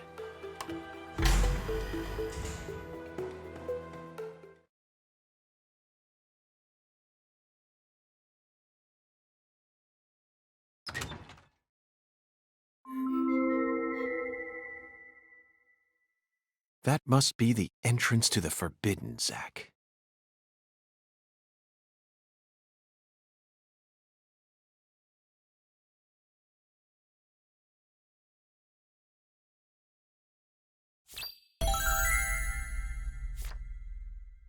You can't touch that! Smarty pants scientists said no. Avery Smith. Drawbridge don't work no more. The machine's junk. Yup. You're right, Avery, but don't worry. I got permission to touch it. Permission? Agent York, you got permission? That's right. Permission from the President of the United States. The President? Oh, he's a smarty pants. Okay. I didn't see nothing. Yup. Won't tell no one neither.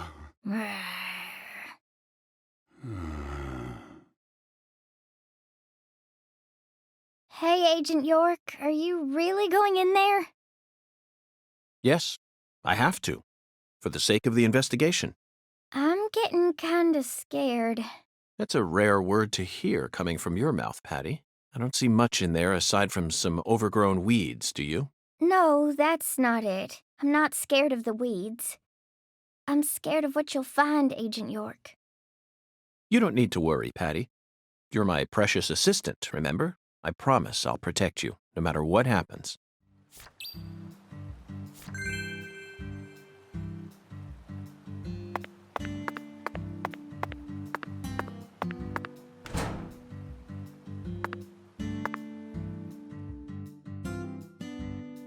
Patty, the truth is, when I first saw Okra Boy, I remembered something horrific. The most evil monster I've ever seen, in fact. A monster? Oh, yes. A demon incarnate who plunged New York City into mortal fear. The Stay Puft Marshmallow Man. Marshmallow? Ghostbusters, 1984, directed by Ivan Reitman. Now that's a film that was filled to the brim with bona fide horror. A true masterpiece that boasted an honest depiction of just how frightening a real ghost would be. Even if you watched it now, I'm sure it would still chill you to the bone. First night I watched it, I was too afraid to go to the bathroom alone, so I made Zach come with me. Ah!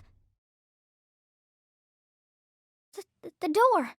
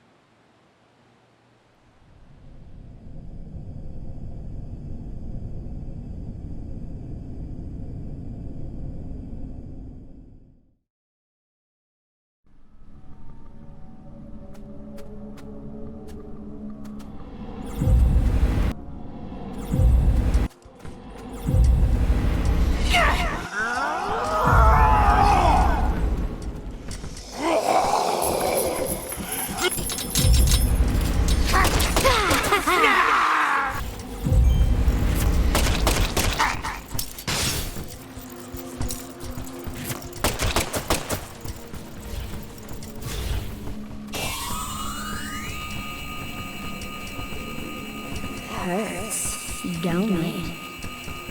Hurts, don't it?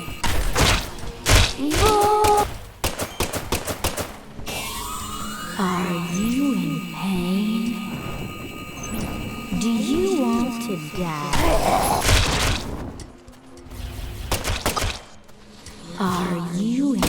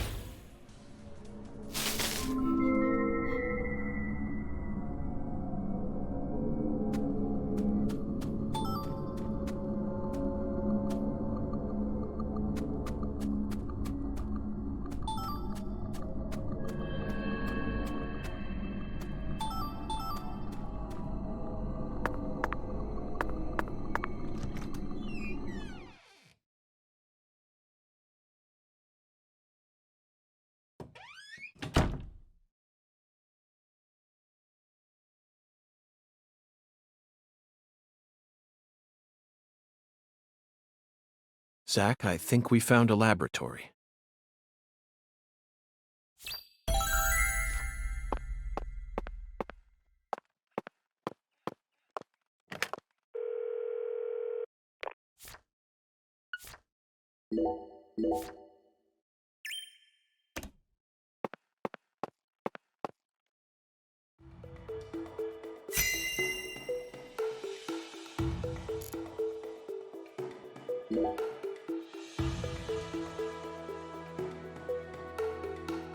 Ugh.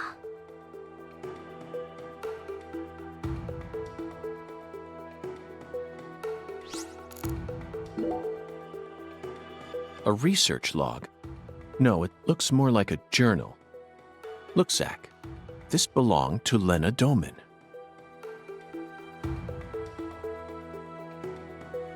A professor to the very end. This book is filled with all sorts of detailed notes.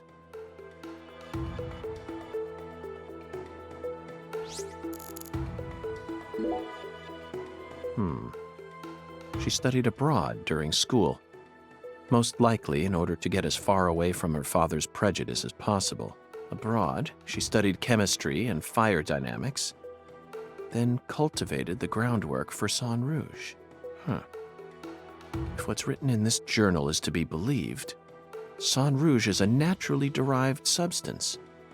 That must mean it's something akin to ayahuasca, the hallucinogen found in the Amazon region. But Sang Rouge wasn't actually produced here. It appears that a special environment is necessary to summon the Red Demon.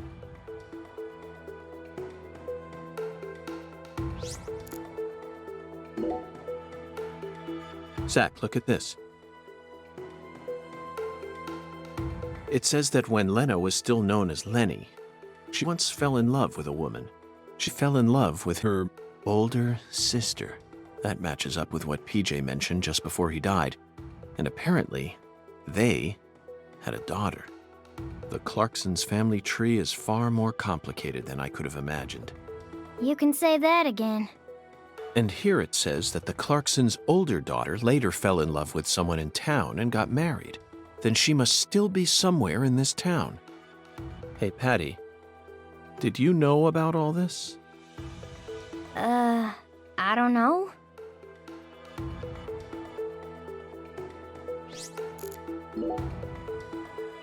This entry is from right after she became Lena. Zach, what could this mean? A salesman passing through town gave me an epiphany that changed my life. She didn't create Sang Rouge until after she met this person. And from that point onward, she started fanatically worshiping someone. She also ceases to mention anything more about her older sister, and the word goddess of fertility starts appearing everywhere.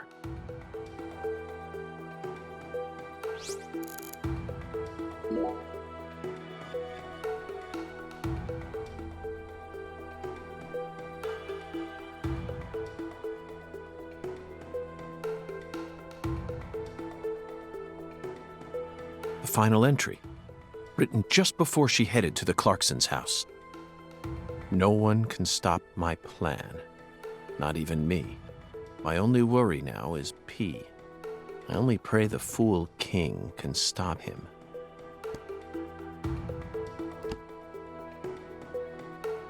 Zach, it looks like we've uncovered yet another new character. Who's the Fool King? This is starting to read like a badly written tragedy. And P. It appears that Lena's worried about whether or not the Fool King will be able to stop our investigation and successfully murder this P character. P. Philip or Professor? No. It can't be. Oh. Whew.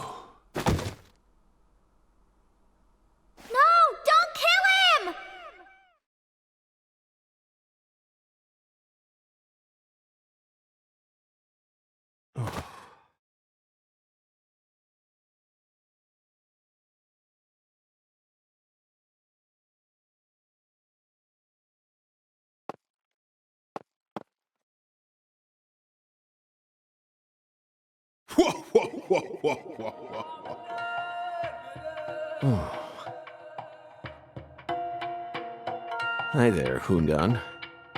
Long time no see.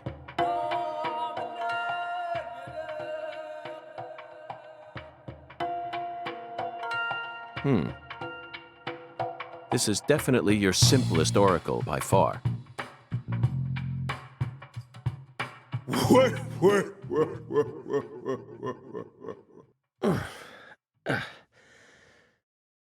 Patty. Now it all makes sense. Zach, we need to hurry back to the hotel and put all this in order.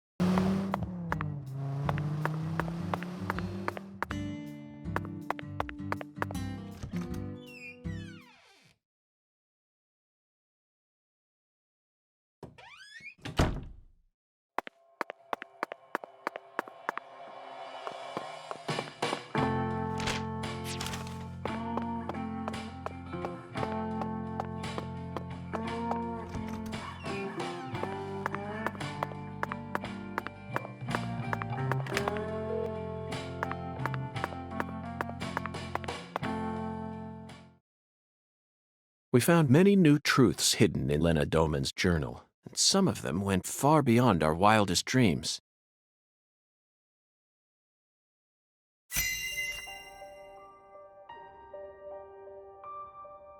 First, we should clear up who PJ's first daughter is. She was a complete mystery until now, but after reading Lena's journal, I became convinced of something. She still lives somewhere in this town. Lena's journal stated that this woman married someone from the same town. Did you figure it out yet, Zach? Who is PJ Clarkson's first daughter?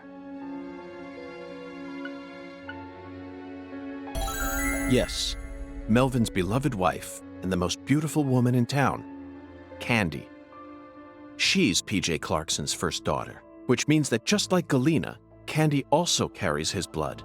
Now we know why Melvin said that Galena was a beauty who could attract a lot of attention. Candy had no interest in the inheritance and was also sexually liberated. That must be why PJ ended up coddling Lena so much. Candy is supposedly sick, but she's now become a key person in our case. She must be why Melvin's gone missing. Melvin's beloved wife Candy committed a transgression in her past. Zach, what was it?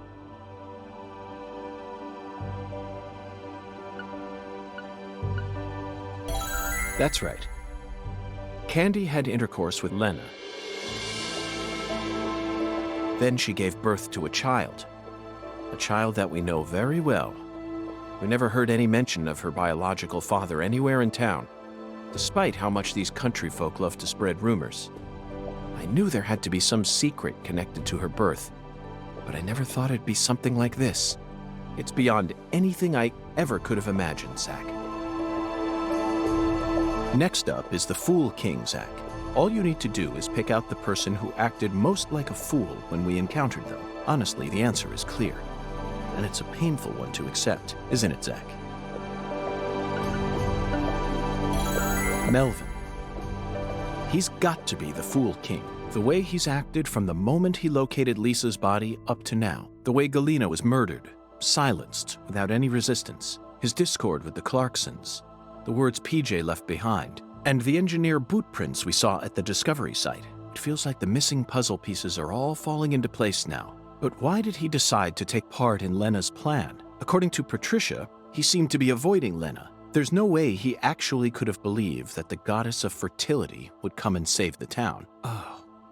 So that's it, Melvin. As you nursed Candy, you too became corrupted by Sang Rouge. Drugs rob people of their judgment. They slowly but surely eat away at their users. That's most likely the reason it took Lena so long to enact her plan. I don't know what to say, Zach. This is absolutely unbearable. Lena fell in love with her older sister Candy, and the two of them had intercourse. But afterwards, Lena realized that there was a disparity between her body and her mind, and descended into suffering. Finally, Lena left home and decided to live on as Professor R. Meanwhile, Candy fell in love with Melvin, which led to her leaving home as well. I could only guess that Lena and Candy's relationship continued after they left home. Then, their strange love transformed into something else that bound them together in a powerful new way. Lena must have periodically delivered Sang Rouge to Candy as offerings to the goddess of fertility. It's hard to keep going with this, Zach. You know where it's all leading, don't you? If Lena's plan was to kill off every last Clarkson aside from her goddess, then her next target is PJ's last living descendant. She's in danger. We need to hurry.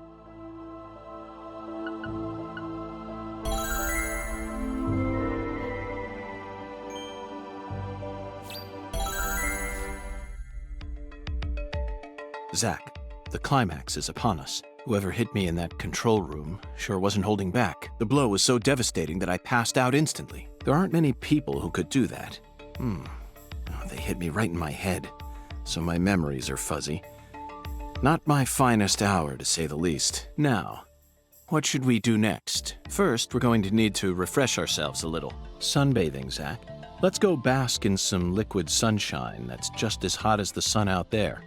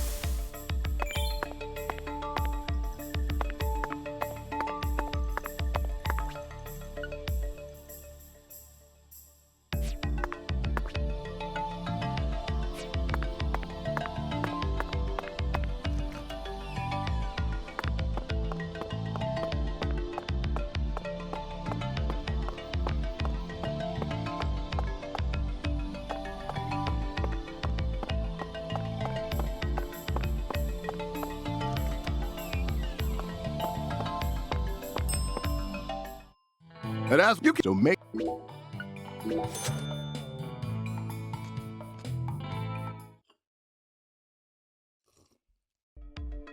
Next. Hey there, Chef. How's it going? You still here, Mr. FBI?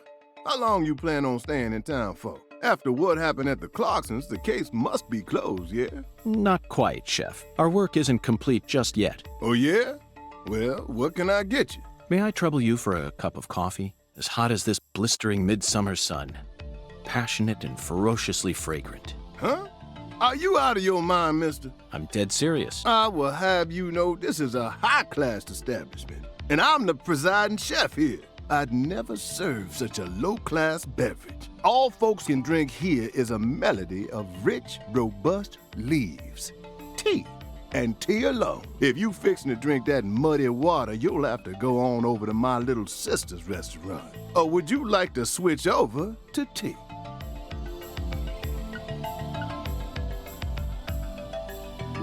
Thank you for your offer, but I'll have to decline, Chef. I said I want coffee, and I meant it. That hot, bitter, dark, maddeningly odoriferous muddy water. Well, then you free to do as you like. But you ain't gonna be drinking it here.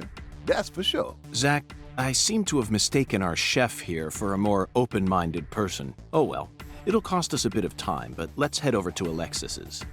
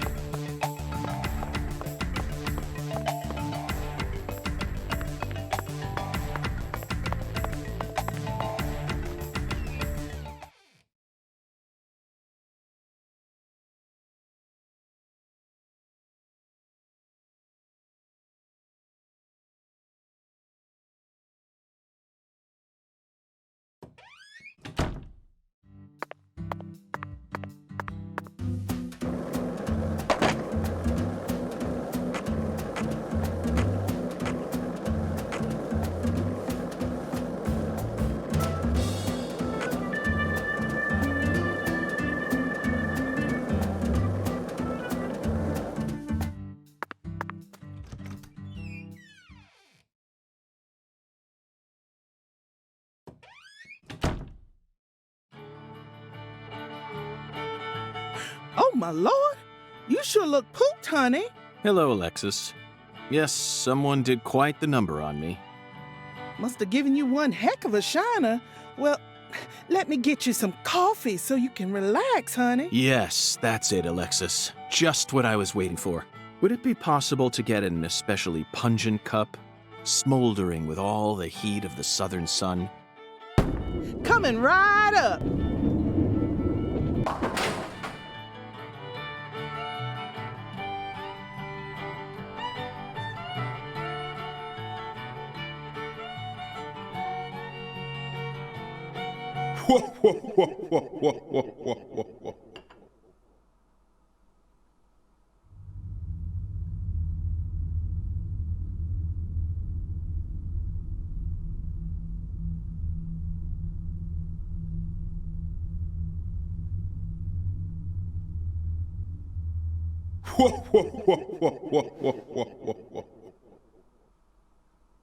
Zach, look.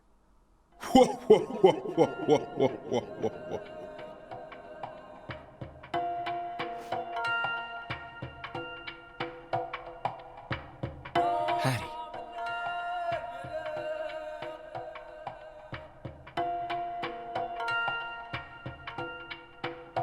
No, Melvin. No!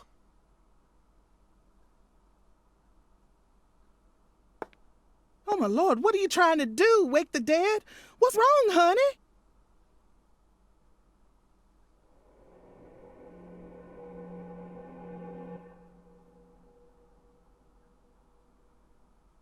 Where is this boathouse located? Oh, my lord, what's going on with you? Your poor voice is positively trembling. Just tell me.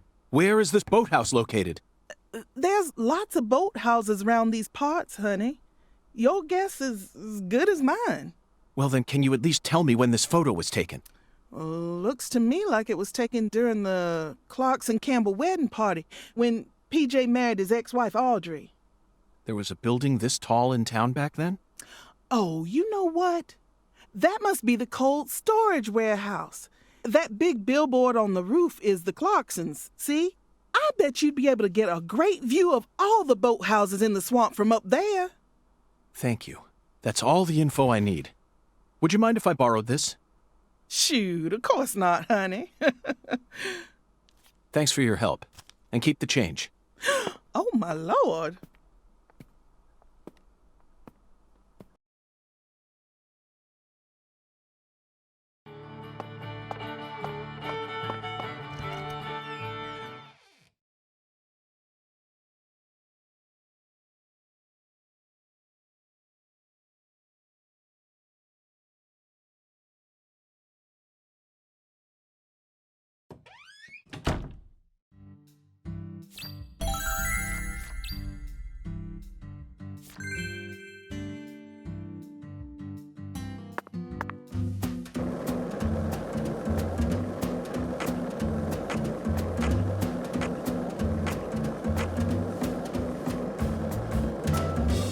think Patty's okay? She acts strong, but it seemed like she was deeply distraught. Where did Melvin disappear to? The same goes for her mother, Candy. We never even got a chance to meet her mother. Did they get swallowed up into the Clarkson's vortex as well? We need to hurry, Zach. As of now, Patty could be in danger. Can't stop moving until we find the source to all this chaos.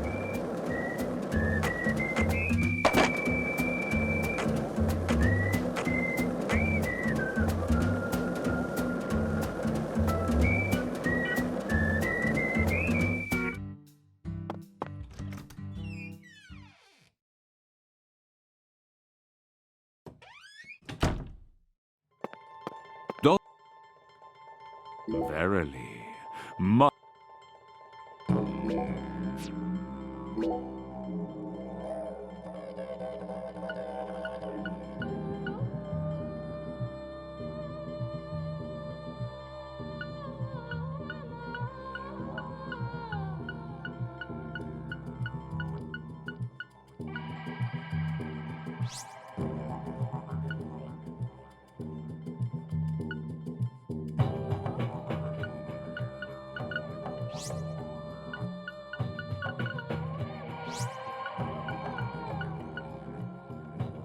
I can see it. Thou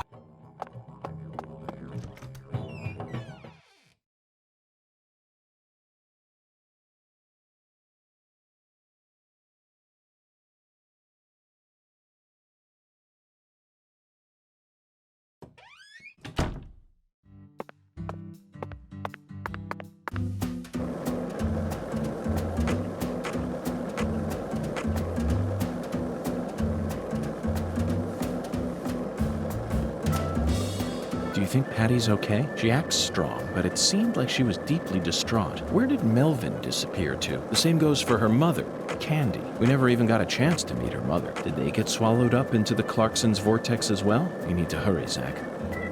As of now, Patty could be in danger. Can't stop moving until we find the source to all this chaos.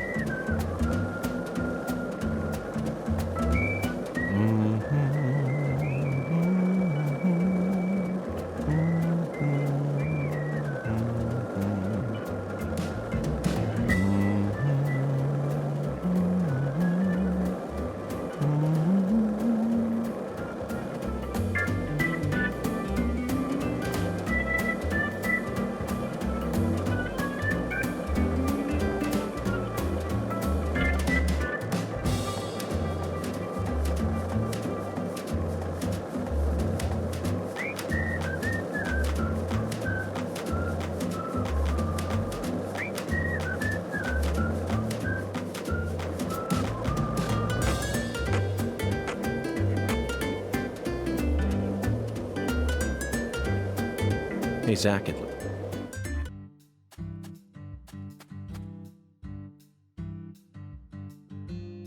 Oh, it's you.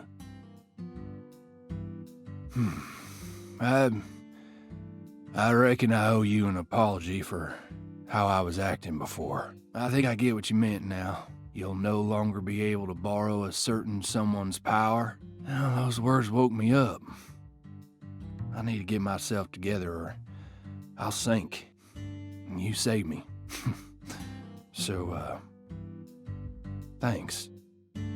Now this is a surprise, Zach. Can a human being really turn themselves around this quickly? Hey, come on, don't say that.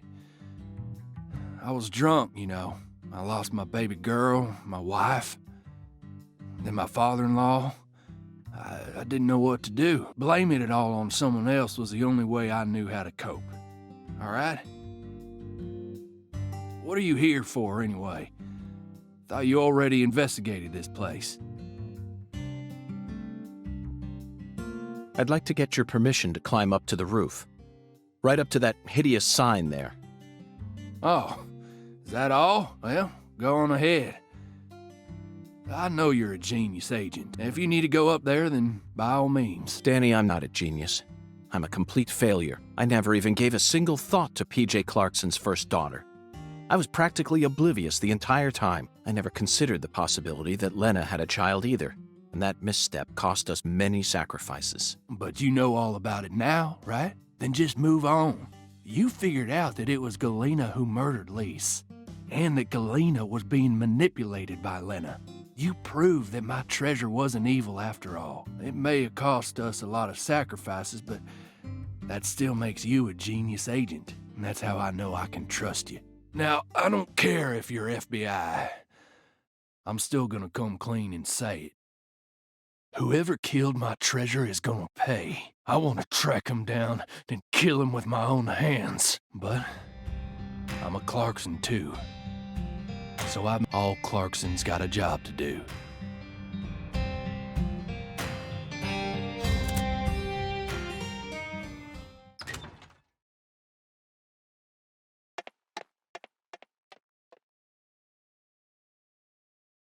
Which one is it, Zach?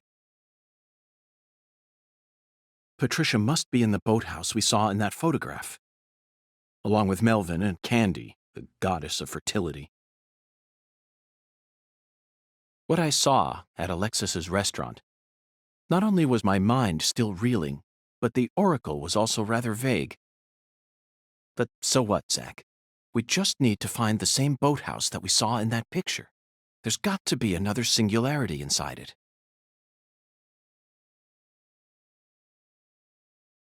Zach, that's the boathouse. It's right where the photograph was taken.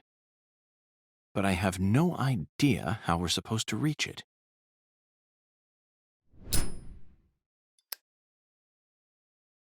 Zach, it looks like we have no choice but to head back to the starting line. Let's go and see the one who fired the pistol at Heaven. He should be able to transport us straight to that boathouse. Remember, his love for justice is so strong that he chased a poacher's boat all the way up the bayou. I'm sure he'll be happy to help us. Zach, stop and just imagine it for a moment. Chuck's face, once he hears that poacher's boat is actually a shrine housing the goddess of fertility.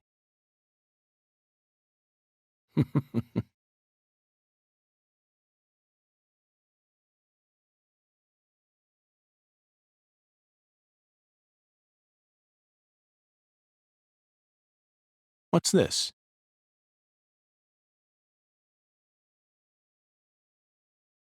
Who left this message for her? Zach, you know what? I forgot all about our 10-foot giant. We still have a lot of work left to do in this town.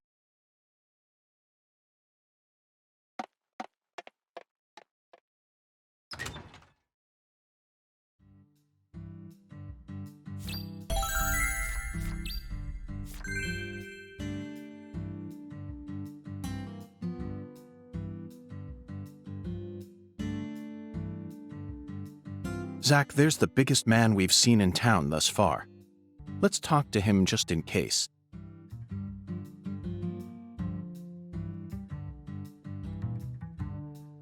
Hello there, Avery. Would you mind raising your arms up high like this for me? Raise my arms? Like this? Thank you. That's perfect. It appears that even with your height, you'd have a tough time reaching a spot up that high. I love Lise. Yup.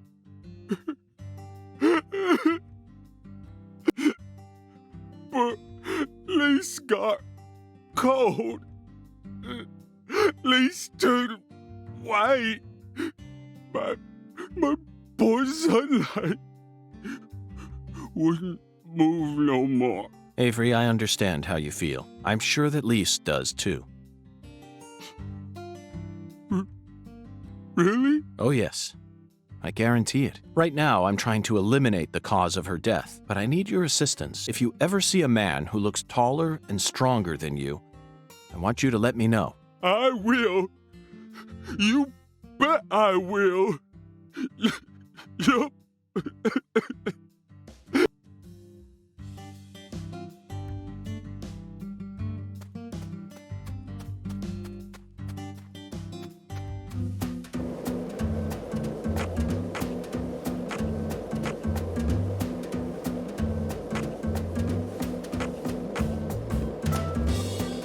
If this town has a symbol, it's got to be that bridge hanging over the bayou. Lift bridges are truly a rarity. Reminds me of Duluth, Minnesota. Remember what happened there? That man went to such great lengths to collect his victims' tongues. You know, the one who would French kiss them every day as they slowly decompose. As I drove him to the station after his arrest, he started lecturing me on the proper way to give someone a kiss. Anyway, back to Duluth.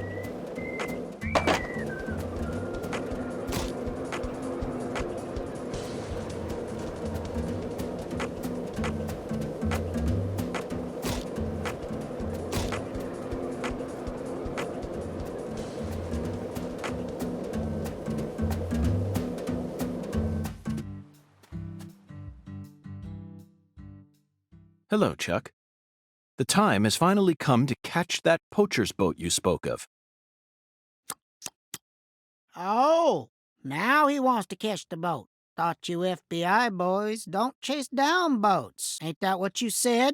Unless it's a terrorist boat that plans to overthrow our country, right? You're exactly right, Chuck. I discovered that boat does contain perpetrators who are potentially capable of overthrowing our country. Perpetrators who are deeply connected to a new drug called Sang Rouge. And you expect me to help you? Yes, I need your help.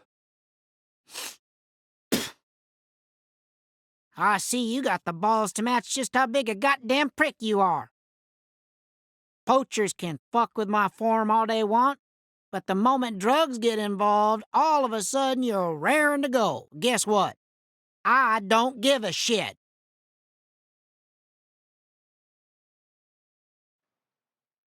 I can't solve this case without your help, Chuck. If you're angry about how I acted earlier, then please allow me to apologize. I don't want no apology. Then how can I get you to trust me? You really don't know when to shut up, do ya?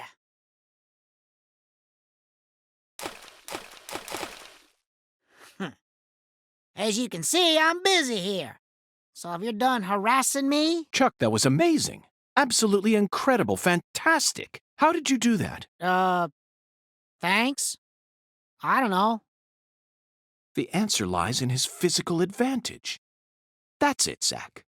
Your stance when you toss makes all the difference. I can't get over how beautiful his stance was. Just what am I missing?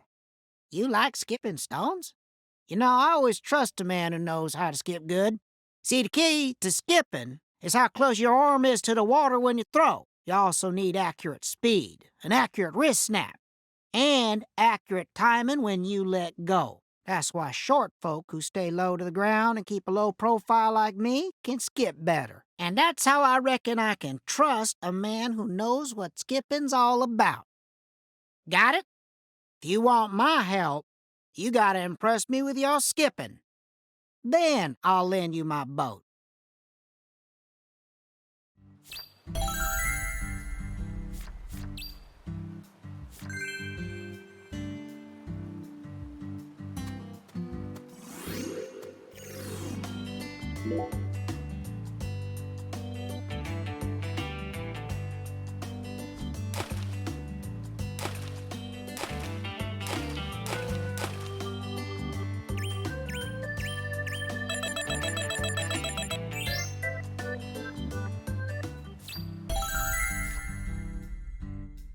Hot damn! Woo-wee! You're a natural. That was flawless skipping, all right. Really? Oh, yeah. You got talent, boy. And you're humble, too. Well, I did have a great teacher. That's what helped me to stay low. Yep, that's the key. Gotta keep low profile. Folks can learn a lot about life from stone skipping. Fellers gotta stay humble. Keep himself from getting all arrogant. Know what I mean? Okay, maestro, I trust you now. I'll take you into the swamp or wherever the hell else you want to go. Want to shove off now? Gotta make hay while the sun shines. Let's head over to my boat. Follow me, maestro.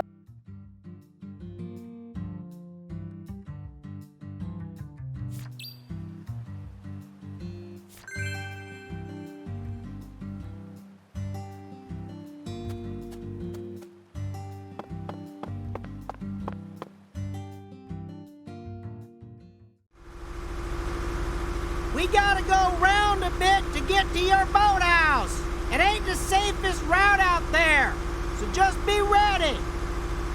Zach, this is exhilarating.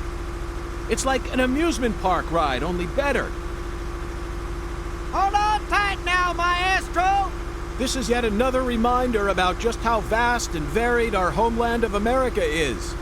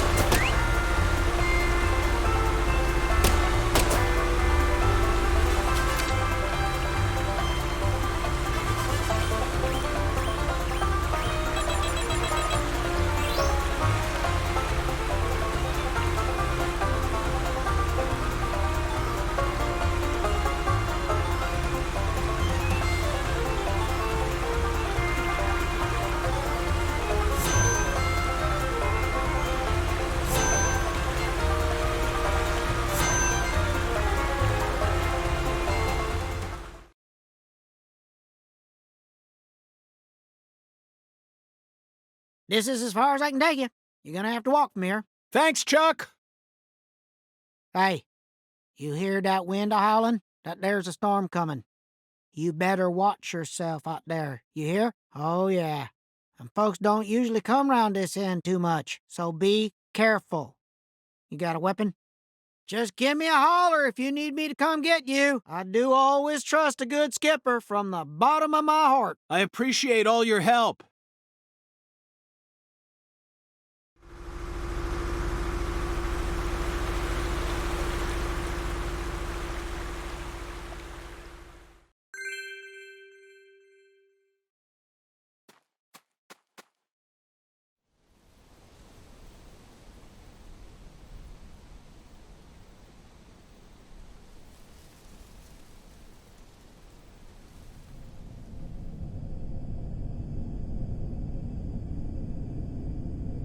Zach, a deadly premonition. How do you feel about this one? Honestly, I'm torn. I know the truth that awaits us here isn't one we want to accept. But we have to keep marching ahead. We're FBI special agents, remember? The United States Department of Justice has authorized us to deliver justice in their name. You know, sometimes I get to thinking, why did I ever decide to work in the justice sector?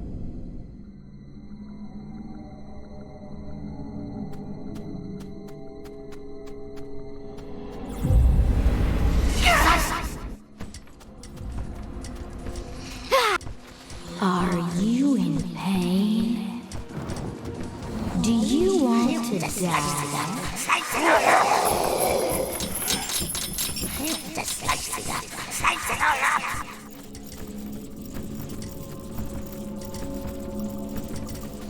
Are you in pain? Do you want to die?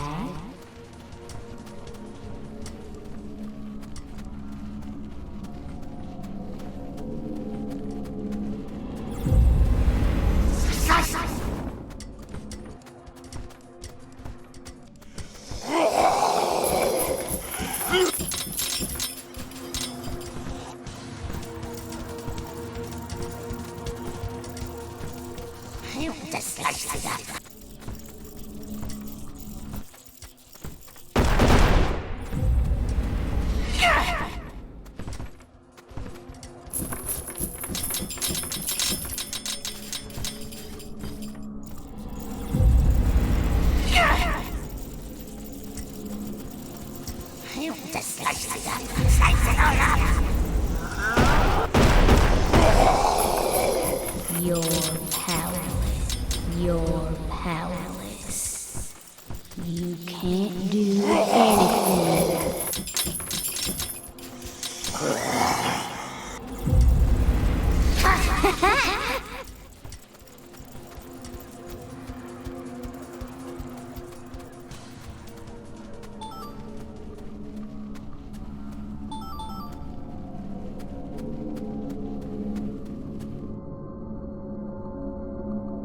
Zach, we've reached the final stage.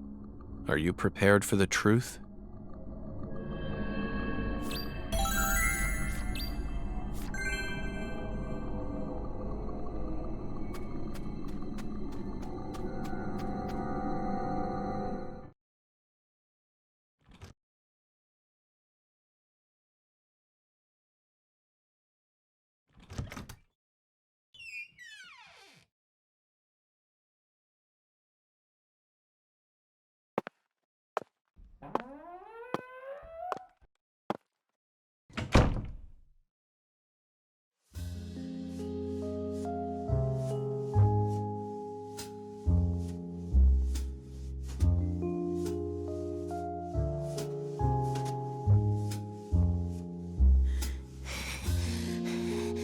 I love you. I'll do anything for you. I'll make your wish come true. Yes.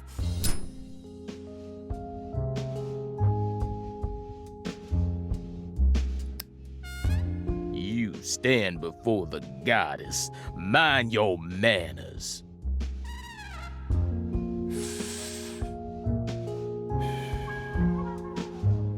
Sorry, but I don't worship that deity. You always were a rude one.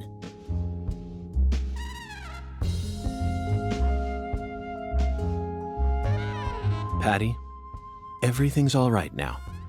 Just come over to me. She can't hear you, York. Patricia's already in a trance. Outside voices can't reach her. You didn't. San Rouge? Now, what kind of fool do you take me for? She's the consecrated virgin, and virgins need to be pure. She won't be able to serve the goddess if she gets all corrupted. Now, will she? And besides, she's got a resistance to the stuff. Might be due to the blood she inherited from her parents, or might be San Rouge was designed that way on purpose. Not that it matters now, 'cause she's about to die.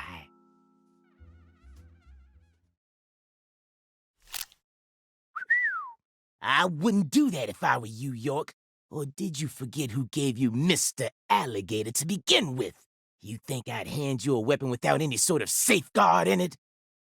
This is straight out of a bad C movie, Melvin. Call it what you want, York. But I'm the main character here, and you already played your part. Now that Candy's become the goddess, I will take her once more and claim my seat as the king who rules this town. Yes, I will be the one who rebuilds the Clarkson's legacy! Power isn't important to you, Melvin. All you care about is your loving family, remember? The man who won the heart of the most beautiful girl in the world. Melvin Woods. We can still stop this from happening. You just need to wake up, Melvin. York, you really are a second-rate man. You're incapable of understanding how other folks feel. Lena was the one I loved. Candy's merely the symbol we use to restore the Clarkson's glory. The goddess of fertility is just an idol designed to guide our people down the proper path. I devoted everything I had to Lena. Hey, Patricia!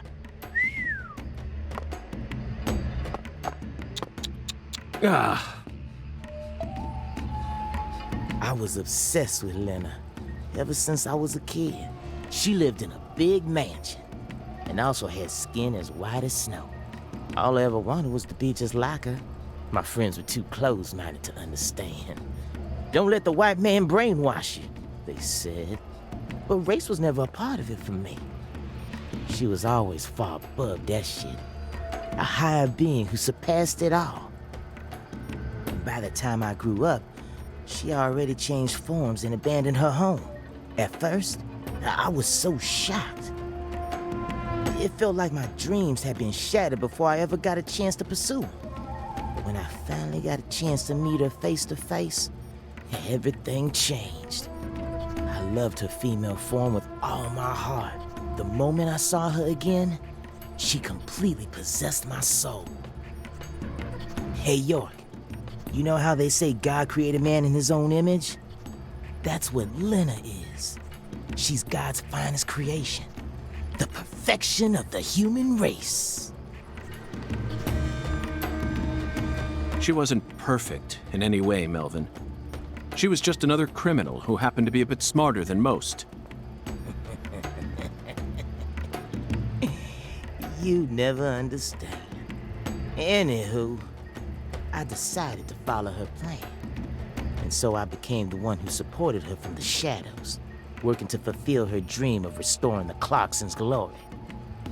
That's why I seduced Candy, married her, and kept giving her sang rouge whenever Lena told me to. Then, you know what happened? About 1 year ago, we finally saw a sign of the birth of the goddess of fertility. You mean she started growing horribly obese? 8 years. It felt long, but also short somehow. I knew from the start that much blood would be spilled. But I had no other choice. It was the only way for me to make my beloved angel need me. So you murdered Galena, too? Yeah, that didn't exactly go according to plan. Galena was supposed to kill Lise, and Lena was supposed to take Patricia's life. Then Lena and Galena were supposed to kill PJ and end their own lives. Filicide, patricide, and suicide. These 3 types of sacrifice were gonna complete the blood purge. But then you came to town. You're such a pest, York. I loathe every fabric of your being. Always buzzing around us like a gnat, trying to upset our faith, but no more. I'm gonna stop you right here, sacrifice my daughter, and complete Lena's plan once and for all.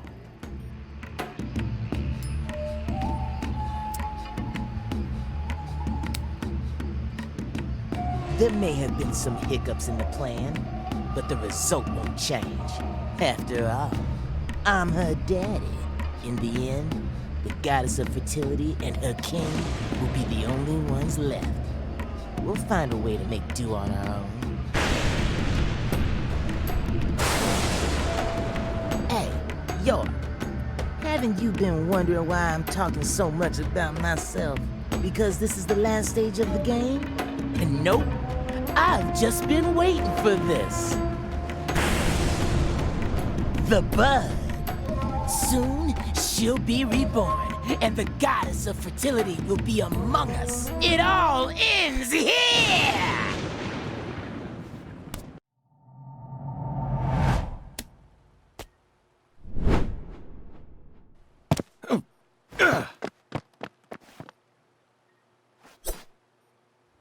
Patty, are you all right?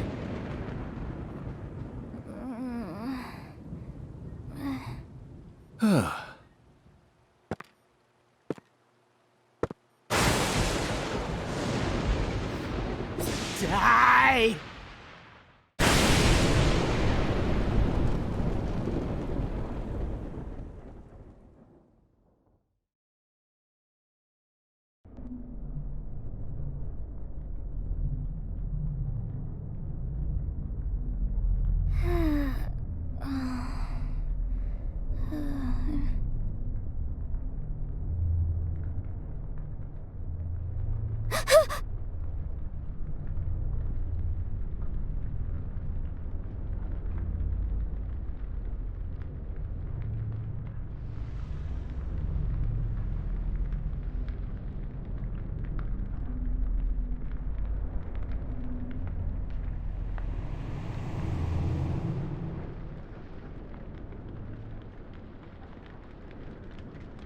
Shit! No! Stop, goddammit! Get away from her! Daddy! Mama!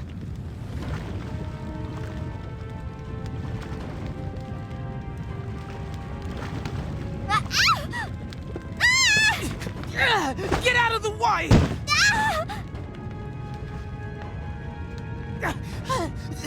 But the goddess let us plans! Daddy! No! Damn it! I was supposed to be the king! I need to stop the fire! Shit! Damn it!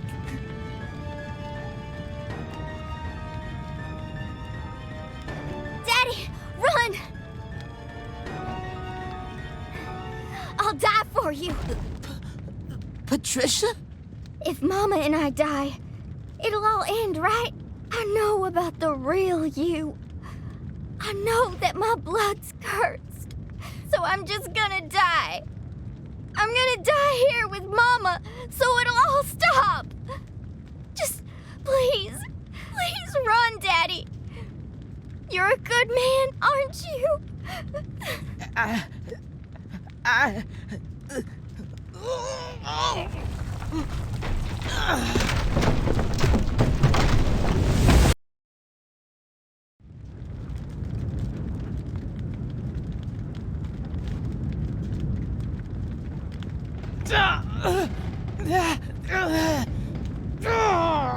Daddy, you saved me?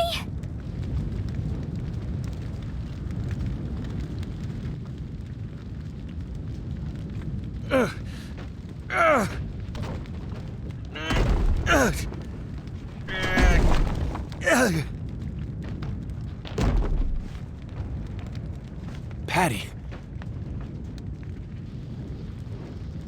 Zach, I need you. Give me strength!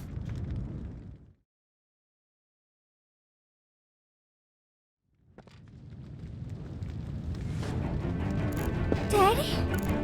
You saved me? But why? You kept saying you were gonna kill me. Daddy! I can't do it!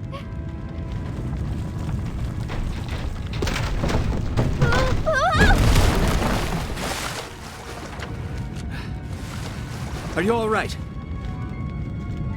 Agent York, save my daddy! Get out of here! York, take my CLG and run! No! I can't leave both of you here! Just go! No! I'm not leaving! No! No! I sinned. I can't come back to this world. We have to say goodbye here. I'll take your mama with me. It's time for you to start a new life, sweetie. One where you won't be shackled to your destiny.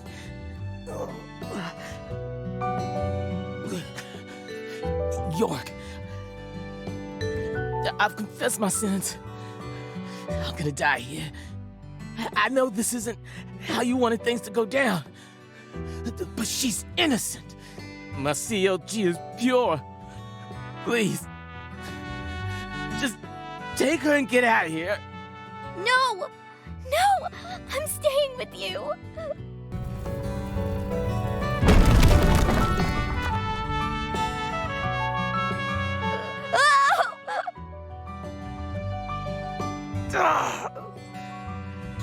My daughter's in your hands now, York. Let's go, Patty. No! Let me go! Daddy! Mama! No!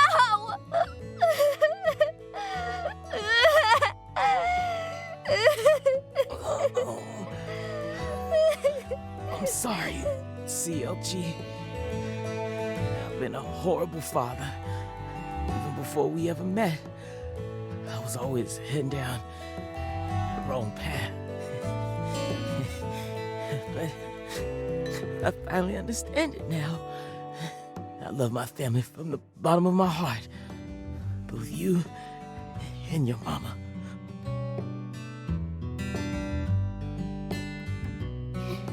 Me too. I love you with all my heart, Daddy.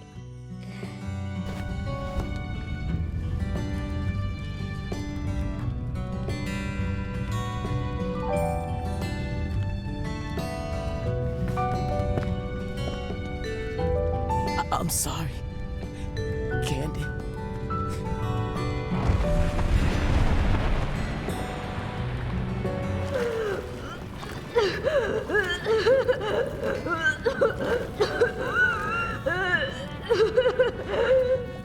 Red tree.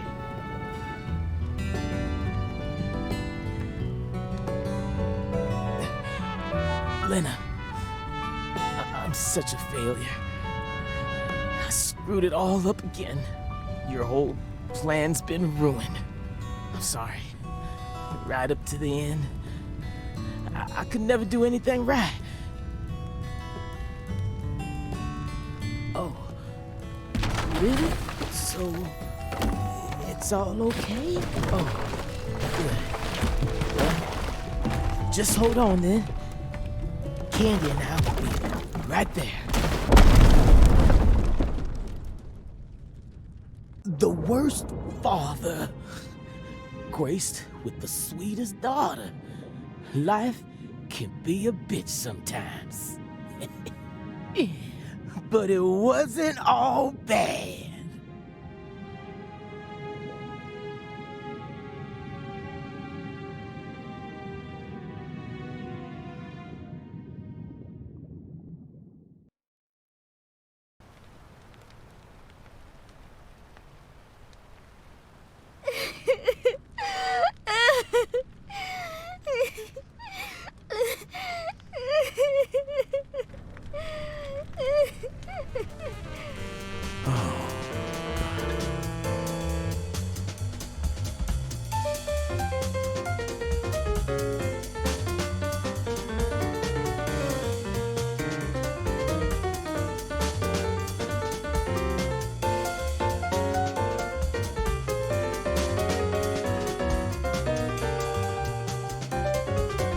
Katrina brought that rain to us. And now, I realize that at the very end, I saw him. But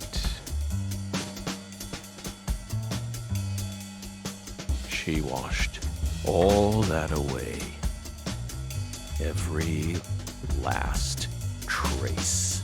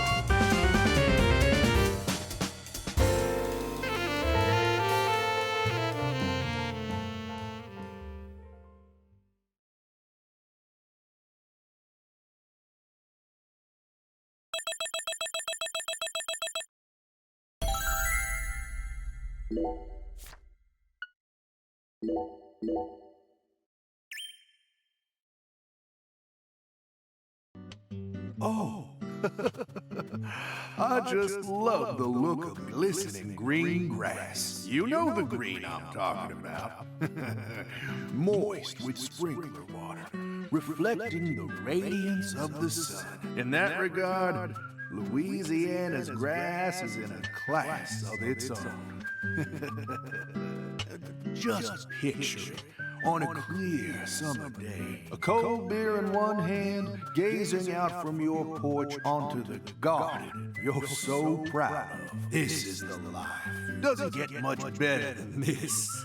That's how you feel. A well-kept garden and a cold beer, the ultimate combination. They go hand in hand, just like hot dogs and sporting events. But that grass, it's got a bit of a nerve to it. It doesn't matter how many times you cut it down. It'll always keep coming back and turn your eyes away for a bit. And that's when it'll really sprout up. Up until last week, your garden was perfectly pruned and balanced, symmetrical and pristine. But you wake up the next morning, and you can't even stand to look at what it's become. That's why people work so hard to cut their grass. Like it's some ordeal they've been tasked with by the big man in the sky. Oh. And it never ends. Understand me, Zach? If you want to stop cutting your grass, well, you need to either submit to its growth or force it to wither. That's all humans can really do. Hard work never really gets you anywhere in the big picture. Nothing but wasted efforts. You following me here? Now just be honest with yourself. Be honest, Francis Zach Morgan.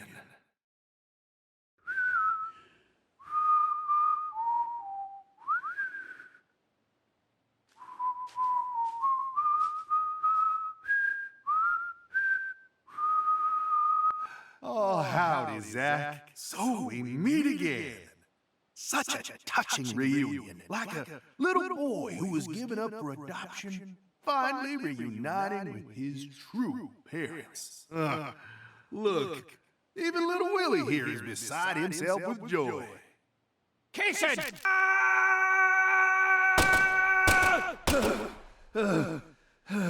Oh, dear. Damn it! I'm gonna kill you!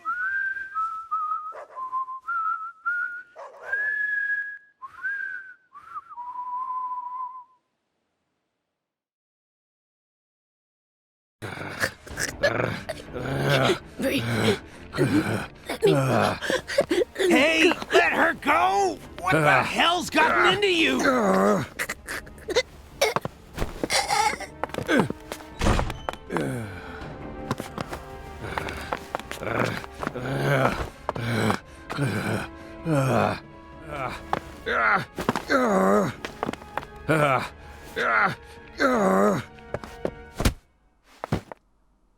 Jeez, are you okay?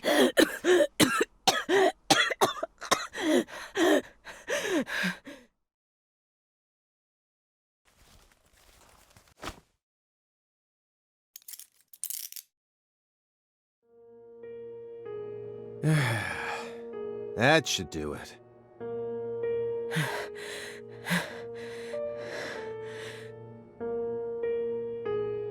Well, no turning back now. How should we clean this up? I'm searching the room.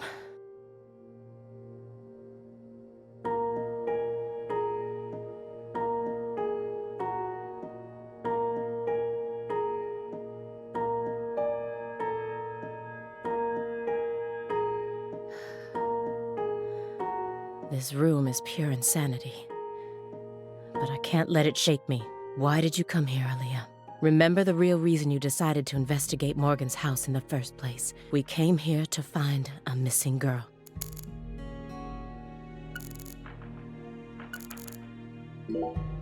I was so positive, but she isn't here. There is something about this room, though. Agent Jones, what do you think? Me? I'm not as smart as you. Why are you even asking me? Are you hiding something? Of course not. Knock it off. Me? Hiding something? Ha! That's a good one. Come on.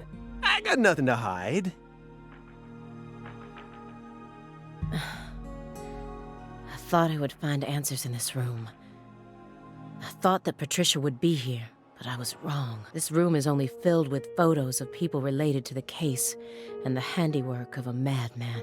Feels like I'm wandering through a heavy mist. Why is Morgan showcasing those women's photos and that bed?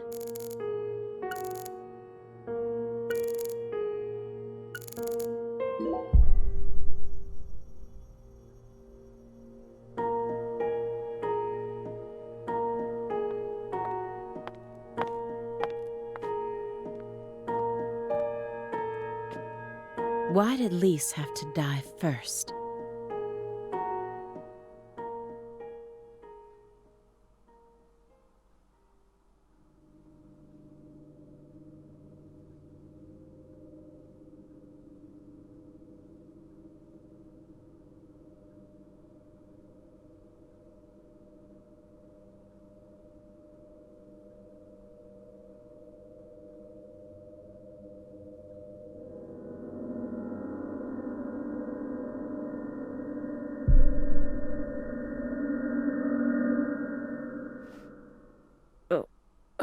What is this?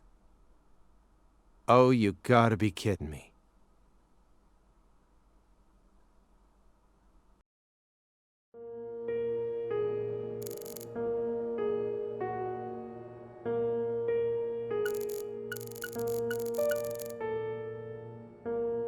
If you loved someone from the bottom of your heart, would you ever be able to marry someone else? Or kill for them? Whoa, what are we talking about? I never heard of any kind of motive like that in any other murder case. I just keep feeling like we're being fed a story that he made up in his mind. True. Honestly, without having experienced what that's like, I can't really say what I'd do. But I'd never try and force love to happen if it didn't seem like it was meant to be. There are 3.5 billion women on this planet. There's got to be more than one specific person who anyone can fall deeply in love with, right? But what if we were talking about pizza, not women? You just discovered the perfect ultimate pizza, but you aren't allowed to take even a single bite unless you kill someone for the cook. Have you ever loved someone with all your heart? What kind of person do you take me for? That's my line.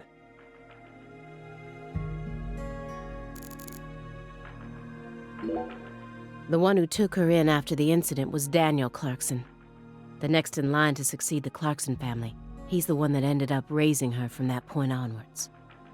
Isn't fate strange? In the end, two people who were completely unrelated by blood ended up inheriting that house.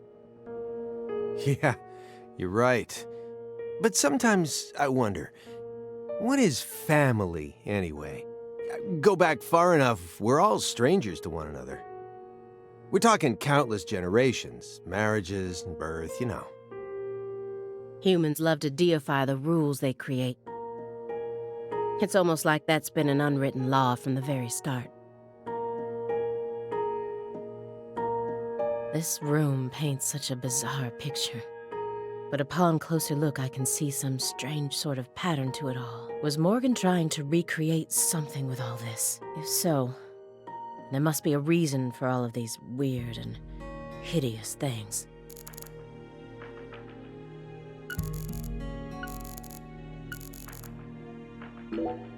What's that? A hunting trophy, a brown bear, with a dragonfly eye patch. Why is it smoking a cigar? It's probably supposed to represent Philip J. Clarkson's body. And the elk is? Helena Doman. So that's why it's got such good taste in fashion. And this one is Galena Clarkson?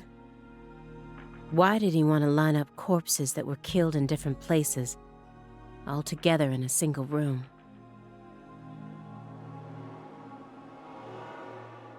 Red seeds?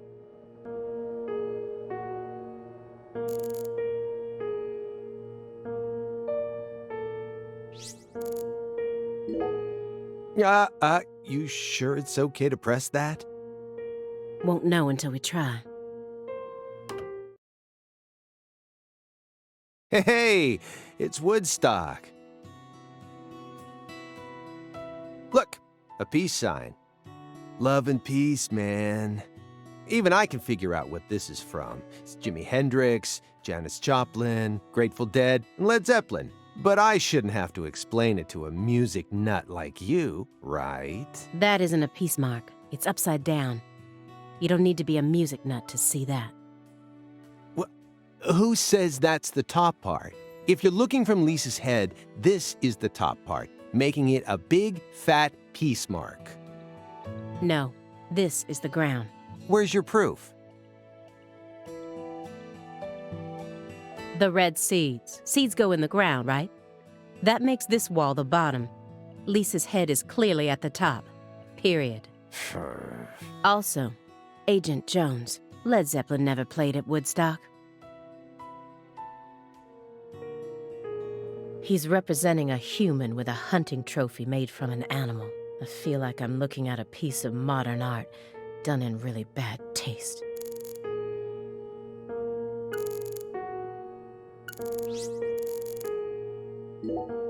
Anna Graham, the first victim of the Greenvale case. Her body was found hanging from a tree, like a goddess being worshipped in a sanctuary.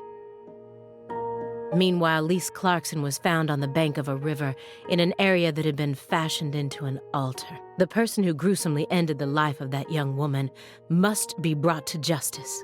I completely agree. They both still had their whole lives ahead of them.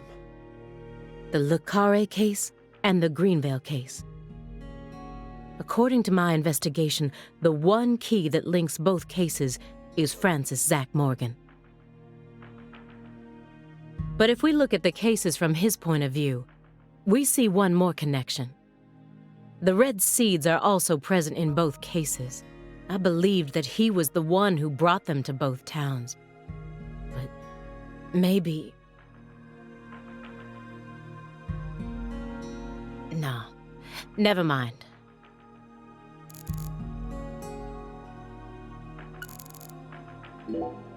She planned a string of murders all in order to restore the Clarksons to their former glory, right? Yeah. According to Morgan's story, matches up with the files, too. But the only proof of that is the confession she privately gave to Morgan just before she died. Galena Clarkson was also murdered immediately after she confessed. Don't you think it's all a little too convenient? Well, story-wise, yeah. And the sacrifices. None of the FBI's official records contain an example of an actual human sacrifice. Aside from the cases that Francis Zach Morgan handled, that is. There are tons of examples of animal sacrifice, though. And remember the witch hunts back in the Middle Ages? Meaning? Meaning, there are always exceptions to the rule. And Morgan alluded to the existence of some sort of journal, right? I think he said he read it in Professor R's lab. If we could find that, maybe this would all become easier to swallow.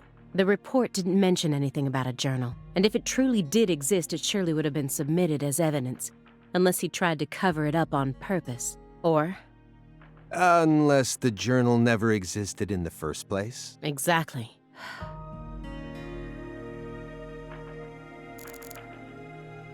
When Helena Doman returned home, someone must have let her inside. You think that was her brother-in-law, Daniel? I don't know. Well, alligators did chomp his arm off. He probably had it in for old man PJ too. But, you know, I don't think he had anything to do with this. Why not? You're making it out to be more complicated than it really is. That's always the problem with people like you. Too smart for your own good. Just get to the point. Professor R marched straight through the front door to the mansion. She arrived right at her destination using the quickest route possible, without having to undergo a single security check. I know. My question is, how was she able to do that? Because she's family. It doesn't matter if PJ disowned her. He never stopped loving his son. A father would never abandon his child, no matter how much they fail to fulfill his expectations. That's what being a parent is all about. Don't look at me like that. I know, I don't have a son myself, but I have a father. He's still back in my hometown, managing the printing plant my grandfather started. He'll be turning 80 soon. He wanted me to take over the place, but as you can see, I'm out here.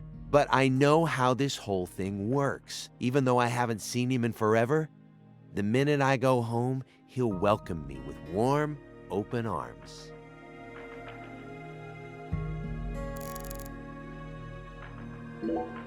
He was taught how to rule as a child, never confided in anyone, and married for purely political reasons. Then he prospered so much that he became powerful enough to rule an entire town on his own. But in the end, his own child betrayed him and ended his entire clan in a series of violent deaths. If that was your life, how would you look back on it? Yeah, beats me. I wasn't born into a rich family, nor was I ever taught how to rule. And for what it's worth, I've also never knocked up a young ex-actress. But I guess the one thing we can say is that any good life needs balance. Get too hung up on one thing and you lose sight of everything else. And if you betray someone, you'll get betrayed too. If someone thinks they can step all over people and then live out the rest of their life in peace, they're fooling themselves. We always get to see how those people end up in our line of work. In the end, they die horrible deaths. That is why pizza is the only thing I trust. Pizza never betrays you. This case took place in Carré and centered around the Clarksons. Oppressive authority, cross purposes, madness, and love. But Katrina took the truth along with many innocent lives and buried it all at the bottom of the swamp. But there's one truth that can never be washed away. This all started with the death of a young girl. Everyone thinks that the principal thing to the tree is the fruit, but in point of fact, the principal thing to it is the seed. Now I know why Lise Clarkson was murdered first. Lisa's death was Professor R having second thoughts. According to Morgan, her plan was to perform parricide and filicide, then commit suicide. Those were the 3 deaths necessary to complete the ritual, remember? Which means she technically could have killed Patricia first. That would have been the best way to delay any interference from the Clarksons themselves. The reason she didn't kill Patricia first is because Lena was actually following a different plan inside her own mind. Or perhaps she merely changed her plan as she followed through with it. At some point, new emotions started to take root within her. She had second thoughts about something. And in order to shake those off, she used Galena to kill Lise first, in order to cut off any possible escape. But that only made her plan move ahead quicker than she could have ever imagined, which forced her to rush right up to the end with those misgivings always in the back of her mind. Huh? Wait, hold on. Yeah, you lost me. What are you talking about? In other words, at some point, Helena Doman decided that she wanted to make Patricia the next heir. The blood purge wasn't for the goddess of fertility. It was for their daughter, Patricia. Wait, are you saying Helena knew from the start that Sheriff Woods would die with Candy? That's the only explanation I can think of. Huh. Remember, this is only assuming that everything Morgan told us was true. Until I can trust that man, this is all nothing more than conjecture. Considering how insane this all is, it sounds perfectly believable to me.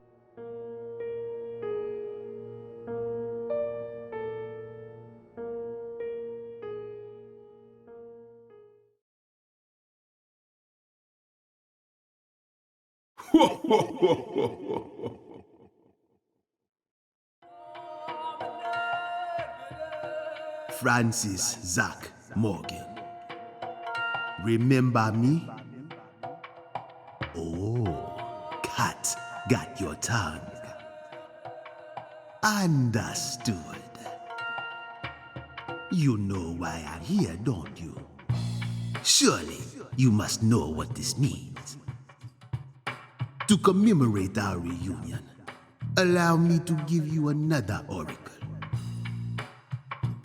The contract, once signed, will last for eternity. But only in the presence of true love. Did you hear that? Good.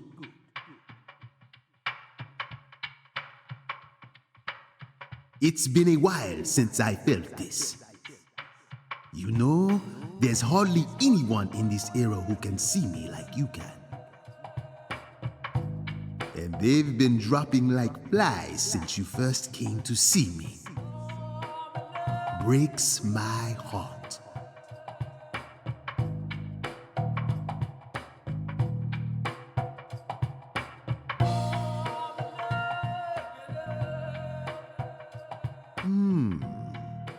We don't have much time.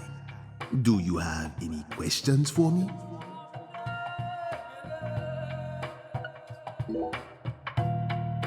Excellent. You pass. You haven't changed, Francis Zach Morgan. But that question isn't for me to answer. Go and see it with your own eyes. Oh, time's up. We'll have to finish this during our next reunion.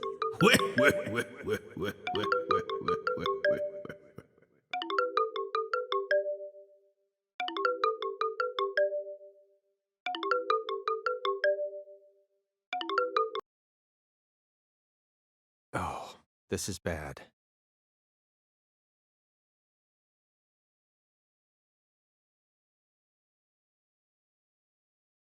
Agent Jones, what is this referring to?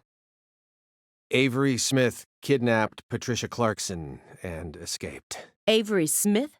The vault manager? Why would he kidnap Patricia? Tell me what's going on right now. Well... Answer me, Jones. I made a deal with Morgan back when he took me to the bathroom. What?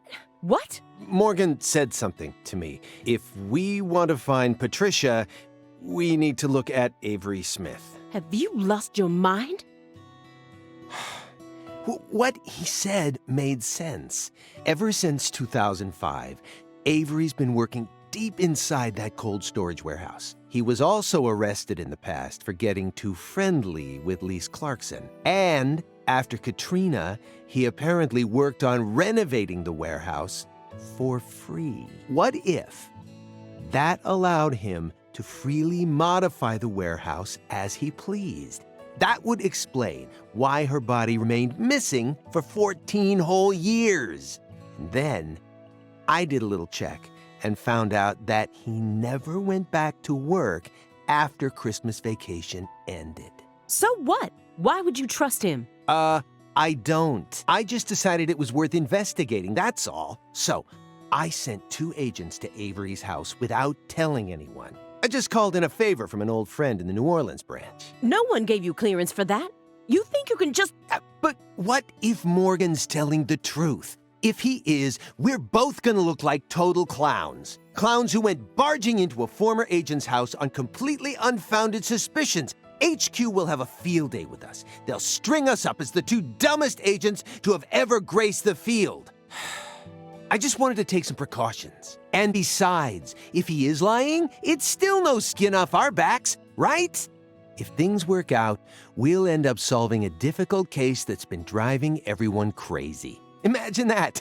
You and me, just the 2 of us, solving a case like this. I'll be able to jump ship on this crappy job.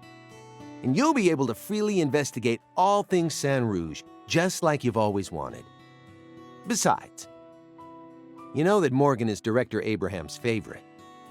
Even if we get into some sort of trouble, if Morgan testifies to Abraham's for us, we'll totally be in the clear. I don't care. This isn't the way things are supposed to be done. Well, I'm sorry, but I had no other choice. You were so engrossed in this, and come on, you know how I am. Besides, saving the hostage should take priority above all else. There's no time for squabbling. We need to find Avery Smith no matter what it takes. But how? Well... Thanks to your heroic maneuvers, we just lost our suspect. I know, but... I know how to find him. I should be able to see the other world, the way I am now. Just let me go. Please. Morgan? It's okay, my fairy. I know I can convince them.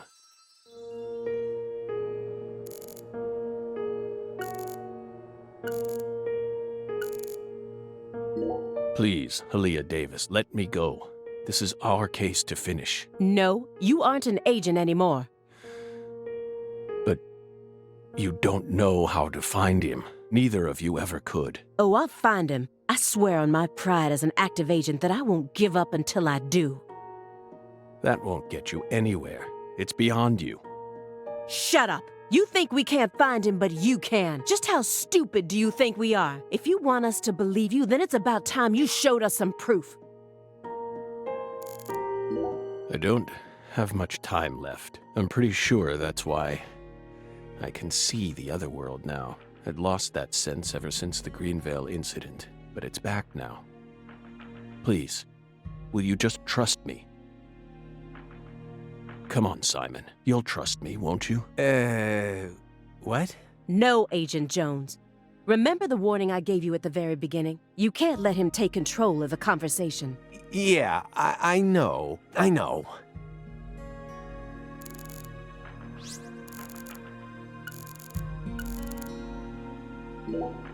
You said that she was the mastermind behind the tragedies in Carré. That her convictions about the Clarkson bloodline are what started it all. Yes, that's right. She instigated her younger sister into killing her own niece. Then she committed suicide immediately after killing her father, hoping that Sheriff Woods would be able to complete her plan. How could one call such an unpredictable series of events a plan? And as we saw, Sheriff Woods chose a fate that was completely different from what she envisioned. No, he didn't. In the end, things went exactly as she planned. What do you mean? At a certain point, she realized that her plan was wrong, so she tried to adjust things, using me as a pawn. But then, the unexpected happened. She and I both underestimated what Avery was capable of. That's why I'm here right now trying to convince you, in order to save Patricia's life. If your story is true, then why did Avery Smith kidnap Patricia? Patricia resembles Lise. I even got them confused once, and Lise reported being stalked by a 10-foot man. That's Avery Smith? Exactly. But he's only 6'7" at best. His physical characteristics don't match the person you're talking about. I once concluded the very same thing, but now I know. That was definitely Avery. He protected Lisa's body for the past 14 years, until you discovered his sleeping beauty. So after losing Lisa's body, he kidnapped Patricia as a replacement? That's ridiculous. Is that really what you think happened? Even if Avery did possess that sort of mentality, it doesn't make sense. If Lise was really that important to him, he would have tried to steal her back. Not now, maybe, but certainly after she was buried. Would you be able to go on worshipping a goddess who had been defiled by so many hands? That ice was a barrier, a shield that separated the divine from our world. Hey, Belle. Your hypothesis was pretty much on the mark. Last week, I went back to Carré. Then I bought a used car and got on a train in Trenton. But not for the reason you think. I wasn't stalking Patricia. and I'd never try to kidnap her. Then why would you go there? Why would you risk so much, especially since you knew that you were under surveillance? Because, once again, I'm chasing Sang Rouge. Sang Rouge? Even after I quit the FBI, I continued to study the red trees on my own. And now, I've come to the conclusion that those red seeds and Sang Rouge both come from the same roots. I also found proof that someone's inherited the original recipe. That's why I flew to Carré, to confirm my suspicions. But I was more powerless than I ever could have imagined. I couldn't move like I used to. No badge, no gun. So, after wandering aimlessly around town, I swallowed down my torment and my weakness and left. You expect me to believe that? I know you've got it in you. What's that supposed to mean? You found Lise Clarkson's body. The one thing I never did. And only a few days after discovering the body, you came to visit me. You should be fully capable of discerning that what I'm telling you is the truth. Talking much about oneself can also be a means to conceal oneself. You can't trick me.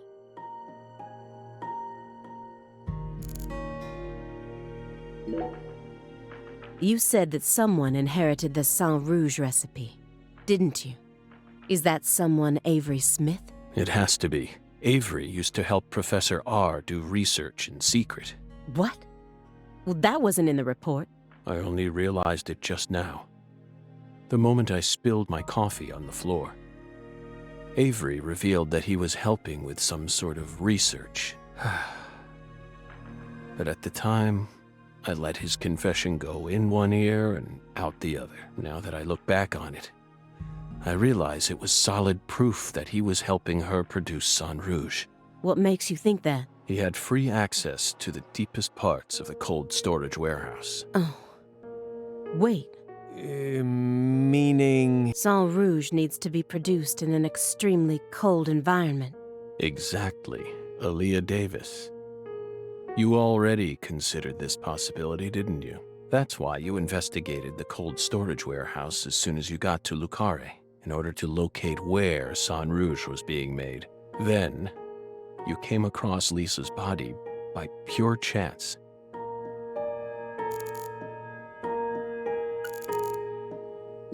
Who do you think benefited most from the Greenvale case? No one benefited from it. Many lives were lost. That's all. You really believe that? Everyone who survived was overcome with sadness, scarred for life. Without exception? Without exception. Isn't that right, my fairy? I feel like you're the one person who benefited from the case. You were able to add a new chapter to your stunning career and earned unshakable trust from the chief. That's what allows you to go on using his intel network as you please, even though you're retired. Are you seriously suggesting that? Sickness is destroying my body.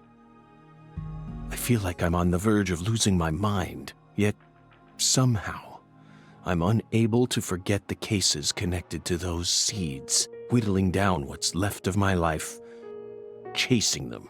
You really think I'm doing all this for nothing but self-interest? Is that really what you're saying?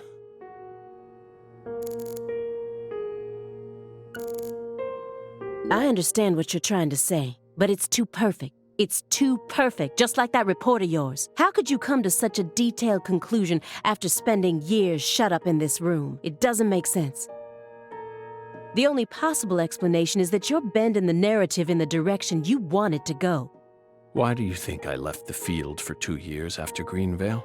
That case cost me not only my best friend, but also my special talent. I never thought I'd lose something like that. But ever since then, I've been unable to solve cases using that method. Metaphysical offender profiling. I tried everything I could think of to regain my lost talent, but it never came back to me. That's why I quit working for the FBI, and without anywhere else to go, I simply spent my days seeking truth, searching for an answer I'd never find. So time continued to cruelly pass me by. Until finally, a disease started eating away at my body. I thought it was all over for me. But about half a year ago, I finally reached my conclusion. Everything started with the red seeds. He and I encountered these seeds long before we reached Greenvale. Under the seething, mind-melting sun of Louisiana. Then, for some reason, in the beginning of December, I finally regained my talent, and instantly, I could see the other world again. Get it? Through allowing the cancer cells to ravage my body, I regained the power to travel to the other side. This is the only answer, Aaliyah Davis. Truth is a surprise, born from coincidence and an unknown power.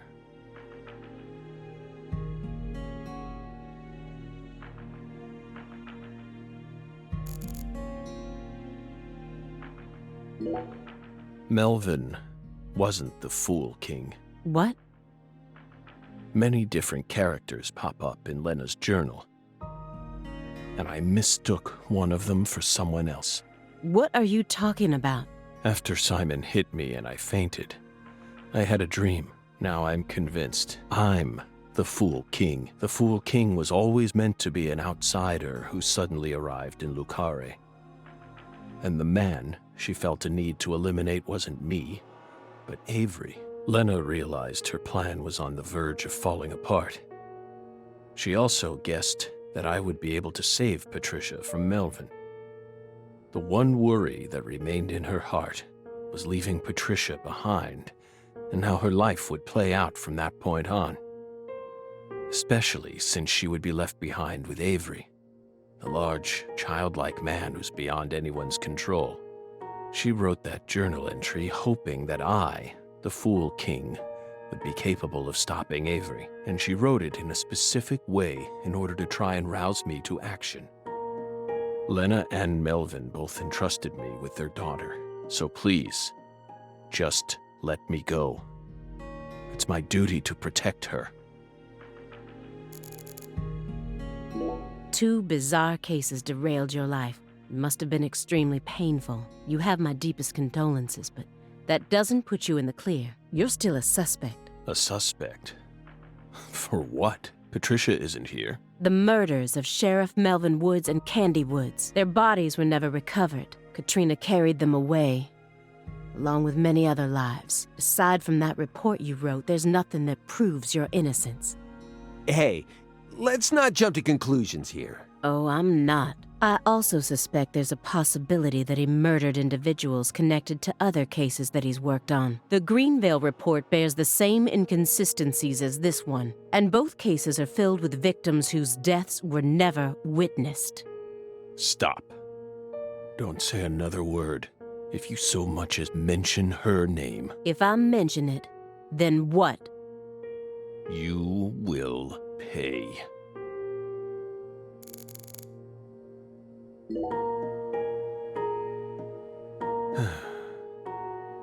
Belle. No. Special Agent Aaliyah Davis. You're exceptionally talented, I admit it.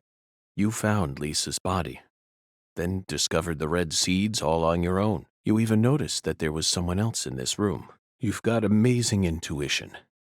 You're a hunter with an extremely keen sense of smell, but you still can't perceive the other world the way you are now. That's all there is to it.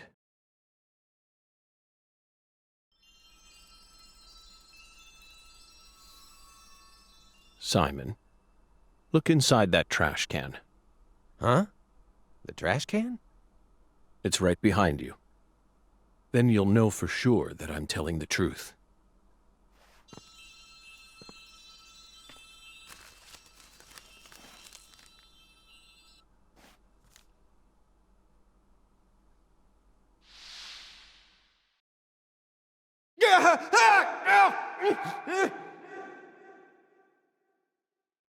We told you not to touch the sanctuary!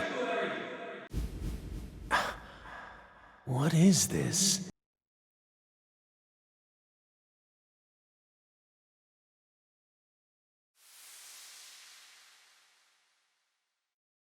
What's on that receipt? What is it, Agent Jones? F.K. Oh, holy crap. Huh. Contact a local agent and have them investigate Avery Smith's home. There are still agents investigating the Carré area, right? Trust me. That's where Patricia Clarkson is. Trust you? Where's your proof? Ask Aaliyah Davis. Ask her about the name of the person who tipped her off. What do you mean? You're from Chicago, and you love pizza, right? Especially deep dish pizza, smothered in cheese. What does this have to do with pizza? Just ask her, and ask her why she decided to take this case in the first place. Got it? Pizza will never betray you. So you need to trust it, too. But how could you have known that I would come here with her? I didn't. I just bet on you. God damn it. Hey! Tell me what's going on right now, Agent Jones. Thank you, my fairy.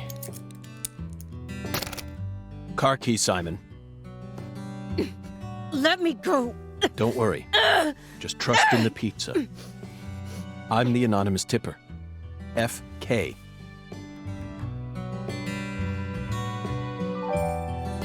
It's on the corner of 3rd Street.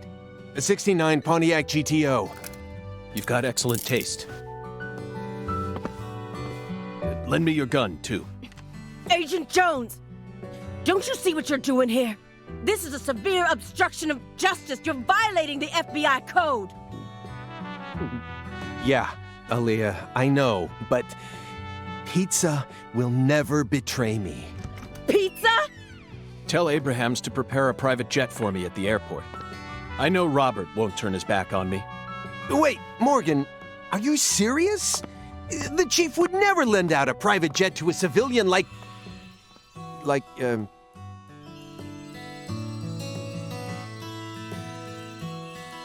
I have to leave you for a bit, my fairy. They'll be fine. They'll figure it all out.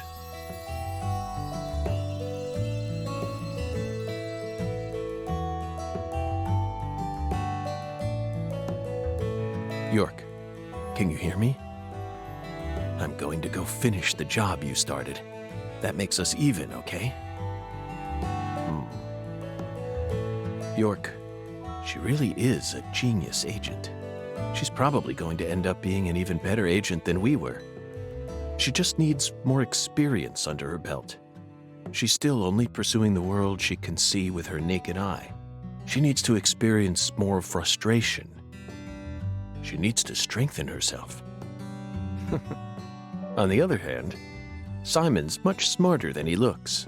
No wonder he was able to go on watching us for 4.5 years. All that struggling under the surface paid off in the end. Do you want to know why he decided to start trusting me? It's simple. It's all because of the name I used to send the tip to the FBI. It's the name of that pizza parlor, the Chicago-style place with those trademarked crimson boxes. Franklin's Kitchen. FK. Yet again. They've got the best deep dish pizza in the area. Both Simon and I love that place. That's why I told him, pizza will never betray you. Will it, York?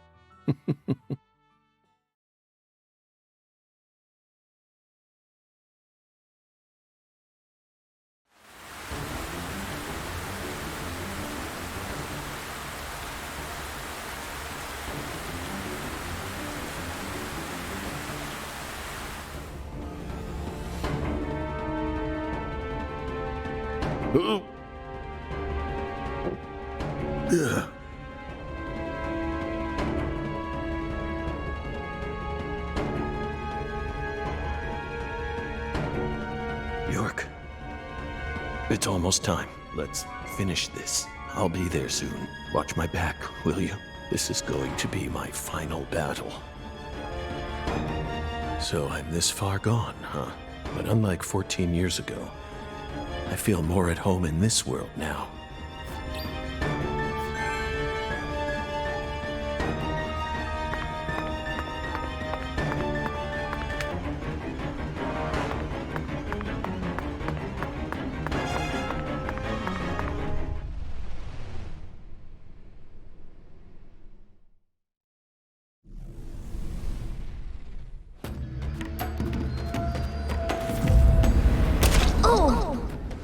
Are you in pain?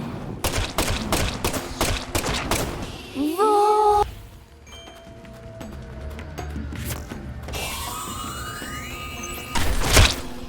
Roar!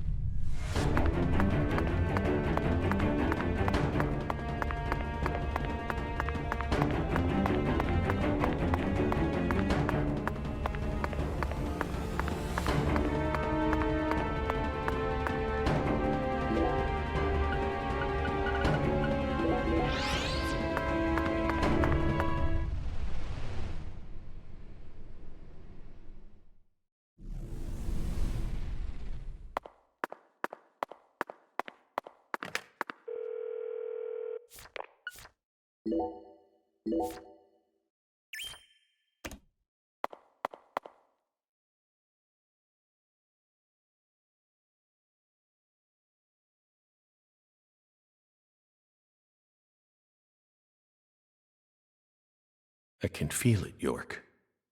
There's something in this room. What do you say we gather up some puzzle pieces for old time's sake?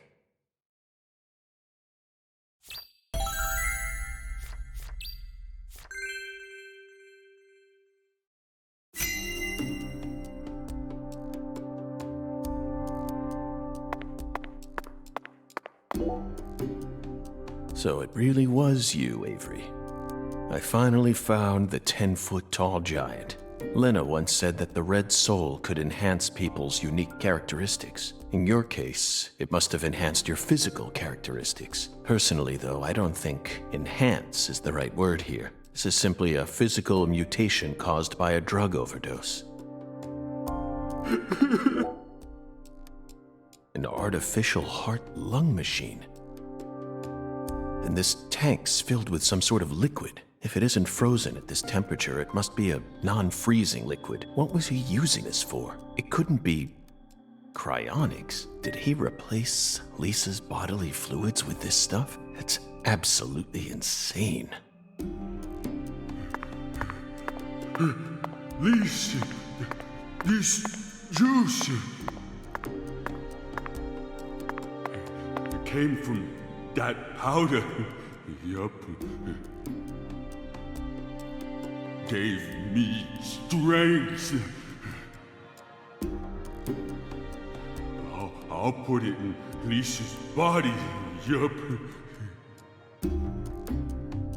So Lisa stay pretty forever.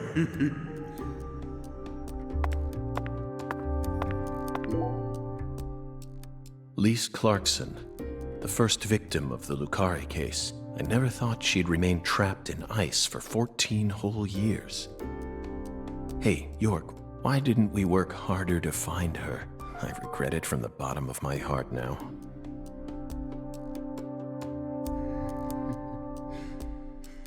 Lise, so pretty. I'll protect you forever.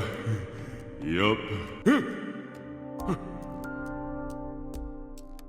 Lise smiled. She's smiling at me. Yup. Lisa's smiling. She's smiling. No one ever comes here. I can hide Lise here.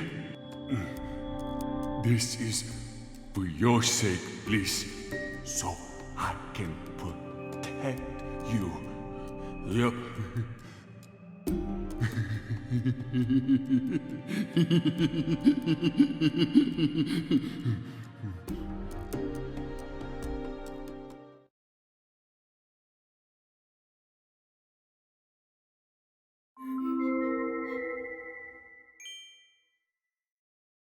Avery trapped Lise here in that massive block of ice. He made his own personal altar that no one would ever find.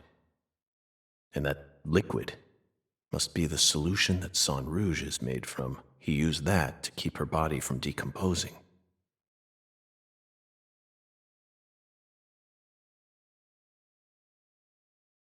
Oh! Red seeds. I knew it, York. Our battle began the moment we first visited this town.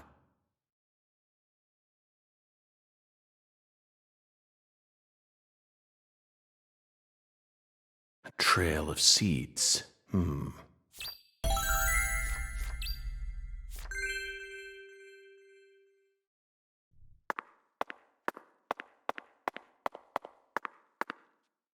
This is beyond freezer burn. The meat's all shriveled up, forgotten gator bones. All the way down here, Katrina still found a way to make her mark.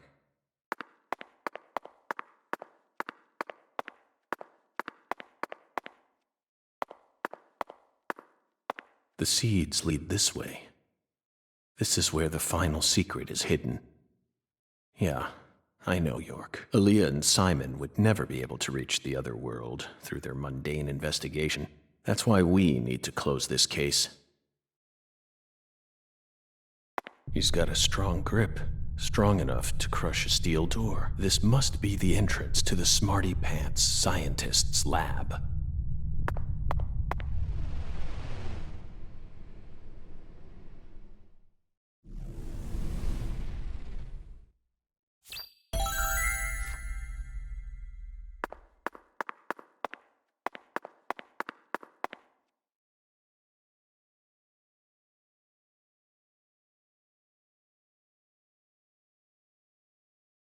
Avery Smith. After all this time, I found my way back to you. Back to the truth about just how special Lise was to you. They mentioned you so many times. Mrs. Carpenter, Alexis. But I didn't catch on. I completely glossed over the monstrous karma you've accumulated. You met the goddess together with Professor R's red soul, and you obeyed them, just as the goddess ordered. But then, the goddess died. You lost everything, and you went out of control. So, Professor R decided to give you something special. Lisa's body. You didn't steal the body. She gave it to you, didn't she?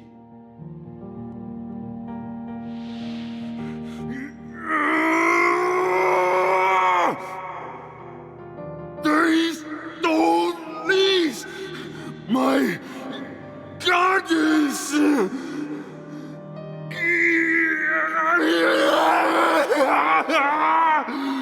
No goddess! No, Lise, so sad. Hate being alone. Makes me sad. I'm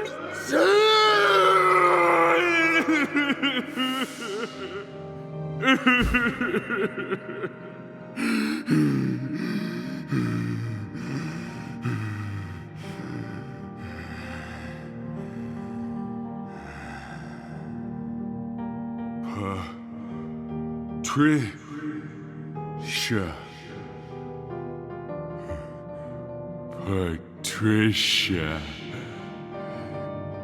Yup. I still got Patricia. Lise and Patricia. So alike. I ain't alone. Yup. The goddess is still with me.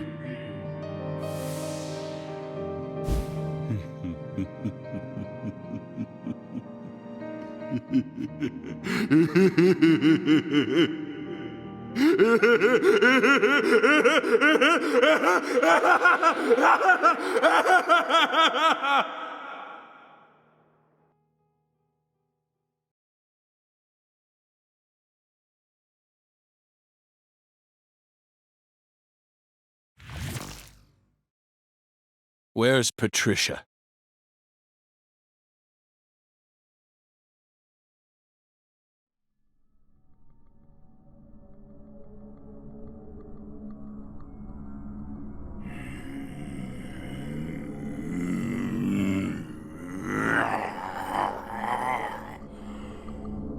It's not too late for you, Avery.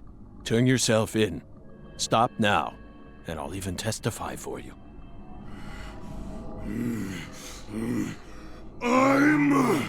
That's right. It's not your fault. Not my fault! Yes. You were just being used. I was used? No! No one used me! I'm the guardian! I gotta protect the goddess!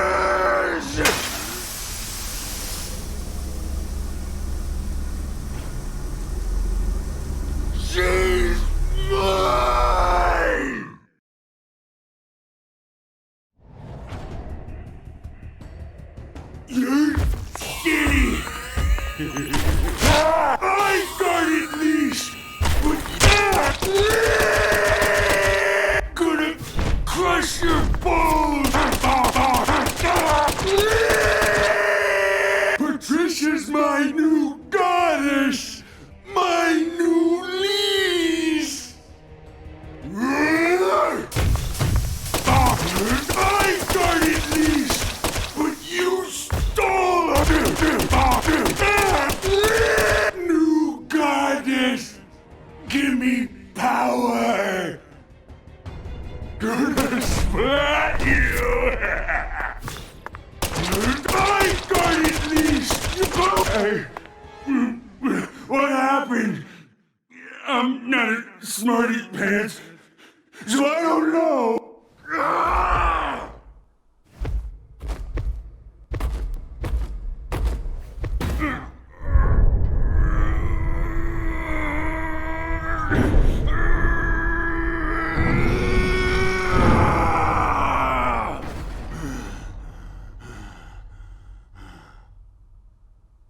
Patricia.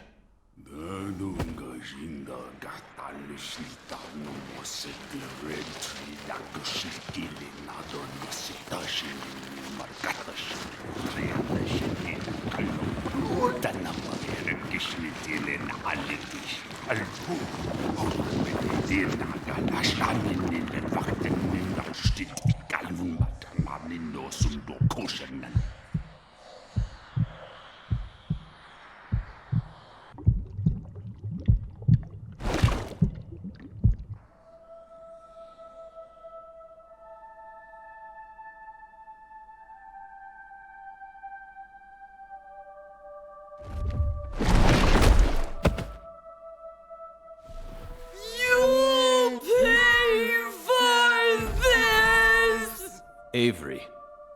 So that's your new altar. Sorry, but that religion won't last much longer. Patricia's coming with me.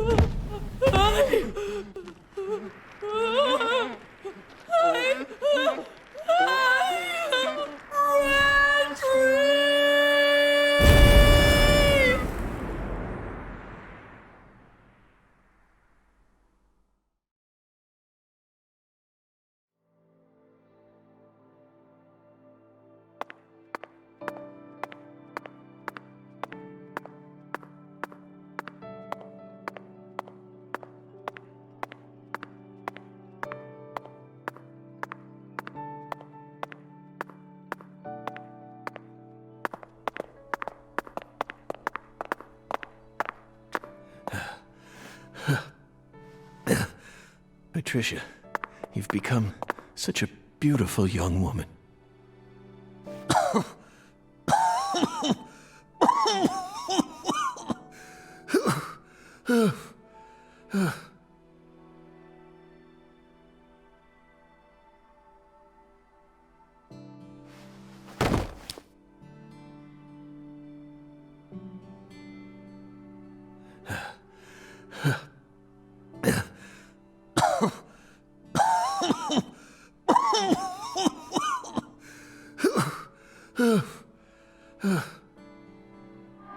are you here? I didn't ask you to come here. What do you think you're doing? I'm... Trying to act like some big hero? No. You never change. Always butting into people's problems. You wouldn't even let me die back then! What? Do you know how much pain I had to suffer because of you? Thanks to you, I had to live out 14 more years in hell. But... Who do you think you are anyway? You should have just let me die! I could never do that. I could never just stand there and let you die. Never. Never. Well, you should have. But... You should have just let me die! Just like you did with all the others. You let them all die! Stop. Stop it. No, I won't. You built up such a towering mountain of corpses. No! Yes, you did! You're possessed by death! No, I'm not. I did it for the sake of justice. Is that why you let her die? For the sake of justice? Don't say it. Please. Whatever you do, just don't say her name. Emily Wyatt. No! Emily Wyatt. Oh, damn it. Damn it. Damn it. I couldn't protect her. Yet I survived. I lived on to accomplish nothing. Damn it, York. Please. Just take me. Take me to the other side.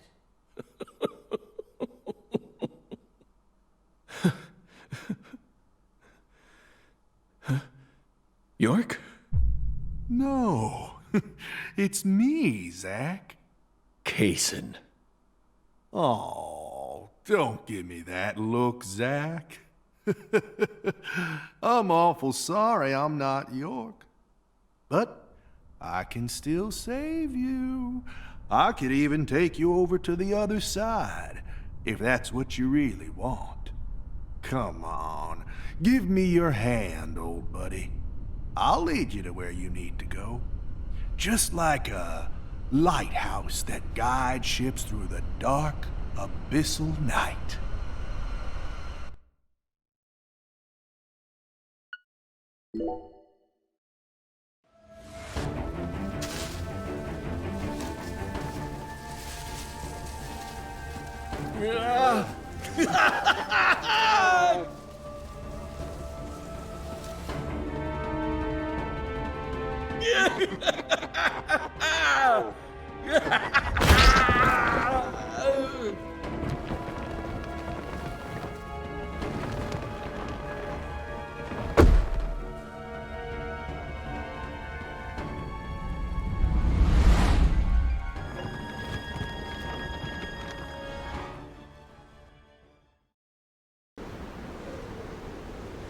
Oh, welcome, Zach, to the Red World. You've become such a fine monster. Oh. Lena and George could never hold a candle to you. They really disappointed me, you know? Especially Lena.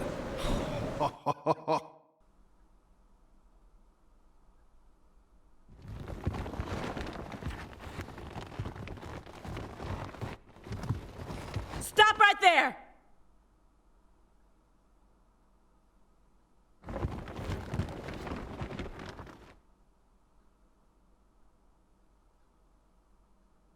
Is that you, Morgan?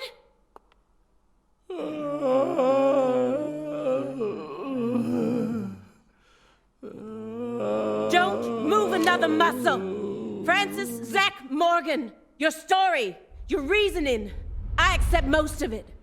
So just put your hands down and give it up. I'll take it from here. Yeah. Oh. Hey. She ain't half bad. She can't see this world, but she still managed to find her way here using nothing but her nose.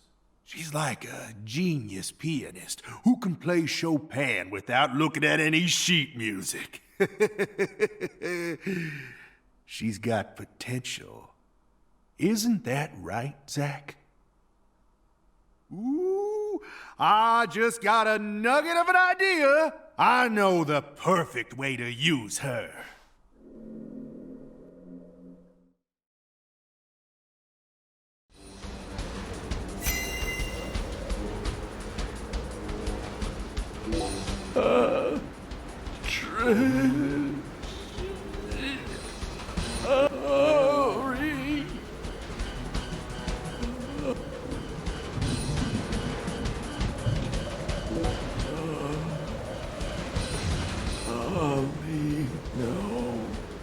Can't remember.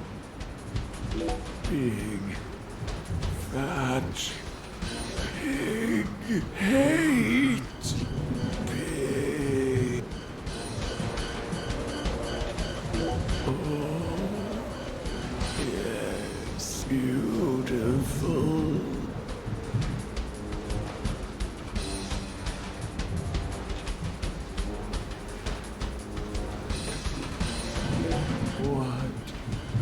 Is this? Smells good. Smells so good.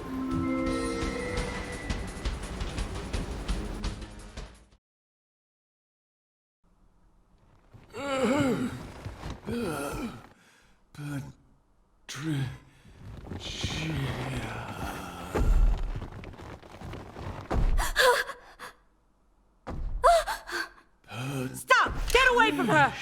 No!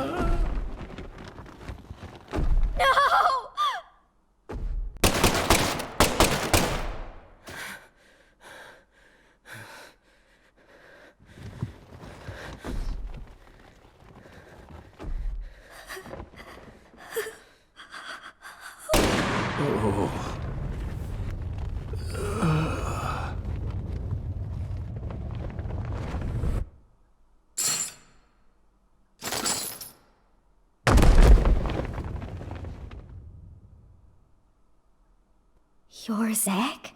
Special Agent Zach?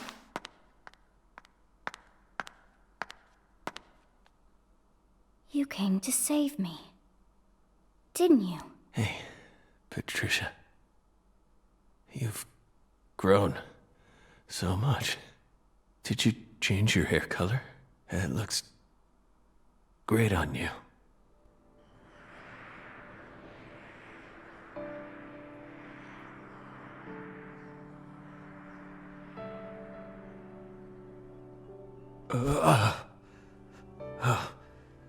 Good. Good.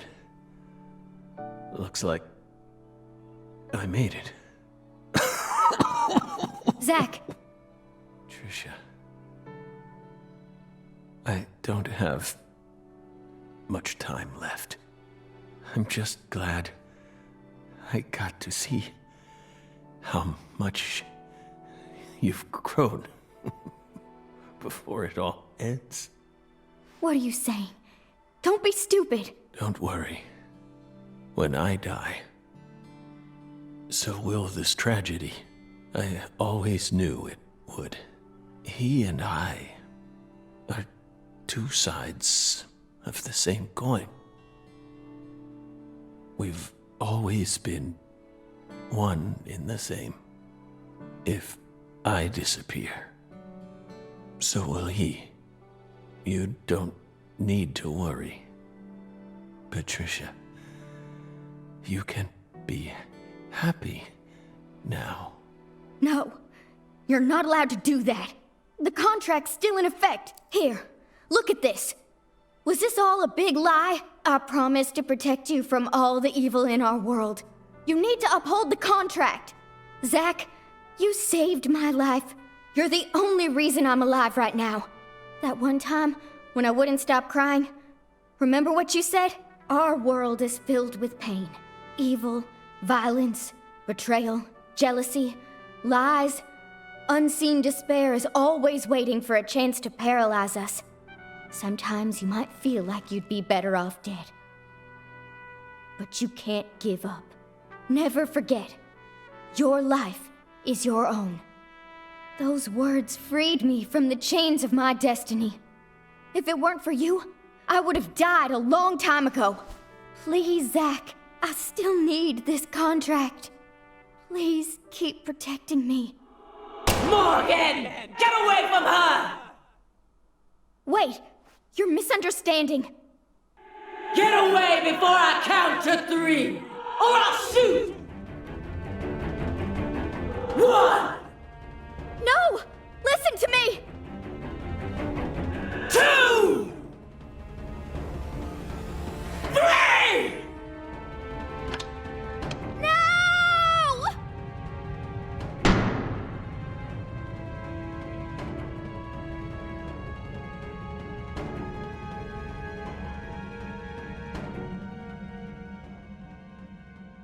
Patricia!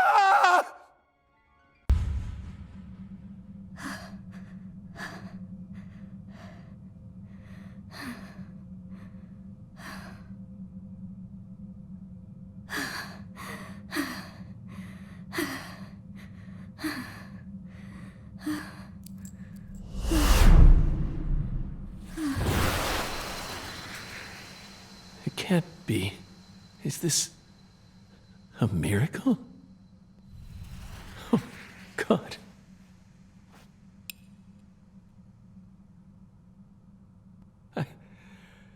I don't even know what to say. You've become quite the crybaby since I last saw you, Zach.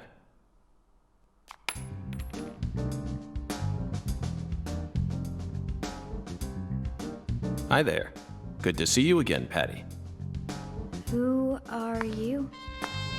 FBI Special Agent Francis York Morgan. Please, call me York. That's what everyone calls me. Agent York? You're with the FBI? Just like Zach? Yes, that's right. I'm Zach, and Zach is me.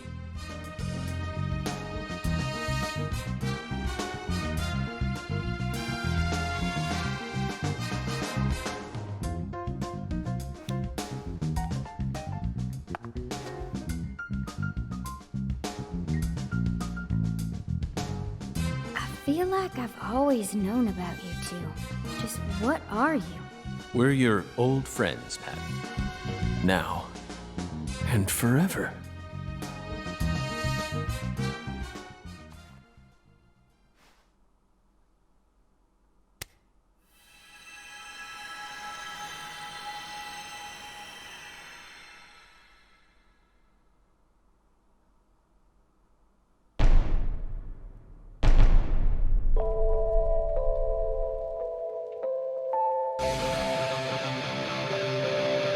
Aim carefully, sister.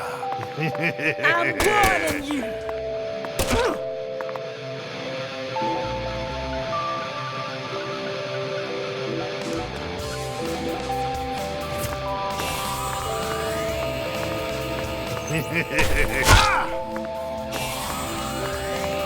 Aim carefully, sister. I'm warning you! Aim carefully, sister. I'm warning you! Aim carefully, sister. Patricia Clarkson, I'm here to save you!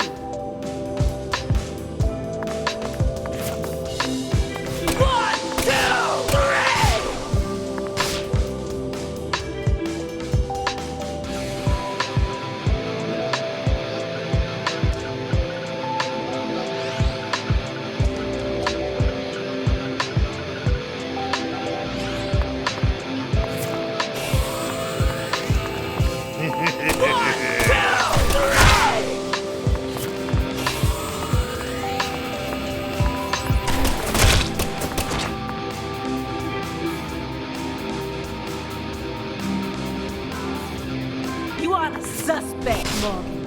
You're on death row. And if you are the suspect, Morgan, you're on death row. And it's time for your execution.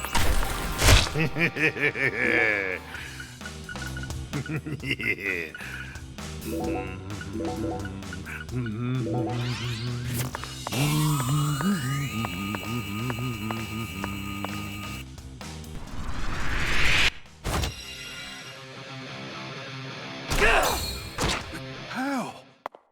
All my power!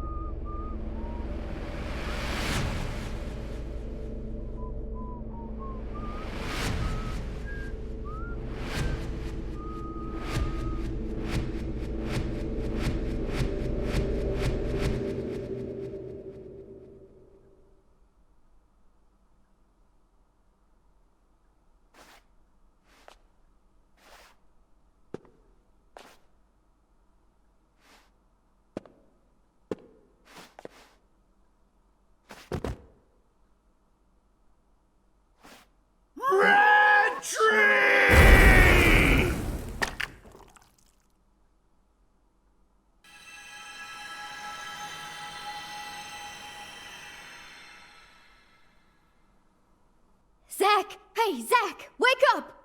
Zach! No! You can't die here! Please, Zach! York, please! Save Zach! I know you can save him! Death is inevitable, Patricia. It descends upon us all equally. All life dies in the end, and no one can change that. But we're finally together again! This isn't fair! Come on! Fulfill the contract! Sorry, but this is an extenuating circumstance. Then sign a new one with me! This contract isn't valid anymore. Now, I'm going to protect you from all the evil in the world, and I plan on keeping my promise. So you're not allowed to die before I do. Go on. Sign the contract! Come on, sign it! Now!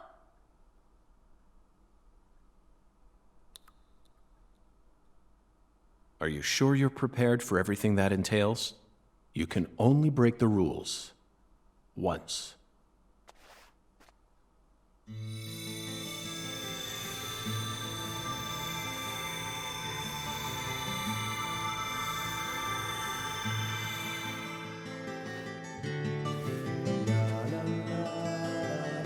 Listen to me, Patricia. When Zach wakes up, I want you to tell him something. This is our final farewell. Thank you so much for all you've done. Over all those years, you never forgot about me, did you? It's been so long since we've seen each other, but I know you always kept me in your heart. That's what kept me alive. I owe it all to you, Zach. Thank you. And goodbye.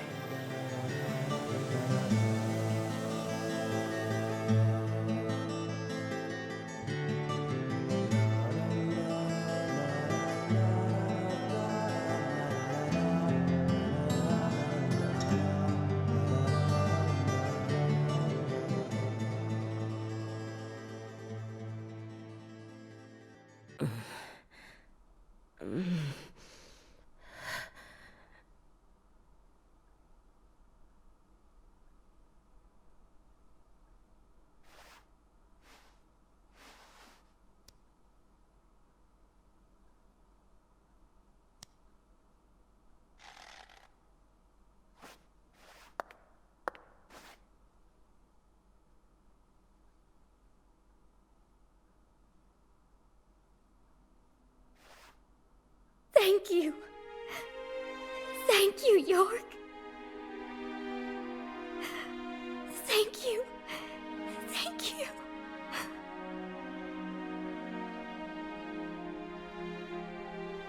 He who fights with monsters should see to it that he himself does not become a monster.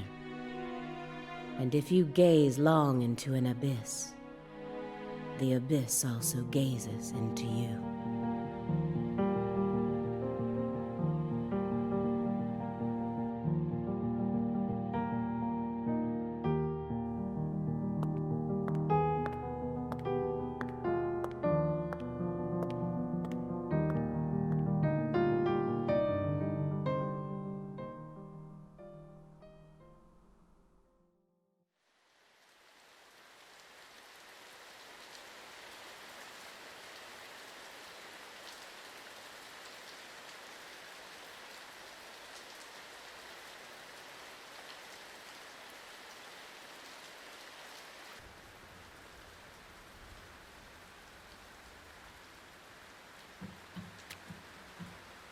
Much blood was shed, and many precious lives were lost.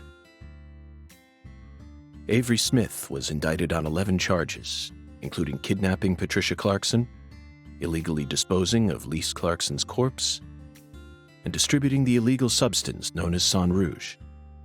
He's currently serving a term of 381 years at a state prison in Angola, Louisiana. His first possible scheduled review for parole could happen in 127 years at the earliest. Aaliyah Davis's assistance in solving the case was officially acknowledged, and she was transferred to the DC HQ. Thanks to Boston Chief Robert Abraham's support, she was officially allowed to join the Sang Rouge Investigative Task Force. Later, it was reported that her younger brother began to show small signs of recovery from his addiction. Simon Jones was finally freed from his mission to monitor a certain ex-agent and returned to the Boston branch. He was given a brand new computer and put back on data analysis, but never worked another big case. Instead, he spends most of his time at the office doing Sudoku. And so, after 14 long years, the curtain on this gruesome case was finally closed. Le Carré still suffers from the aftermath of the plan set into motion by Professor R, aka Helena Doman. She was clearly smart enough to restore the Clarksons' empire on her own, yet she never tried to.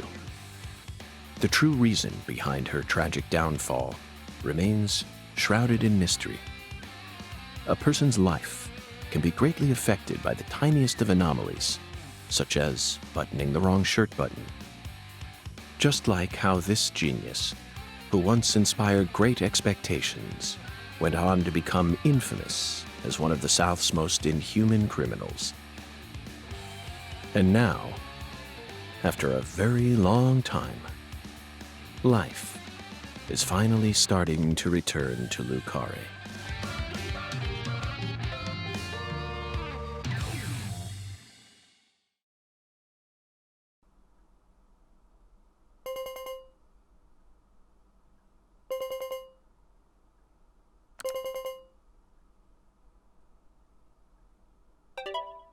I stole this from Professor R's lab.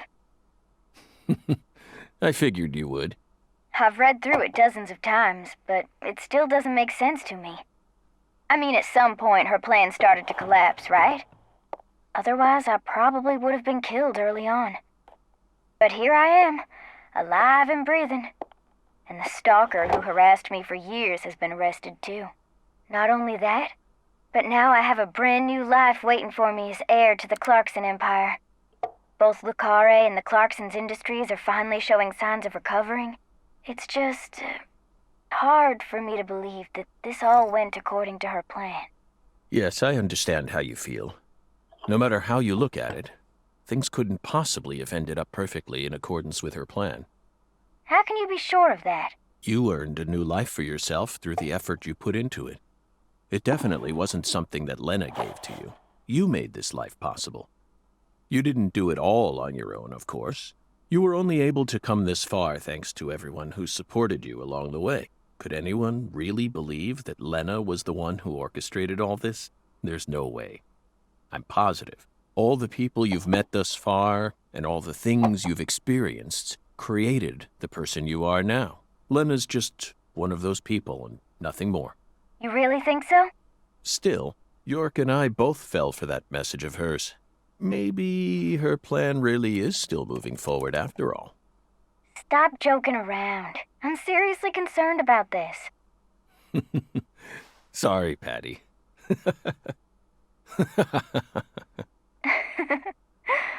What am I going to do with you, Zach? By the way, did you change your hair color back in order to signify some important decision you made? Yeah, I guess I did. After losing everything, I finally found my true self. So I've decided to accept everything that comes to me from this point on. I think that color looks great on you. Really? Thanks, Zach. I'll never give up. I'm determined to overcome my cursed blood, whatever it takes. And you will. That's why York chose you to be his assistant, you know. He always knew you had it in you. Wow, he really thought that highly of me? Suddenly I feel really motivated now. This is crazy. I don't even know what I should get started with first. Now that's the Patricia Clarkson I know. Oh, I got it. I want to go and get one of Alexis's chocolate sundaes. Not a bad idea. They are to die for. Yeah, they're like the Deadly Premonition of ice cream.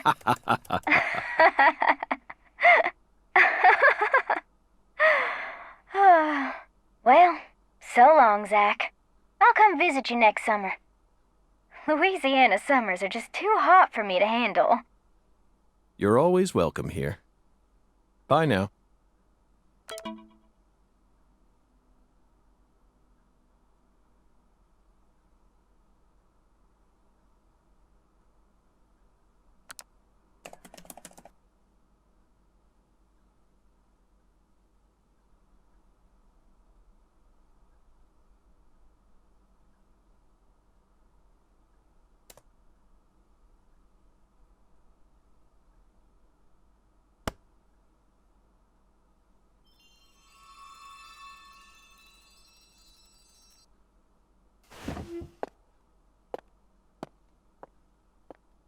Feels like today is going to be another wonderful day. Now, time for some coffee.